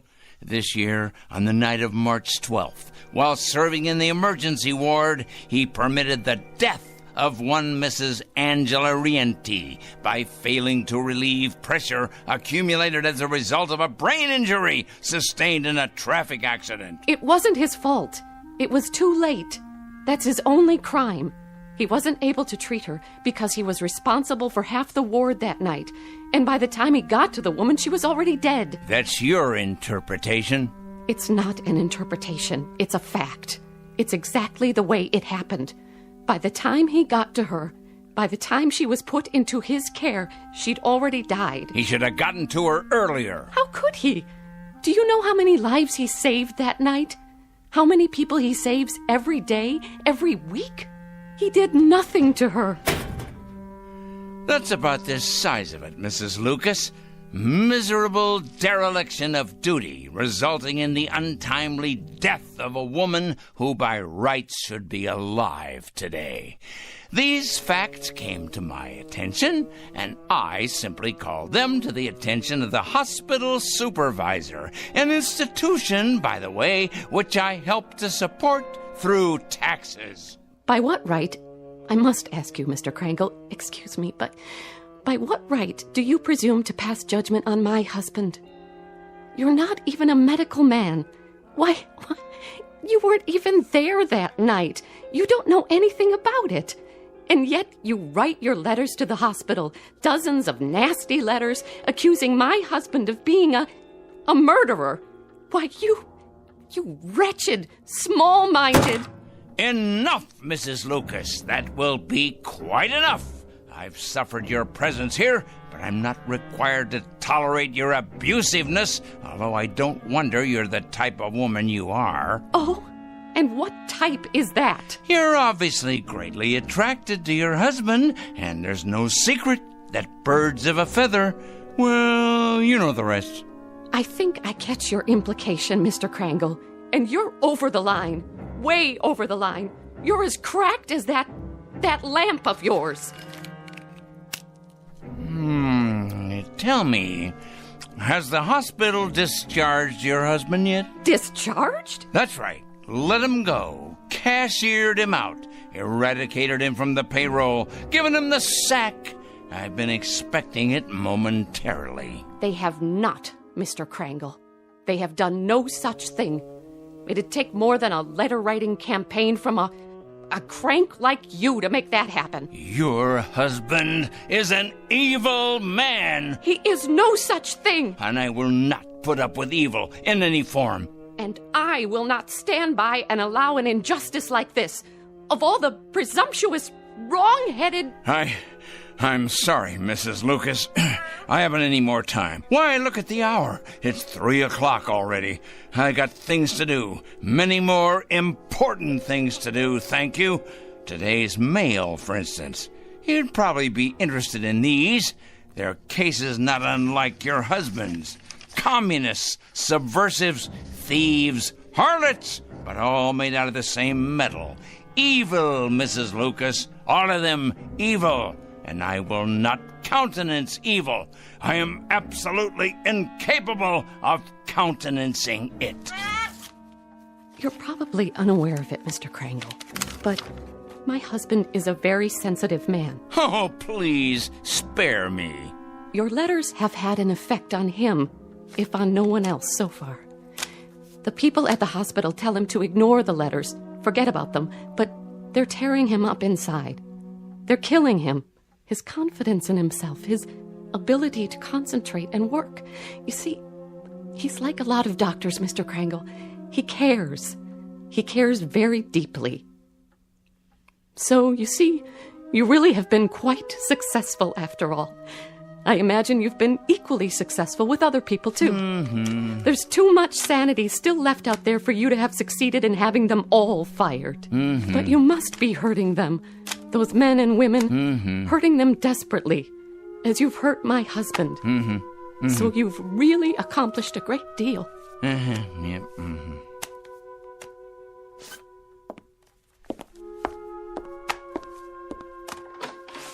Tell me, Mr. Krangle, if you can, that is. Why? What's that? Why do you do it? I really need to understand. Why? You ask me why? Why? Because they're evil. That's it precisely. Nothing too complicated about that, is there? They're evil. Plain and simple. Here, take a look out the window. All those little bugs down there, you see? Bacteria. That's what they are. That's what your husband is. All those little... That's it. That's precisely it. What is? That's what I'll do. I've finally gotten the clue. I said little, you understand? That's what I'll do. I'll turn all the evil people into little ones, understand? I'll make all the evil people, let's see, 3 feet. No, 2 feet. 2 feet tall. That's it. At 4 o'clock this afternoon, at precisely 4 o'clock, every evil man and woman will become a mere 2 feet tall. A revelation, an absolute revelation. Peter, my lad, did you hear what I come up with? Did you? That's it. Do you see the beauty of it, Pete? That's it. It's brilliant, absolutely brilliant. 2 feet tall, Pete. 2 feet tall.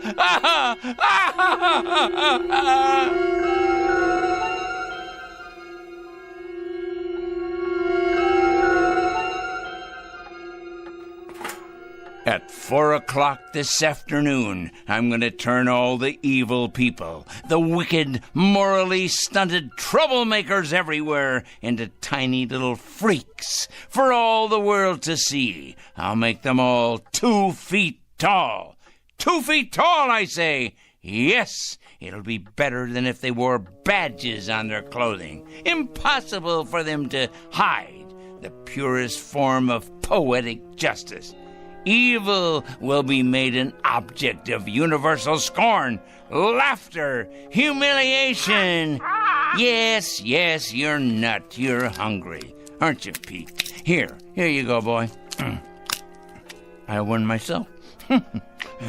We must be strong, the two of us. Strong for what's about to happen.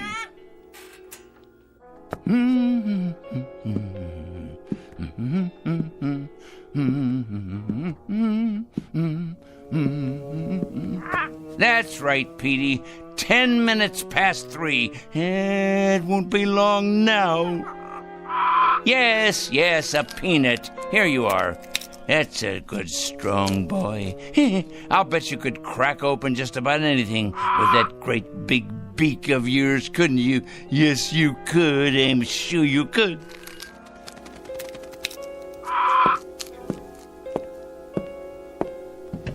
Look at them down there, all those wicked little people. They don't know just how little yet. No, of course not. But they will. They will. It's their day of judgment. Oh, yes. Time to finish our preparations, Pete. There's much to do. Less than 50 minutes left now. Must be sure all our pencils are sharp. We have a great many names to cross off the list. Cross off the list. Soon now. Very soon. Yes. Oliver Krangle? Come in. Yes, I'm Oliver Krangle. I'm the one who called. Yes, sir. Agent Luther Hall, Mr. Krangle, Federal Bureau of Investigation. Our office received a call. Indeed, yes. I placed the call and asked you to come. I felt it was my civic duty.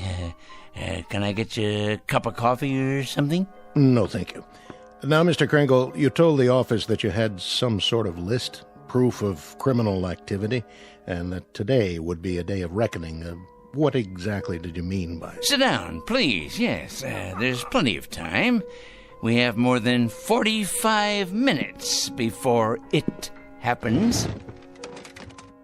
Before what happens, Mr. Kringle? That's the point. That's the whole point. That's why I called you here. And why is that? I felt the FBI should know. I also called the police and the fire department. I even got a call into Washington. Oh, yes. Although the latter message probably won't go all the way to the top. It's my understanding that the Reds are in complete control in Washington now. I imagine they've taken over the switchboards, too. The Reds, Mr. Kringle. Oh, yes, indeed, the Reds. It's a complete conspiracy, you know, Mr. Hall. All the evil people are banding together now, all the subversives, the commies, the terrorists, the thieves of the American dream. It's a total, absolute, worldwide conspiracy. You said on the phone that you had a plan of some sort. Oh, my, yes. It all takes place at 4 o'clock. I thought you people ought to know because, well, you'll have your hands full. Our hands? Picking up all the guilty parties. Oh, yes. You see, Agent Hall, I've spent a good many years doing this kind of work. Just look at all those file cabinets there. Years of dedication to the cause. I've made a study of evil. Oh, yes, indeed. A complete study of it. I cut out newspaper clippings. I listen to the radio and watch television. I follow every major court case that's going on. I compile a completely airtight list of charges against all of them, the evil people. What do you do with them, Mr. Kringle? Do with them? I follow through, of course. I follow them through to their conclusion. I write letters to employers. I make phone calls late at night. Oh, they hate that. Oh, yes. It's one of the most effective methods, as you probably know. Calling those terrible people late at night. The later, the better. Getting them up constantly. Waking them. Enumerating my charges. Speaking out. And then hanging up. They hate it. Very frustrating for them. I'll bet. Oh, yes, indeed. They go out of their minds with fury. They don't like to be awakened late at night, I can assure you. Who does? Yeah, but with these people, it's absolutely necessary. The evil people, you understand. The destabilizers. The enemies of order. But to get to the point, Mr. Hall... The point... And what is the point? The clock on the shelf there tells the story. The entire and complete story. It's 3:20 now. In exactly 40 minutes, all the evil people in the world will be reduced to half. No, a third of their present size. Oh, it'll be glorious. All the unpunished murderers and the tyrants, the proud and the sinful, the schoolyard bullies, the cruel teachers and faithless friends, the wrongdoers, blackmailers, and the nicotine fiends, too, and the thieves, and the harlots, and the transgressors, all of them, every one. How does that sound, Mr. Hall? How do you propose to go about doing this? I mean, shrinking people. I merely will it, that's all. I will it. I've been giving it a great deal of thought.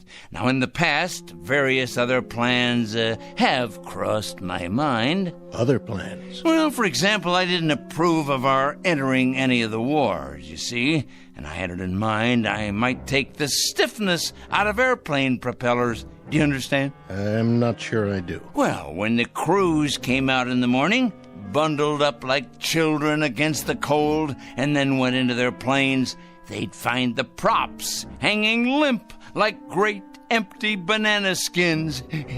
Then the war ended and, it seemed like a waste of effort at that point. After that, jets became the order of the day, and so I thought, what would jam up the intakes on those jet engines? Huh? What better than a flock of birds? Oh, not you, Petey. Not the beautiful, brave, loyal parrots of the world. Oh, no. Just your low-class country cousins. You read about it from time to time. Seagulls that get sucked into jets, cause them to fail. So, naturally, I thought, chickens. Chickens. Ignorant. Can't speak. An army of them bred to sacrifice themselves for the greater good. Release them on runways just at the moment of takeoff. That would ground those bombers and cargo planes, but fast. Of course, there'd still be trucks and overland supply routes. And then I read in the paper a year or so ago about an accident, a bad traffic accident. 3 people were killed. So I decided I would change all the wheels in the world from round to square, or maybe even triangular, so they'd stub in the asphalt and stop in their tracks. You mean sabotage interstate commerce? I devised another method later on. Terribly interesting, I thought. Mark all the evil people on the forehead, or better yet, turn them all one color. Say, purple. But then it came to me that they'd simply be able to recognize each other more readily and band together in their collective wickedness. I see. Well, Mr. Hall, this is hard to believe, but I hit upon this latest idea about the change in size just this afternoon. Some benighted woman was in here, and she quite inadvertently gave me the clue I needed. Make them all 2 feet tall. Now, what could be simpler? Think of it, Mr. Hall. Think how ineffectual this will render them. They can't handle delicate scientific instruments, or typewriters, or computers, or telephones, because they can't reach them. They won't even be able to open a window or turn a doorknob to escape once we know where they are. Why, pretty soon they'll be as extinct as dinosaurs. Here's a peanut for you, Petey. I think, Mr. Hall, that the most interesting place will be, let's say, a murder trial, where nobody knows whether the accused is guilty or not. And then at 4 o'clock, if he's guilty, or watching the drunkards in a saloon, or, there's so many places to be. Mr. Kringle? Yes? I'd like to ask you a question, sir, and I hope you don't take offense at it. Go on. Have you ever had any psychiatric help, sir? What? Psychiatric help. I don't think you're rational. I think you've developed some kind of obsession here, and I think you need some help. Help? Me? I need help? Why should I need help? I'm not evil. You obviously don't understand any of this, do you?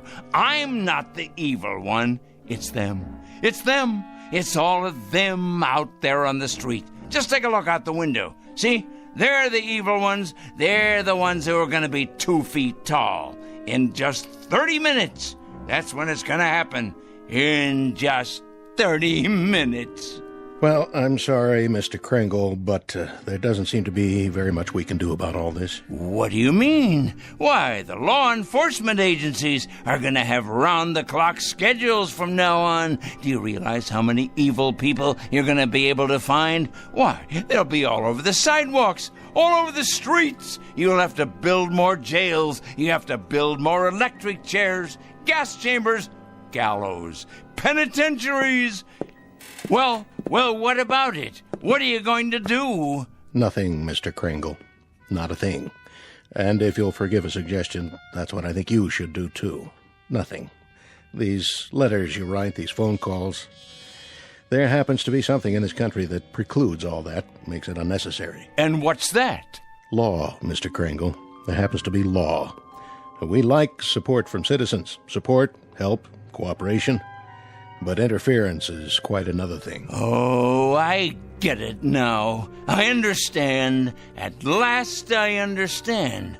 You're part of the conspiracy. That's it. You're one of them. Why, of course. I'm an idiot not to have realized it. Of course you people have gotten into the FBI. It stands to reason you would. You've infiltrated every other place.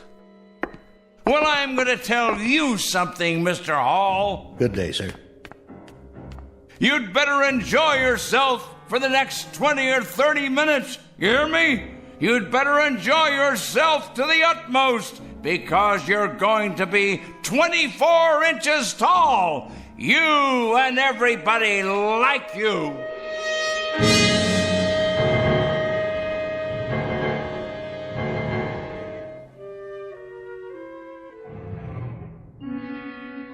All the evil people, everyone, you'll see.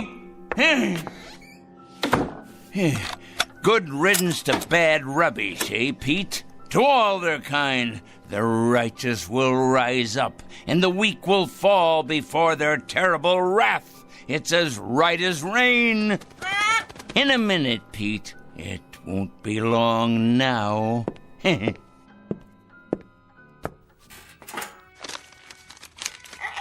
Yes, here's your nut. It won't be long now at all. We must have everything in order, all our pencils sharpened, weapons that are truly mightier than the sword. And our desk, we must have lots and lots of clean paper to make another list of the newly exposed. Their corruption on display for all the world to see. I wonder what they'll look like down there on the streets, on all the streets everywhere. Oh, what a glorious sight it's going to be. So many people. Think of it.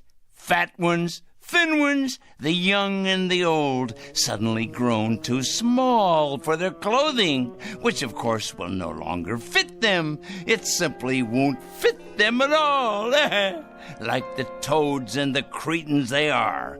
Someone should follow along behind and collect it in trucks, boil it in hot water, decontaminate it, and then redistribute it to the rest of us. Think of that, Pete.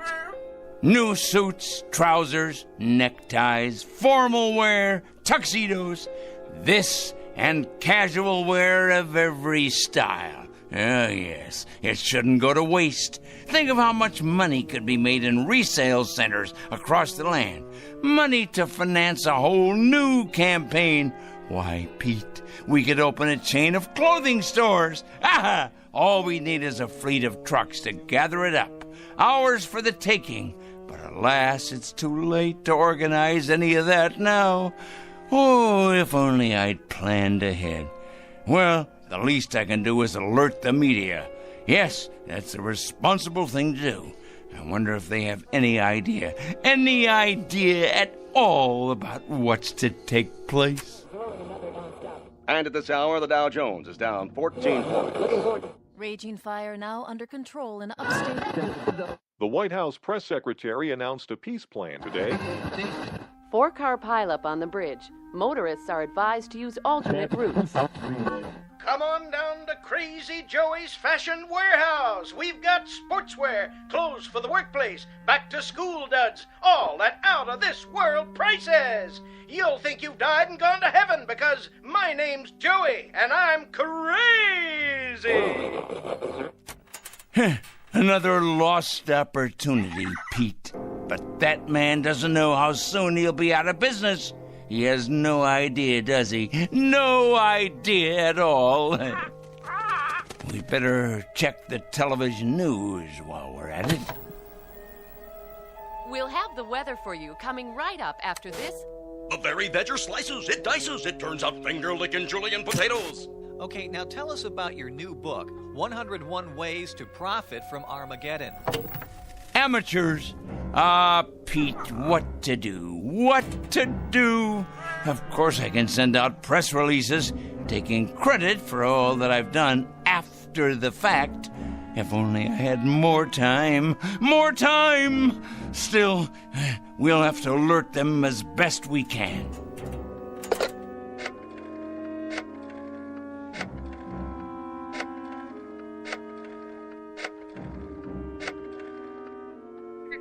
Yes, put me through to the news department, please. Never mind who this is. Wait. This is Oliver Krangle speaking, Crangle. Yes, that's right. I'm calling with an important bulletin. Yes, for the afternoon broadcast. That's right. You ought to break in right now with a news flash, you know. Oh, it's something big, all right. Something huge. Believe me, it is important. When? No, you don't understand. It hasn't happened yet, but your viewers will still want to know when it does happen. Otherwise, there'll be chaos in the city. In fact, this should go on the national broadcast, coast to coast. What is it? Let's just say a new perspective on the world. Hello? Hello? Hello? Petey, obviously they've infiltrated the local news channel as well. Of course they have. I should have known. They're everywhere, like insects, like vermin. Well, they won't be in control much longer, because Judgment Day is upon us. The strong will rise up to take what is theirs, while the subhumans are exterminated. It's the law of nature. But for now, there's precious little left to do, except make sure the clock is wound and to prepare ourselves for the occasion. Just try to be patient, Pete. Just a few minutes longer. Wait with me, and you'll see that it's all been worth it. I promise. But first, I must look my absolute best. Yes, top-notch, befitting a man of my stature. The reporters will swarm up the stairs here, wanting interviews. And there'll be photographers, of course, with their news cameras. Let's see here. What do you think, Petey? Perhaps a clean shirt and tie? My best shoes. I have to pass muster here. Meanwhile, you preen your feathers, my boy, and get ready to meet the press.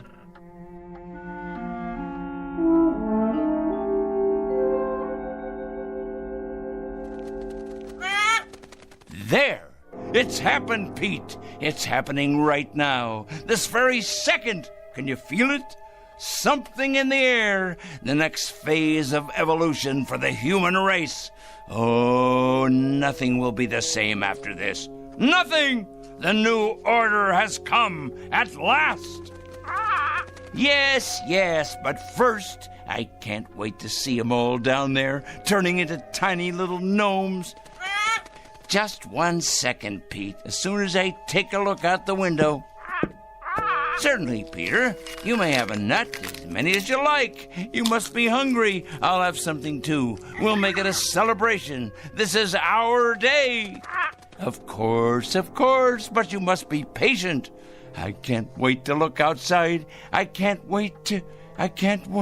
But for some reason, I can't see over the windowsill. How can that be? I can't even reach the bowl of peanuts. I know you're hungry, but somehow it's just out of my reach. What? Unless someone has moved it, put it in a very high place. But that would have to be someone very tall. Someone very, very tall.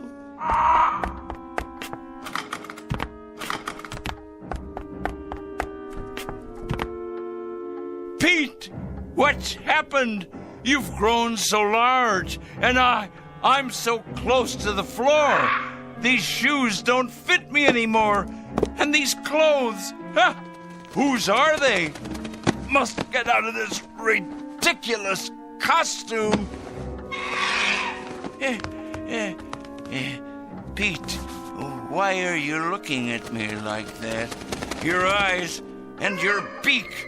Close it. Please close it. You're not still hungry. You can't be. Pete, you're frightening me. You know me, Petey boy. You must. That's a good bird. Yes. Calm down now. No, Pete, no. Get away. Let me get out of here. I can't reach the door now. The locks. Let me out. No!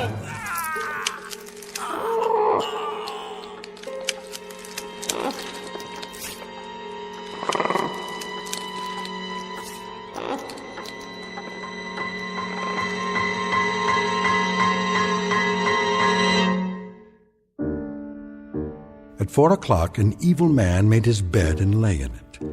A pot called a kettle black, and a stone thrower broke the windows of its glass house. Not a pretty picture, perhaps, but for this poor, misguided fellow, quite unavoidable. A simple matter of supply and demand. He was right about one thing, though. In a world where the strong get stronger and the mighty feed upon the weak, you can run, but you can't hide. Look for this one under F for Fanatic and J for Justice in the Twilight Zone.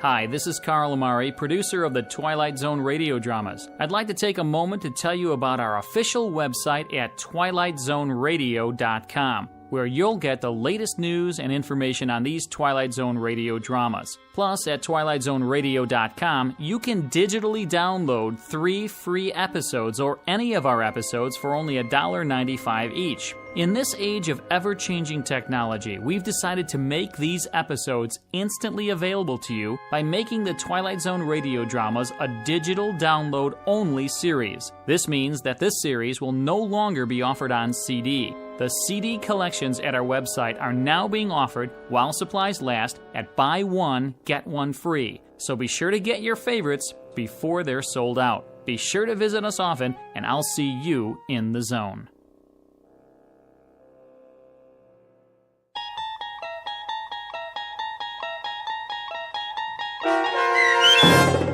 "4 O'Clock," starring Stan Freberg with Stacy Keach as your narrator, was adapted for radio by Dennis Etchison and based on a script by Rod Serling. Heard in the cast were Taylor Miller, Maggie Carney, Rick Peoples, Doug James, Paul Patch, and Carl Amari. To learn more about the Twilight Zone radio dramas and to obtain audio cassettes and CDs of these programs, visit our website at twilightzoneradio.com.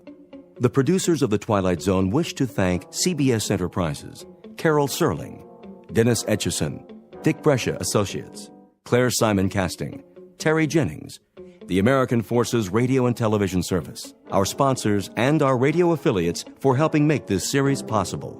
This copyrighted radio series is produced and directed by Carl Amari and Roger Wolski for Falcon Picture Group. Doug James speaking.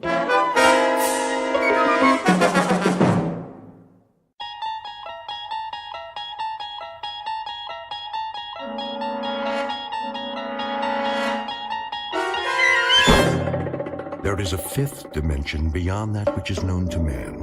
It is a dimension as vast as space and as timeless as infinity. It is the middle ground between light and shadow, and it lies between the pit of man's fears and the summit of his knowledge. This is the dimension of imagination. It is an area which we call the Twilight Zone.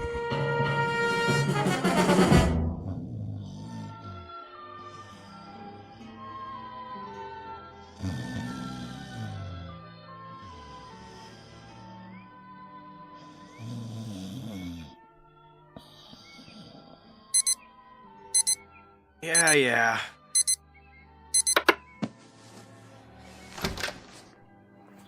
Glenn, honey.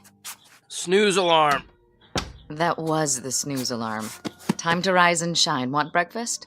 No. Coffee, at least. Why are you up already? Oh, I had some things to take care of.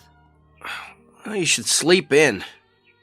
Well, I'm awake now. Let's go, Tiger. All right. Careful. Sorry. What happened?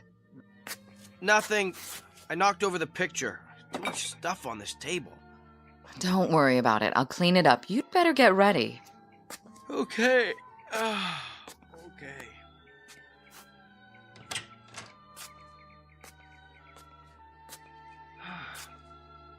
Something wrong with the mirror? What in the... Claire? Something isn't right. Look at this magazine ad. Really a nice layout. Who did it? Claire? Not McCloskey, that's for sure. Claire! I wonder if it was Wolfus or... Look at me! Look at me! Yeah? What do you see? Oh, Glenn, please. I asked you a question. Coffee's in the kitchen. Why don't you take your shower and... Who do you see? What kind of question is that? Am I supposed to see something? This isn't me. You're right. I knew it. It's somebody acting like an idiot. My face, Claire! Look at my face! Very nice. Now, don't forget to shave. You think it's nice? I just looked in the mirror and I've never seen this face before in my life!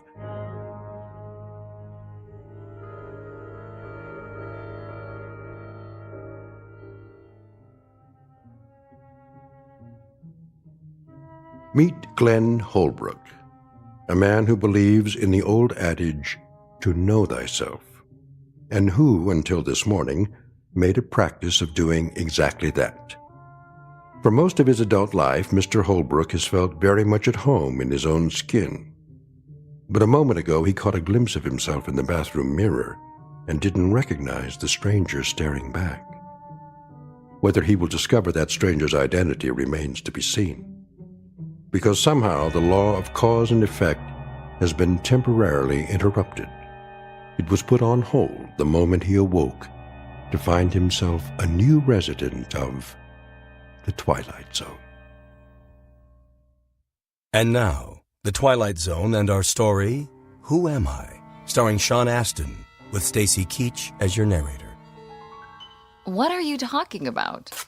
I'm trying to tell you. I looked in the mirror and... You must have had a bad night. I'll bring you some coffee. I don't want any coffee.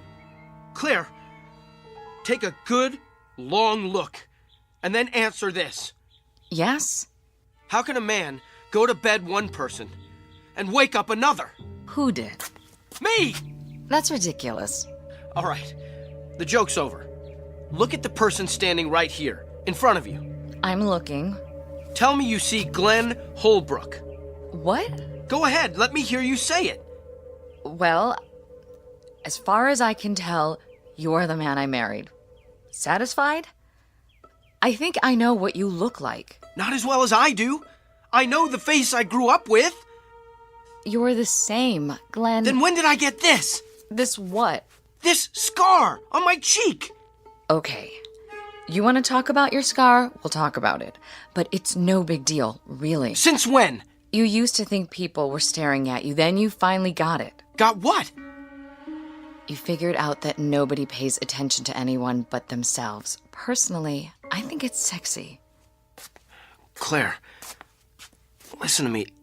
I'm not crazy. I didn't say you were. I swear to you, I never saw this scar before. That's impossible. Why?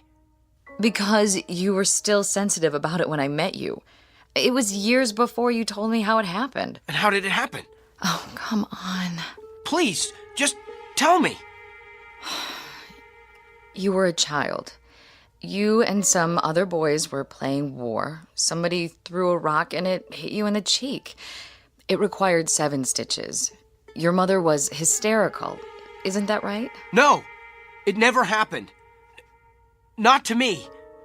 I've had about enough of this. It's getting late. Go over to the bedroom mirror and we'll settle it.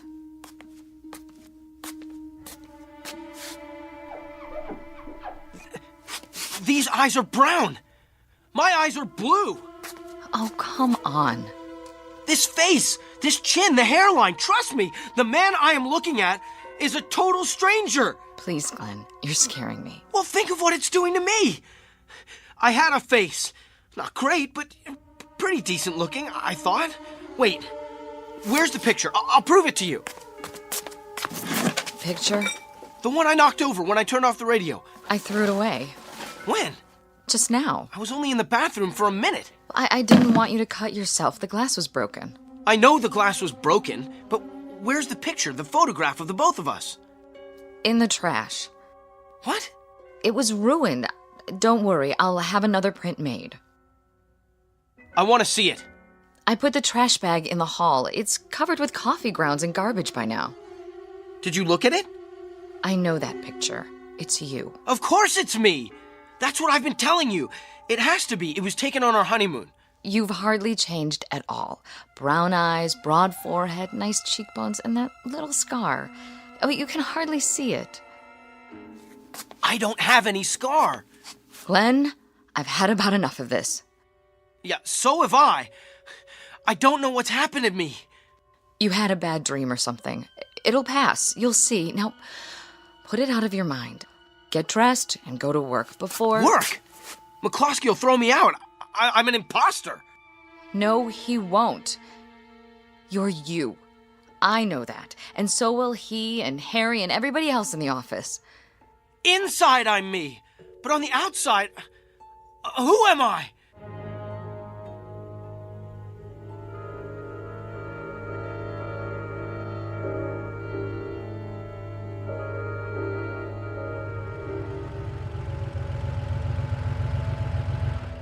Morning, sir. Good morning, Willard. I know. Park it away from the other vehicles. Don't worry, sir. I'll take real good care of her. No dings allowed in my lot. Willard, you recognize this car, right? Sure do. Been parking it for you. How long is it now? A couple of years. And you recognize me? I should by now. Hey, thanks again for the Christmas tip. You didn't have to do that, you know. Mr. McCloskey pays me just fine, but, well, I sure did appreciate it. Got my girlfriend some French perfume. Oh, keys in the car? Wait, just a minute. Yes, sir. What's my name? Huh? My name? Oh, sorry. You want me to call you Mr. Holbrook? Well, if that's who you think I am. Well, who else would you be? Well, that's a big question. How's that, Mr. Holbrook? Nothing, Willard. Just checking.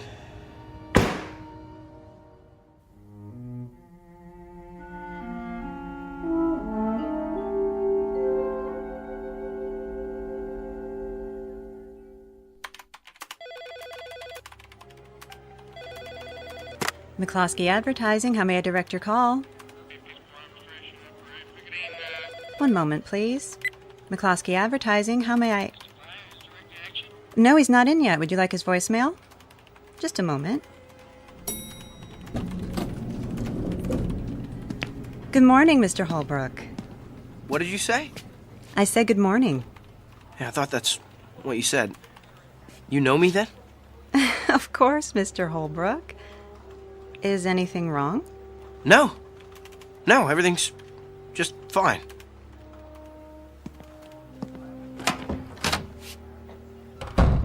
Hi, boss. Janice, can I ask you something? Sure. I'll have your emails ready in a minute. A bunch came in overnight. Do you notice anything different about me? Let's see. Yeah. You do? New tie, isn't it? No, I don't mean that. You got a haircut? Did I? Since the last time you saw me? Well, maybe you didn't. I'm not sure. But I'm the same man you worked for yesterday. Unless you got a twin brother. I don't. I didn't think so. Now, let me see. Mr. Ashton's called twice already. You know how he is. Wants a conference as soon as you get in. And production needs your opinion on the Durant's layout. Mr. Holbrook? One of those mornings, huh? Not really. Am I missing something? No. I am. You didn't have your coffee yet. There should be some in the lounge. Listen, Janice. Yes? You have a mirror? Where? In your purse? Why? Just wondering. I think so, yeah. Take it out, would you? Okay. There's one in my compact. Good. Open it. Now what? What do you see? I don't understand. Well, you see yourself, right? Well, I hope so. What if you looked in there and saw somebody else?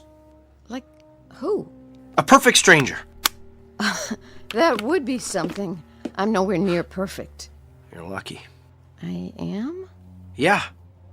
You've got the face you were born with. So, Mr. Holbrook, which do you want? Mr. Ashton or production? Neither one. Pardon? Is Harry in his office? I think so. Tell him I'd like to see him. Right away.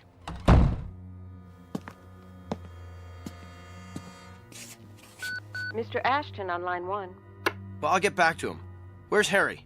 I'm just calling. Get him in here. Yes, sir.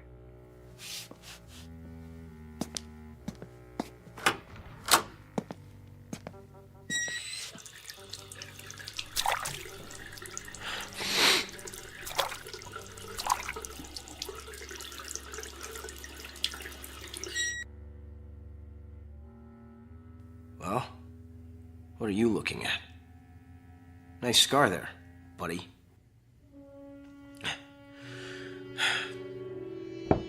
Come in. Glenn? In the washroom. I can come back later if... Be with you in a minute. Have a seat. Janice said you wanted to see me. Yeah. So what's up? Just a little reality check. What's that? Harry, how long have you worked here? Let's see, 3 years, isn't it? Would you say that we know each other pretty well? Sure do. Why? And do me a favor. No problem. You'll have to ask for your own raise, though. I don't even think McCluskey knows my first name. If you had to give a description of me, what would you say? To who? The cops? What'd you do? Just tell me. What you look like? Yes.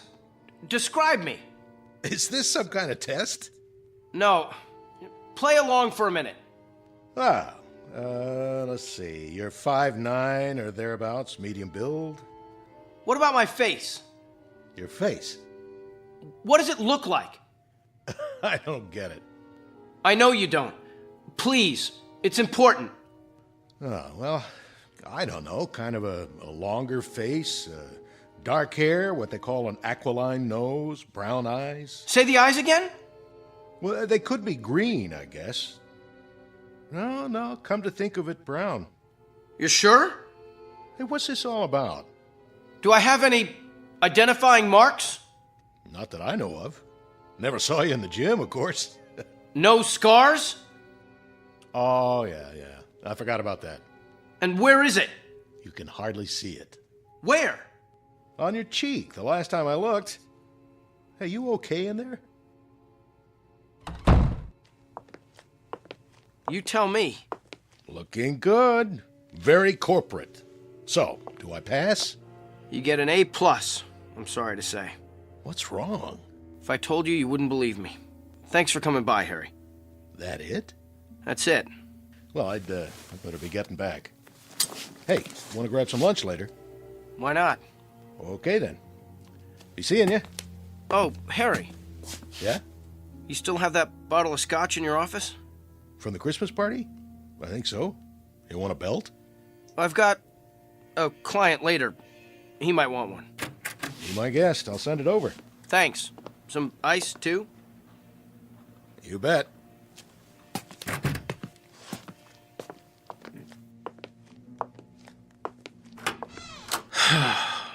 Yeah, I've got a client, all right. And if he doesn't want a drink, I know somebody who does. My old pal, Scarface here. Mirror, mirror on the wall. Who's the strangest one of all?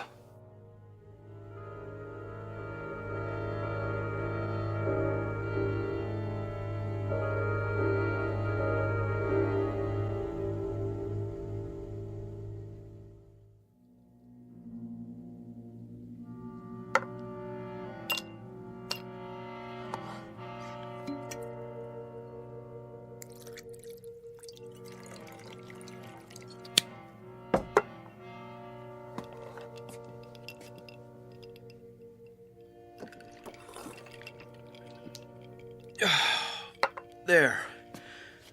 That ought to take the edge off. Maybe one more.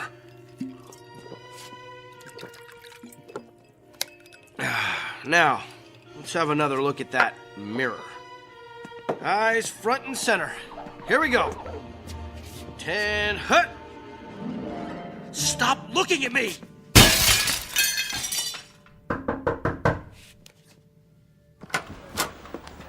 Mr. Holbrook? Where? Mr. Holbrook! There she is. Lucky Janice. The lady who knows herself. You've cut your hand. He never laid a glove on me. Give me a Band-Aid, would you, sweets? What happened? You're bleeding. He was here, Mr. McCluskey, just a little while ago.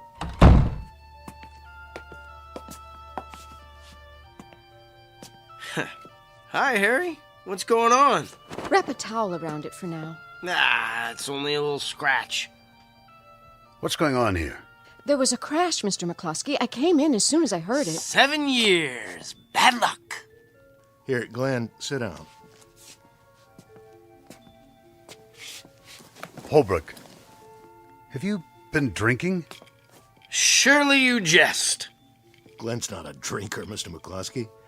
Not until now. Leave us. But his hand. Look at that. Towel's turning pink. Pretty, huh? Where's the first aid kit? In my desk. Bring it here, if you please, Miss Bentley. And then kindly leave us. I'll take it from here. Certainly, sir. At least the bottle's only half empty. Thank heaven for small favors. Here it is, Mr. McCluskey. Hold all his calls for now. Yes, sir. I'll see you in a while, Glenn. Sure, Harry, old boy. Now then, do you mind explaining yourself? The mirror broke when it saw me. Never mind about the mirror. Have a drink, JJ. It's single malt. I think you've had quite enough. You know, Ashton says you haven't talked to him all morning and you've got Crawford sitting on his hands in production. Now, that means the whole campaign is delayed. I'll get a new mirror. Have to paint it black, though. I don't like what I see. Holbrook, you're a good man. But you've got to get a hold of yourself. Give me your hand. Too late to fix me. The damage is done. If I thought so, I wouldn't bother. Yeah, this is going to sting. What is it? Ow! You've been putting in a lot of hours at the agency. Pushing yourself too hard. Well, glad you brought it up, JJ. See, it wasn't really me. All this time I thought it was, but... Hold still. You don't have to do that. I know I don't. But I believe in the personal touch, especially for those who've stayed with me through thick and thin. You're wrapping up my hand like a mummy. Does that mean I'm already dead? I must be, because... Shh, quiet. You're in no condition to discuss anything. I want you to take the day off. What for? Make it the rest of the week. There, that ought to hold you.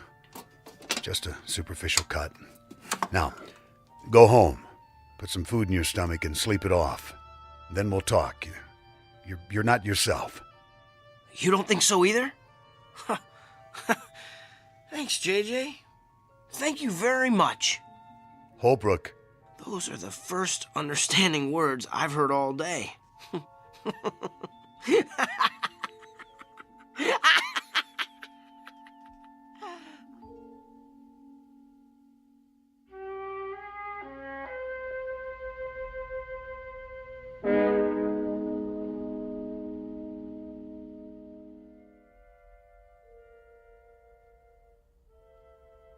Continue, please, Mrs. James. I'm not sure what you want me to say, Doctor. Anything that comes to mind. You still have a few minutes. Well, as I've told you, I have trouble sleeping, and every little thing seems to set me off. Perhaps that's it. It? The cause of your irritability. The domestic discord. Lack of sleep? Well, my physician did say I need more exercise. No, that's addressing the symptoms. But what is the root cause? Let's try a different tack. How do you feel toward your husband? It's not his fault. He works hard. I'm sure he does. But you said there's financial strain.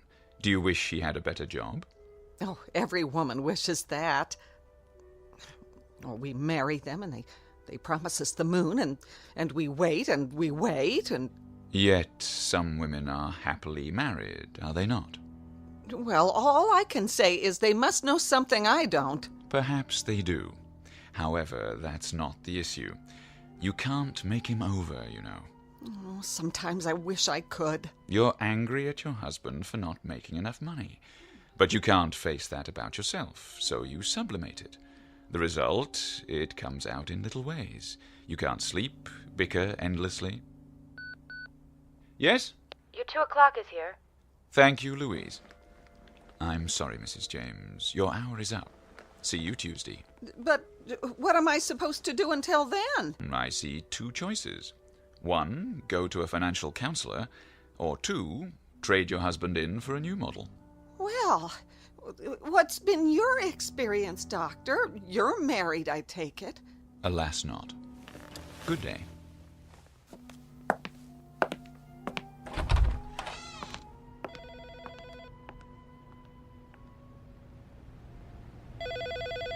He'll see you now.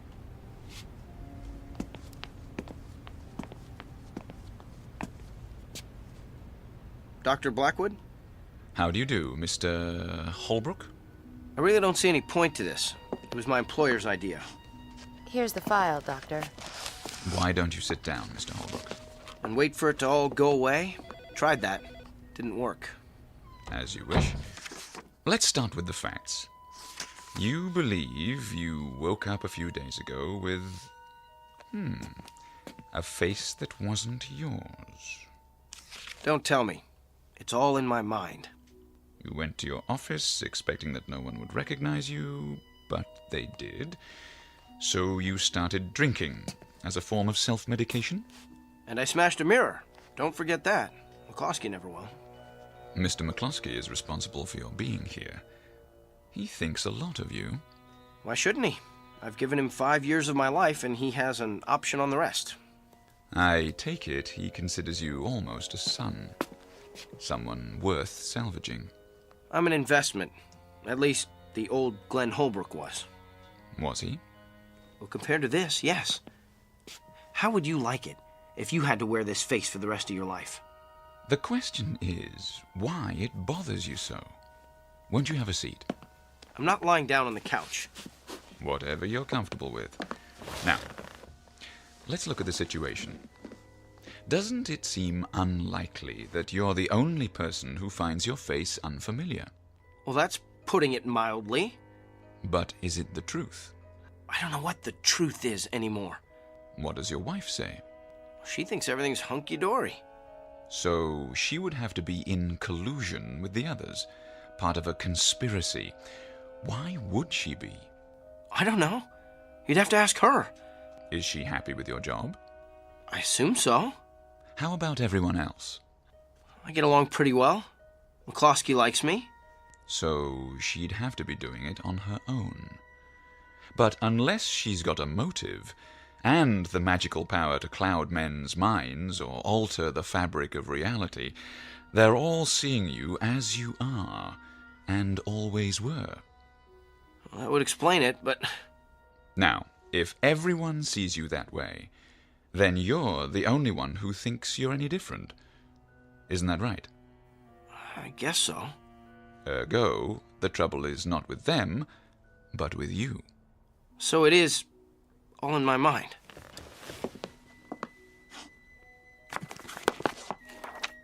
These books are filled with case histories, Mr. Holbrook.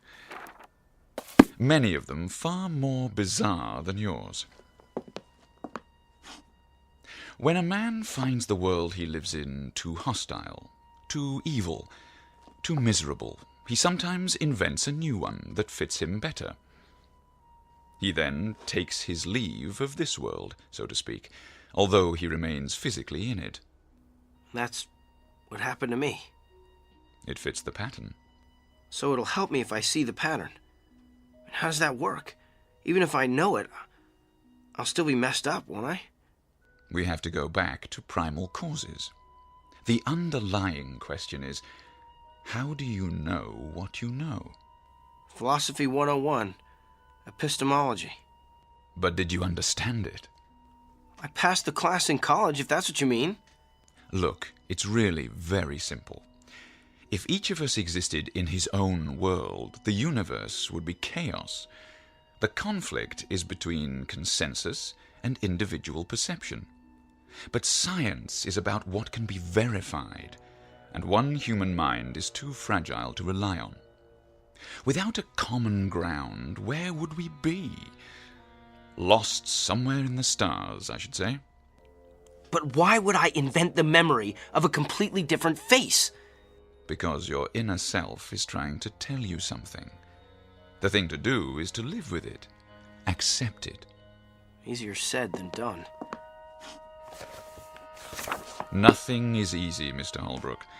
The longest journey begins with, you know, the rest. I suggest a series of sessions, 3 times a week to start. Is that agreeable? If it'll bring back the face I was born with. That's up to you. But I would say the prognosis is most favorable. Now, if you don't mind, I'll ask you to fill out an insurance form for your health provider. Louise will fax a copy to McCluskey's office. You don't have any mirrors, do you? There's one in my washroom. Why? Verification. No. I know what I'll see. You better keep it locked up while I'm here so I don't start busting up the place.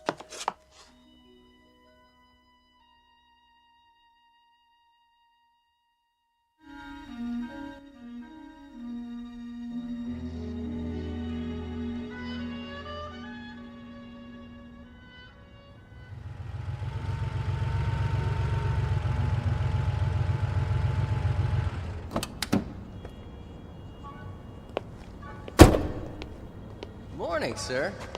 Morning, Willard. Been a while. Yes, it has. Well, welcome back. I know, park it in a safe place. Don't worry. I wanted to thank you. For what? Taking care of my car. When? That day, last month, when I took a cab home. I left it here for how long, a week? Oh, don't worry about it. Mr. McCluskey said you were sick. I was, but I'm all right now. The key's in the ignition. Got it. Say, what's the long package? Oh, I almost forgot. Something from my office. Hand it to me, will you? Sure thing. Thanks. Oh, and Willard? Yeah? You wouldn't know where I could borrow a hammer, would you?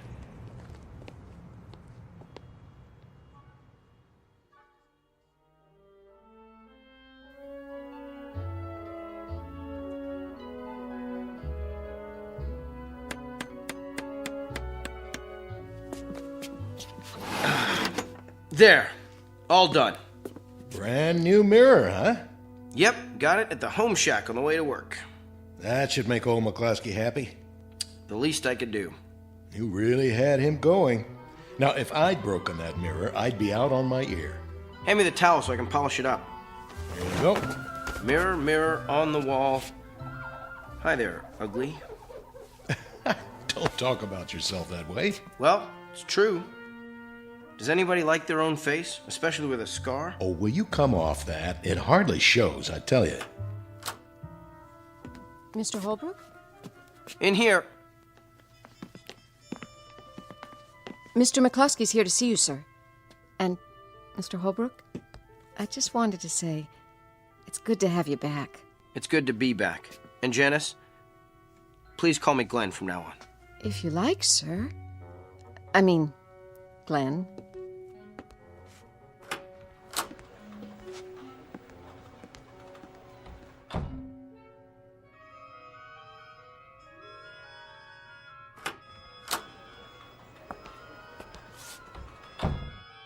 Good morning, sir. Morning, Shannon.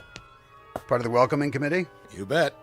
What have you done in there, Holbrook? A new medicine chest? You didn't have to do that. On the contrary, Mr. McCluskey, I'd like to make amends, and this is a start. Well, I'd better get back to work. See you at lunch, Harry. And remember, I'm buying this time. Sure, Glenn.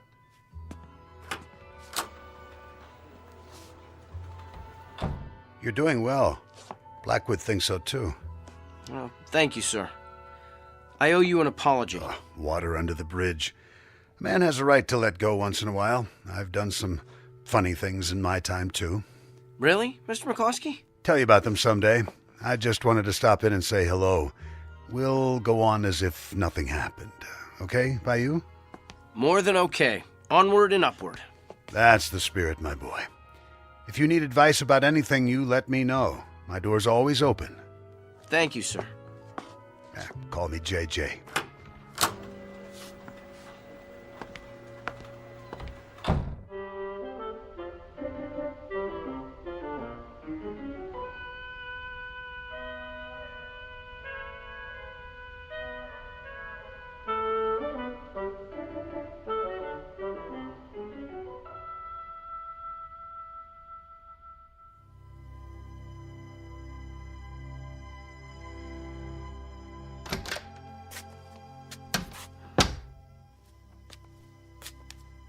Ready to turn in?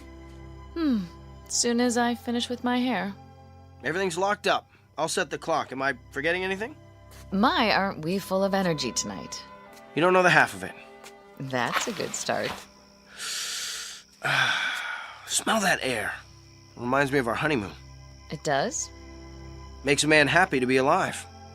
I'm glad you feel that way. For a while there. That's all over. I've joined the human race again. You don't know what a relief that is. Time to do my exercises. 1, 2, 3, 4. But tell me honestly, Glenn. You don't still think that... I don't think anything. I mean that business about your face.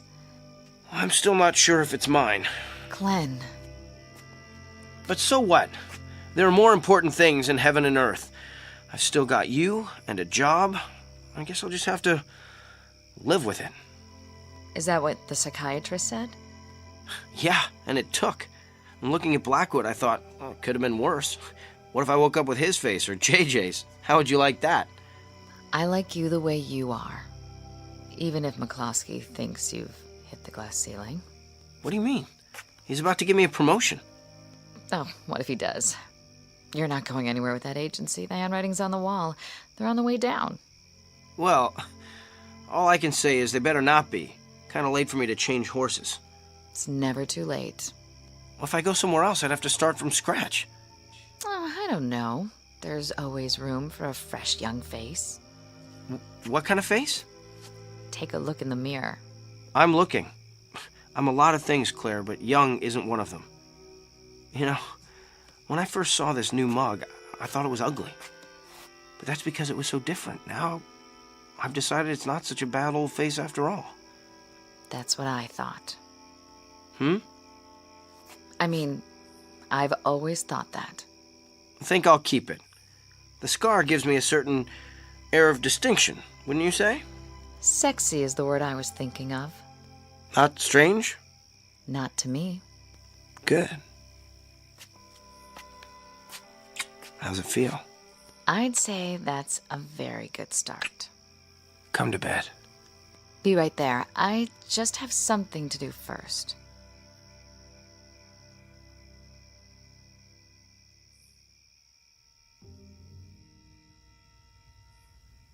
Five black candles to form the pentagram.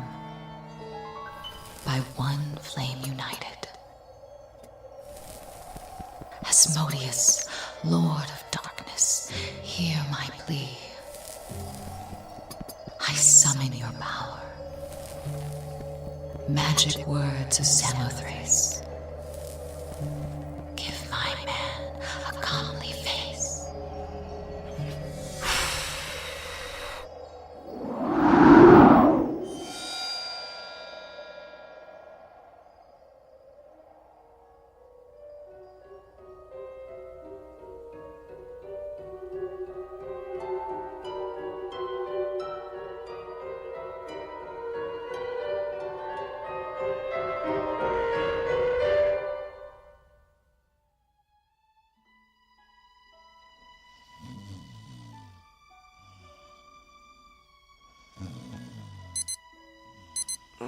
All right.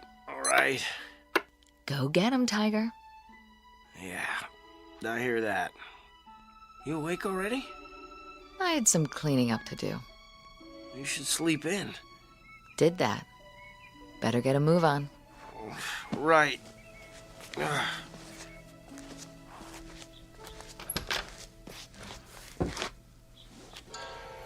What in the... Claire? Claire! What? Look at me! Look! Why? Please, just do it. I'm reading. Where's my scar? What scar? The one on my face! You've never had a scar. I did yesterday! Did you have a bad night again? A bad night? What are you talking about, Claire? Look! This isn't me! Of course it is. And quite handsome, I must say. Just like one of the male models in this magazine. Where? What is going on? Relax, Glenn. Go with the flow. You'll see. We'll both feel better after you have your morning coffee.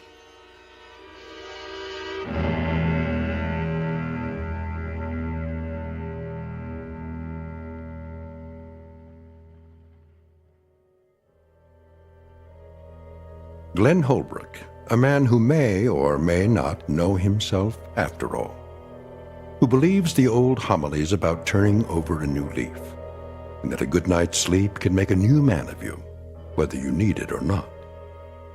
Tonight's object lesson about cause and effect in the Twilight Zone.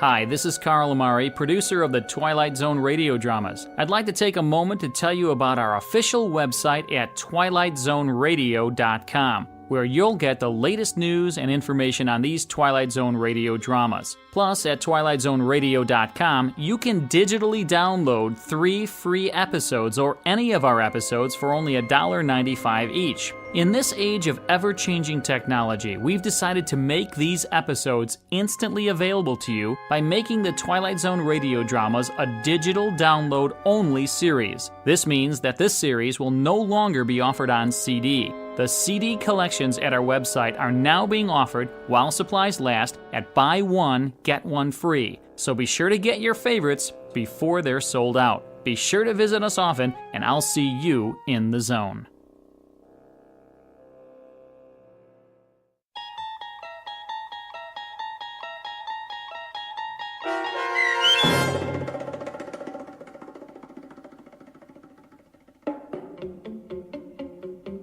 Who Am I? Starring Sean Astin with Stacy Keach as your narrator was adapted for radio by Dennis Etchison and written for The Twilight Zone by Jerry Soule. Heard in the cast were Alyssa Fraden, Nick Sandys, Norm Woodell, Rick Peoples, Fernette Lebo, Kurt Nabig, Meg Thalken, Heidi Klefstad, and Sarah Court.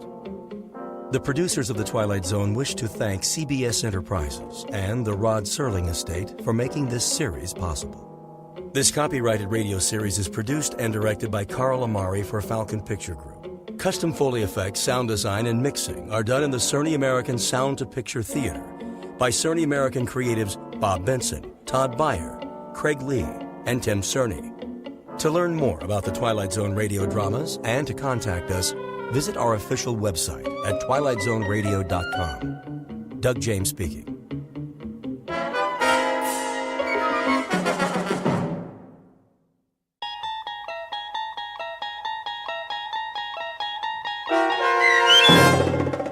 Death's Head Revisited, starring H.M. Wynant, with Stacy Keach as your narrator, was adapted for radio by Dennis Etchison and based on a script by Rod Serling. Heard in the cast were Maggie Carney, David Darlow, Richard Shavsden, Peggy Roeder, James Schneider, Carl Amari, Doug James, and Roger Wolski. To learn more about the Twilight Zone radio dramas and to obtain audio cassettes and CDs of these programs, visit our website at twilightzoneradio.com. The producers of The Twilight Zone wish to thank CBS Enterprises, Carol Serling, Dennis Etchison, Dick Brescia Associates, Claire Simon Casting, Terry Jennings, XM Satellite Radio, Sirius Satellite Radio, our sponsors, and our radio affiliates for helping make this series possible. This copyrighted radio series is produced and directed by Carl Amari and Roger Wolski for Falcon Picture Group. Doug James speaking.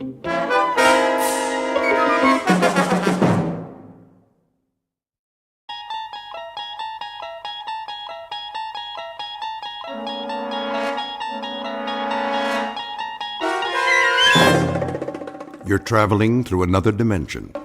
A dimension not only of sight and sound, but of mind.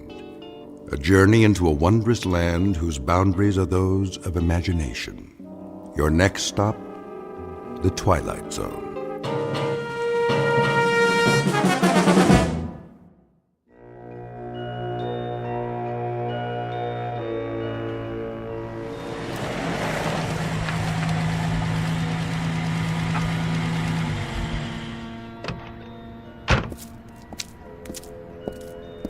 Here we are, sir. Ah, oh, the old inn on the square.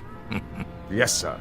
How perfectly charming. You have been here before? No. It's just as the guidebook said. Let me get your bags. In a moment. First, let me see if they have accommodations. Very good. I'll wait, sir. Hello? May I help you? Good day. I've just arrived in your town. Yes, sir. And I was wondering, do you by any chance have a room available? Let me see. That would be a single? Yes, I'm traveling alone. I can give you a lovely front room overlooking the square. That would be perfect. Would you care to see it? No need. I'm sure it will be quite satisfactory. In that case, welcome. If you would be so kind as to sign the guest book. Of course. Thank you, sir. There was something else. No, sir. Well, then. Yes? The key. Oh, yes, the key. Mr. Schmidt, is it? That's what I've written. Of course. Of course what? I mean, sir, I just wondered. Well, it was just that... You wondered what? It's just that you remind me of someone, Mr. Schmidt. Oh? During the war. The war, so long ago. There are times when it does not seem so. I suppose. There were SS stationed here. You don't say. They used to come to the inn very often. Did they? When they were off duty. Well, that must have been a very busy time. Busy, sir? Eventful. Yes. Well then. Will you be taking your meals with us? Perhaps. I should like to explore the town first, see the sights this afternoon while there is still light. As you wish. Ah, yes. Very, very quaint outside, isn't it? Quaint? Picturesque. Some have said so. You'll be here long? A day or two, perhaps. I'm not sure. You see, I'm on holiday. And you've never been here before? No, never. I'm told the scenery is lovely. I understand there's a wonderful old medieval castle one can visit.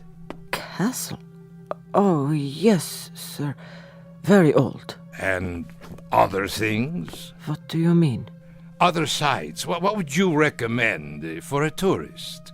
Very little else, sir. Very little else of any particular interest. I'm told, though, that the town was quite active during the war. Active? Sir, it was like most places in Germany. Ah, but I'm told that it was not like most places. I'm told that it had some special attractions. What was it? A work camp or something that you had here? Something of the sort, sir. Well, was it a camp or not? A camp, sir. How's that? A camp, Mr. Schmidt. A concentration camp. You mean a relocation camp? Really, now, that's odd. I'm getting old, I guess. For the life of me, I can't seem to recall the name. Sir? The name. Surely I must have read about it. What is the name of this town? Dachau, sir. Dachau.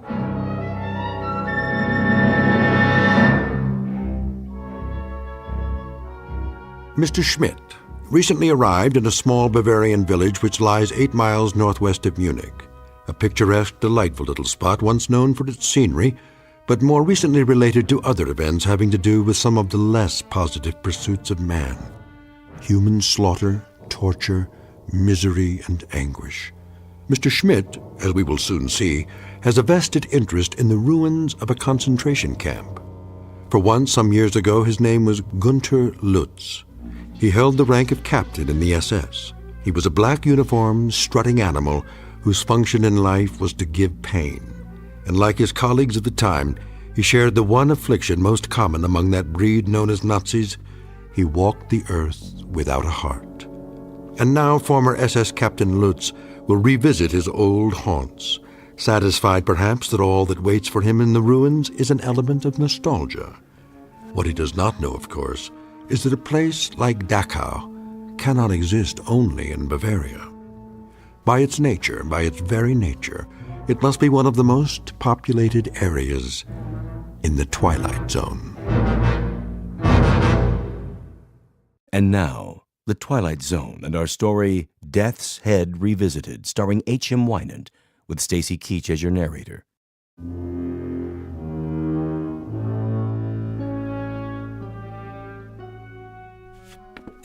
To be sure, Dachau. Once a peaceful place to live, but now? The camp, it's just there on the hill, isn't it?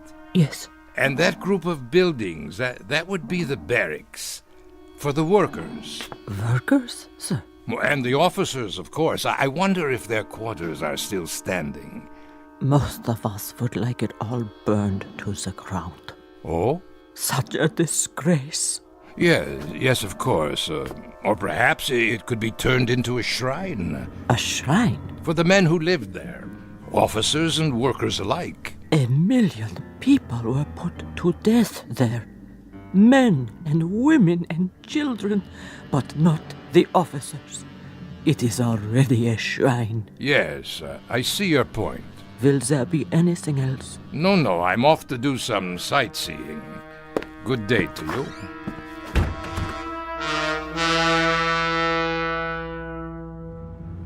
You are on holiday, Herr Schmidt. What did you say, driver? The trip, sir. You have come here for pleasure? Pleasure? Oh, yes. A rest, to relax, to forget. It's the best kind of trip.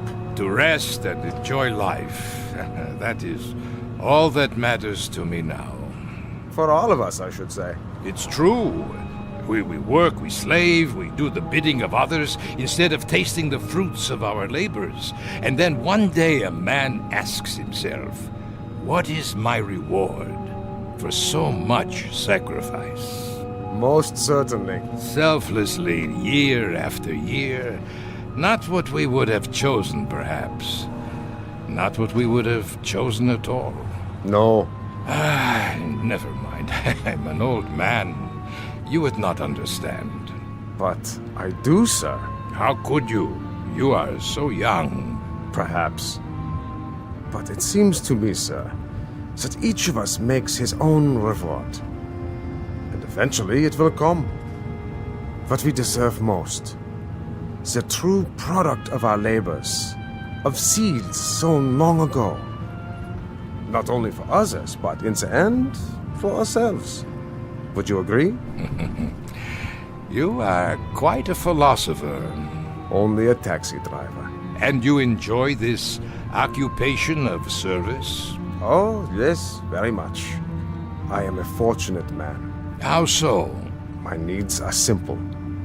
I bring comfort to others in some small way. It is the best work anyone can do. Is it? My parents. They suffered greatly in the war.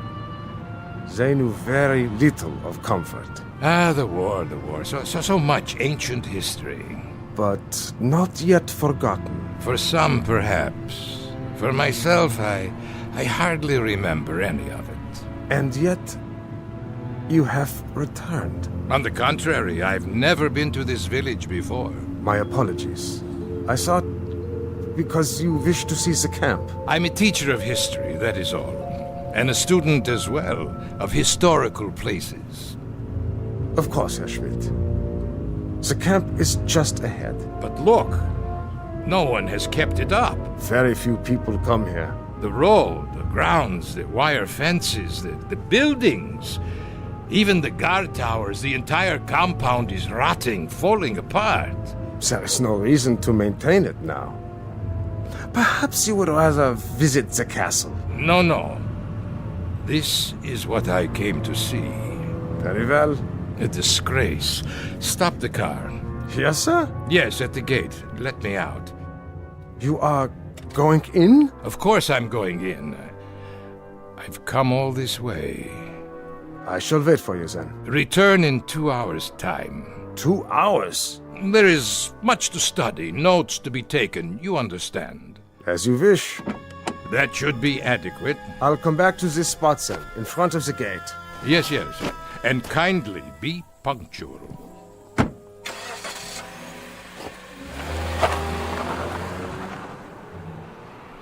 Oh, so cold here.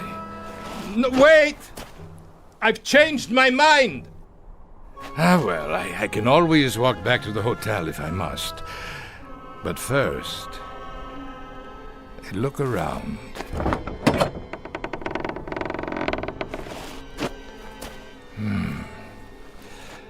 Everything seems so small.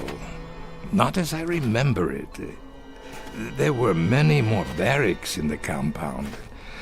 And now only a few remain standing, like this one.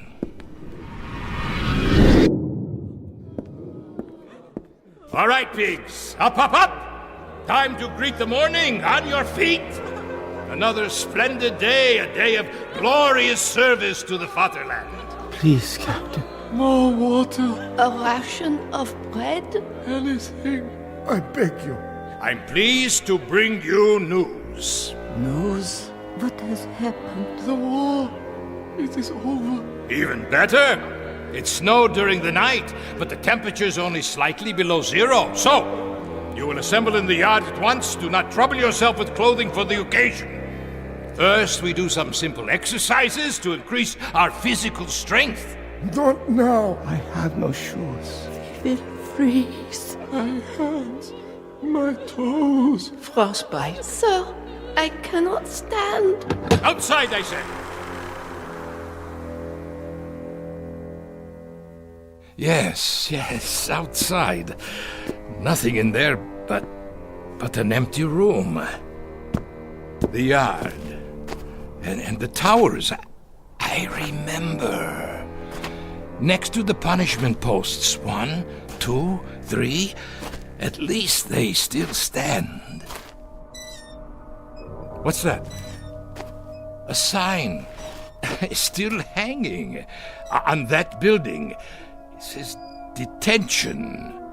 Ah, yes, I remember you. Oh, we had good times in that building. Oh, such good times. Water. Please. Water. Water? Pig? You'd like water? Unfortunately, we have no more water. Not for you. Why should you care? It's been only 5 days since you've been fed. Only 5 days, pig. 5 short, inconsequential days. That is nothing. On your feet, filth. Locked. It doesn't matter. Such a long time ago. But it doesn't seem so. And now there is no one to share those memories. Good afternoon. Where? Over here, at the window. But I thought there was no one inside. Who are you? Did I startle you? Well, I did not expect to see anyone here. Why not, Captain? Wait. Why do you call me that? But you are a captain, aren't you? No, I am Professor Schmidt. So, that is your name now. You have me confused with someone else. Is that right? Or is it you who are confused? I tell you... I never forget a face. I am Professor Schmidt. Are you? Your clothes. But about them, you don't approve? Why are you dressed that way, like... Like what? A prisoner. Very good, you do remember. But there are no more prisoners. No? Not now, surely. Welcome back, Captain. Why do you say that? Because I've been waiting. Waiting? For what? I can't forget a face. Especially yours. I tell you, I don't know you. Are you sure? I must go. Where are you going, Captain? That is none of your concern. Back to the town? To the life you have now? Yes, my life. I shouldn't have come. I am leaving now. I'm afraid that is no longer possible. Don't follow me. Get away! How can it be locked? There was no one near it. No one. Wasn't there? What have you done? I haven't touched the latch. Then who? I saw your own hand on it only a moment ago. Nonsense. As you wish, Captain. Why do you persist in calling me that? As I told you, I've been waiting. For what? For you, Captain. We've been waiting a long time. Such a long time. We? There's no one else in these ruins. Isn't there? Wait. You're... Yes. Of course, I remember you. And well you should. How well you should, Captain Lutz. Captain Gunther Lutz of the SS.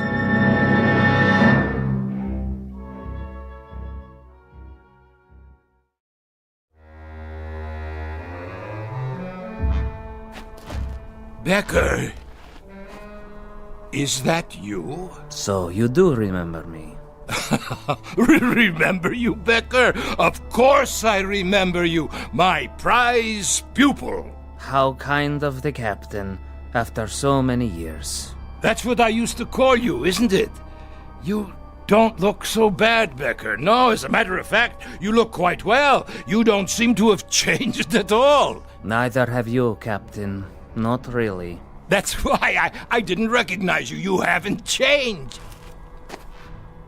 But how can that be? It isn't possible. Why, it's been years. A great many years, Captain Lutz, since we last saw one another. And now you must be what, the caretaker?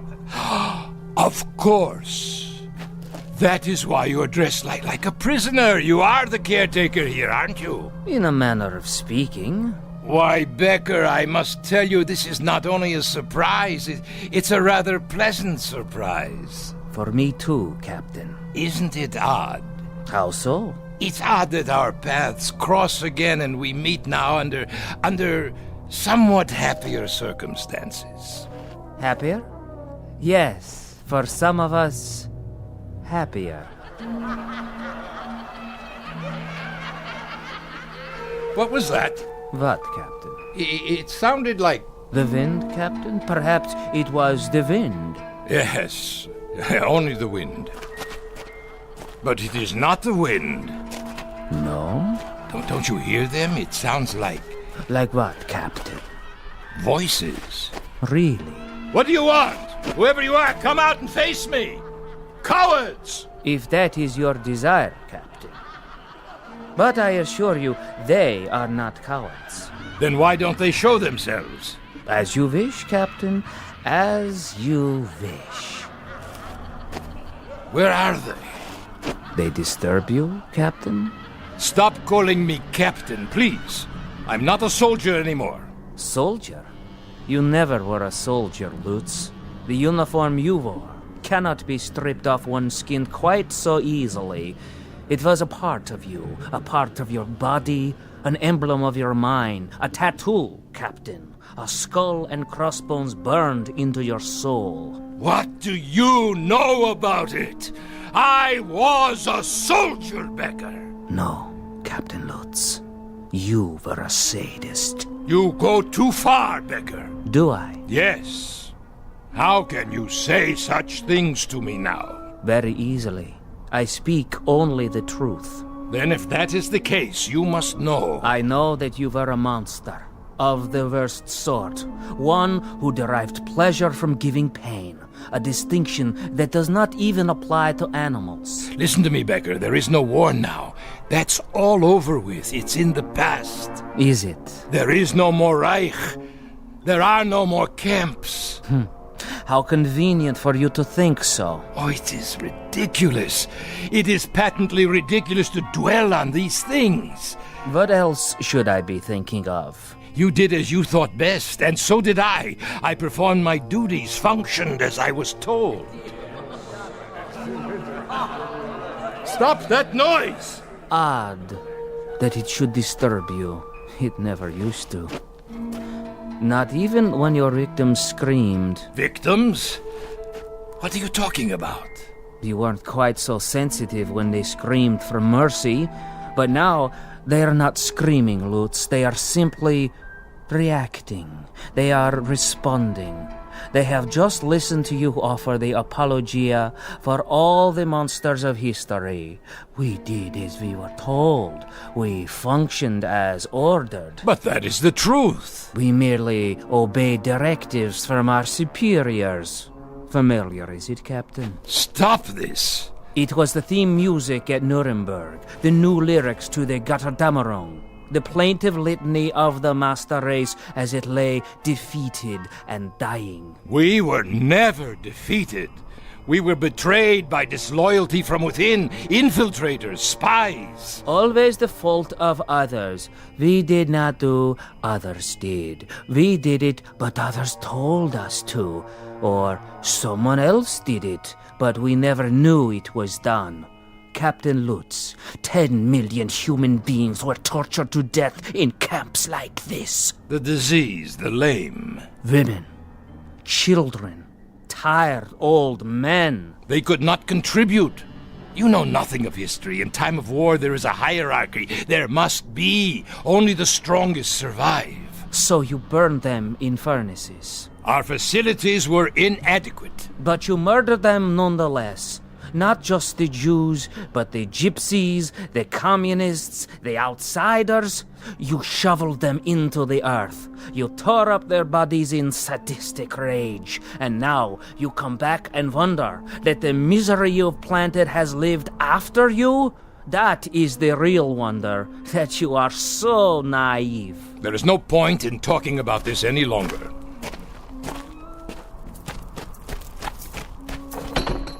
I told you I have to leave, Becker.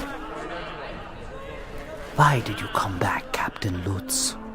You changed your name. You are quite safe down in South America. What could possibly have brought you back here? One misses his homeland, Becker, the fatherland. One grows nostalgic for the good old days, when one was young and strong. I had hoped that with the passage of time, sanity would return. People would be willing to forget the little mistakes of the past. They would not succumb to these primitive cries for vengeance. Little mistakes. Little mistakes. You ask too much, Captain Lutz. You ask far too much. Why not ask for the world to stop revolving on its axis, or for gravity to cease? Don't ask the impossible. Don't ask forgiveness from those who you've destroyed to a point past forgiveness. Enough! My driver will be returning soon. Yes, time is short, Captain. We have something of great importance to accomplish here today. And what's that? It's time for the trial. Trial? The court is convening in Compound 6. The court, is it? Well, what is this nonsense? Is this a joke? No joke. Your trial, Captain. Trial? For what? You are to be tried for crimes against humanity. By whom? Who will try me? You're insane, Becker. You were insane when I used to string you up and... That's right. When you used to string me up, Captain, suspended over a hot pipe and feed me salt water until my tongue swelled. Burn me with cigarette butts and laugh at me when I screamed for you to please put an end to it. To have mercy and kill me. Your memory is quite good, Captain. Quite good indeed. Shall we go now? The court is waiting. Let me out! Someone, let me out of here! There is no escape. There was not then, and there is not now. Nothing has changed. You think the fences are in disrepair? Look again. They are secure, as they were when you were in charge. It is only fitting, wouldn't you say?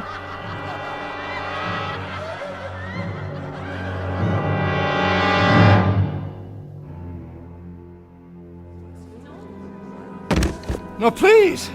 Let me up! I can explain! You can try, but it will do you no good. There is no explanation suitable for this court. We have rules. Who are these people? Greetings, Herr Captain. Welcome. Won't you join us? We welcome you to the House of Pain. Do you not know their faces, their bodies?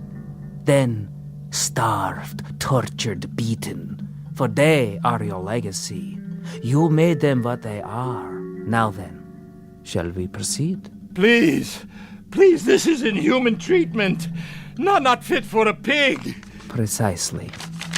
Read it! Read the charges. The inmates of Compound 6, Dachau Concentration Camp versus Gunther Lutz, Captain SS. I am entitled to a military tribunal. Indictment 1, that he condemned to death without a trial 1,100 human beings.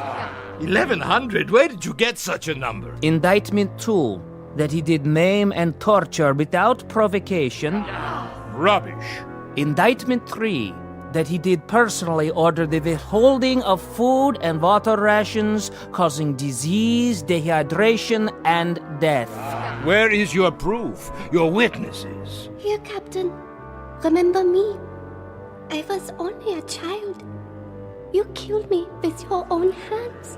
Indictment 4, that he did deny medical treatment for the sick and ailing in violation of all rules of international law and common humanity. We did not have proper supplies. Our resources went to the front. To the officers? For leadership. A military force must have leadership. Indictment 5, that he did order summary executions by firing squad for those too ill and infirm to work. 1, 2, 3, fire! There, that will teach them the penalty for refusing their duties.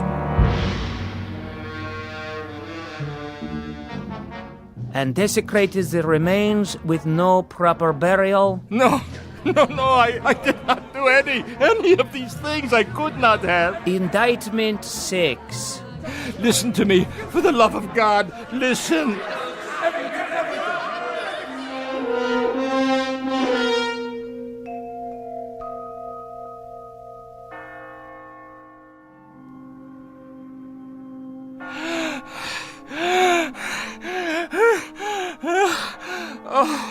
What? I fell asleep, Yes, that's it. I've been dreaming. The courtyard outside. The hanging post, none of it used for years. Of course not. I'm a foolish old man. Foolish and tired. Yes, you are. Very foolish. Becker, is that you? I must have dozed off. You've been unconscious for a while. I had such a dream. You had no dream, Captain. Of course I did. I dreamt there was a kind of trial, a kangaroo court. There were people in this room. Can you believe it? Yes. Ghostly figures. Not ghosts. Then what? They were here. They're still here. They have never left. It's true? They walk these buildings and the courtyard outside. But how? You did not bury them deep enough. You did not cover them with enough earth, or the bullets were too small a caliber, or the flames were not sufficiently hot. Perhaps there was not enough gas. Becker, you must tell me. Who are you? Really? The caretaker. Did you forget? But the trial... The trial is over. You have been found guilty. It's time to pronounce sentence. No! Would you care for a last cigarette, Herr Lutz?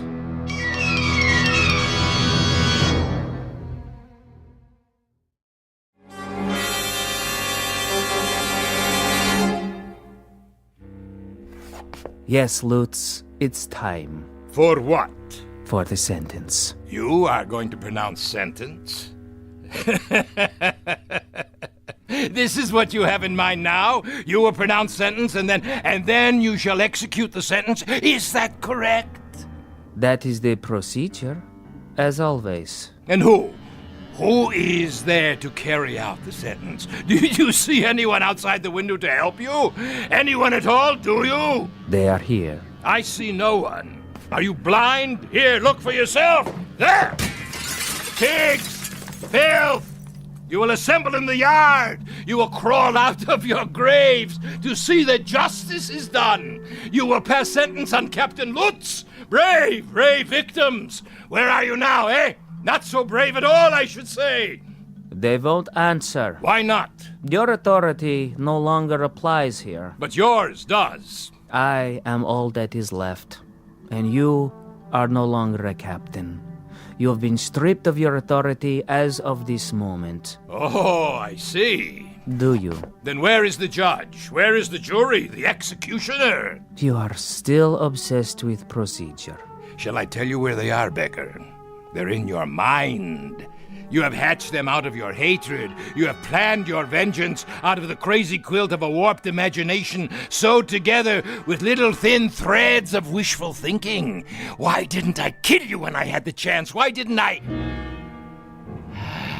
But wait. Yes? I did, Becker, I did kill you. Ah. Your memory is no longer so conveniently selective. Yes. I killed you the night.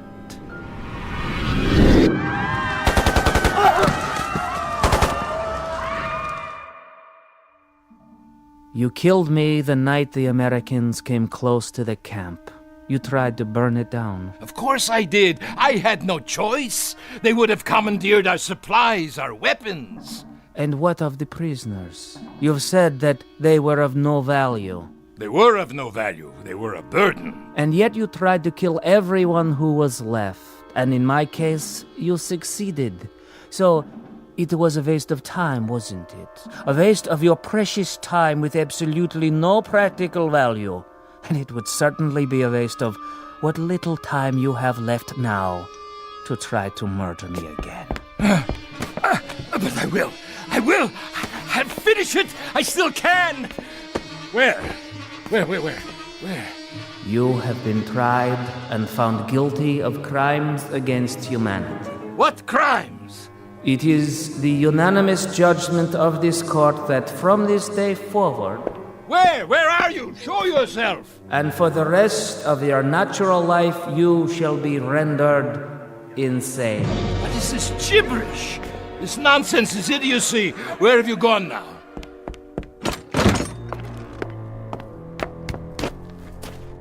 Where?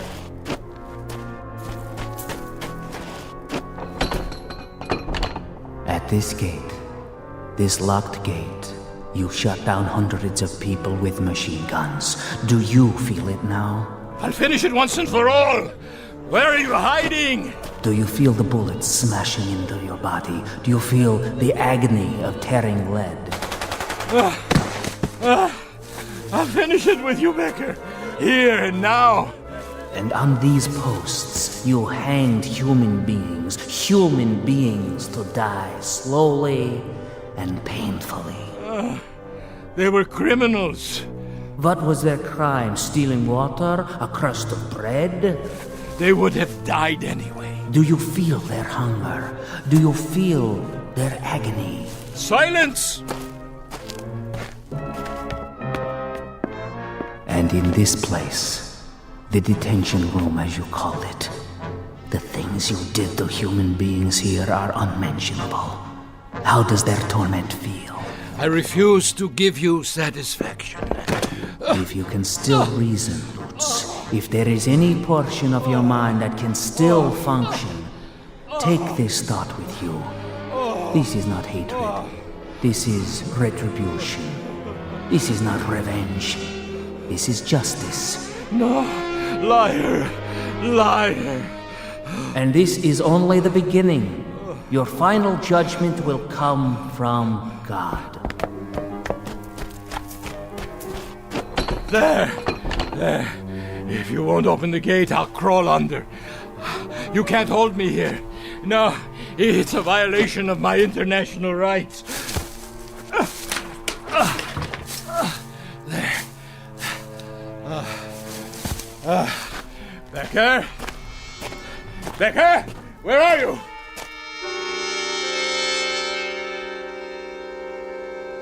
Becker! Where are you? Becker? I'll finish it, you swine! Ah! That man! What is he? He's crazy! Look out! Herr Schmidt, I didn't see you. Call for a doctor! Quickly! Get away! Get away! Ah! Ah! Ah! Ah!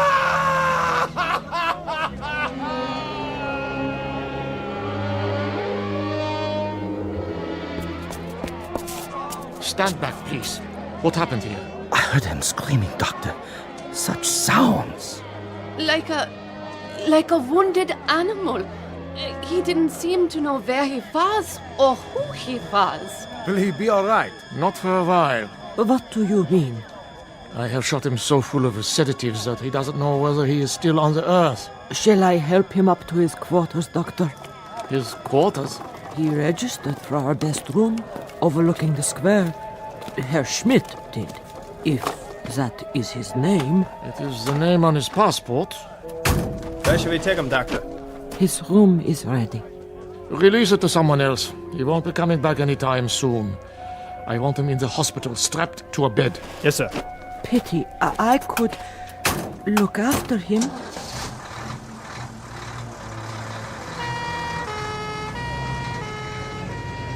What happened to him, do you suppose? That's what I'd like to know. I give you my word, it wasn't my fault. Yeah, I'm sure it wasn't. I drove him up the hill myself, not an hour ago. The hill? Yes, the old road. To the ruins of the camp. Oh, curious.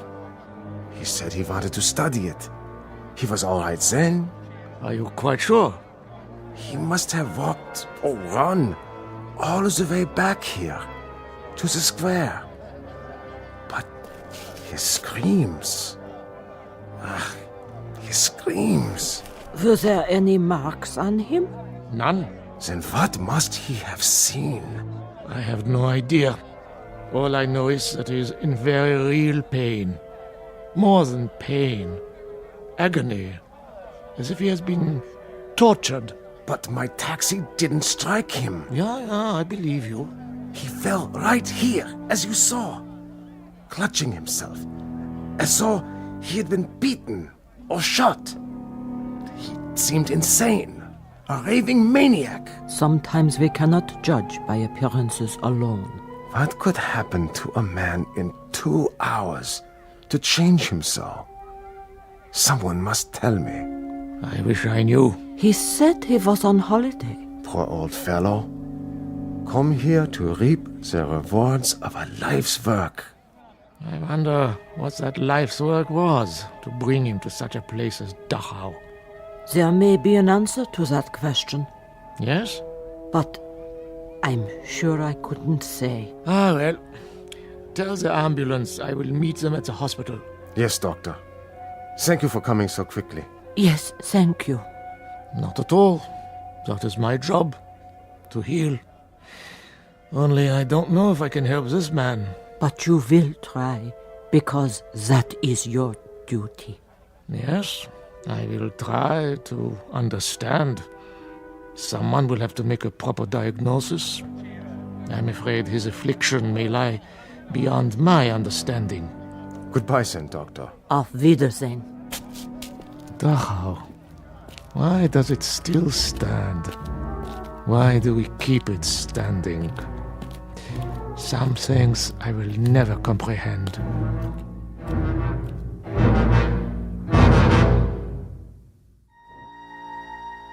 There is an answer to the doctor's question.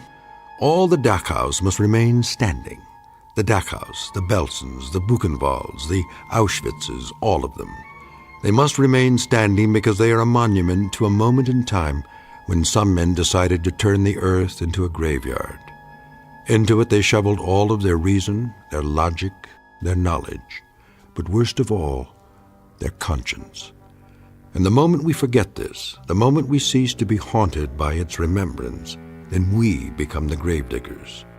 Something to dwell on and to remember, not only in the Twilight Zone, but wherever men walk the earth. More from the Twilight Zone after this.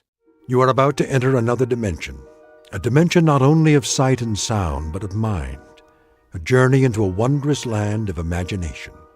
Next stop, the Twilight Zone. Hi, this is Stacy Keach. I'd like to take a moment to tell you about our Twilight Zone website at twilightzoneradio.com.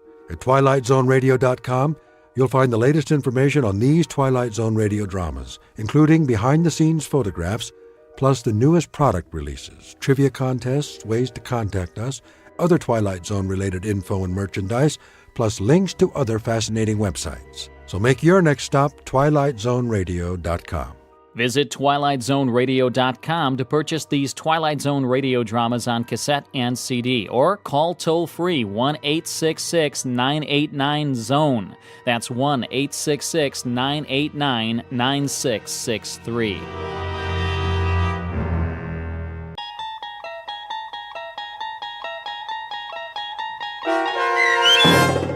The Howling Man, starring Fred Willard, with Stacy Keach as your narrator, was adapted for radio by Dennis Etchison and written for The Twilight Zone by Charles Beaumont. Heard in the cast were Christian Stolte, David Darlow, Doug James, and Anna Sverutza.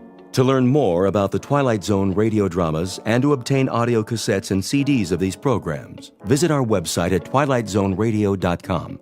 The producers of The Twilight Zone wish to thank CBS Enterprises, Carol Serling, Dennis Etchison, Dick Brescia Associates, Claire Simon Casting, Terry Jennings, XM Satellite Radio, Sirius Satellite Radio, our sponsors, and our radio affiliates for helping make this series possible. This copyrighted radio series is produced and directed by Carl Amari and Roger Wolski for Falcon Picture Group. Doug James speaking.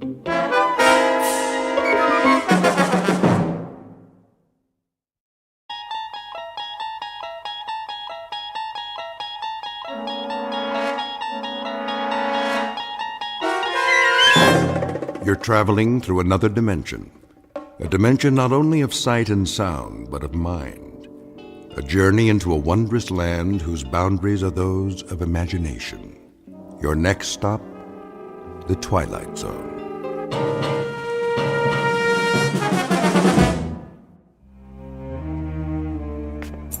Thank you, Mrs. Dunphy. I'll be back shortly. You're going out? I'm afraid so. But you've only just returned. Unfortunately, that is the nature of my work. Another business trip. The most important of all. But first, there are arrangements to be made. I've prepared your afternoon meal. I'm sure it will keep. Can you not make these arrangements by telephone? No. Some things can't be left to chance. In the meanwhile, follow my instructions precisely, to the letter. Mrs. Dunphy, do I make myself clear? I believe so. You believe so? Then let me make it absolutely clear. Sit down for a moment. But if you're on your way... It's necessary that you understand. And the only way to be sure is to tell you how it began. Please. If you wish, sir. I must warn you, it's an incredible story. I, of all people, know that. So incredible that you won't believe me at first. But I'm going to tell you everything. Then you will believe. Because you must. You must believe. Do you know Central Europe? Europe? Only as a child, sir? It started there many years ago, after the First World War. I was on a walking tour of France, Belgium, and Germany. I decided to travel alone with only a small pack. The confidence of youth.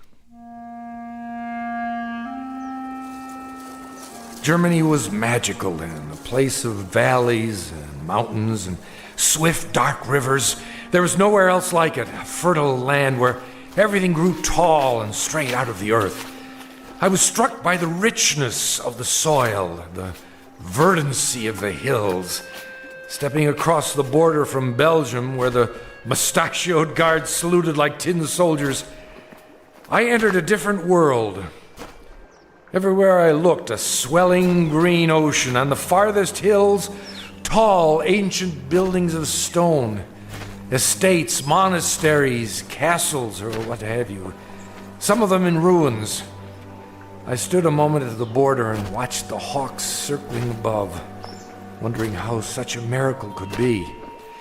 It was as if I had passed through an invisible door from a musty room into a magical kingdom of winds and light.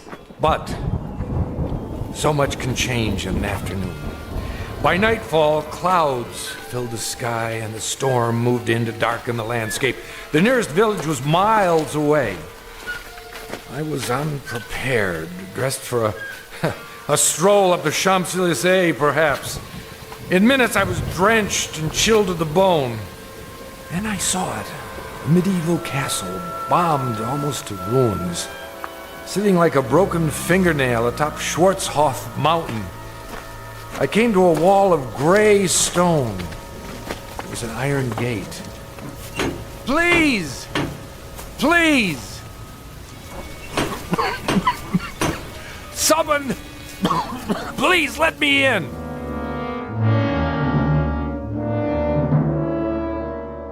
A story told years ago by a man who recalled it from his youth. Fortunately, or perhaps unfortunately, he was never able to put it out of his mind. It begins with a wayfaring traveler. His name is David Ellington, scholar, seeker of truth, and to his dismay, a finder of truth.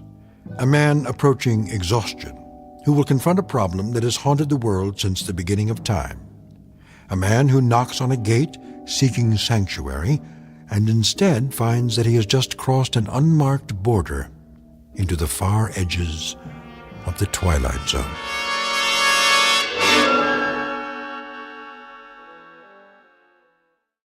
And now, The Twilight Zone and our story, The Howling Man, starring Fred Willard, with Stacy Keach as your narrator.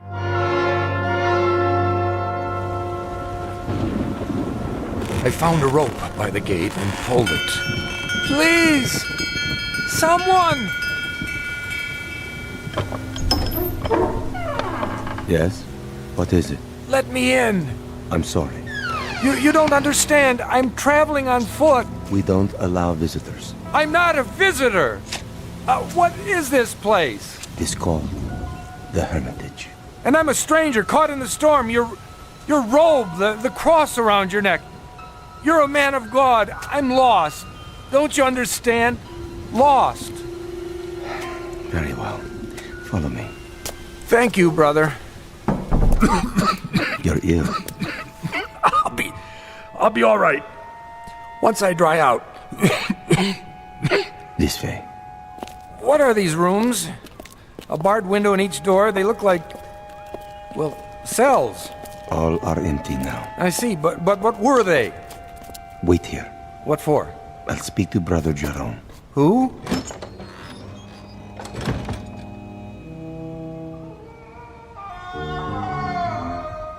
What in the...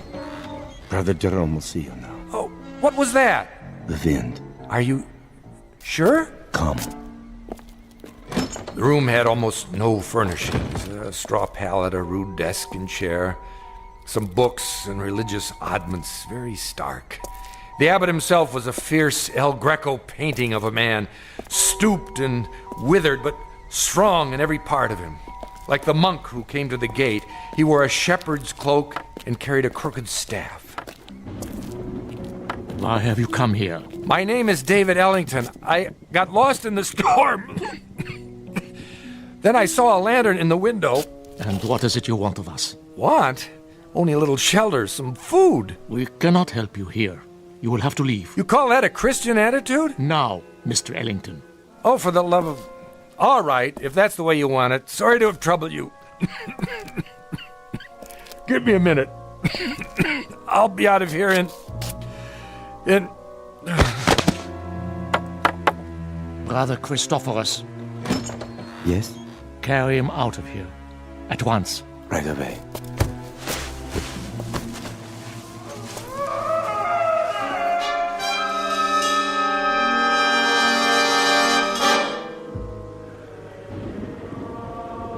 I don't know how long I remained unconscious. When I came to, I was in a primitive cubicle, one of the cells. Walls and ceiling of gray stone, a single small window in the shape of an arch, the floor hard-packed dirt. The monk sat nearby in a chair. I lay under a blanket. Beneath me was a bed of straw. Water! He lives. God's infinite mercy. How long have I been here? 9 days, my son. 9 days? You were very ill. The fever was on you. Brother Jerome said you would die, and he sent me to watch over you. I have never seen a man die. He holds that it is an important teaching, but now I suppose it was not your time. Sorry to disappoint you. No, my boy, don't try to rise. You must rest. What in the name of heaven is that? In the name of heaven? Nothing. I mean the scream. Scream? That. What? Are you deaf? That cry, I heard it before. You said it was the wind. Ah, the wind cleanses the land after a storm. But it isn't the wind, is it? I don't understand your meaning. It's a man. Careful. You must regain your strength. There! Don't tell me you didn't hear it. Perhaps you would like some soup. It's cold, but nourishing. What I would like, brother, is to leave this place. I'm afraid that's impossible. What do you mean? Only that you're not well enough to travel. And of course, you won't be well enough to travel as long as you think you hear such sounds. Now, the soup. I don't want it. Open, please. There. That's better.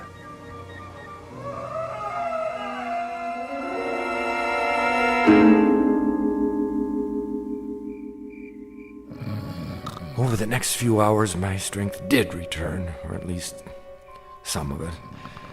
I waited until the monk had fallen asleep. Then at last I made my move. The door was held shut by a simple iron bolt.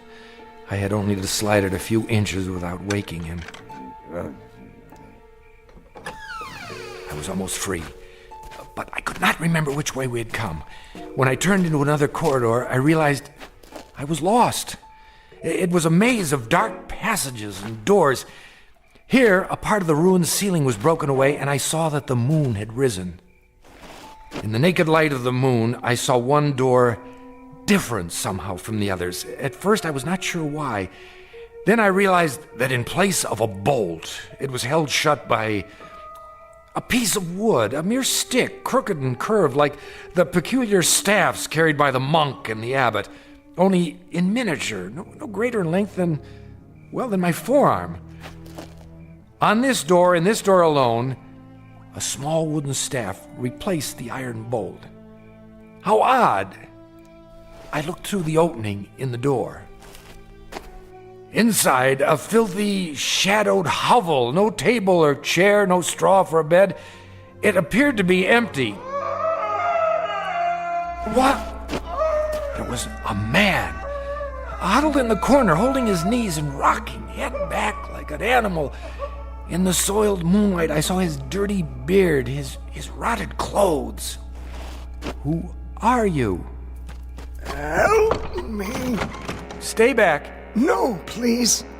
In the name of humanity, help me. But who? You're not one of them. No, my name is Ellington. I'm an American. Shh. What are you afraid of? Them. Listen. Do you hear them coming? No.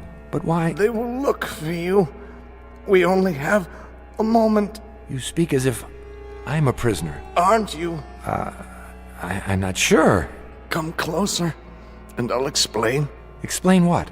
Don't you know what they are? These men of God. They are mad, Mr. Ellington. All of them. Raving mad. Why do you say so? I was in the village, in Schwarzhof, doing nothing out of the ordinary, walking the street with my woman. We were holding hands, that is all. Do you see anything wrong with that? Well, of course not. But what? We paused to rest by a tree in the shade. And then we kissed. Yes, I admit it. Is it wrong to kiss? Tell me. Why, no. I don't think so. You don't think so, I don't think so, but Jerome, that lecherous old fool. The gaunt man, the one in charge. So, you have seen him. As I kissed her, a shadow fell over us. We looked up and saw him standing there. I opened my mouth to speak, but before I could utter a word, he raised the wooden staff he carries, so heavy. You've seen it. Yes. And he hit me again and again. He smote me like an angry god, or a man who thinks he's God. I woke up here. No. I swear. They flogged me with knotted ropes.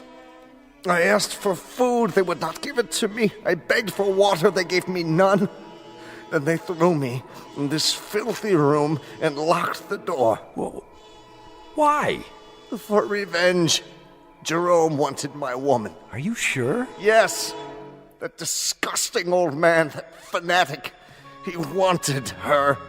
And when she refused his advances, he took his fury out on me.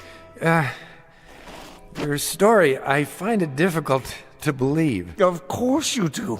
That's the strength of the man. He makes his madness seem a harmless thing, the beliefs of a religious zealot. But this is not a religious order, Mr. Ellington. These brothers of truth. Is that what they're called? That's what they call themselves.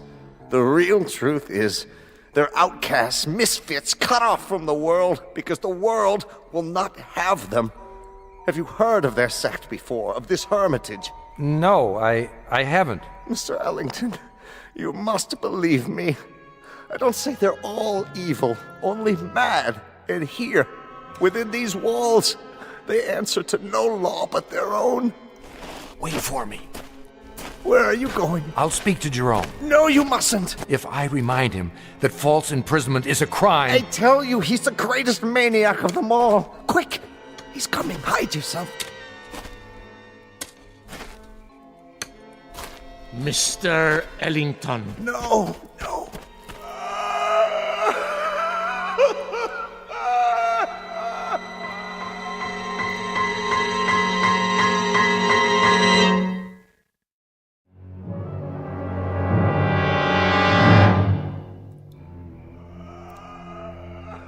Brother Jerome? I did not know you were well enough to walk. I still feel weak. Brother Jerome... Come with me, please. Look here, This way. Where were you going? I was looking for you. It was unwise for you to wander on your own. The corridors can be treacherous. Oh, can they? In what way? The building is very old. One might trip and fall without a torch. Or go where one is not meant to go, is that it? See something perhaps that you're ashamed of? I do not know to what you refer. Don't you? Oh, then you don't know the grounds very well. I saw something just now that violates the law of this country and of humanity. I must ask you. And I must ask you, Mr. Ellington, to leave the hermitage at once. We lack proper facilities to care for the ill. You certainly do. Arrangements can be made in Schwarzhof. Just a minute. No, not a minute. Not an extra second, Mr. Ellington. Now. I thought you were concerned about my health. I am. But now you want me gone regardless. Why? I have explained that. You've explained nothing. Based on what I've seen, I question your motives. I question your entire operation here. You are making assumptions. I certainly am. Now, look, no one invited me to come here. I realize that. I arrived unexpectedly, and you're not prepared for visitors. But I had no choice. And there is no excuse for your behavior. I suppose it was only a matter of time before you brought out the knotted ropes so that you could flail me or whatever it is you do for amusement. My son. I'm not your son. There are many things you don't understand. That's right, I don't. So begin with this one. Tell me, why are you in such a hurry for me to leave? What more are you afraid I'll find out? More? Besides The man you've got locked up in that cell. What man is that, Mr. Ellington? The one we just left. The one who's been screaming his head off. I am not sure what you're talking about. That's it, isn't it, brother? Or is he only one of many? Well, it isn't a secret anymore. I know. And what do you think you know? The chair. Sit. You are still weak. Brother Jerome, I know very little about this cult of yours, what's permitted within these walls, but I doubt very seriously that you can imprison a man against his will. That is quite true.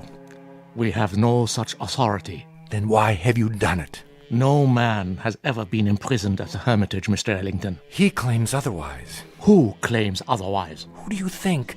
The man in the cell at the end of the corridor. There is no man in the cell at the end of the corridor. I was talking with him. You were talking with no man. And you think I'm hallucinating?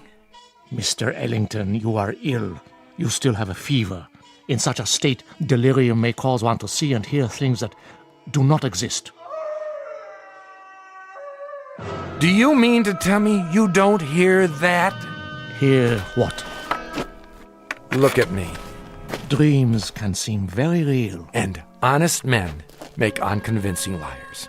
The brother who's been caring for me. Brother Christophorus? Yes. He has a way of looking at the floor when he tells me I'm imagining things. You look at me, but your voice loses its command. More imaginings. I don't know why, but you're both very intent on keeping me away from the truth. What do you know of the truth? Which is not only poor Christianity, Brother Jerome, it's poor psychology, because now I'm very curious indeed. Curiosity is a dangerous thing. Oh, I was taught it's a sign of intelligence. There are some things best left alone. Like sleeping dogs, a nest of snakes. I'll uncover the facts eventually, you know. Meaning what? Just what I say. I imagine the local police will be interested to learn that you're keeping a man locked up here. I tell you, there is no man. All right, let's forget it. I'll deal with it in my own way. And what way is that? However I see fit. It's no concern of yours now. Oh, and I apologize for not dying. Maybe some other time, brother. Mr. Ellington. A last word? Bon voyage? Don't bother yourself. I'll make it to the village with no further delay, I assure you. Mr. Ellington, the prisoner in the cell, it's a delicate matter. Ah! So you admit it? A terrible thing. He's violent, dangerous. More dangerous than you know. We are obliged to lock him in the cell. I'm sure you can understand. I understand that you're still lying to me. Goodbye, Brother Jerome. Would you really go to the police? If you were in my place, wouldn't you? Very well. Close the door, Mr. Ellington. I have told you the truth, but only a part. Now I see that I must tell you the whole of it. May God forgive me. Then you do hear it. As I have heard it every hour of every day, for 5 long years. Why did you lie? I didn't. Oh, but I think you did. And now the skies darken. The storm returns. I should have known. When I told you that no man screamed in the abbey, I spoke the truth. It is not a man, you see, Mr. Ellington. It is the devil himself. You're joking with me, aren't you? No, Mr. Ellington, I am not. Would that I were. It would be so much easier. But the prisoner in the cell, our only prisoner, is in fact Satan. Oh, come now. Otherwise known as the fallen angel, Ahriman, Asmodeus, Belial, Diabolus, the devil made manifest. You asked for the truth. Now you have it. Do you believe? What? Oh, sure. Now it is you who are lying, Mr. Ellington. You don't believe me at all. To the contrary, you're even more certain of what you've suspected all along, that I am mad. Well, sit down. I will tell you a story. And then we'll see how certain you are of my madness or of anything else. Drink. What did you say? Some brandy. For thy stomach and thy infirmities. No, thank you. Don't worry. It's not poison. A very old vintage. I'll drink with you. What is it you wanted to tell me? I presume, Mr. Ellington, that you consider yourself sophisticated, a worldly man. Why do you say that? You're young, rich by your clothes, and reasonably well educated. Harvard? Yale. Exactly. Having a last fling before settling into the family business. How did you... You are an open book, printed in very large type, with pictures. Of course, you consider us primitive, because we're living in seclusion away from the real world. To you, we're misfits. Please, I know all the theories. I assure you, brother... No, Mr. Ellington. It is I who am assuring you that I am not the ignorant fanatic I might seem. I coped with your world for 40 years before I left it, and rather successfully by your standards. The best schools, a degree in philosophy, a job that took me to all the corners of the earth. This beard and this staff and this face represent nothing but a different point of view. If you understand that, then perhaps you will listen to what I have to say with an open mind.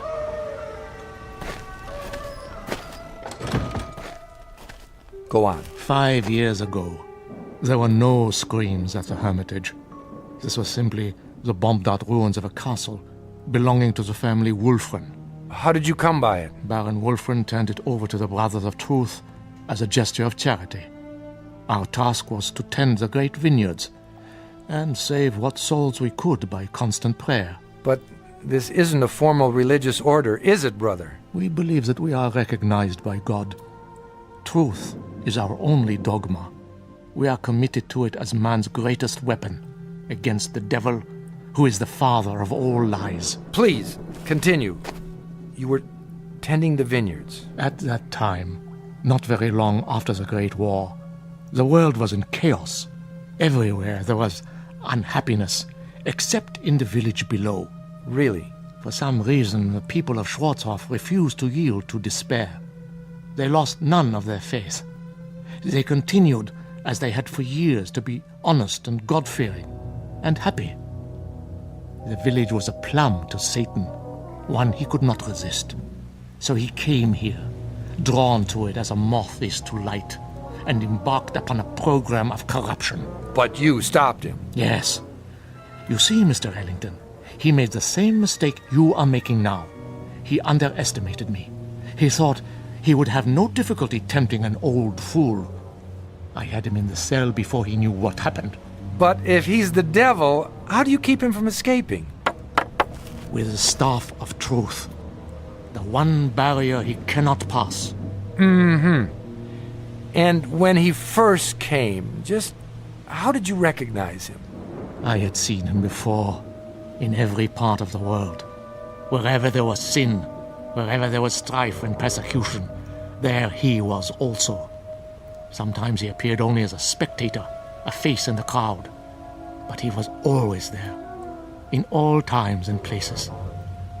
So you understand now, I trust, why you must say nothing of the things you have seen and heard. Brother, not that I doubt you, but is it possible that you've made a mistake? No. Think, Mr. Ellington, of the peace in the world these 5 years. Think of this country now. Is there another like it? But you haven't put an end to suffering. There's still murders and robberies. Even now, while we talk, people are starving. The suffering man was meant to endure, my son. We cause much of our own grief and need no help from him. It is the unnatural catastrophes, the great wars, the overwhelming pestilences, the wholesale sinning that we have ended. The world is rebuilding. A great dawn will come. Enough. You've made your case. I believe you, brother. Do you? Truly? I admit I was doubtful at first, but you've convinced me. Absolutely. I promise to keep your secret. Good. Tomorrow, If you feel well enough, you may leave. For now, let the storm pass over. Brother Christophorus will look after you. If you would, go directly to your room. I will. Good night, brother, and thank you. I was glad our conversation was over. It was clear that he was quite mad. I thought of his wild beard, his eyes in the flickering candlelight, and I was relieved to be away from him. The devil, indeed. But the storm had returned, and I was not yet fully recovered. I would pass one more night in this place. What, I wondered, should I do before morning comes?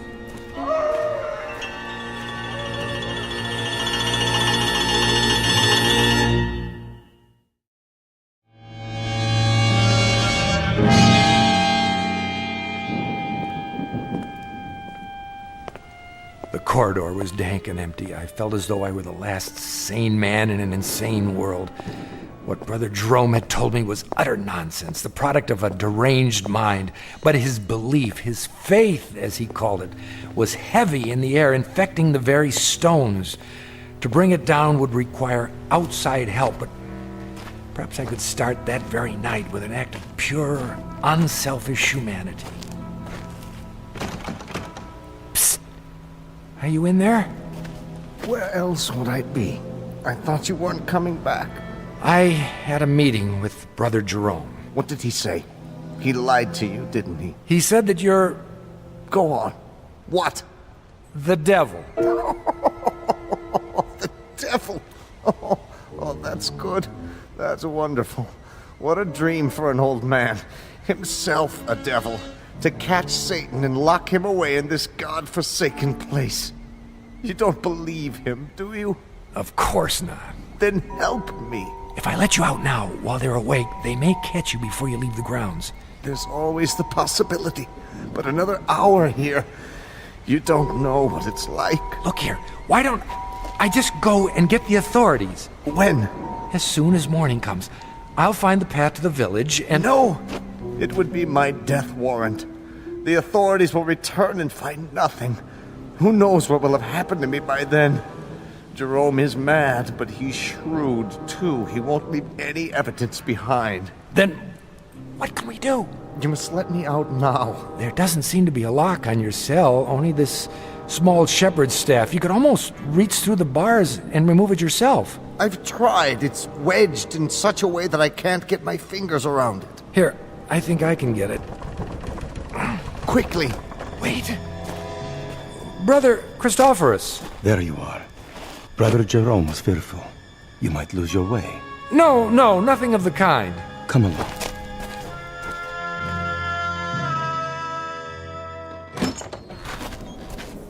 I'll light the candle. There is bread and water on the table, and more soup to give you strength. Thank you. Rest now, Mr. Ellington.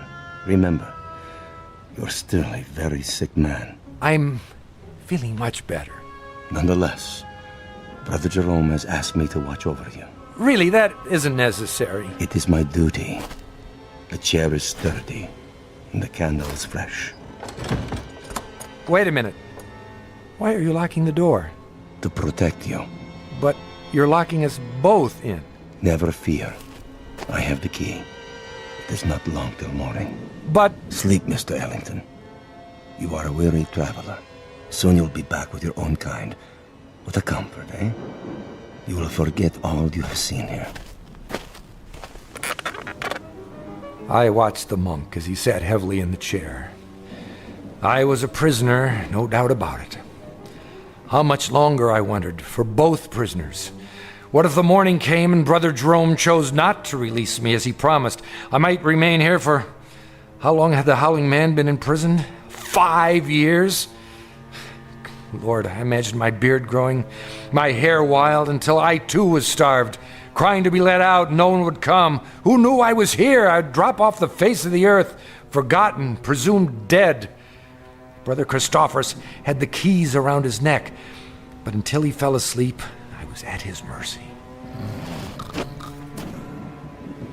It was almost dawn when I dared to move. I had to be careful not to wake him.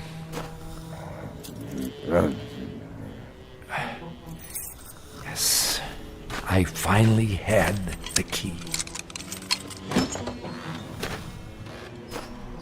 I locked Brother Christophorus in the cell. There was no time to spare. I knew I must release the Howling Man before I left the hermitage. You've come.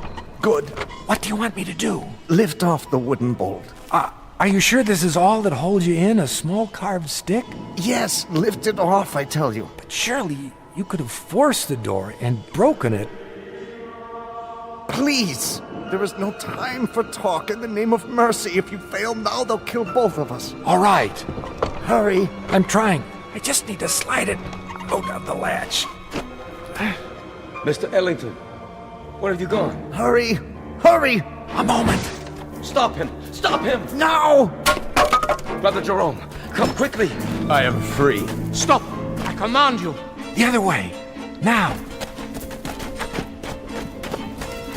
Here is the gate. It's locked. I must get over the wall. I'll put my hands together. A hoist. Step up. Let not Satan escape us, O Lord. Let him not sow the seeds of evil throughout the world. I call upon you. Up, now! He stepped in my hands and climbed the gate. Now, reach down and give me your hand. Help me. Help you? Help you, mere mortal? Are you mad? And I saw not the foot of a man before me, but a cloven hoof. In a flash of lightning, with those horns grown suddenly from his forehead, then he turned and vanished in the moonlight. I am sorry for you, my son. What was he? As long as you live, you will remember this night. He is gone. Who? Tell me. Even now, you're not sure. But you will be. And then you'll know, Mr. Ellington. You'll know who it was you loosed upon the world.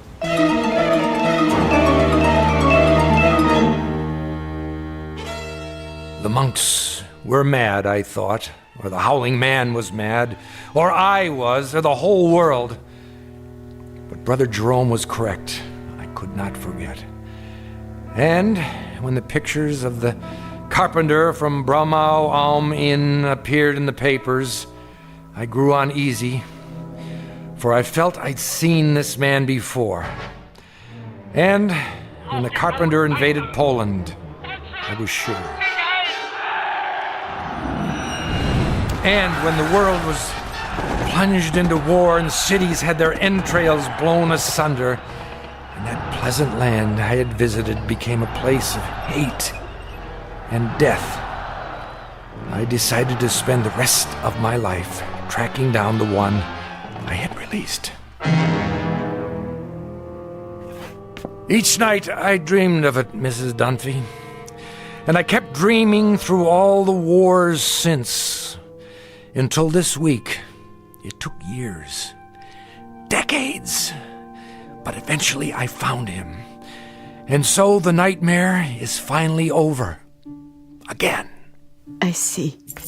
And now, Mrs. Dunphy, I'm going to see about a chartered plane to have him transported back to Germany. Brother Christophorus is in charge now. I have already written him. He will be very relieved.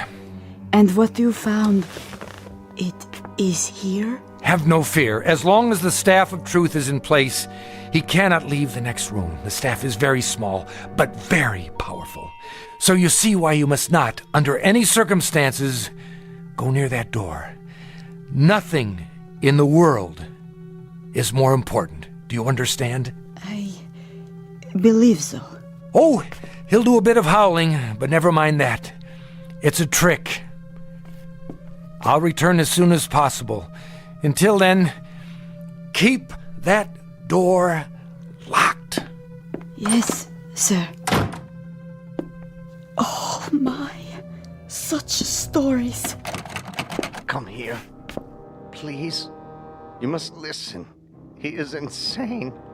Let me out, I beg you. Let me out. Who's there?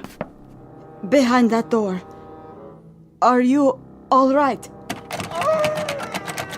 Sir? Sir, Can you hear me? The little piece of wood, the staff. Remove it, please. I don't know if I should. Please. Take it off the door. I implore you, please. Please.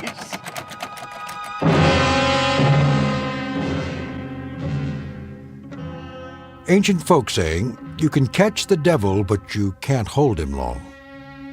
Ask Brother Jerome, or Brother Christophorus, or David Ellington. They know, and they'll go on knowing to the end of their days in the Twilight Zone. More from the Twilight Zone after this. You are about to enter another dimension, a dimension not only of sight and sound, but of mind, a journey into a wondrous land of imagination. Next stop, the Twilight Zone. Hi, this is Stacy Keach. I'd like to take a moment to tell you about our Twilight Zone website at twilightzoneradio.com. At twilightzoneradio.com, you'll find the latest information on these Twilight Zone radio dramas, including behind-the-scenes photographs, plus the newest product releases, trivia contests, ways to contact us, other Twilight Zone-related info and merchandise, plus links to other fascinating websites. So make your next stop twilightzoneradio.com. Visit twilightzoneradio.com to purchase these Twilight Zone radio dramas on cassette and CD, or call toll-free 1-866-989-ZONE. That's 1-866-989-9663.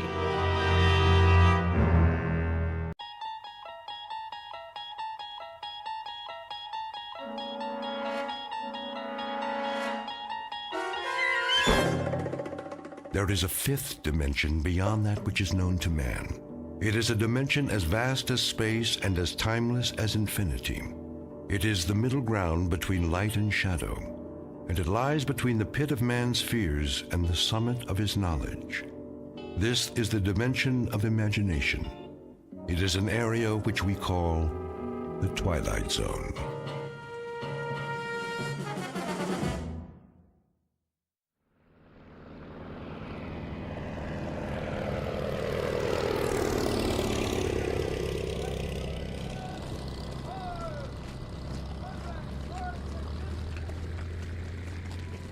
So it's goodbye again.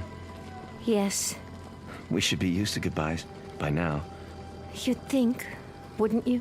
You know, I used to think when I was a little boy back in America. You used to think what, Tony? Oh, it doesn't matter. Of course it does. I love to hear you talk about when you were a little boy. But you know something funny? I'm jealous. Jealous? Jealous of what? I'm jealous of those years. I'm jealous that you grew up and I didn't get to know you because we hadn't met. So many years. And I think now, what a waste that we didn't know one another then. We had time once, didn't we? All the time we needed. But not now. Now there is no time, Tony. Now there is only time for goodbyes. Now people fly by so fast, you want to call out to them. And then it's too late. They've gone. They've disappeared. It's time to take off, Lieutenant. The Luftwaffe is coming. I'm on my way. But, sir, the troops are moving out. Thank you, Private. Oh, my darling. Tony, sweetheart. Now, you must go. You must go. I know. Don't cry. Shh. No time for tears. I have a memory of you for my eyes, and a thought of you to hold in my mind. for my mind, As do I. And the touch of you. For all of me. Oh, my darling. I won't forget you. Not forever forever and a day. and a day.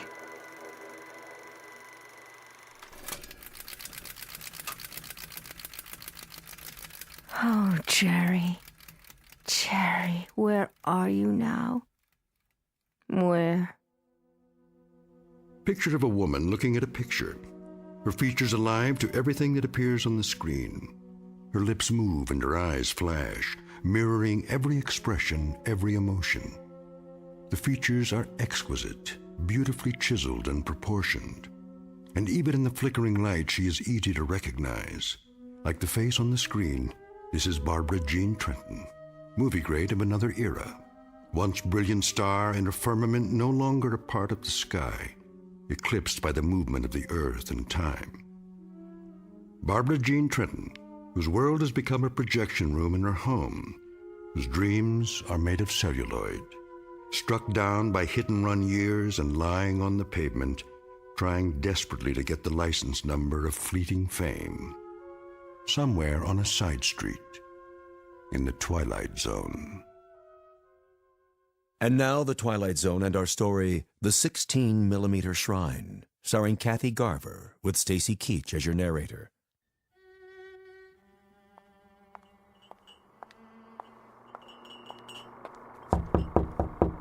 Miss Trenton?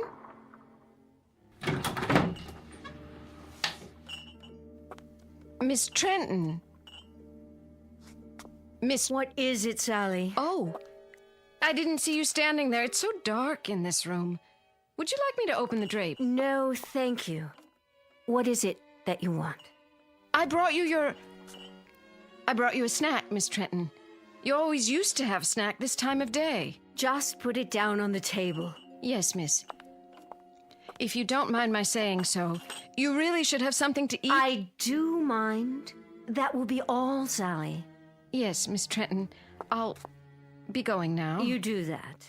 Will you be wanting lunch this afternoon? I'll be glad to make you a nice... I'll let you know. Very well, miss.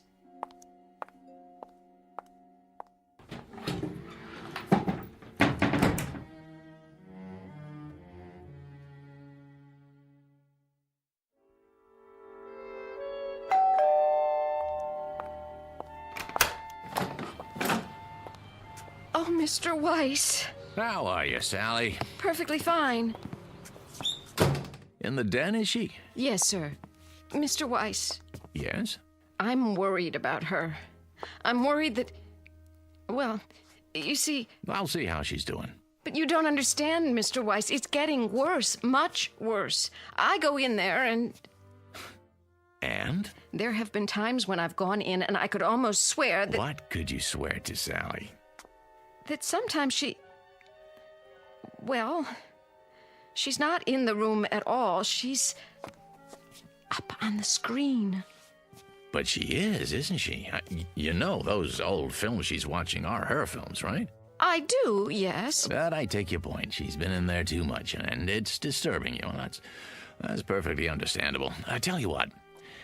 Let me talk to her. Would you? Yeah, just give me a minute. Of course, sir.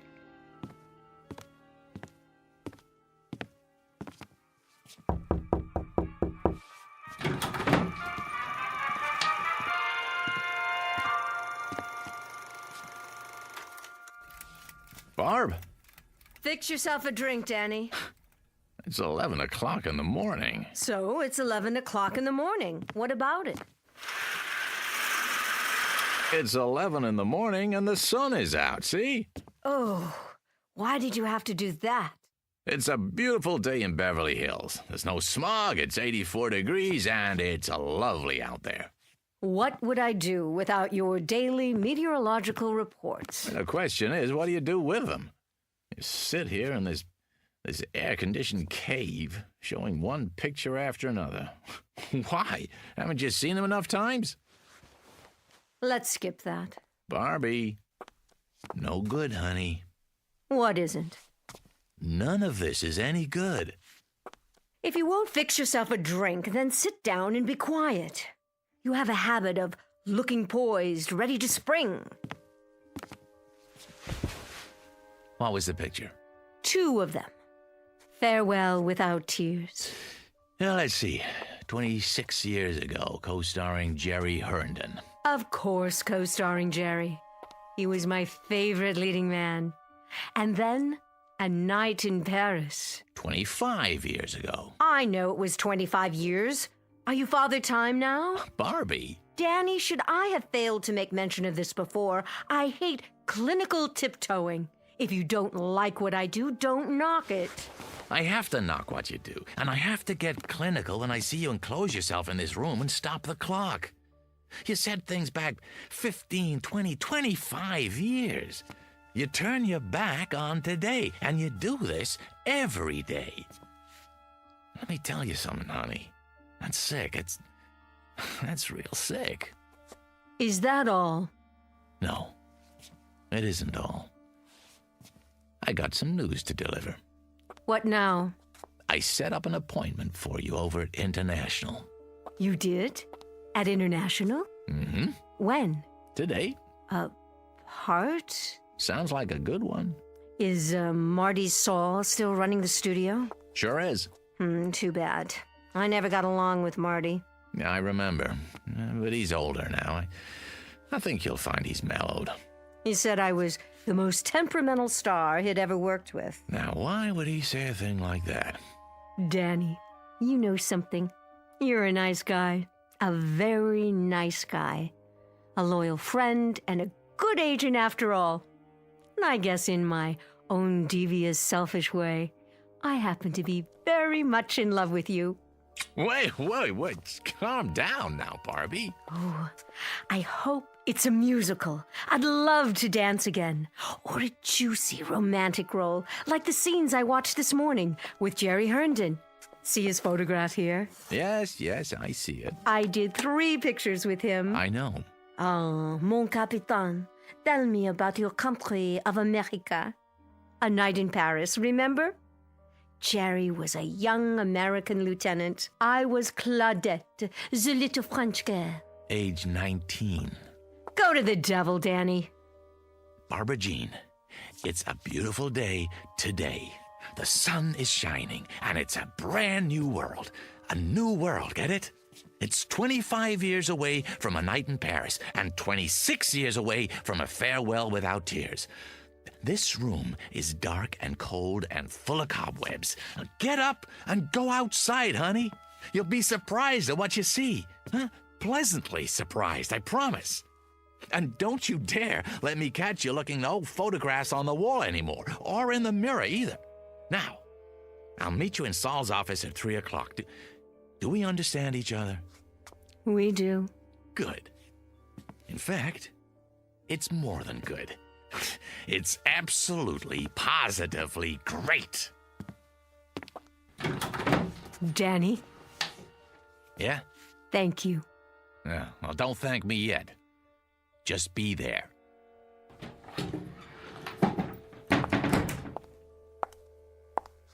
Mirror, mirror on the wall, am I still the fairest of them all?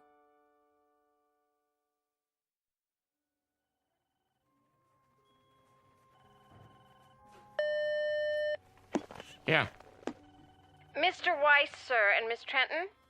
sign him in.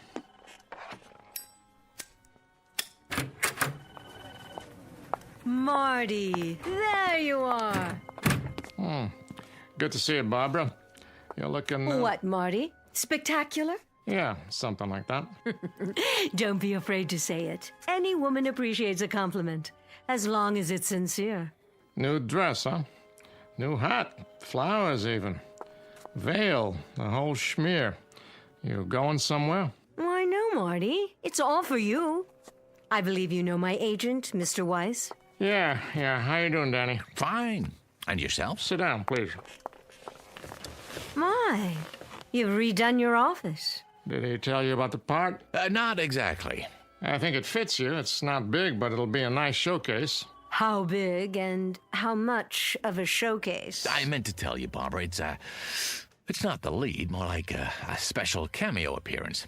Very special. Surely Danny's told you what my requirements are. Mm-hmm. Why is it, Barbara, you and I always get off on the wrong foot?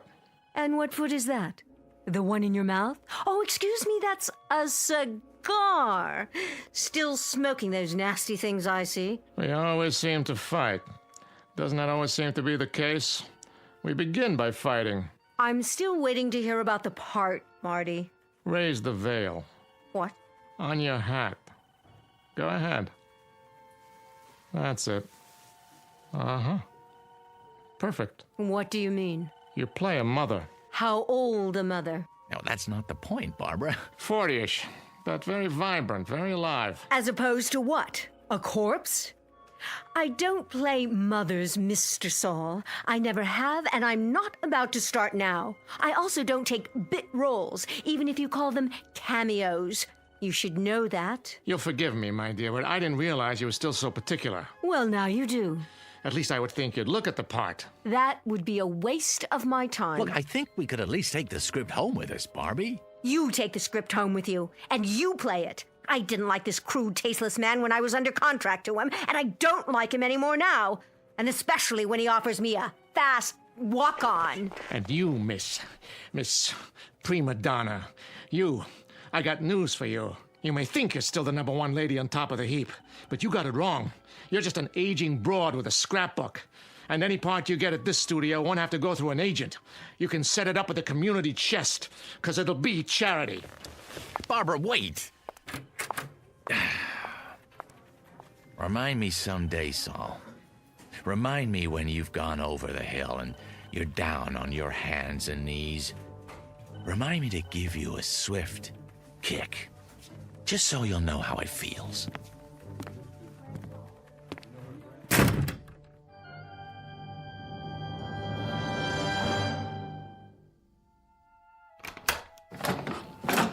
Oh, Miss Trenton. And Mr. Weiss, I didn't expect you back so soon. That will be all, Sally. Yes, miss. You'll excuse me, Danny. I'm going upstairs to rest. Well, don't you think we have a couple of things to talk about? Not now. I'm feeling tired. Barbie! What? You're right about him, Barbie. He's a tasteless man. He's got a mean temper and a dirty little mouth. You shouldn't pay any attention to him. Are you talking about Saul? Saul doesn't exist. That studio doesn't exist. Not anymore. Not the way it is now. Exactly.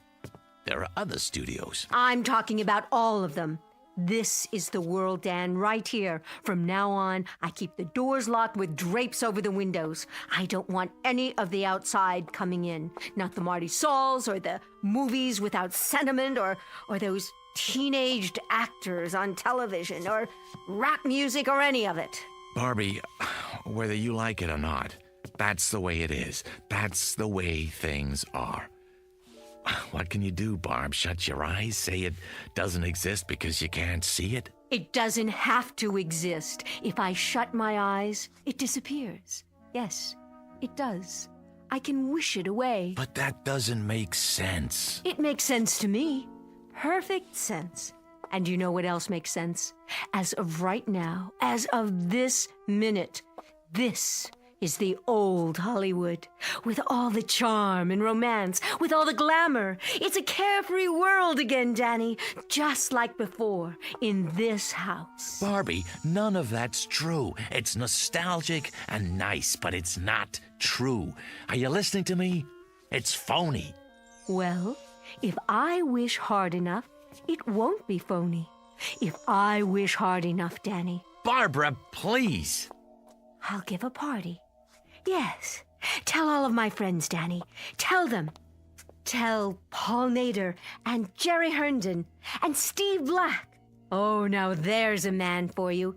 Tell them I'm still at the same address. And tell... Barbie! Paul Nader's been dead for 5 years.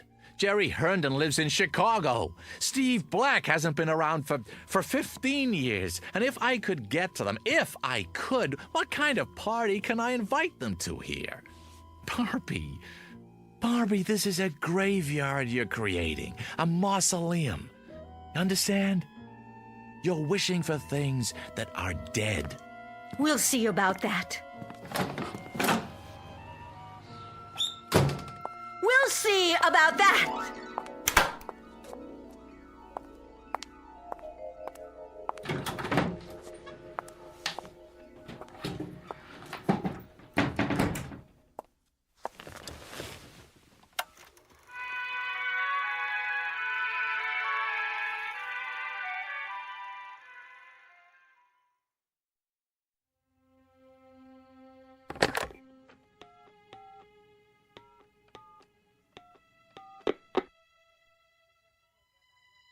Mr. Mosa, please. Tell him it's Danny Weiss. Hey, Walt. Long time, huh? No. I didn't go to the awards. Congratulations, by the way. Heck of a picture. Yeah. Say, listen, Walt. I got an idea, and I wanted to run it by you first, before I shop it around. Yeah, that's right. Yeah, nobody yet. Well, you know the actor who just won for Best Supporting? Uh-huh. Well, About Time is right. Yeah, he's all over the talk shows, giving interviews left and right. No, I don't represent him. But he's been in this business a long time, started as a teenager. I know, at your studio. That's why I'm calling. See, here's what I think's gonna happen. A brand new interest in the greats of our industry who made it what it is today. I can see it coming. Not nostalgia exactly, but a wave of appreciation, reevaluation. So I was thinking, why not put together a special project just for them? The ones who've been out of the limelight a few years. Stars who never got an Oscar but deserve to. Yeah, I tell you, the media will lap it up. Yeah, no, I don't have a script yet. Uh-huh. Yeah, I suppose so. I'm a sci-fi fan, too. Sure I am. Yeah, so it makes... So make it like Star Wars meets, I don't know, On Golden Pond or something. I'm just riffing now, but... Really? You never saw it? Oh, great flick. Hep and Fonda. No, Henry. Yeah. Yeah, a whole generation that... Well, they would if you set it up right. The what? Oh, a series of pictures, huh? Uh-huh, based on video games. Yeah, I see. Well, of course they have to be young. Still, when you think what a great name could bring to the package, well, Barbara Jean Trenton, for one. No, she's not dead. No, I assure you. A highlights reel. Yeah, I don't think she'd mind. Sure, I understand. Well, give me a call when you get back in town, huh? Yeah, well, looking for it. All right, take care now. Yeah, you too.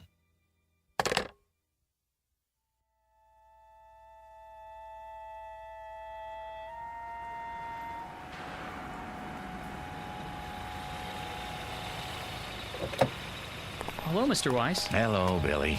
Once again, huh? Park it nearby, would you? Won't be long. Yes, sir.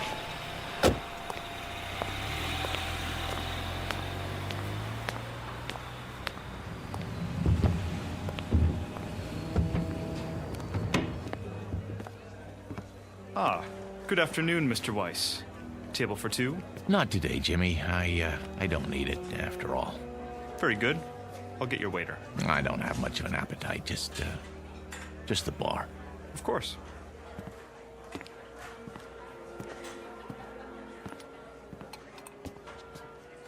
Hey, hi there, Mr. Weiss. Where's who, Rich? Well, you'll excuse me saying so, but the place has been buzzing. I heard you're bringing Barbara Jean Trenton for lunch. Some kind of celebration. Oh, well, there's been a change of plans.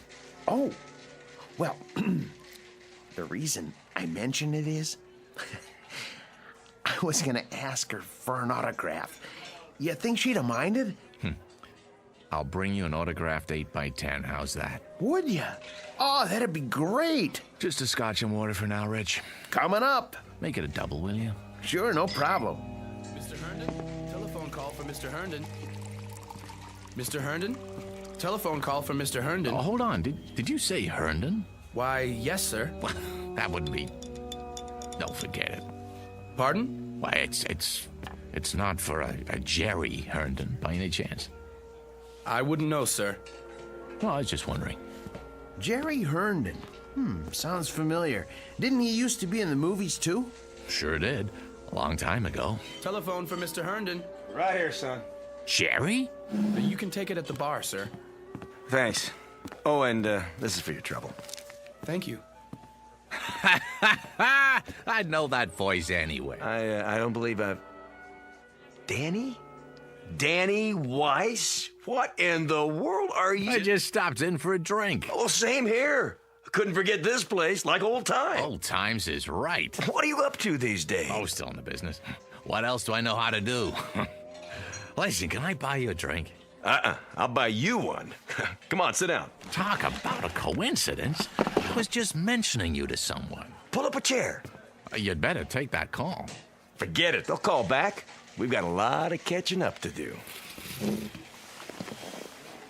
Listen, Jerry, there's something I want to talk to you about.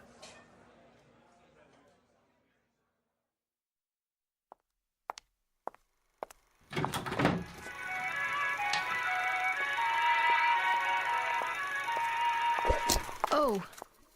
Who's there? Only me, miss. What have you done? Very sorry, miss. I didn't see you sitting there. I must have tripped on the electrical cord. Shall I plug it back in? Thank you, no. I'll take care of it, Sally. And Sally. Yes, miss. I'm locking the door to this room. I don't want to see anyone. I understand, miss. Sorry.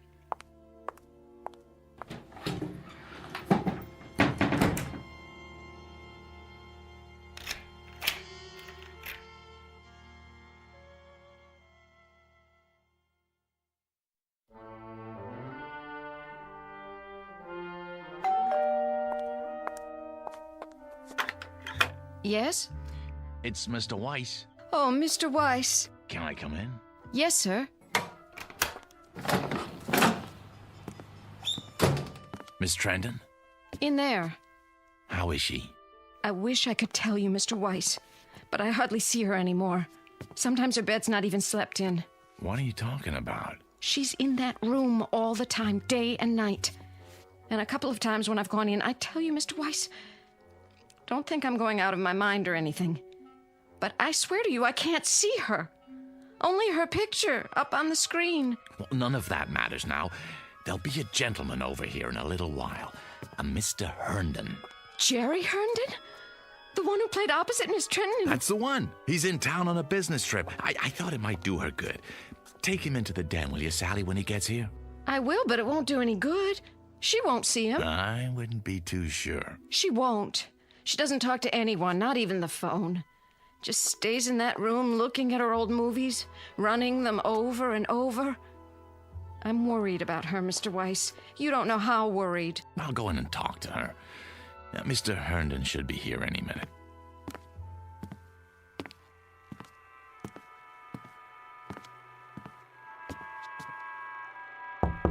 Go away, Sally.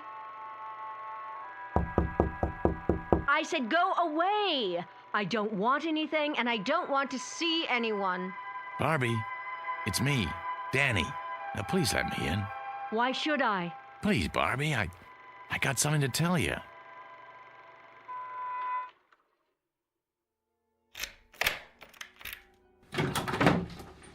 There.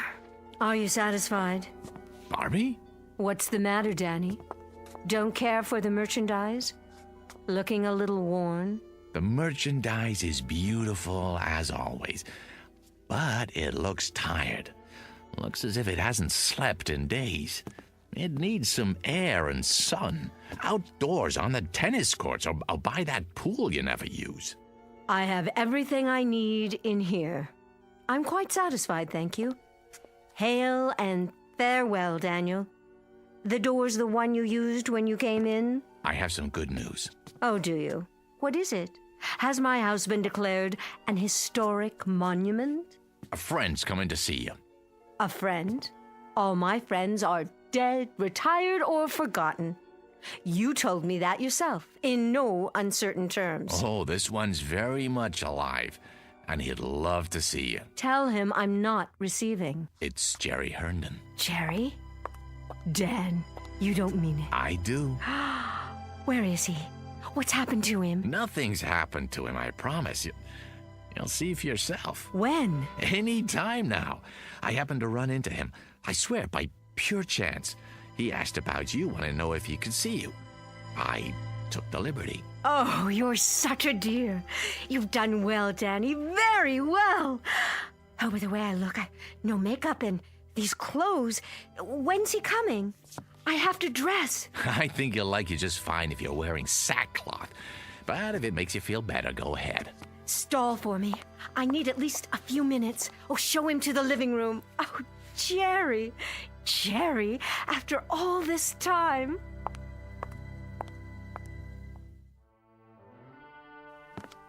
How is she? Really? I'm so sorry I haven't kept in touch. She's still Barbara, same zest for life, same charm.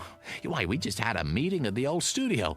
Yeah, the day I ran into you, matter of fact. Oh, not that same terrible head of production, I hope. Yep, Marty Saul in the flesh. He's running the whole place now. And he hasn't changed one bit. Same chip on his shoulder. No kidding. Jerry, truth is, she's not well. Nothing serious, I hope. She'll pull out of it, I'm sure, but make a fuss over her if you would. Tell her how wonderful she looks. It would mean a great deal to her, Jerry. And you can help, and that's something she needs right now. Well, sure, Dan. I'll do my best. Danny? Yeah, in here, Barbie. I heard you'd invited someone for a visit. Let me guess. Could it be... Hello, Barbara Jean. Who's... Jerry? Oh, no, but this can't be Jerry. Are you playing a trick on me again, Danny? Is that it? It's been a long time, huh? A lot of water over the dam. Oh. Oh, well. Yes. Jerry's just in town for a few days on business. I see. You're looking downright lovely, if I do say so. Isn't it odd the way we picture people as they were, never as they are? You haven't changed, Barbara Jean. Hardly at all. Well, I thought you'd be here on a white horse or in an officer's uniform.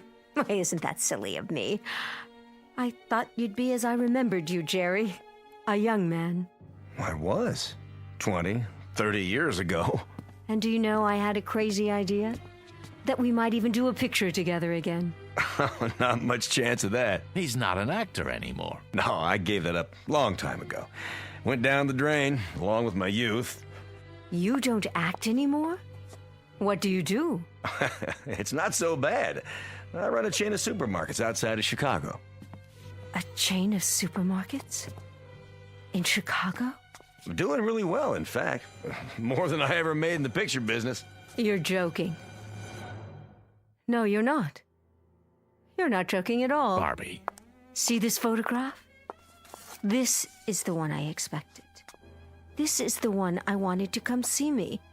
With that darling little mustache. Well, I've still got one. Only it's gone white, like the rest of my hair. So you have.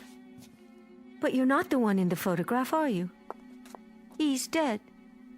He's dead, like all the others. Barbie, honey. Go away, please. Both of you. Will you just go away? It was very nice to see you. Goodbye, Barbara. Goodbye, my dear. Take good care.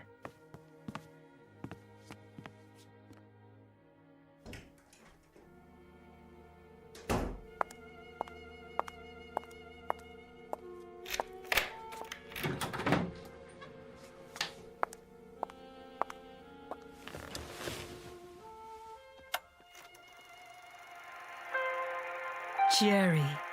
There you are, Jerry. How well you look. How young. How wonderfully young. There was an old man here a while ago. A tired, worn-out old man. And he said he was you. Can you believe it? Oh, Jerry. Jerry, I wish I could be where you are. I so wish I could, Jerry. Oh, how I wish.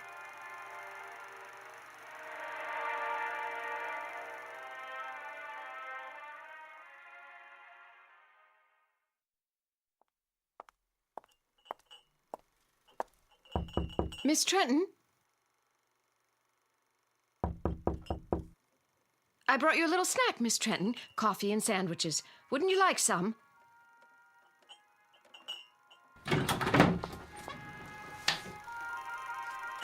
Miss Trenton, where are you? Jerry! Jerry, wait for me! I'm afraid this is goodbye, Sally. No! Goodbye!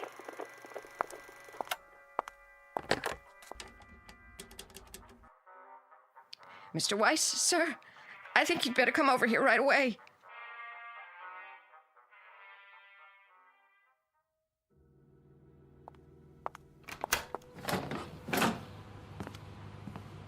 What is it, Sally? You'd best see for yourself.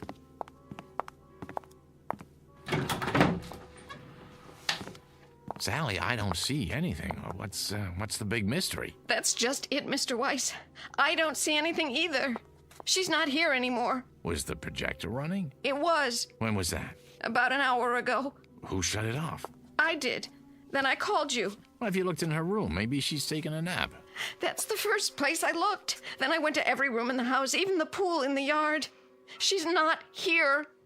At least not in the way you'd mean. You know how to work this thing? It's just that little switch there. Are you going to run it, Mr. Weiss? Yes, Sally. I'm going to run it. Mr. Weiss, I can't stand to watch. I don't know what I'm going to see. Shh, quiet. All right, darlings, that's enough for now. Let's go outdoors. We'll finish our cocktails by the pool. Everyone go ahead. I'll be right with you as soon as I change out of these heels. What is this film, Mr. Weiss? Not one that I've ever seen. It's funny, it doesn't look like a set. Wait, those French doors, I'd swear it's this room. This one right here. It can't be.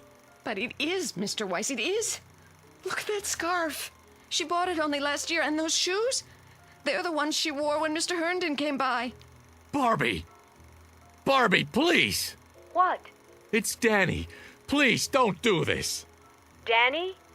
Oh, there you are. Care to join us? The old gang's here. We're going to have such a time, just like we used to. You know I can't do that. I can't just step into a movie screen. It isn't real. None of this is real. Well, then, goodbye, Danny. Be a dear and hold on to my high heels for me, will you? I can't very well swim in them. Barbie, don't! Keep them to remember me by. Jerry! Where are you? Barbie, please. Over here by the bar. I just stopped to freshen my drink. Care for another one, Barbara? Oh, don't tempt me. Now we simply must go outside. Everyone's waiting. In that case, race you to the pool? You're on! Barbie, come back! Come back! Sally, these shoes by the French doors, you didn't drop them here, did you? No, Mr. Weiss. And this scarf on the patio? No. Oh, they must be Barbie's then. I guess I'll just have to hold on to them.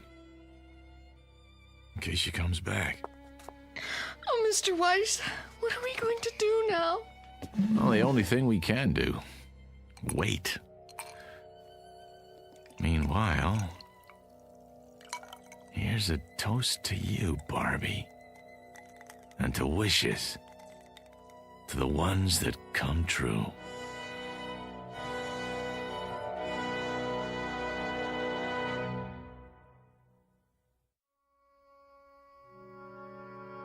To the wishes that come true, to the strange mystic strength of the human animal, who walks that thin line between reality and the shadows and can sometimes make one merge with the other. To Miss Barbara Jean Trenton, movie queen of another era, and no longer of this one, may her star shine brightly in the Twilight Zone.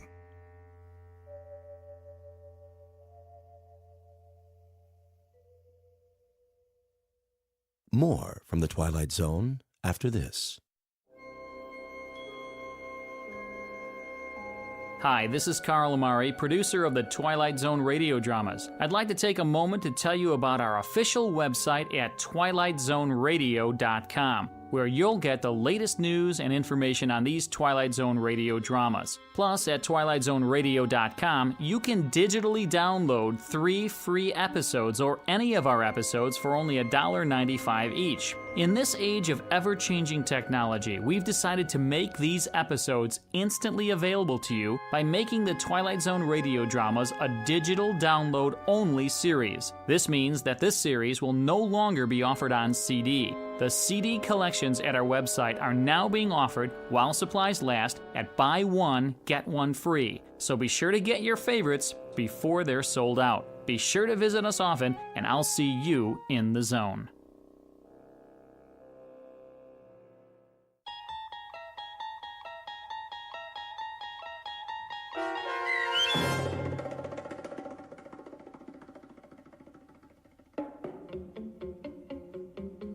The 16mm Shrine, starring Kathy Garver, with Stacy Keach as your narrator, was adapted for radio by Dennis Etchison and written for The Twilight Zone by Rod Serling.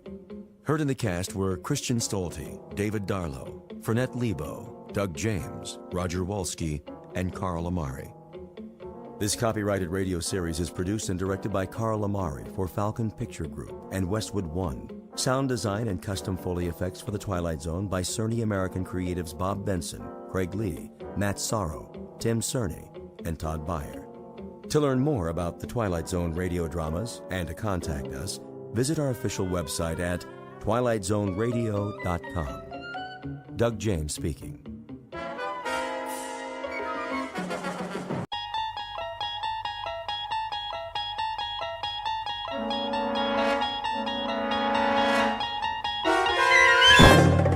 There is a fifth dimension beyond that which is known to man. It is a dimension as vast as space and as timeless as infinity. It is the middle ground between light and shadow, and it lies between the pit of man's fears and the summit of his knowledge. This is the dimension of imagination. It is an area which we call the Twilight Zone.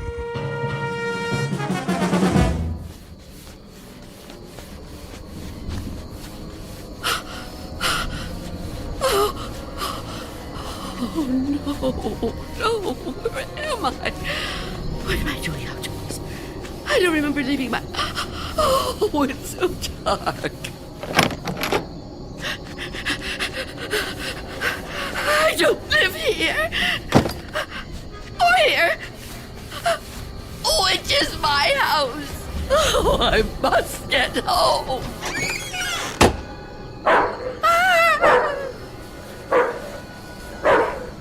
May I assist you, madam? You startled me.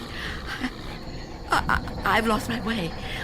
My home is somewhere around here, I'm sure, but I don't know where. Perhaps I can help you find it. Oh, thank you. Thank you. I don't even know how I came to be out here. It's certainly not safe at this time of night. Oh, at any time. Well, surely the daytime when the streets are crowded. No, that's when it's most dangerous. For me. So you see, I never go out. Never? Never. But, dear lady, why not? I'm afraid. Afraid? Of something or someone? Someone. It's difficult to explain. Please, try me. Oh, I'm not sure you'd believe me. You'd think I'm just a senile old woman. I'd believe you, Wanda. What did you call me? Wanda. That is your name, isn't it? Yes, but I didn't tell you that. You didn't? Are you certain? Yes, I'm certain. How do you know my name? Because I've been looking for you for a long time, Wanda. Oh, no. You've kept me at bay for many years, but no longer. No! Get away from me! There's nowhere to turn, Wanda. You don't know where you are, remember? You certainly couldn't run from me, a frail old woman like you. Please! No, I won't let you! Say that again. It amuses me. You won't let me? How do you imagine you're going to stop me? You really have no choice, Wanda. There's nowhere for you to go now. Come to me, old woman. Take my hand. No! Take my hand. No! No! No!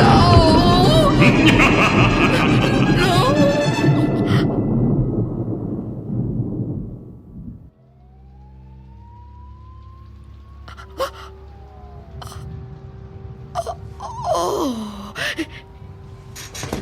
it was the dream. The dream again.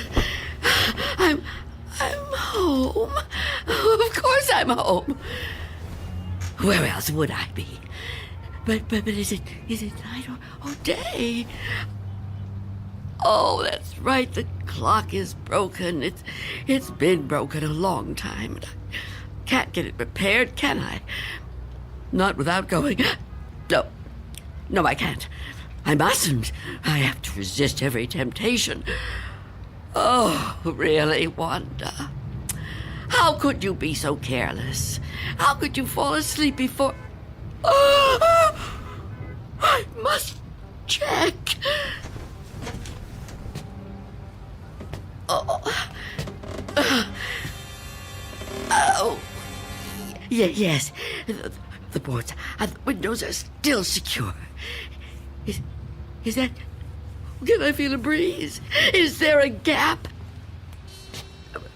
Oh, not enough. Not enough. He still can't get in. Oh, what about the door?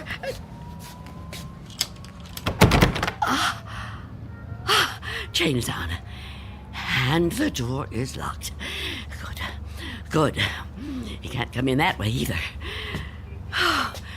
Yes, I'm safe. Safe for another day. But I've been careless. Really, falling asleep before checking. I mustn't take chances. I can't take chances. Not while he's out there. And he's always out.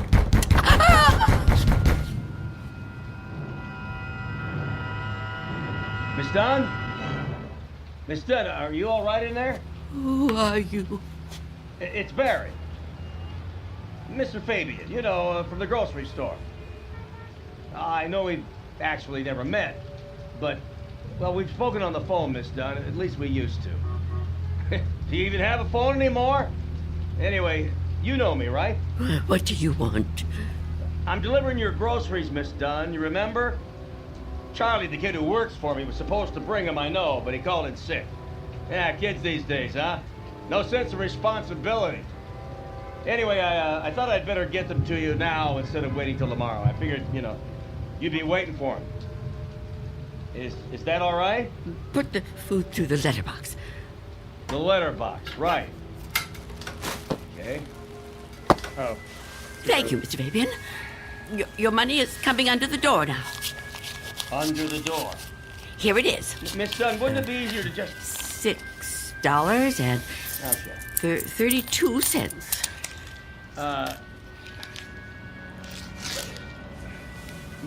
Many thanks, Miss Dunn, but, Good day to you, Mr. Fabian. Miss Dunn, are you still there? Yes? What is it? I've been thinking. I just wonder... Miss Dunn, does anybody else bring you food? I really don't see what business of yours that is, Mr. Fabian. Well, no, it's nothing like that, I promise you. I mean, this isn't anything to do with business. I'm just concerned for your well-being. I mean, it seems to me a person can't live on food big enough to fit through a letterbox. I I can assure you, Mr. Fabian, I'm in no danger of dying as long as I observe this strict regimen. Oh, well, I'm glad to hear you talk like that, but I don't know. Maybe if I could come in for a minute. Come in? Yeah, I just want to talk, Miss Dunn. I mean, I can't do that so well out here. I really think you need to see a doctor. Out of the question. No one is coming in here, Mr. Fabian. Not a doctor, and not you. Miss Dunn, could you open the door, please? Go away! Miss Dunn, I just want to help you. I know what you want. Leave me alone. Miss Dunn, all I know who you are. You do? Well, that's good. That's very good. Myself, I have a very bad memory. Every morning, you know, my wife gives me a pen. Every day I lose it somewhere. So, will you let me in? Stop trying to get in here. You won't get me. Just go away and leave me alone. Come on, Miss Dunn. Look, I've got other deliveries to make. I just want to help you if I can. I think you could use a little help. Ah, the heck with it. Good luck living here in this neighborhood. What's left of it.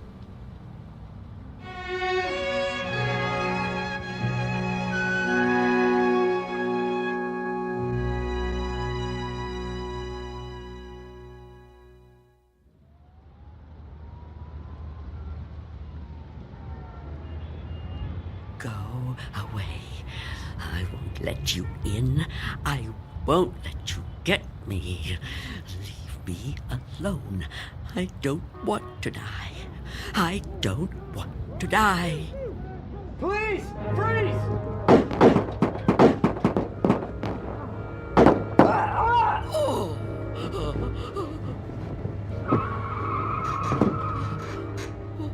What's going on out there?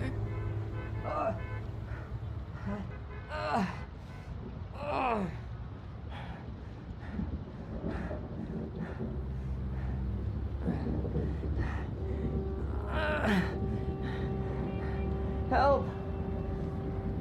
Is anyone in there? You gotta help me. Who is it?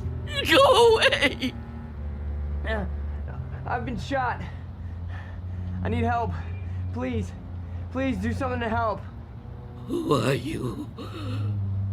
Officer. I'm a police officer. Please, you have to open the door. I need help. I've been shot. You're lying to me. I know you. You can't fool me. No, I'm not trying to fool you. Please. I think I'm dying. You can't trick me so easily. You're no policeman. Why can't you just leave me alone? I know who you are. I know what you are.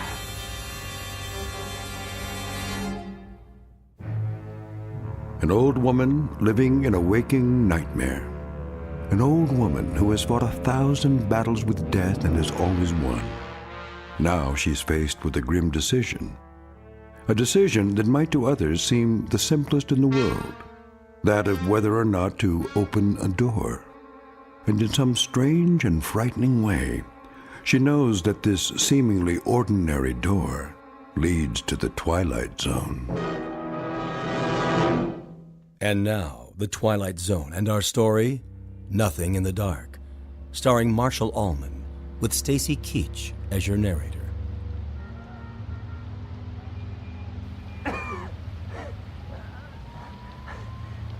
Please. Why won't you help me? Stop this! Why must you do this to me? I'm losing a lot of blood. It's so cold out here. Listen to me. I'm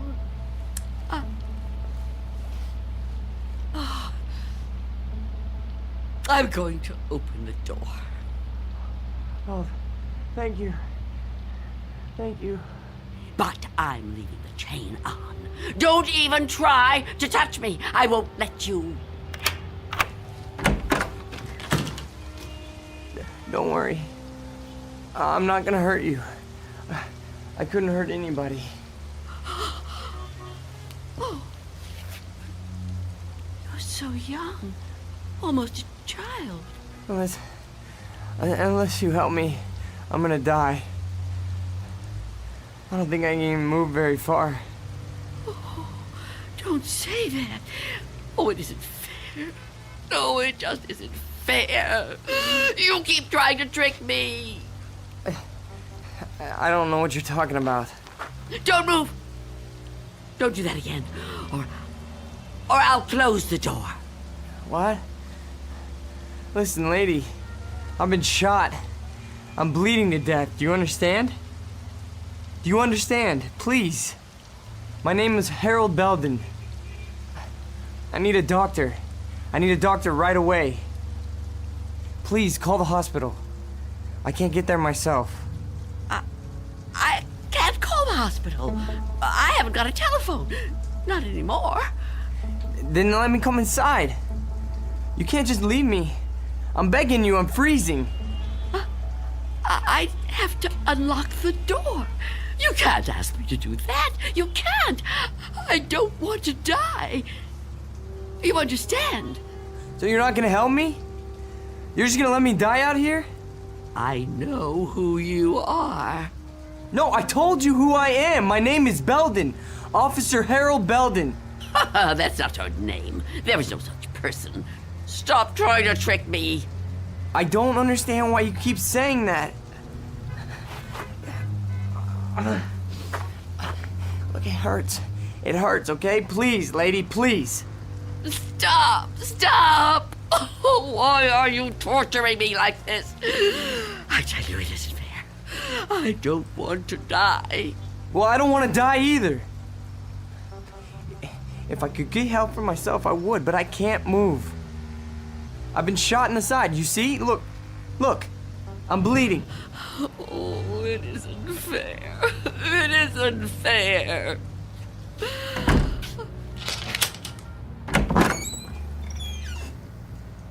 Will you help me? Yes. Yes, I'll help you. Thank you. Take my hand. What? Take my hand. Pull me inside.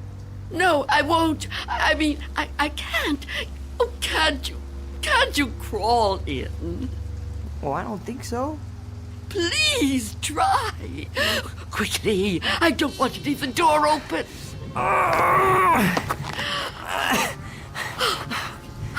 That's it. Come over here. Into the bed.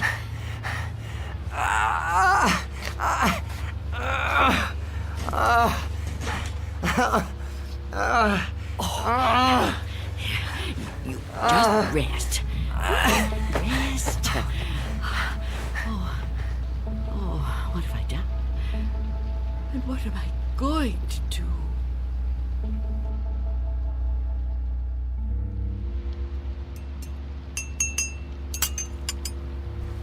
Officer?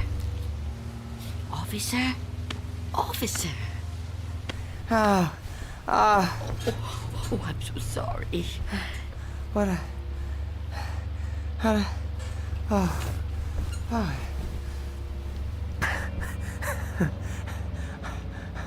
Oh, I'm alive.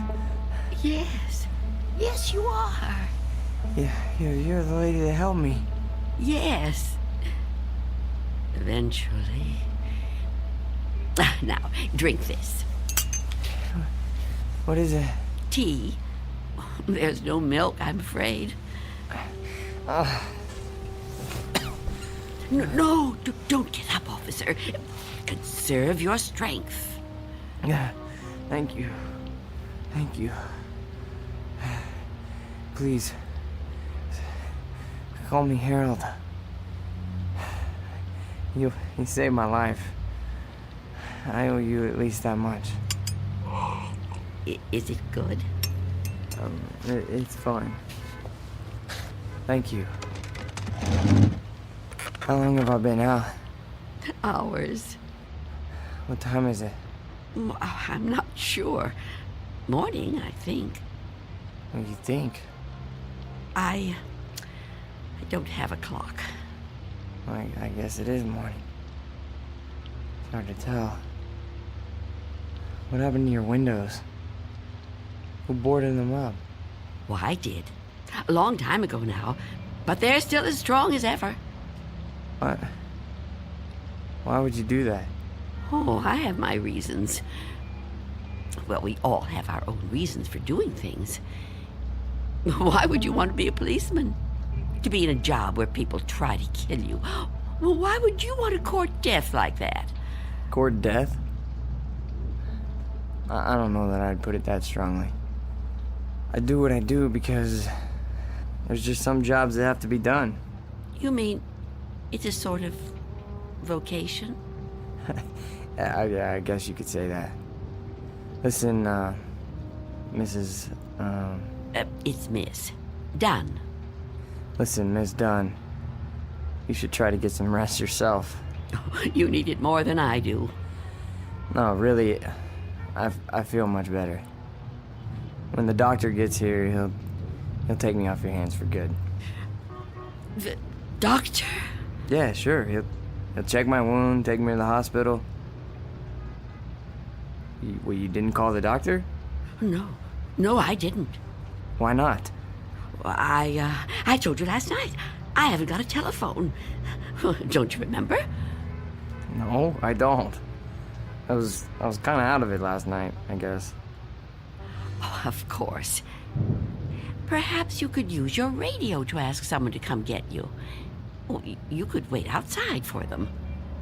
No, I busted my radio when I fell on it. You see? Hello. And I don't think I got the strength left to get up on my own. Look, couldn't you go to one of the neighbors? Oh, there aren't any. What are you talking about? There aren't any neighbors. There must be. Everyone has neighbors. Well, I don't. Not anymore. Why? What happened? They've all moved away. Not all of them. That's impossible. All of them. Trucks came and took away their furniture. First one, and then another. Is something happening to these buildings? I wouldn't know. I'm sorry to ask, but how can you not know something like that? I mean, if it was my home... I don't have a great deal of contact with the outside world. I haven't for quite some time. I couldn't even tell you who the president is. Wow. But there has to be somebody around who can help, you know? Or maybe a phone booth somewhere where you could call a doctor. Perhaps. I don't know. But even if I could call the doctor somehow, I couldn't take a chance and let him in. Why not? It's too dangerous. Dangerous for you? Yes. You let me in. Oh, I didn't have a choice. You were going to... I didn't know if I could trust you, but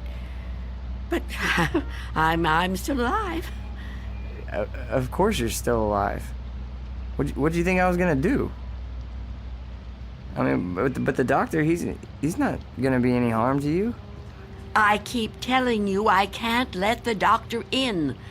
I can't let anyone else come in. Don't you see? It might be him. It might be him. Who? Him who? Mr. Death. Mr. Death? What? I know he's out there. He's trying to get in. He comes to the door and knocks. He begs me to let him in. Last week, he said he was from the gas company. The gas company? Oh, he's clever. After that, he claimed to be a contractor hired by the city. He said this building was condemned, that I'd have to leave. But I knew who he was. I kept the door locked, refused to let him in. Eventually, he went away. Condemned, huh? I mean, that explains why there's no one else in the neighborhood. No, he knows I'm on to him. Yesterday, he said he was Mr. Fabian from the store. But all he really wanted was to come in. That's all he ever wants. Wait a second. No, it's no use. You wouldn't understand. I knew you wouldn't. How could you? I mean, wait. But I want to understand. I do. I mean, this man you're afraid of, you say he's Mr. Death. That's right. You don't mean just anybody, do you? You mean like death, right? Death. That's right. So is this Mr. Death a person like you or me?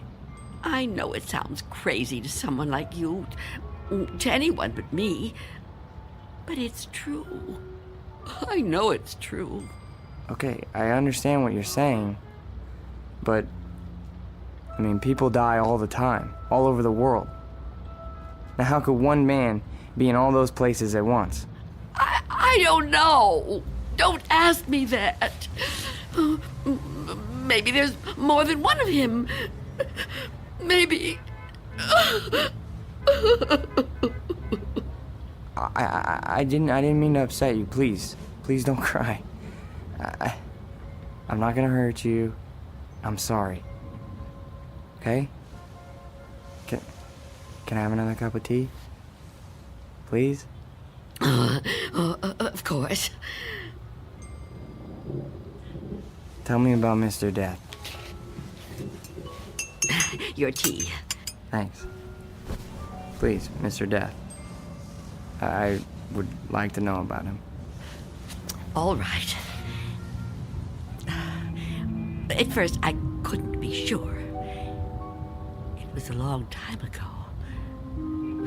Everything is. It's been so long since anything happened to me. But I was on a bus.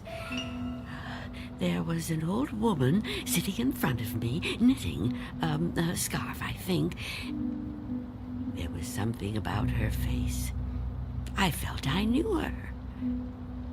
Then a man got on the bus. He wasn't special in any way.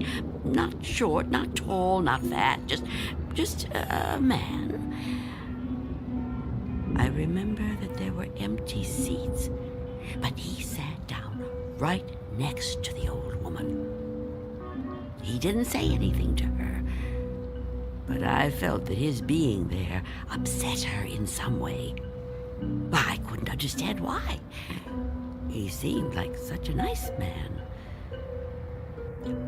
When the old woman dropped her ball of yarn, he bent down and picked it up, right in front of me. He held it up to her. I saw their fingers touch. He stood up and got out the next stop. I couldn't move. It was as if I knew what had happened. But I couldn't do anything.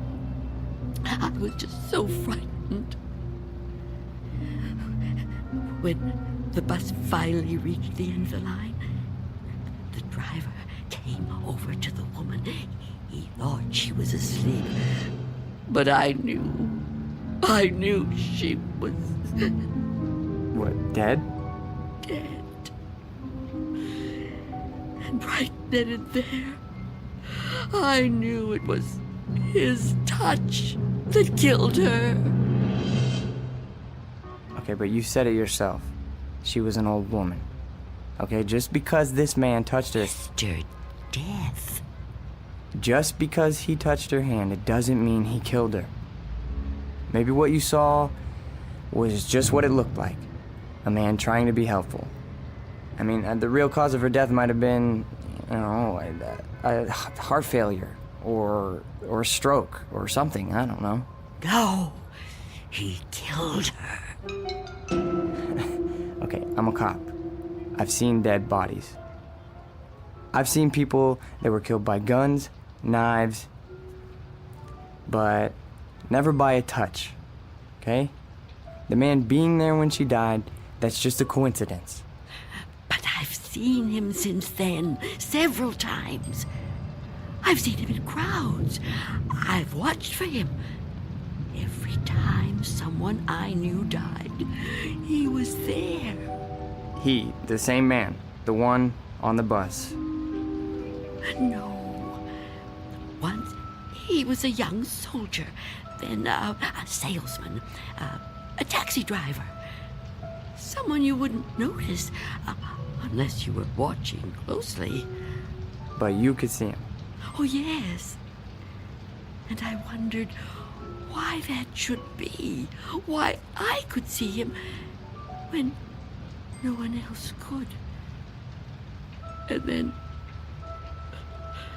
I knew. Why? It was because I was getting older. And my time was coming. I could see clearer than younger people like yourself. Now, do you understand? Oh, I know you don't believe me. That would be too much to ask of anyone. But do you at least understand? Please. I have to know. All right. Maybe. Maybe, okay? But if there is some Mr. Death who's able to visit all the people in the world like Santa Claus... Don't mock me. I'm not meaning to mock you, okay? I would never do that. I swear. But if he's real... He is. If he's real, then I don't see what the problem is. You don't see what the problem is? Oh, you must be joking. No, I mean, if you know what he looks like, what have you got to be afraid of? If you're right, and you can see death, I'd say you're kind of fortunate. Fortunate? Sure, yeah. I mean, you'd be able to see him coming. You could just avoid him. Oh, didn't I tell you his face is always different? He's different sizes, different ages, different races. I couldn't be sure. Well, how about when you go out? Out? Sure. Well, I know you said you don't have much contact with the outside world, but you have to go out sometime.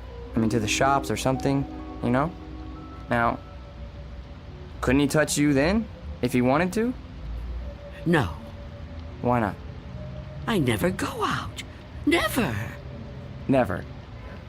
Oh, I haven't been out for years. I don't know how many. I don't keep count. That would be too depressing. But I suppose you can guess from the smell. You're too polite to mention it. But it must bother you as much as it bothers me. So what do you do about food? The boy at Mr. Fabian's store delivers it. But I never open the door to him. How can you live like this? Oh, don't think I enjoy it. So why do you do it? Because if I don't live like this, I won't live at all. If I don't watch out, if I let down my guard even for a moment, he'll get in. I know he will. I haven't always lived like this, you know. I was young once. People said I was pretty.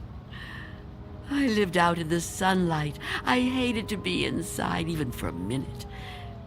My mother always said I'd spoil my fine complexion. But I didn't care. I loved outdoor things. I lived out in the sunlight, so warm, so beautiful. Beautiful, like I once was. You're still beautiful. Oh, no, I'm not. I'm old and cold. I miss the warmth of the sun so much. See that patch of sunlight on the floor? Where's it coming from? I think it's coming in from between the cracks in the boards of the window over there. Oh, yes. It's so warm to the touch. You know, I've always hated the dark and the cold. And now I'm old. I've lived a long time, but I don't want to die. I've heard people say it was his time when an old person dies. But it's not your time if you're not ready to die. I'd rather live in the dark than not live at all. Miss Dunn, I promise you, there's nothing to be afraid of. We're all alone here. Hey, there's nobody outside the door. I know you're upset. okay? And you're clearly under a lot of pressure. But I think all you need is some rest. Officer. Yeah, and I need help. Oh, I don't know what to do. Just give me some medical attention. Look, I don't know how badly I've been hurt, okay? But I've lost a lot of blood. And I need help soon. Or I don't know how much longer I can... I've told you I can't go out there. You can't ask me to do that. Look, this whole Mr. Death thing, I promise you, you don't have anything to worry about. Shh. Someone's coming. Well, get them to help me. No! There's nothing to be afraid of. Please, answer it. Go on. That's right. Go ahead. You're doing fine.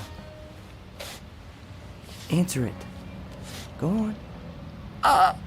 I'm keeping the chain on. That's fine. Do whatever you want. Just see who it is and get them to call for help. I'm sorry, lady, but I got my orders. No! Get away!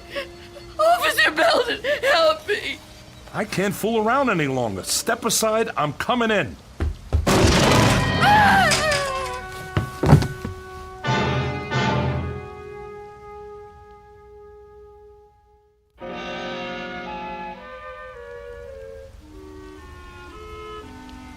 Take my hand.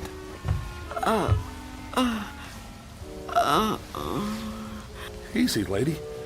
Just lie quiet there till you get your strength back. What? You gave me quite a scare there when you fainted like that.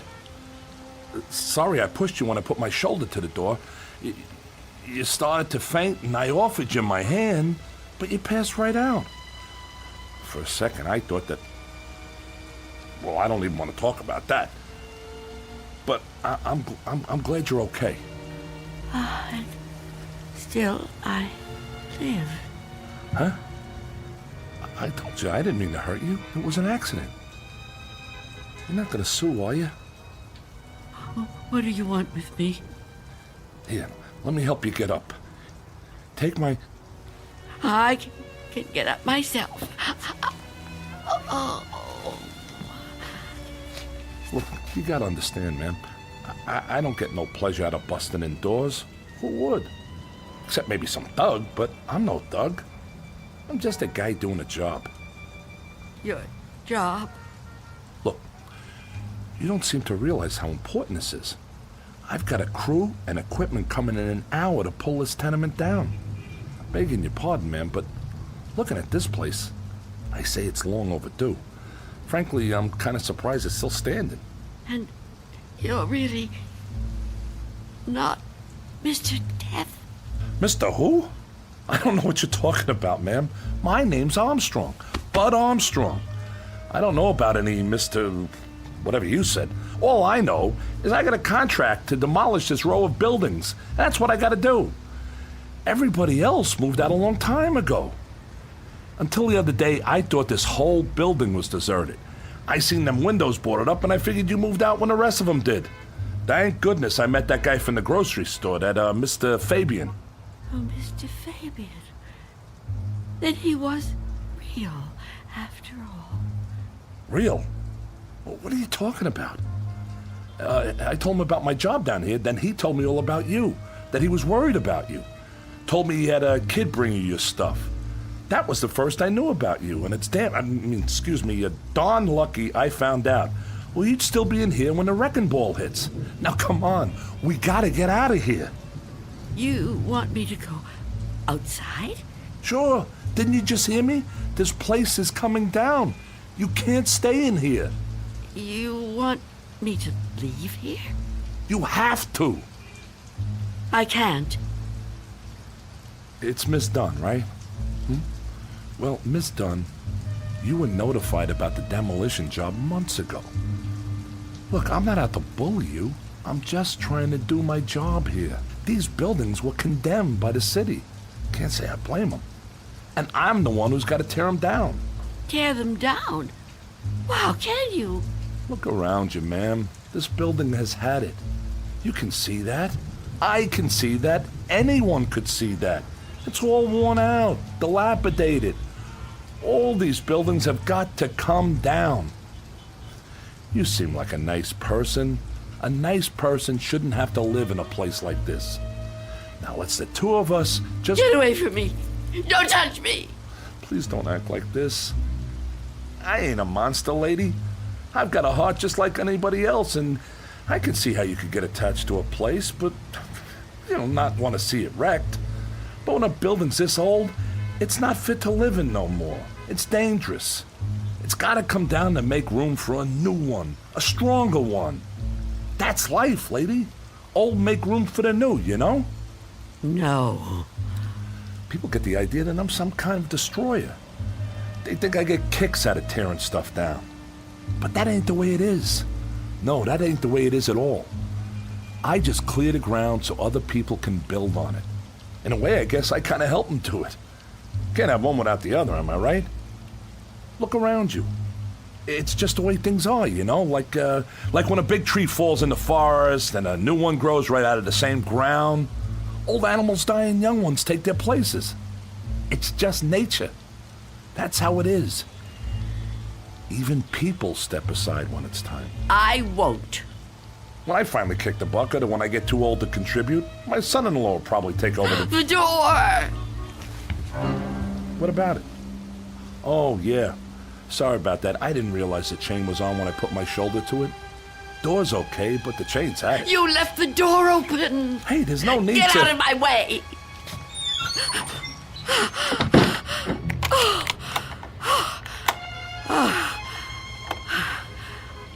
You don't have to do that. What's the sense of locking a door that won't even be here in an hour? I'm on the clock here, and we've waited long enough. If you've got any possessions you want to keep, Miss Dunn, I'd move them out while there's still time. I'll help you. You think you're helping me? I'm not going to leave here. Not with you. Not with anyone. Don't try to touch me. I don't want you anywhere near me. Now look, ma'am, I've been nice to you. I've been trying to go easy. I know this must be tough for you. Any kind of move is a big upset, especially to an older person like you. But if you insist on staying here, I'll have to call a cop. A cop? A police officer? It's just for your own good. Please, cooperate, lady. Hey, where you going? Of course, Mr. Belden. Explain it to him. Tell him the reason I can't go out there. I know you understand. I've told you everything. You'll help me, won't you? You'll help me stay. Well, say something. What are you doing? Who are you talking to? Oh, Mr. Belden is a policeman. Mr. Belden? Who the heck is Mr. Belden? Is he your pet? You got a cat in here? Please tell him. Lady, I think maybe you're sick. You should come with me. I'll get you to a doctor. I don't need a doctor. Mr. Belden, won't you tell him? Okay, I get it. I see how it is. Hey, I'm sorry, but if you're still here when the crew arrives, I'll have to call a cop. I'm sorry. I wanted to make you understand, but... Okay.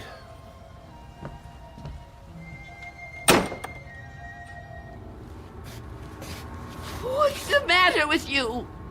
Why didn't you say something? Why didn't you help me? I thought you understood. I thought you'd help me.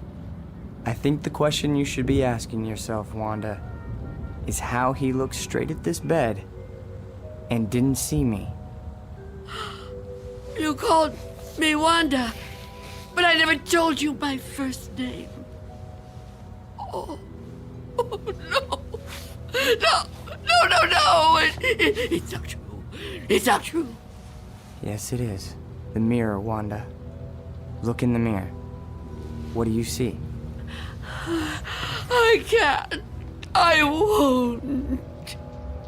Look in the mirror, Wanda. What do you see? I see nothing. Nothing but an empty bed. Turn around. Now what do you see? I see you, Mr. Death.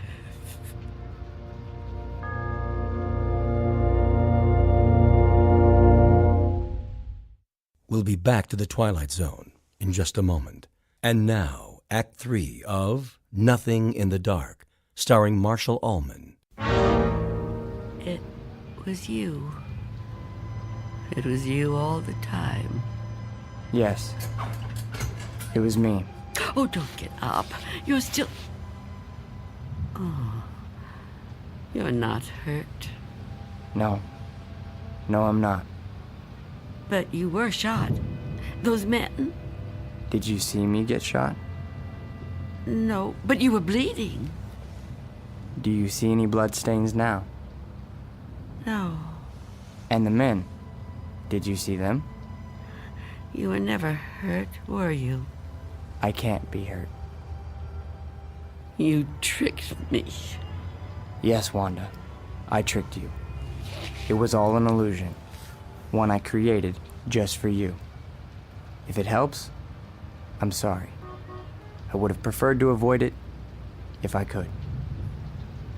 But why? Why did you do it? The moment I let you inside, you could have taken me any time. Yes, I could have. But you were nice. You made me trust you. But I had to make you understand, Wanda. You see me now, and you've seen me before. Many times before. Starting with that day on the bus. Oh, I was right. It was you. The old lady's name was Iris.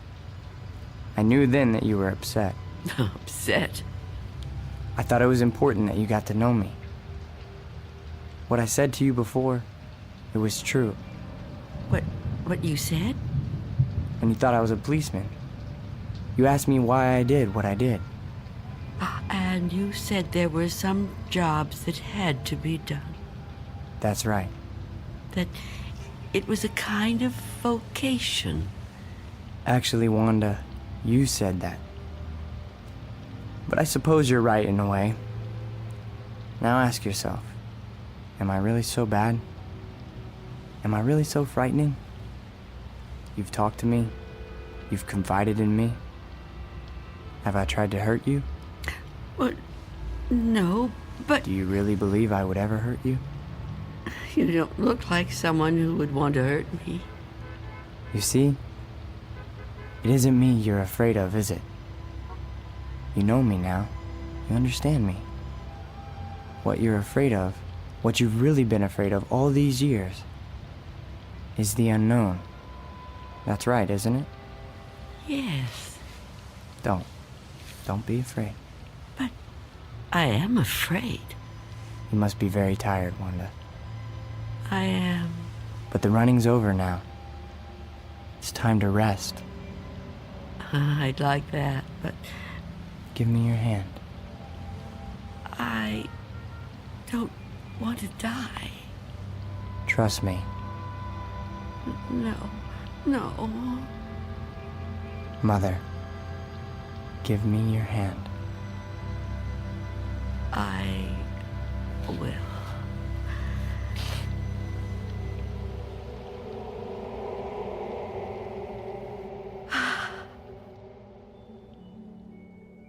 There.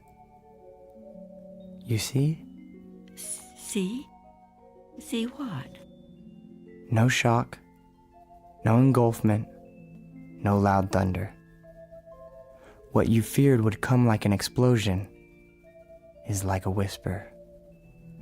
What you thought was the end is the beginning. When will it happen? When will we go? Go? Yes. I'm ready now. Look over there, on the floor. What is there to... Oh, Now do you understand? it's me. It's you. My body. I look so calm. You see? We have already begun. Come with me.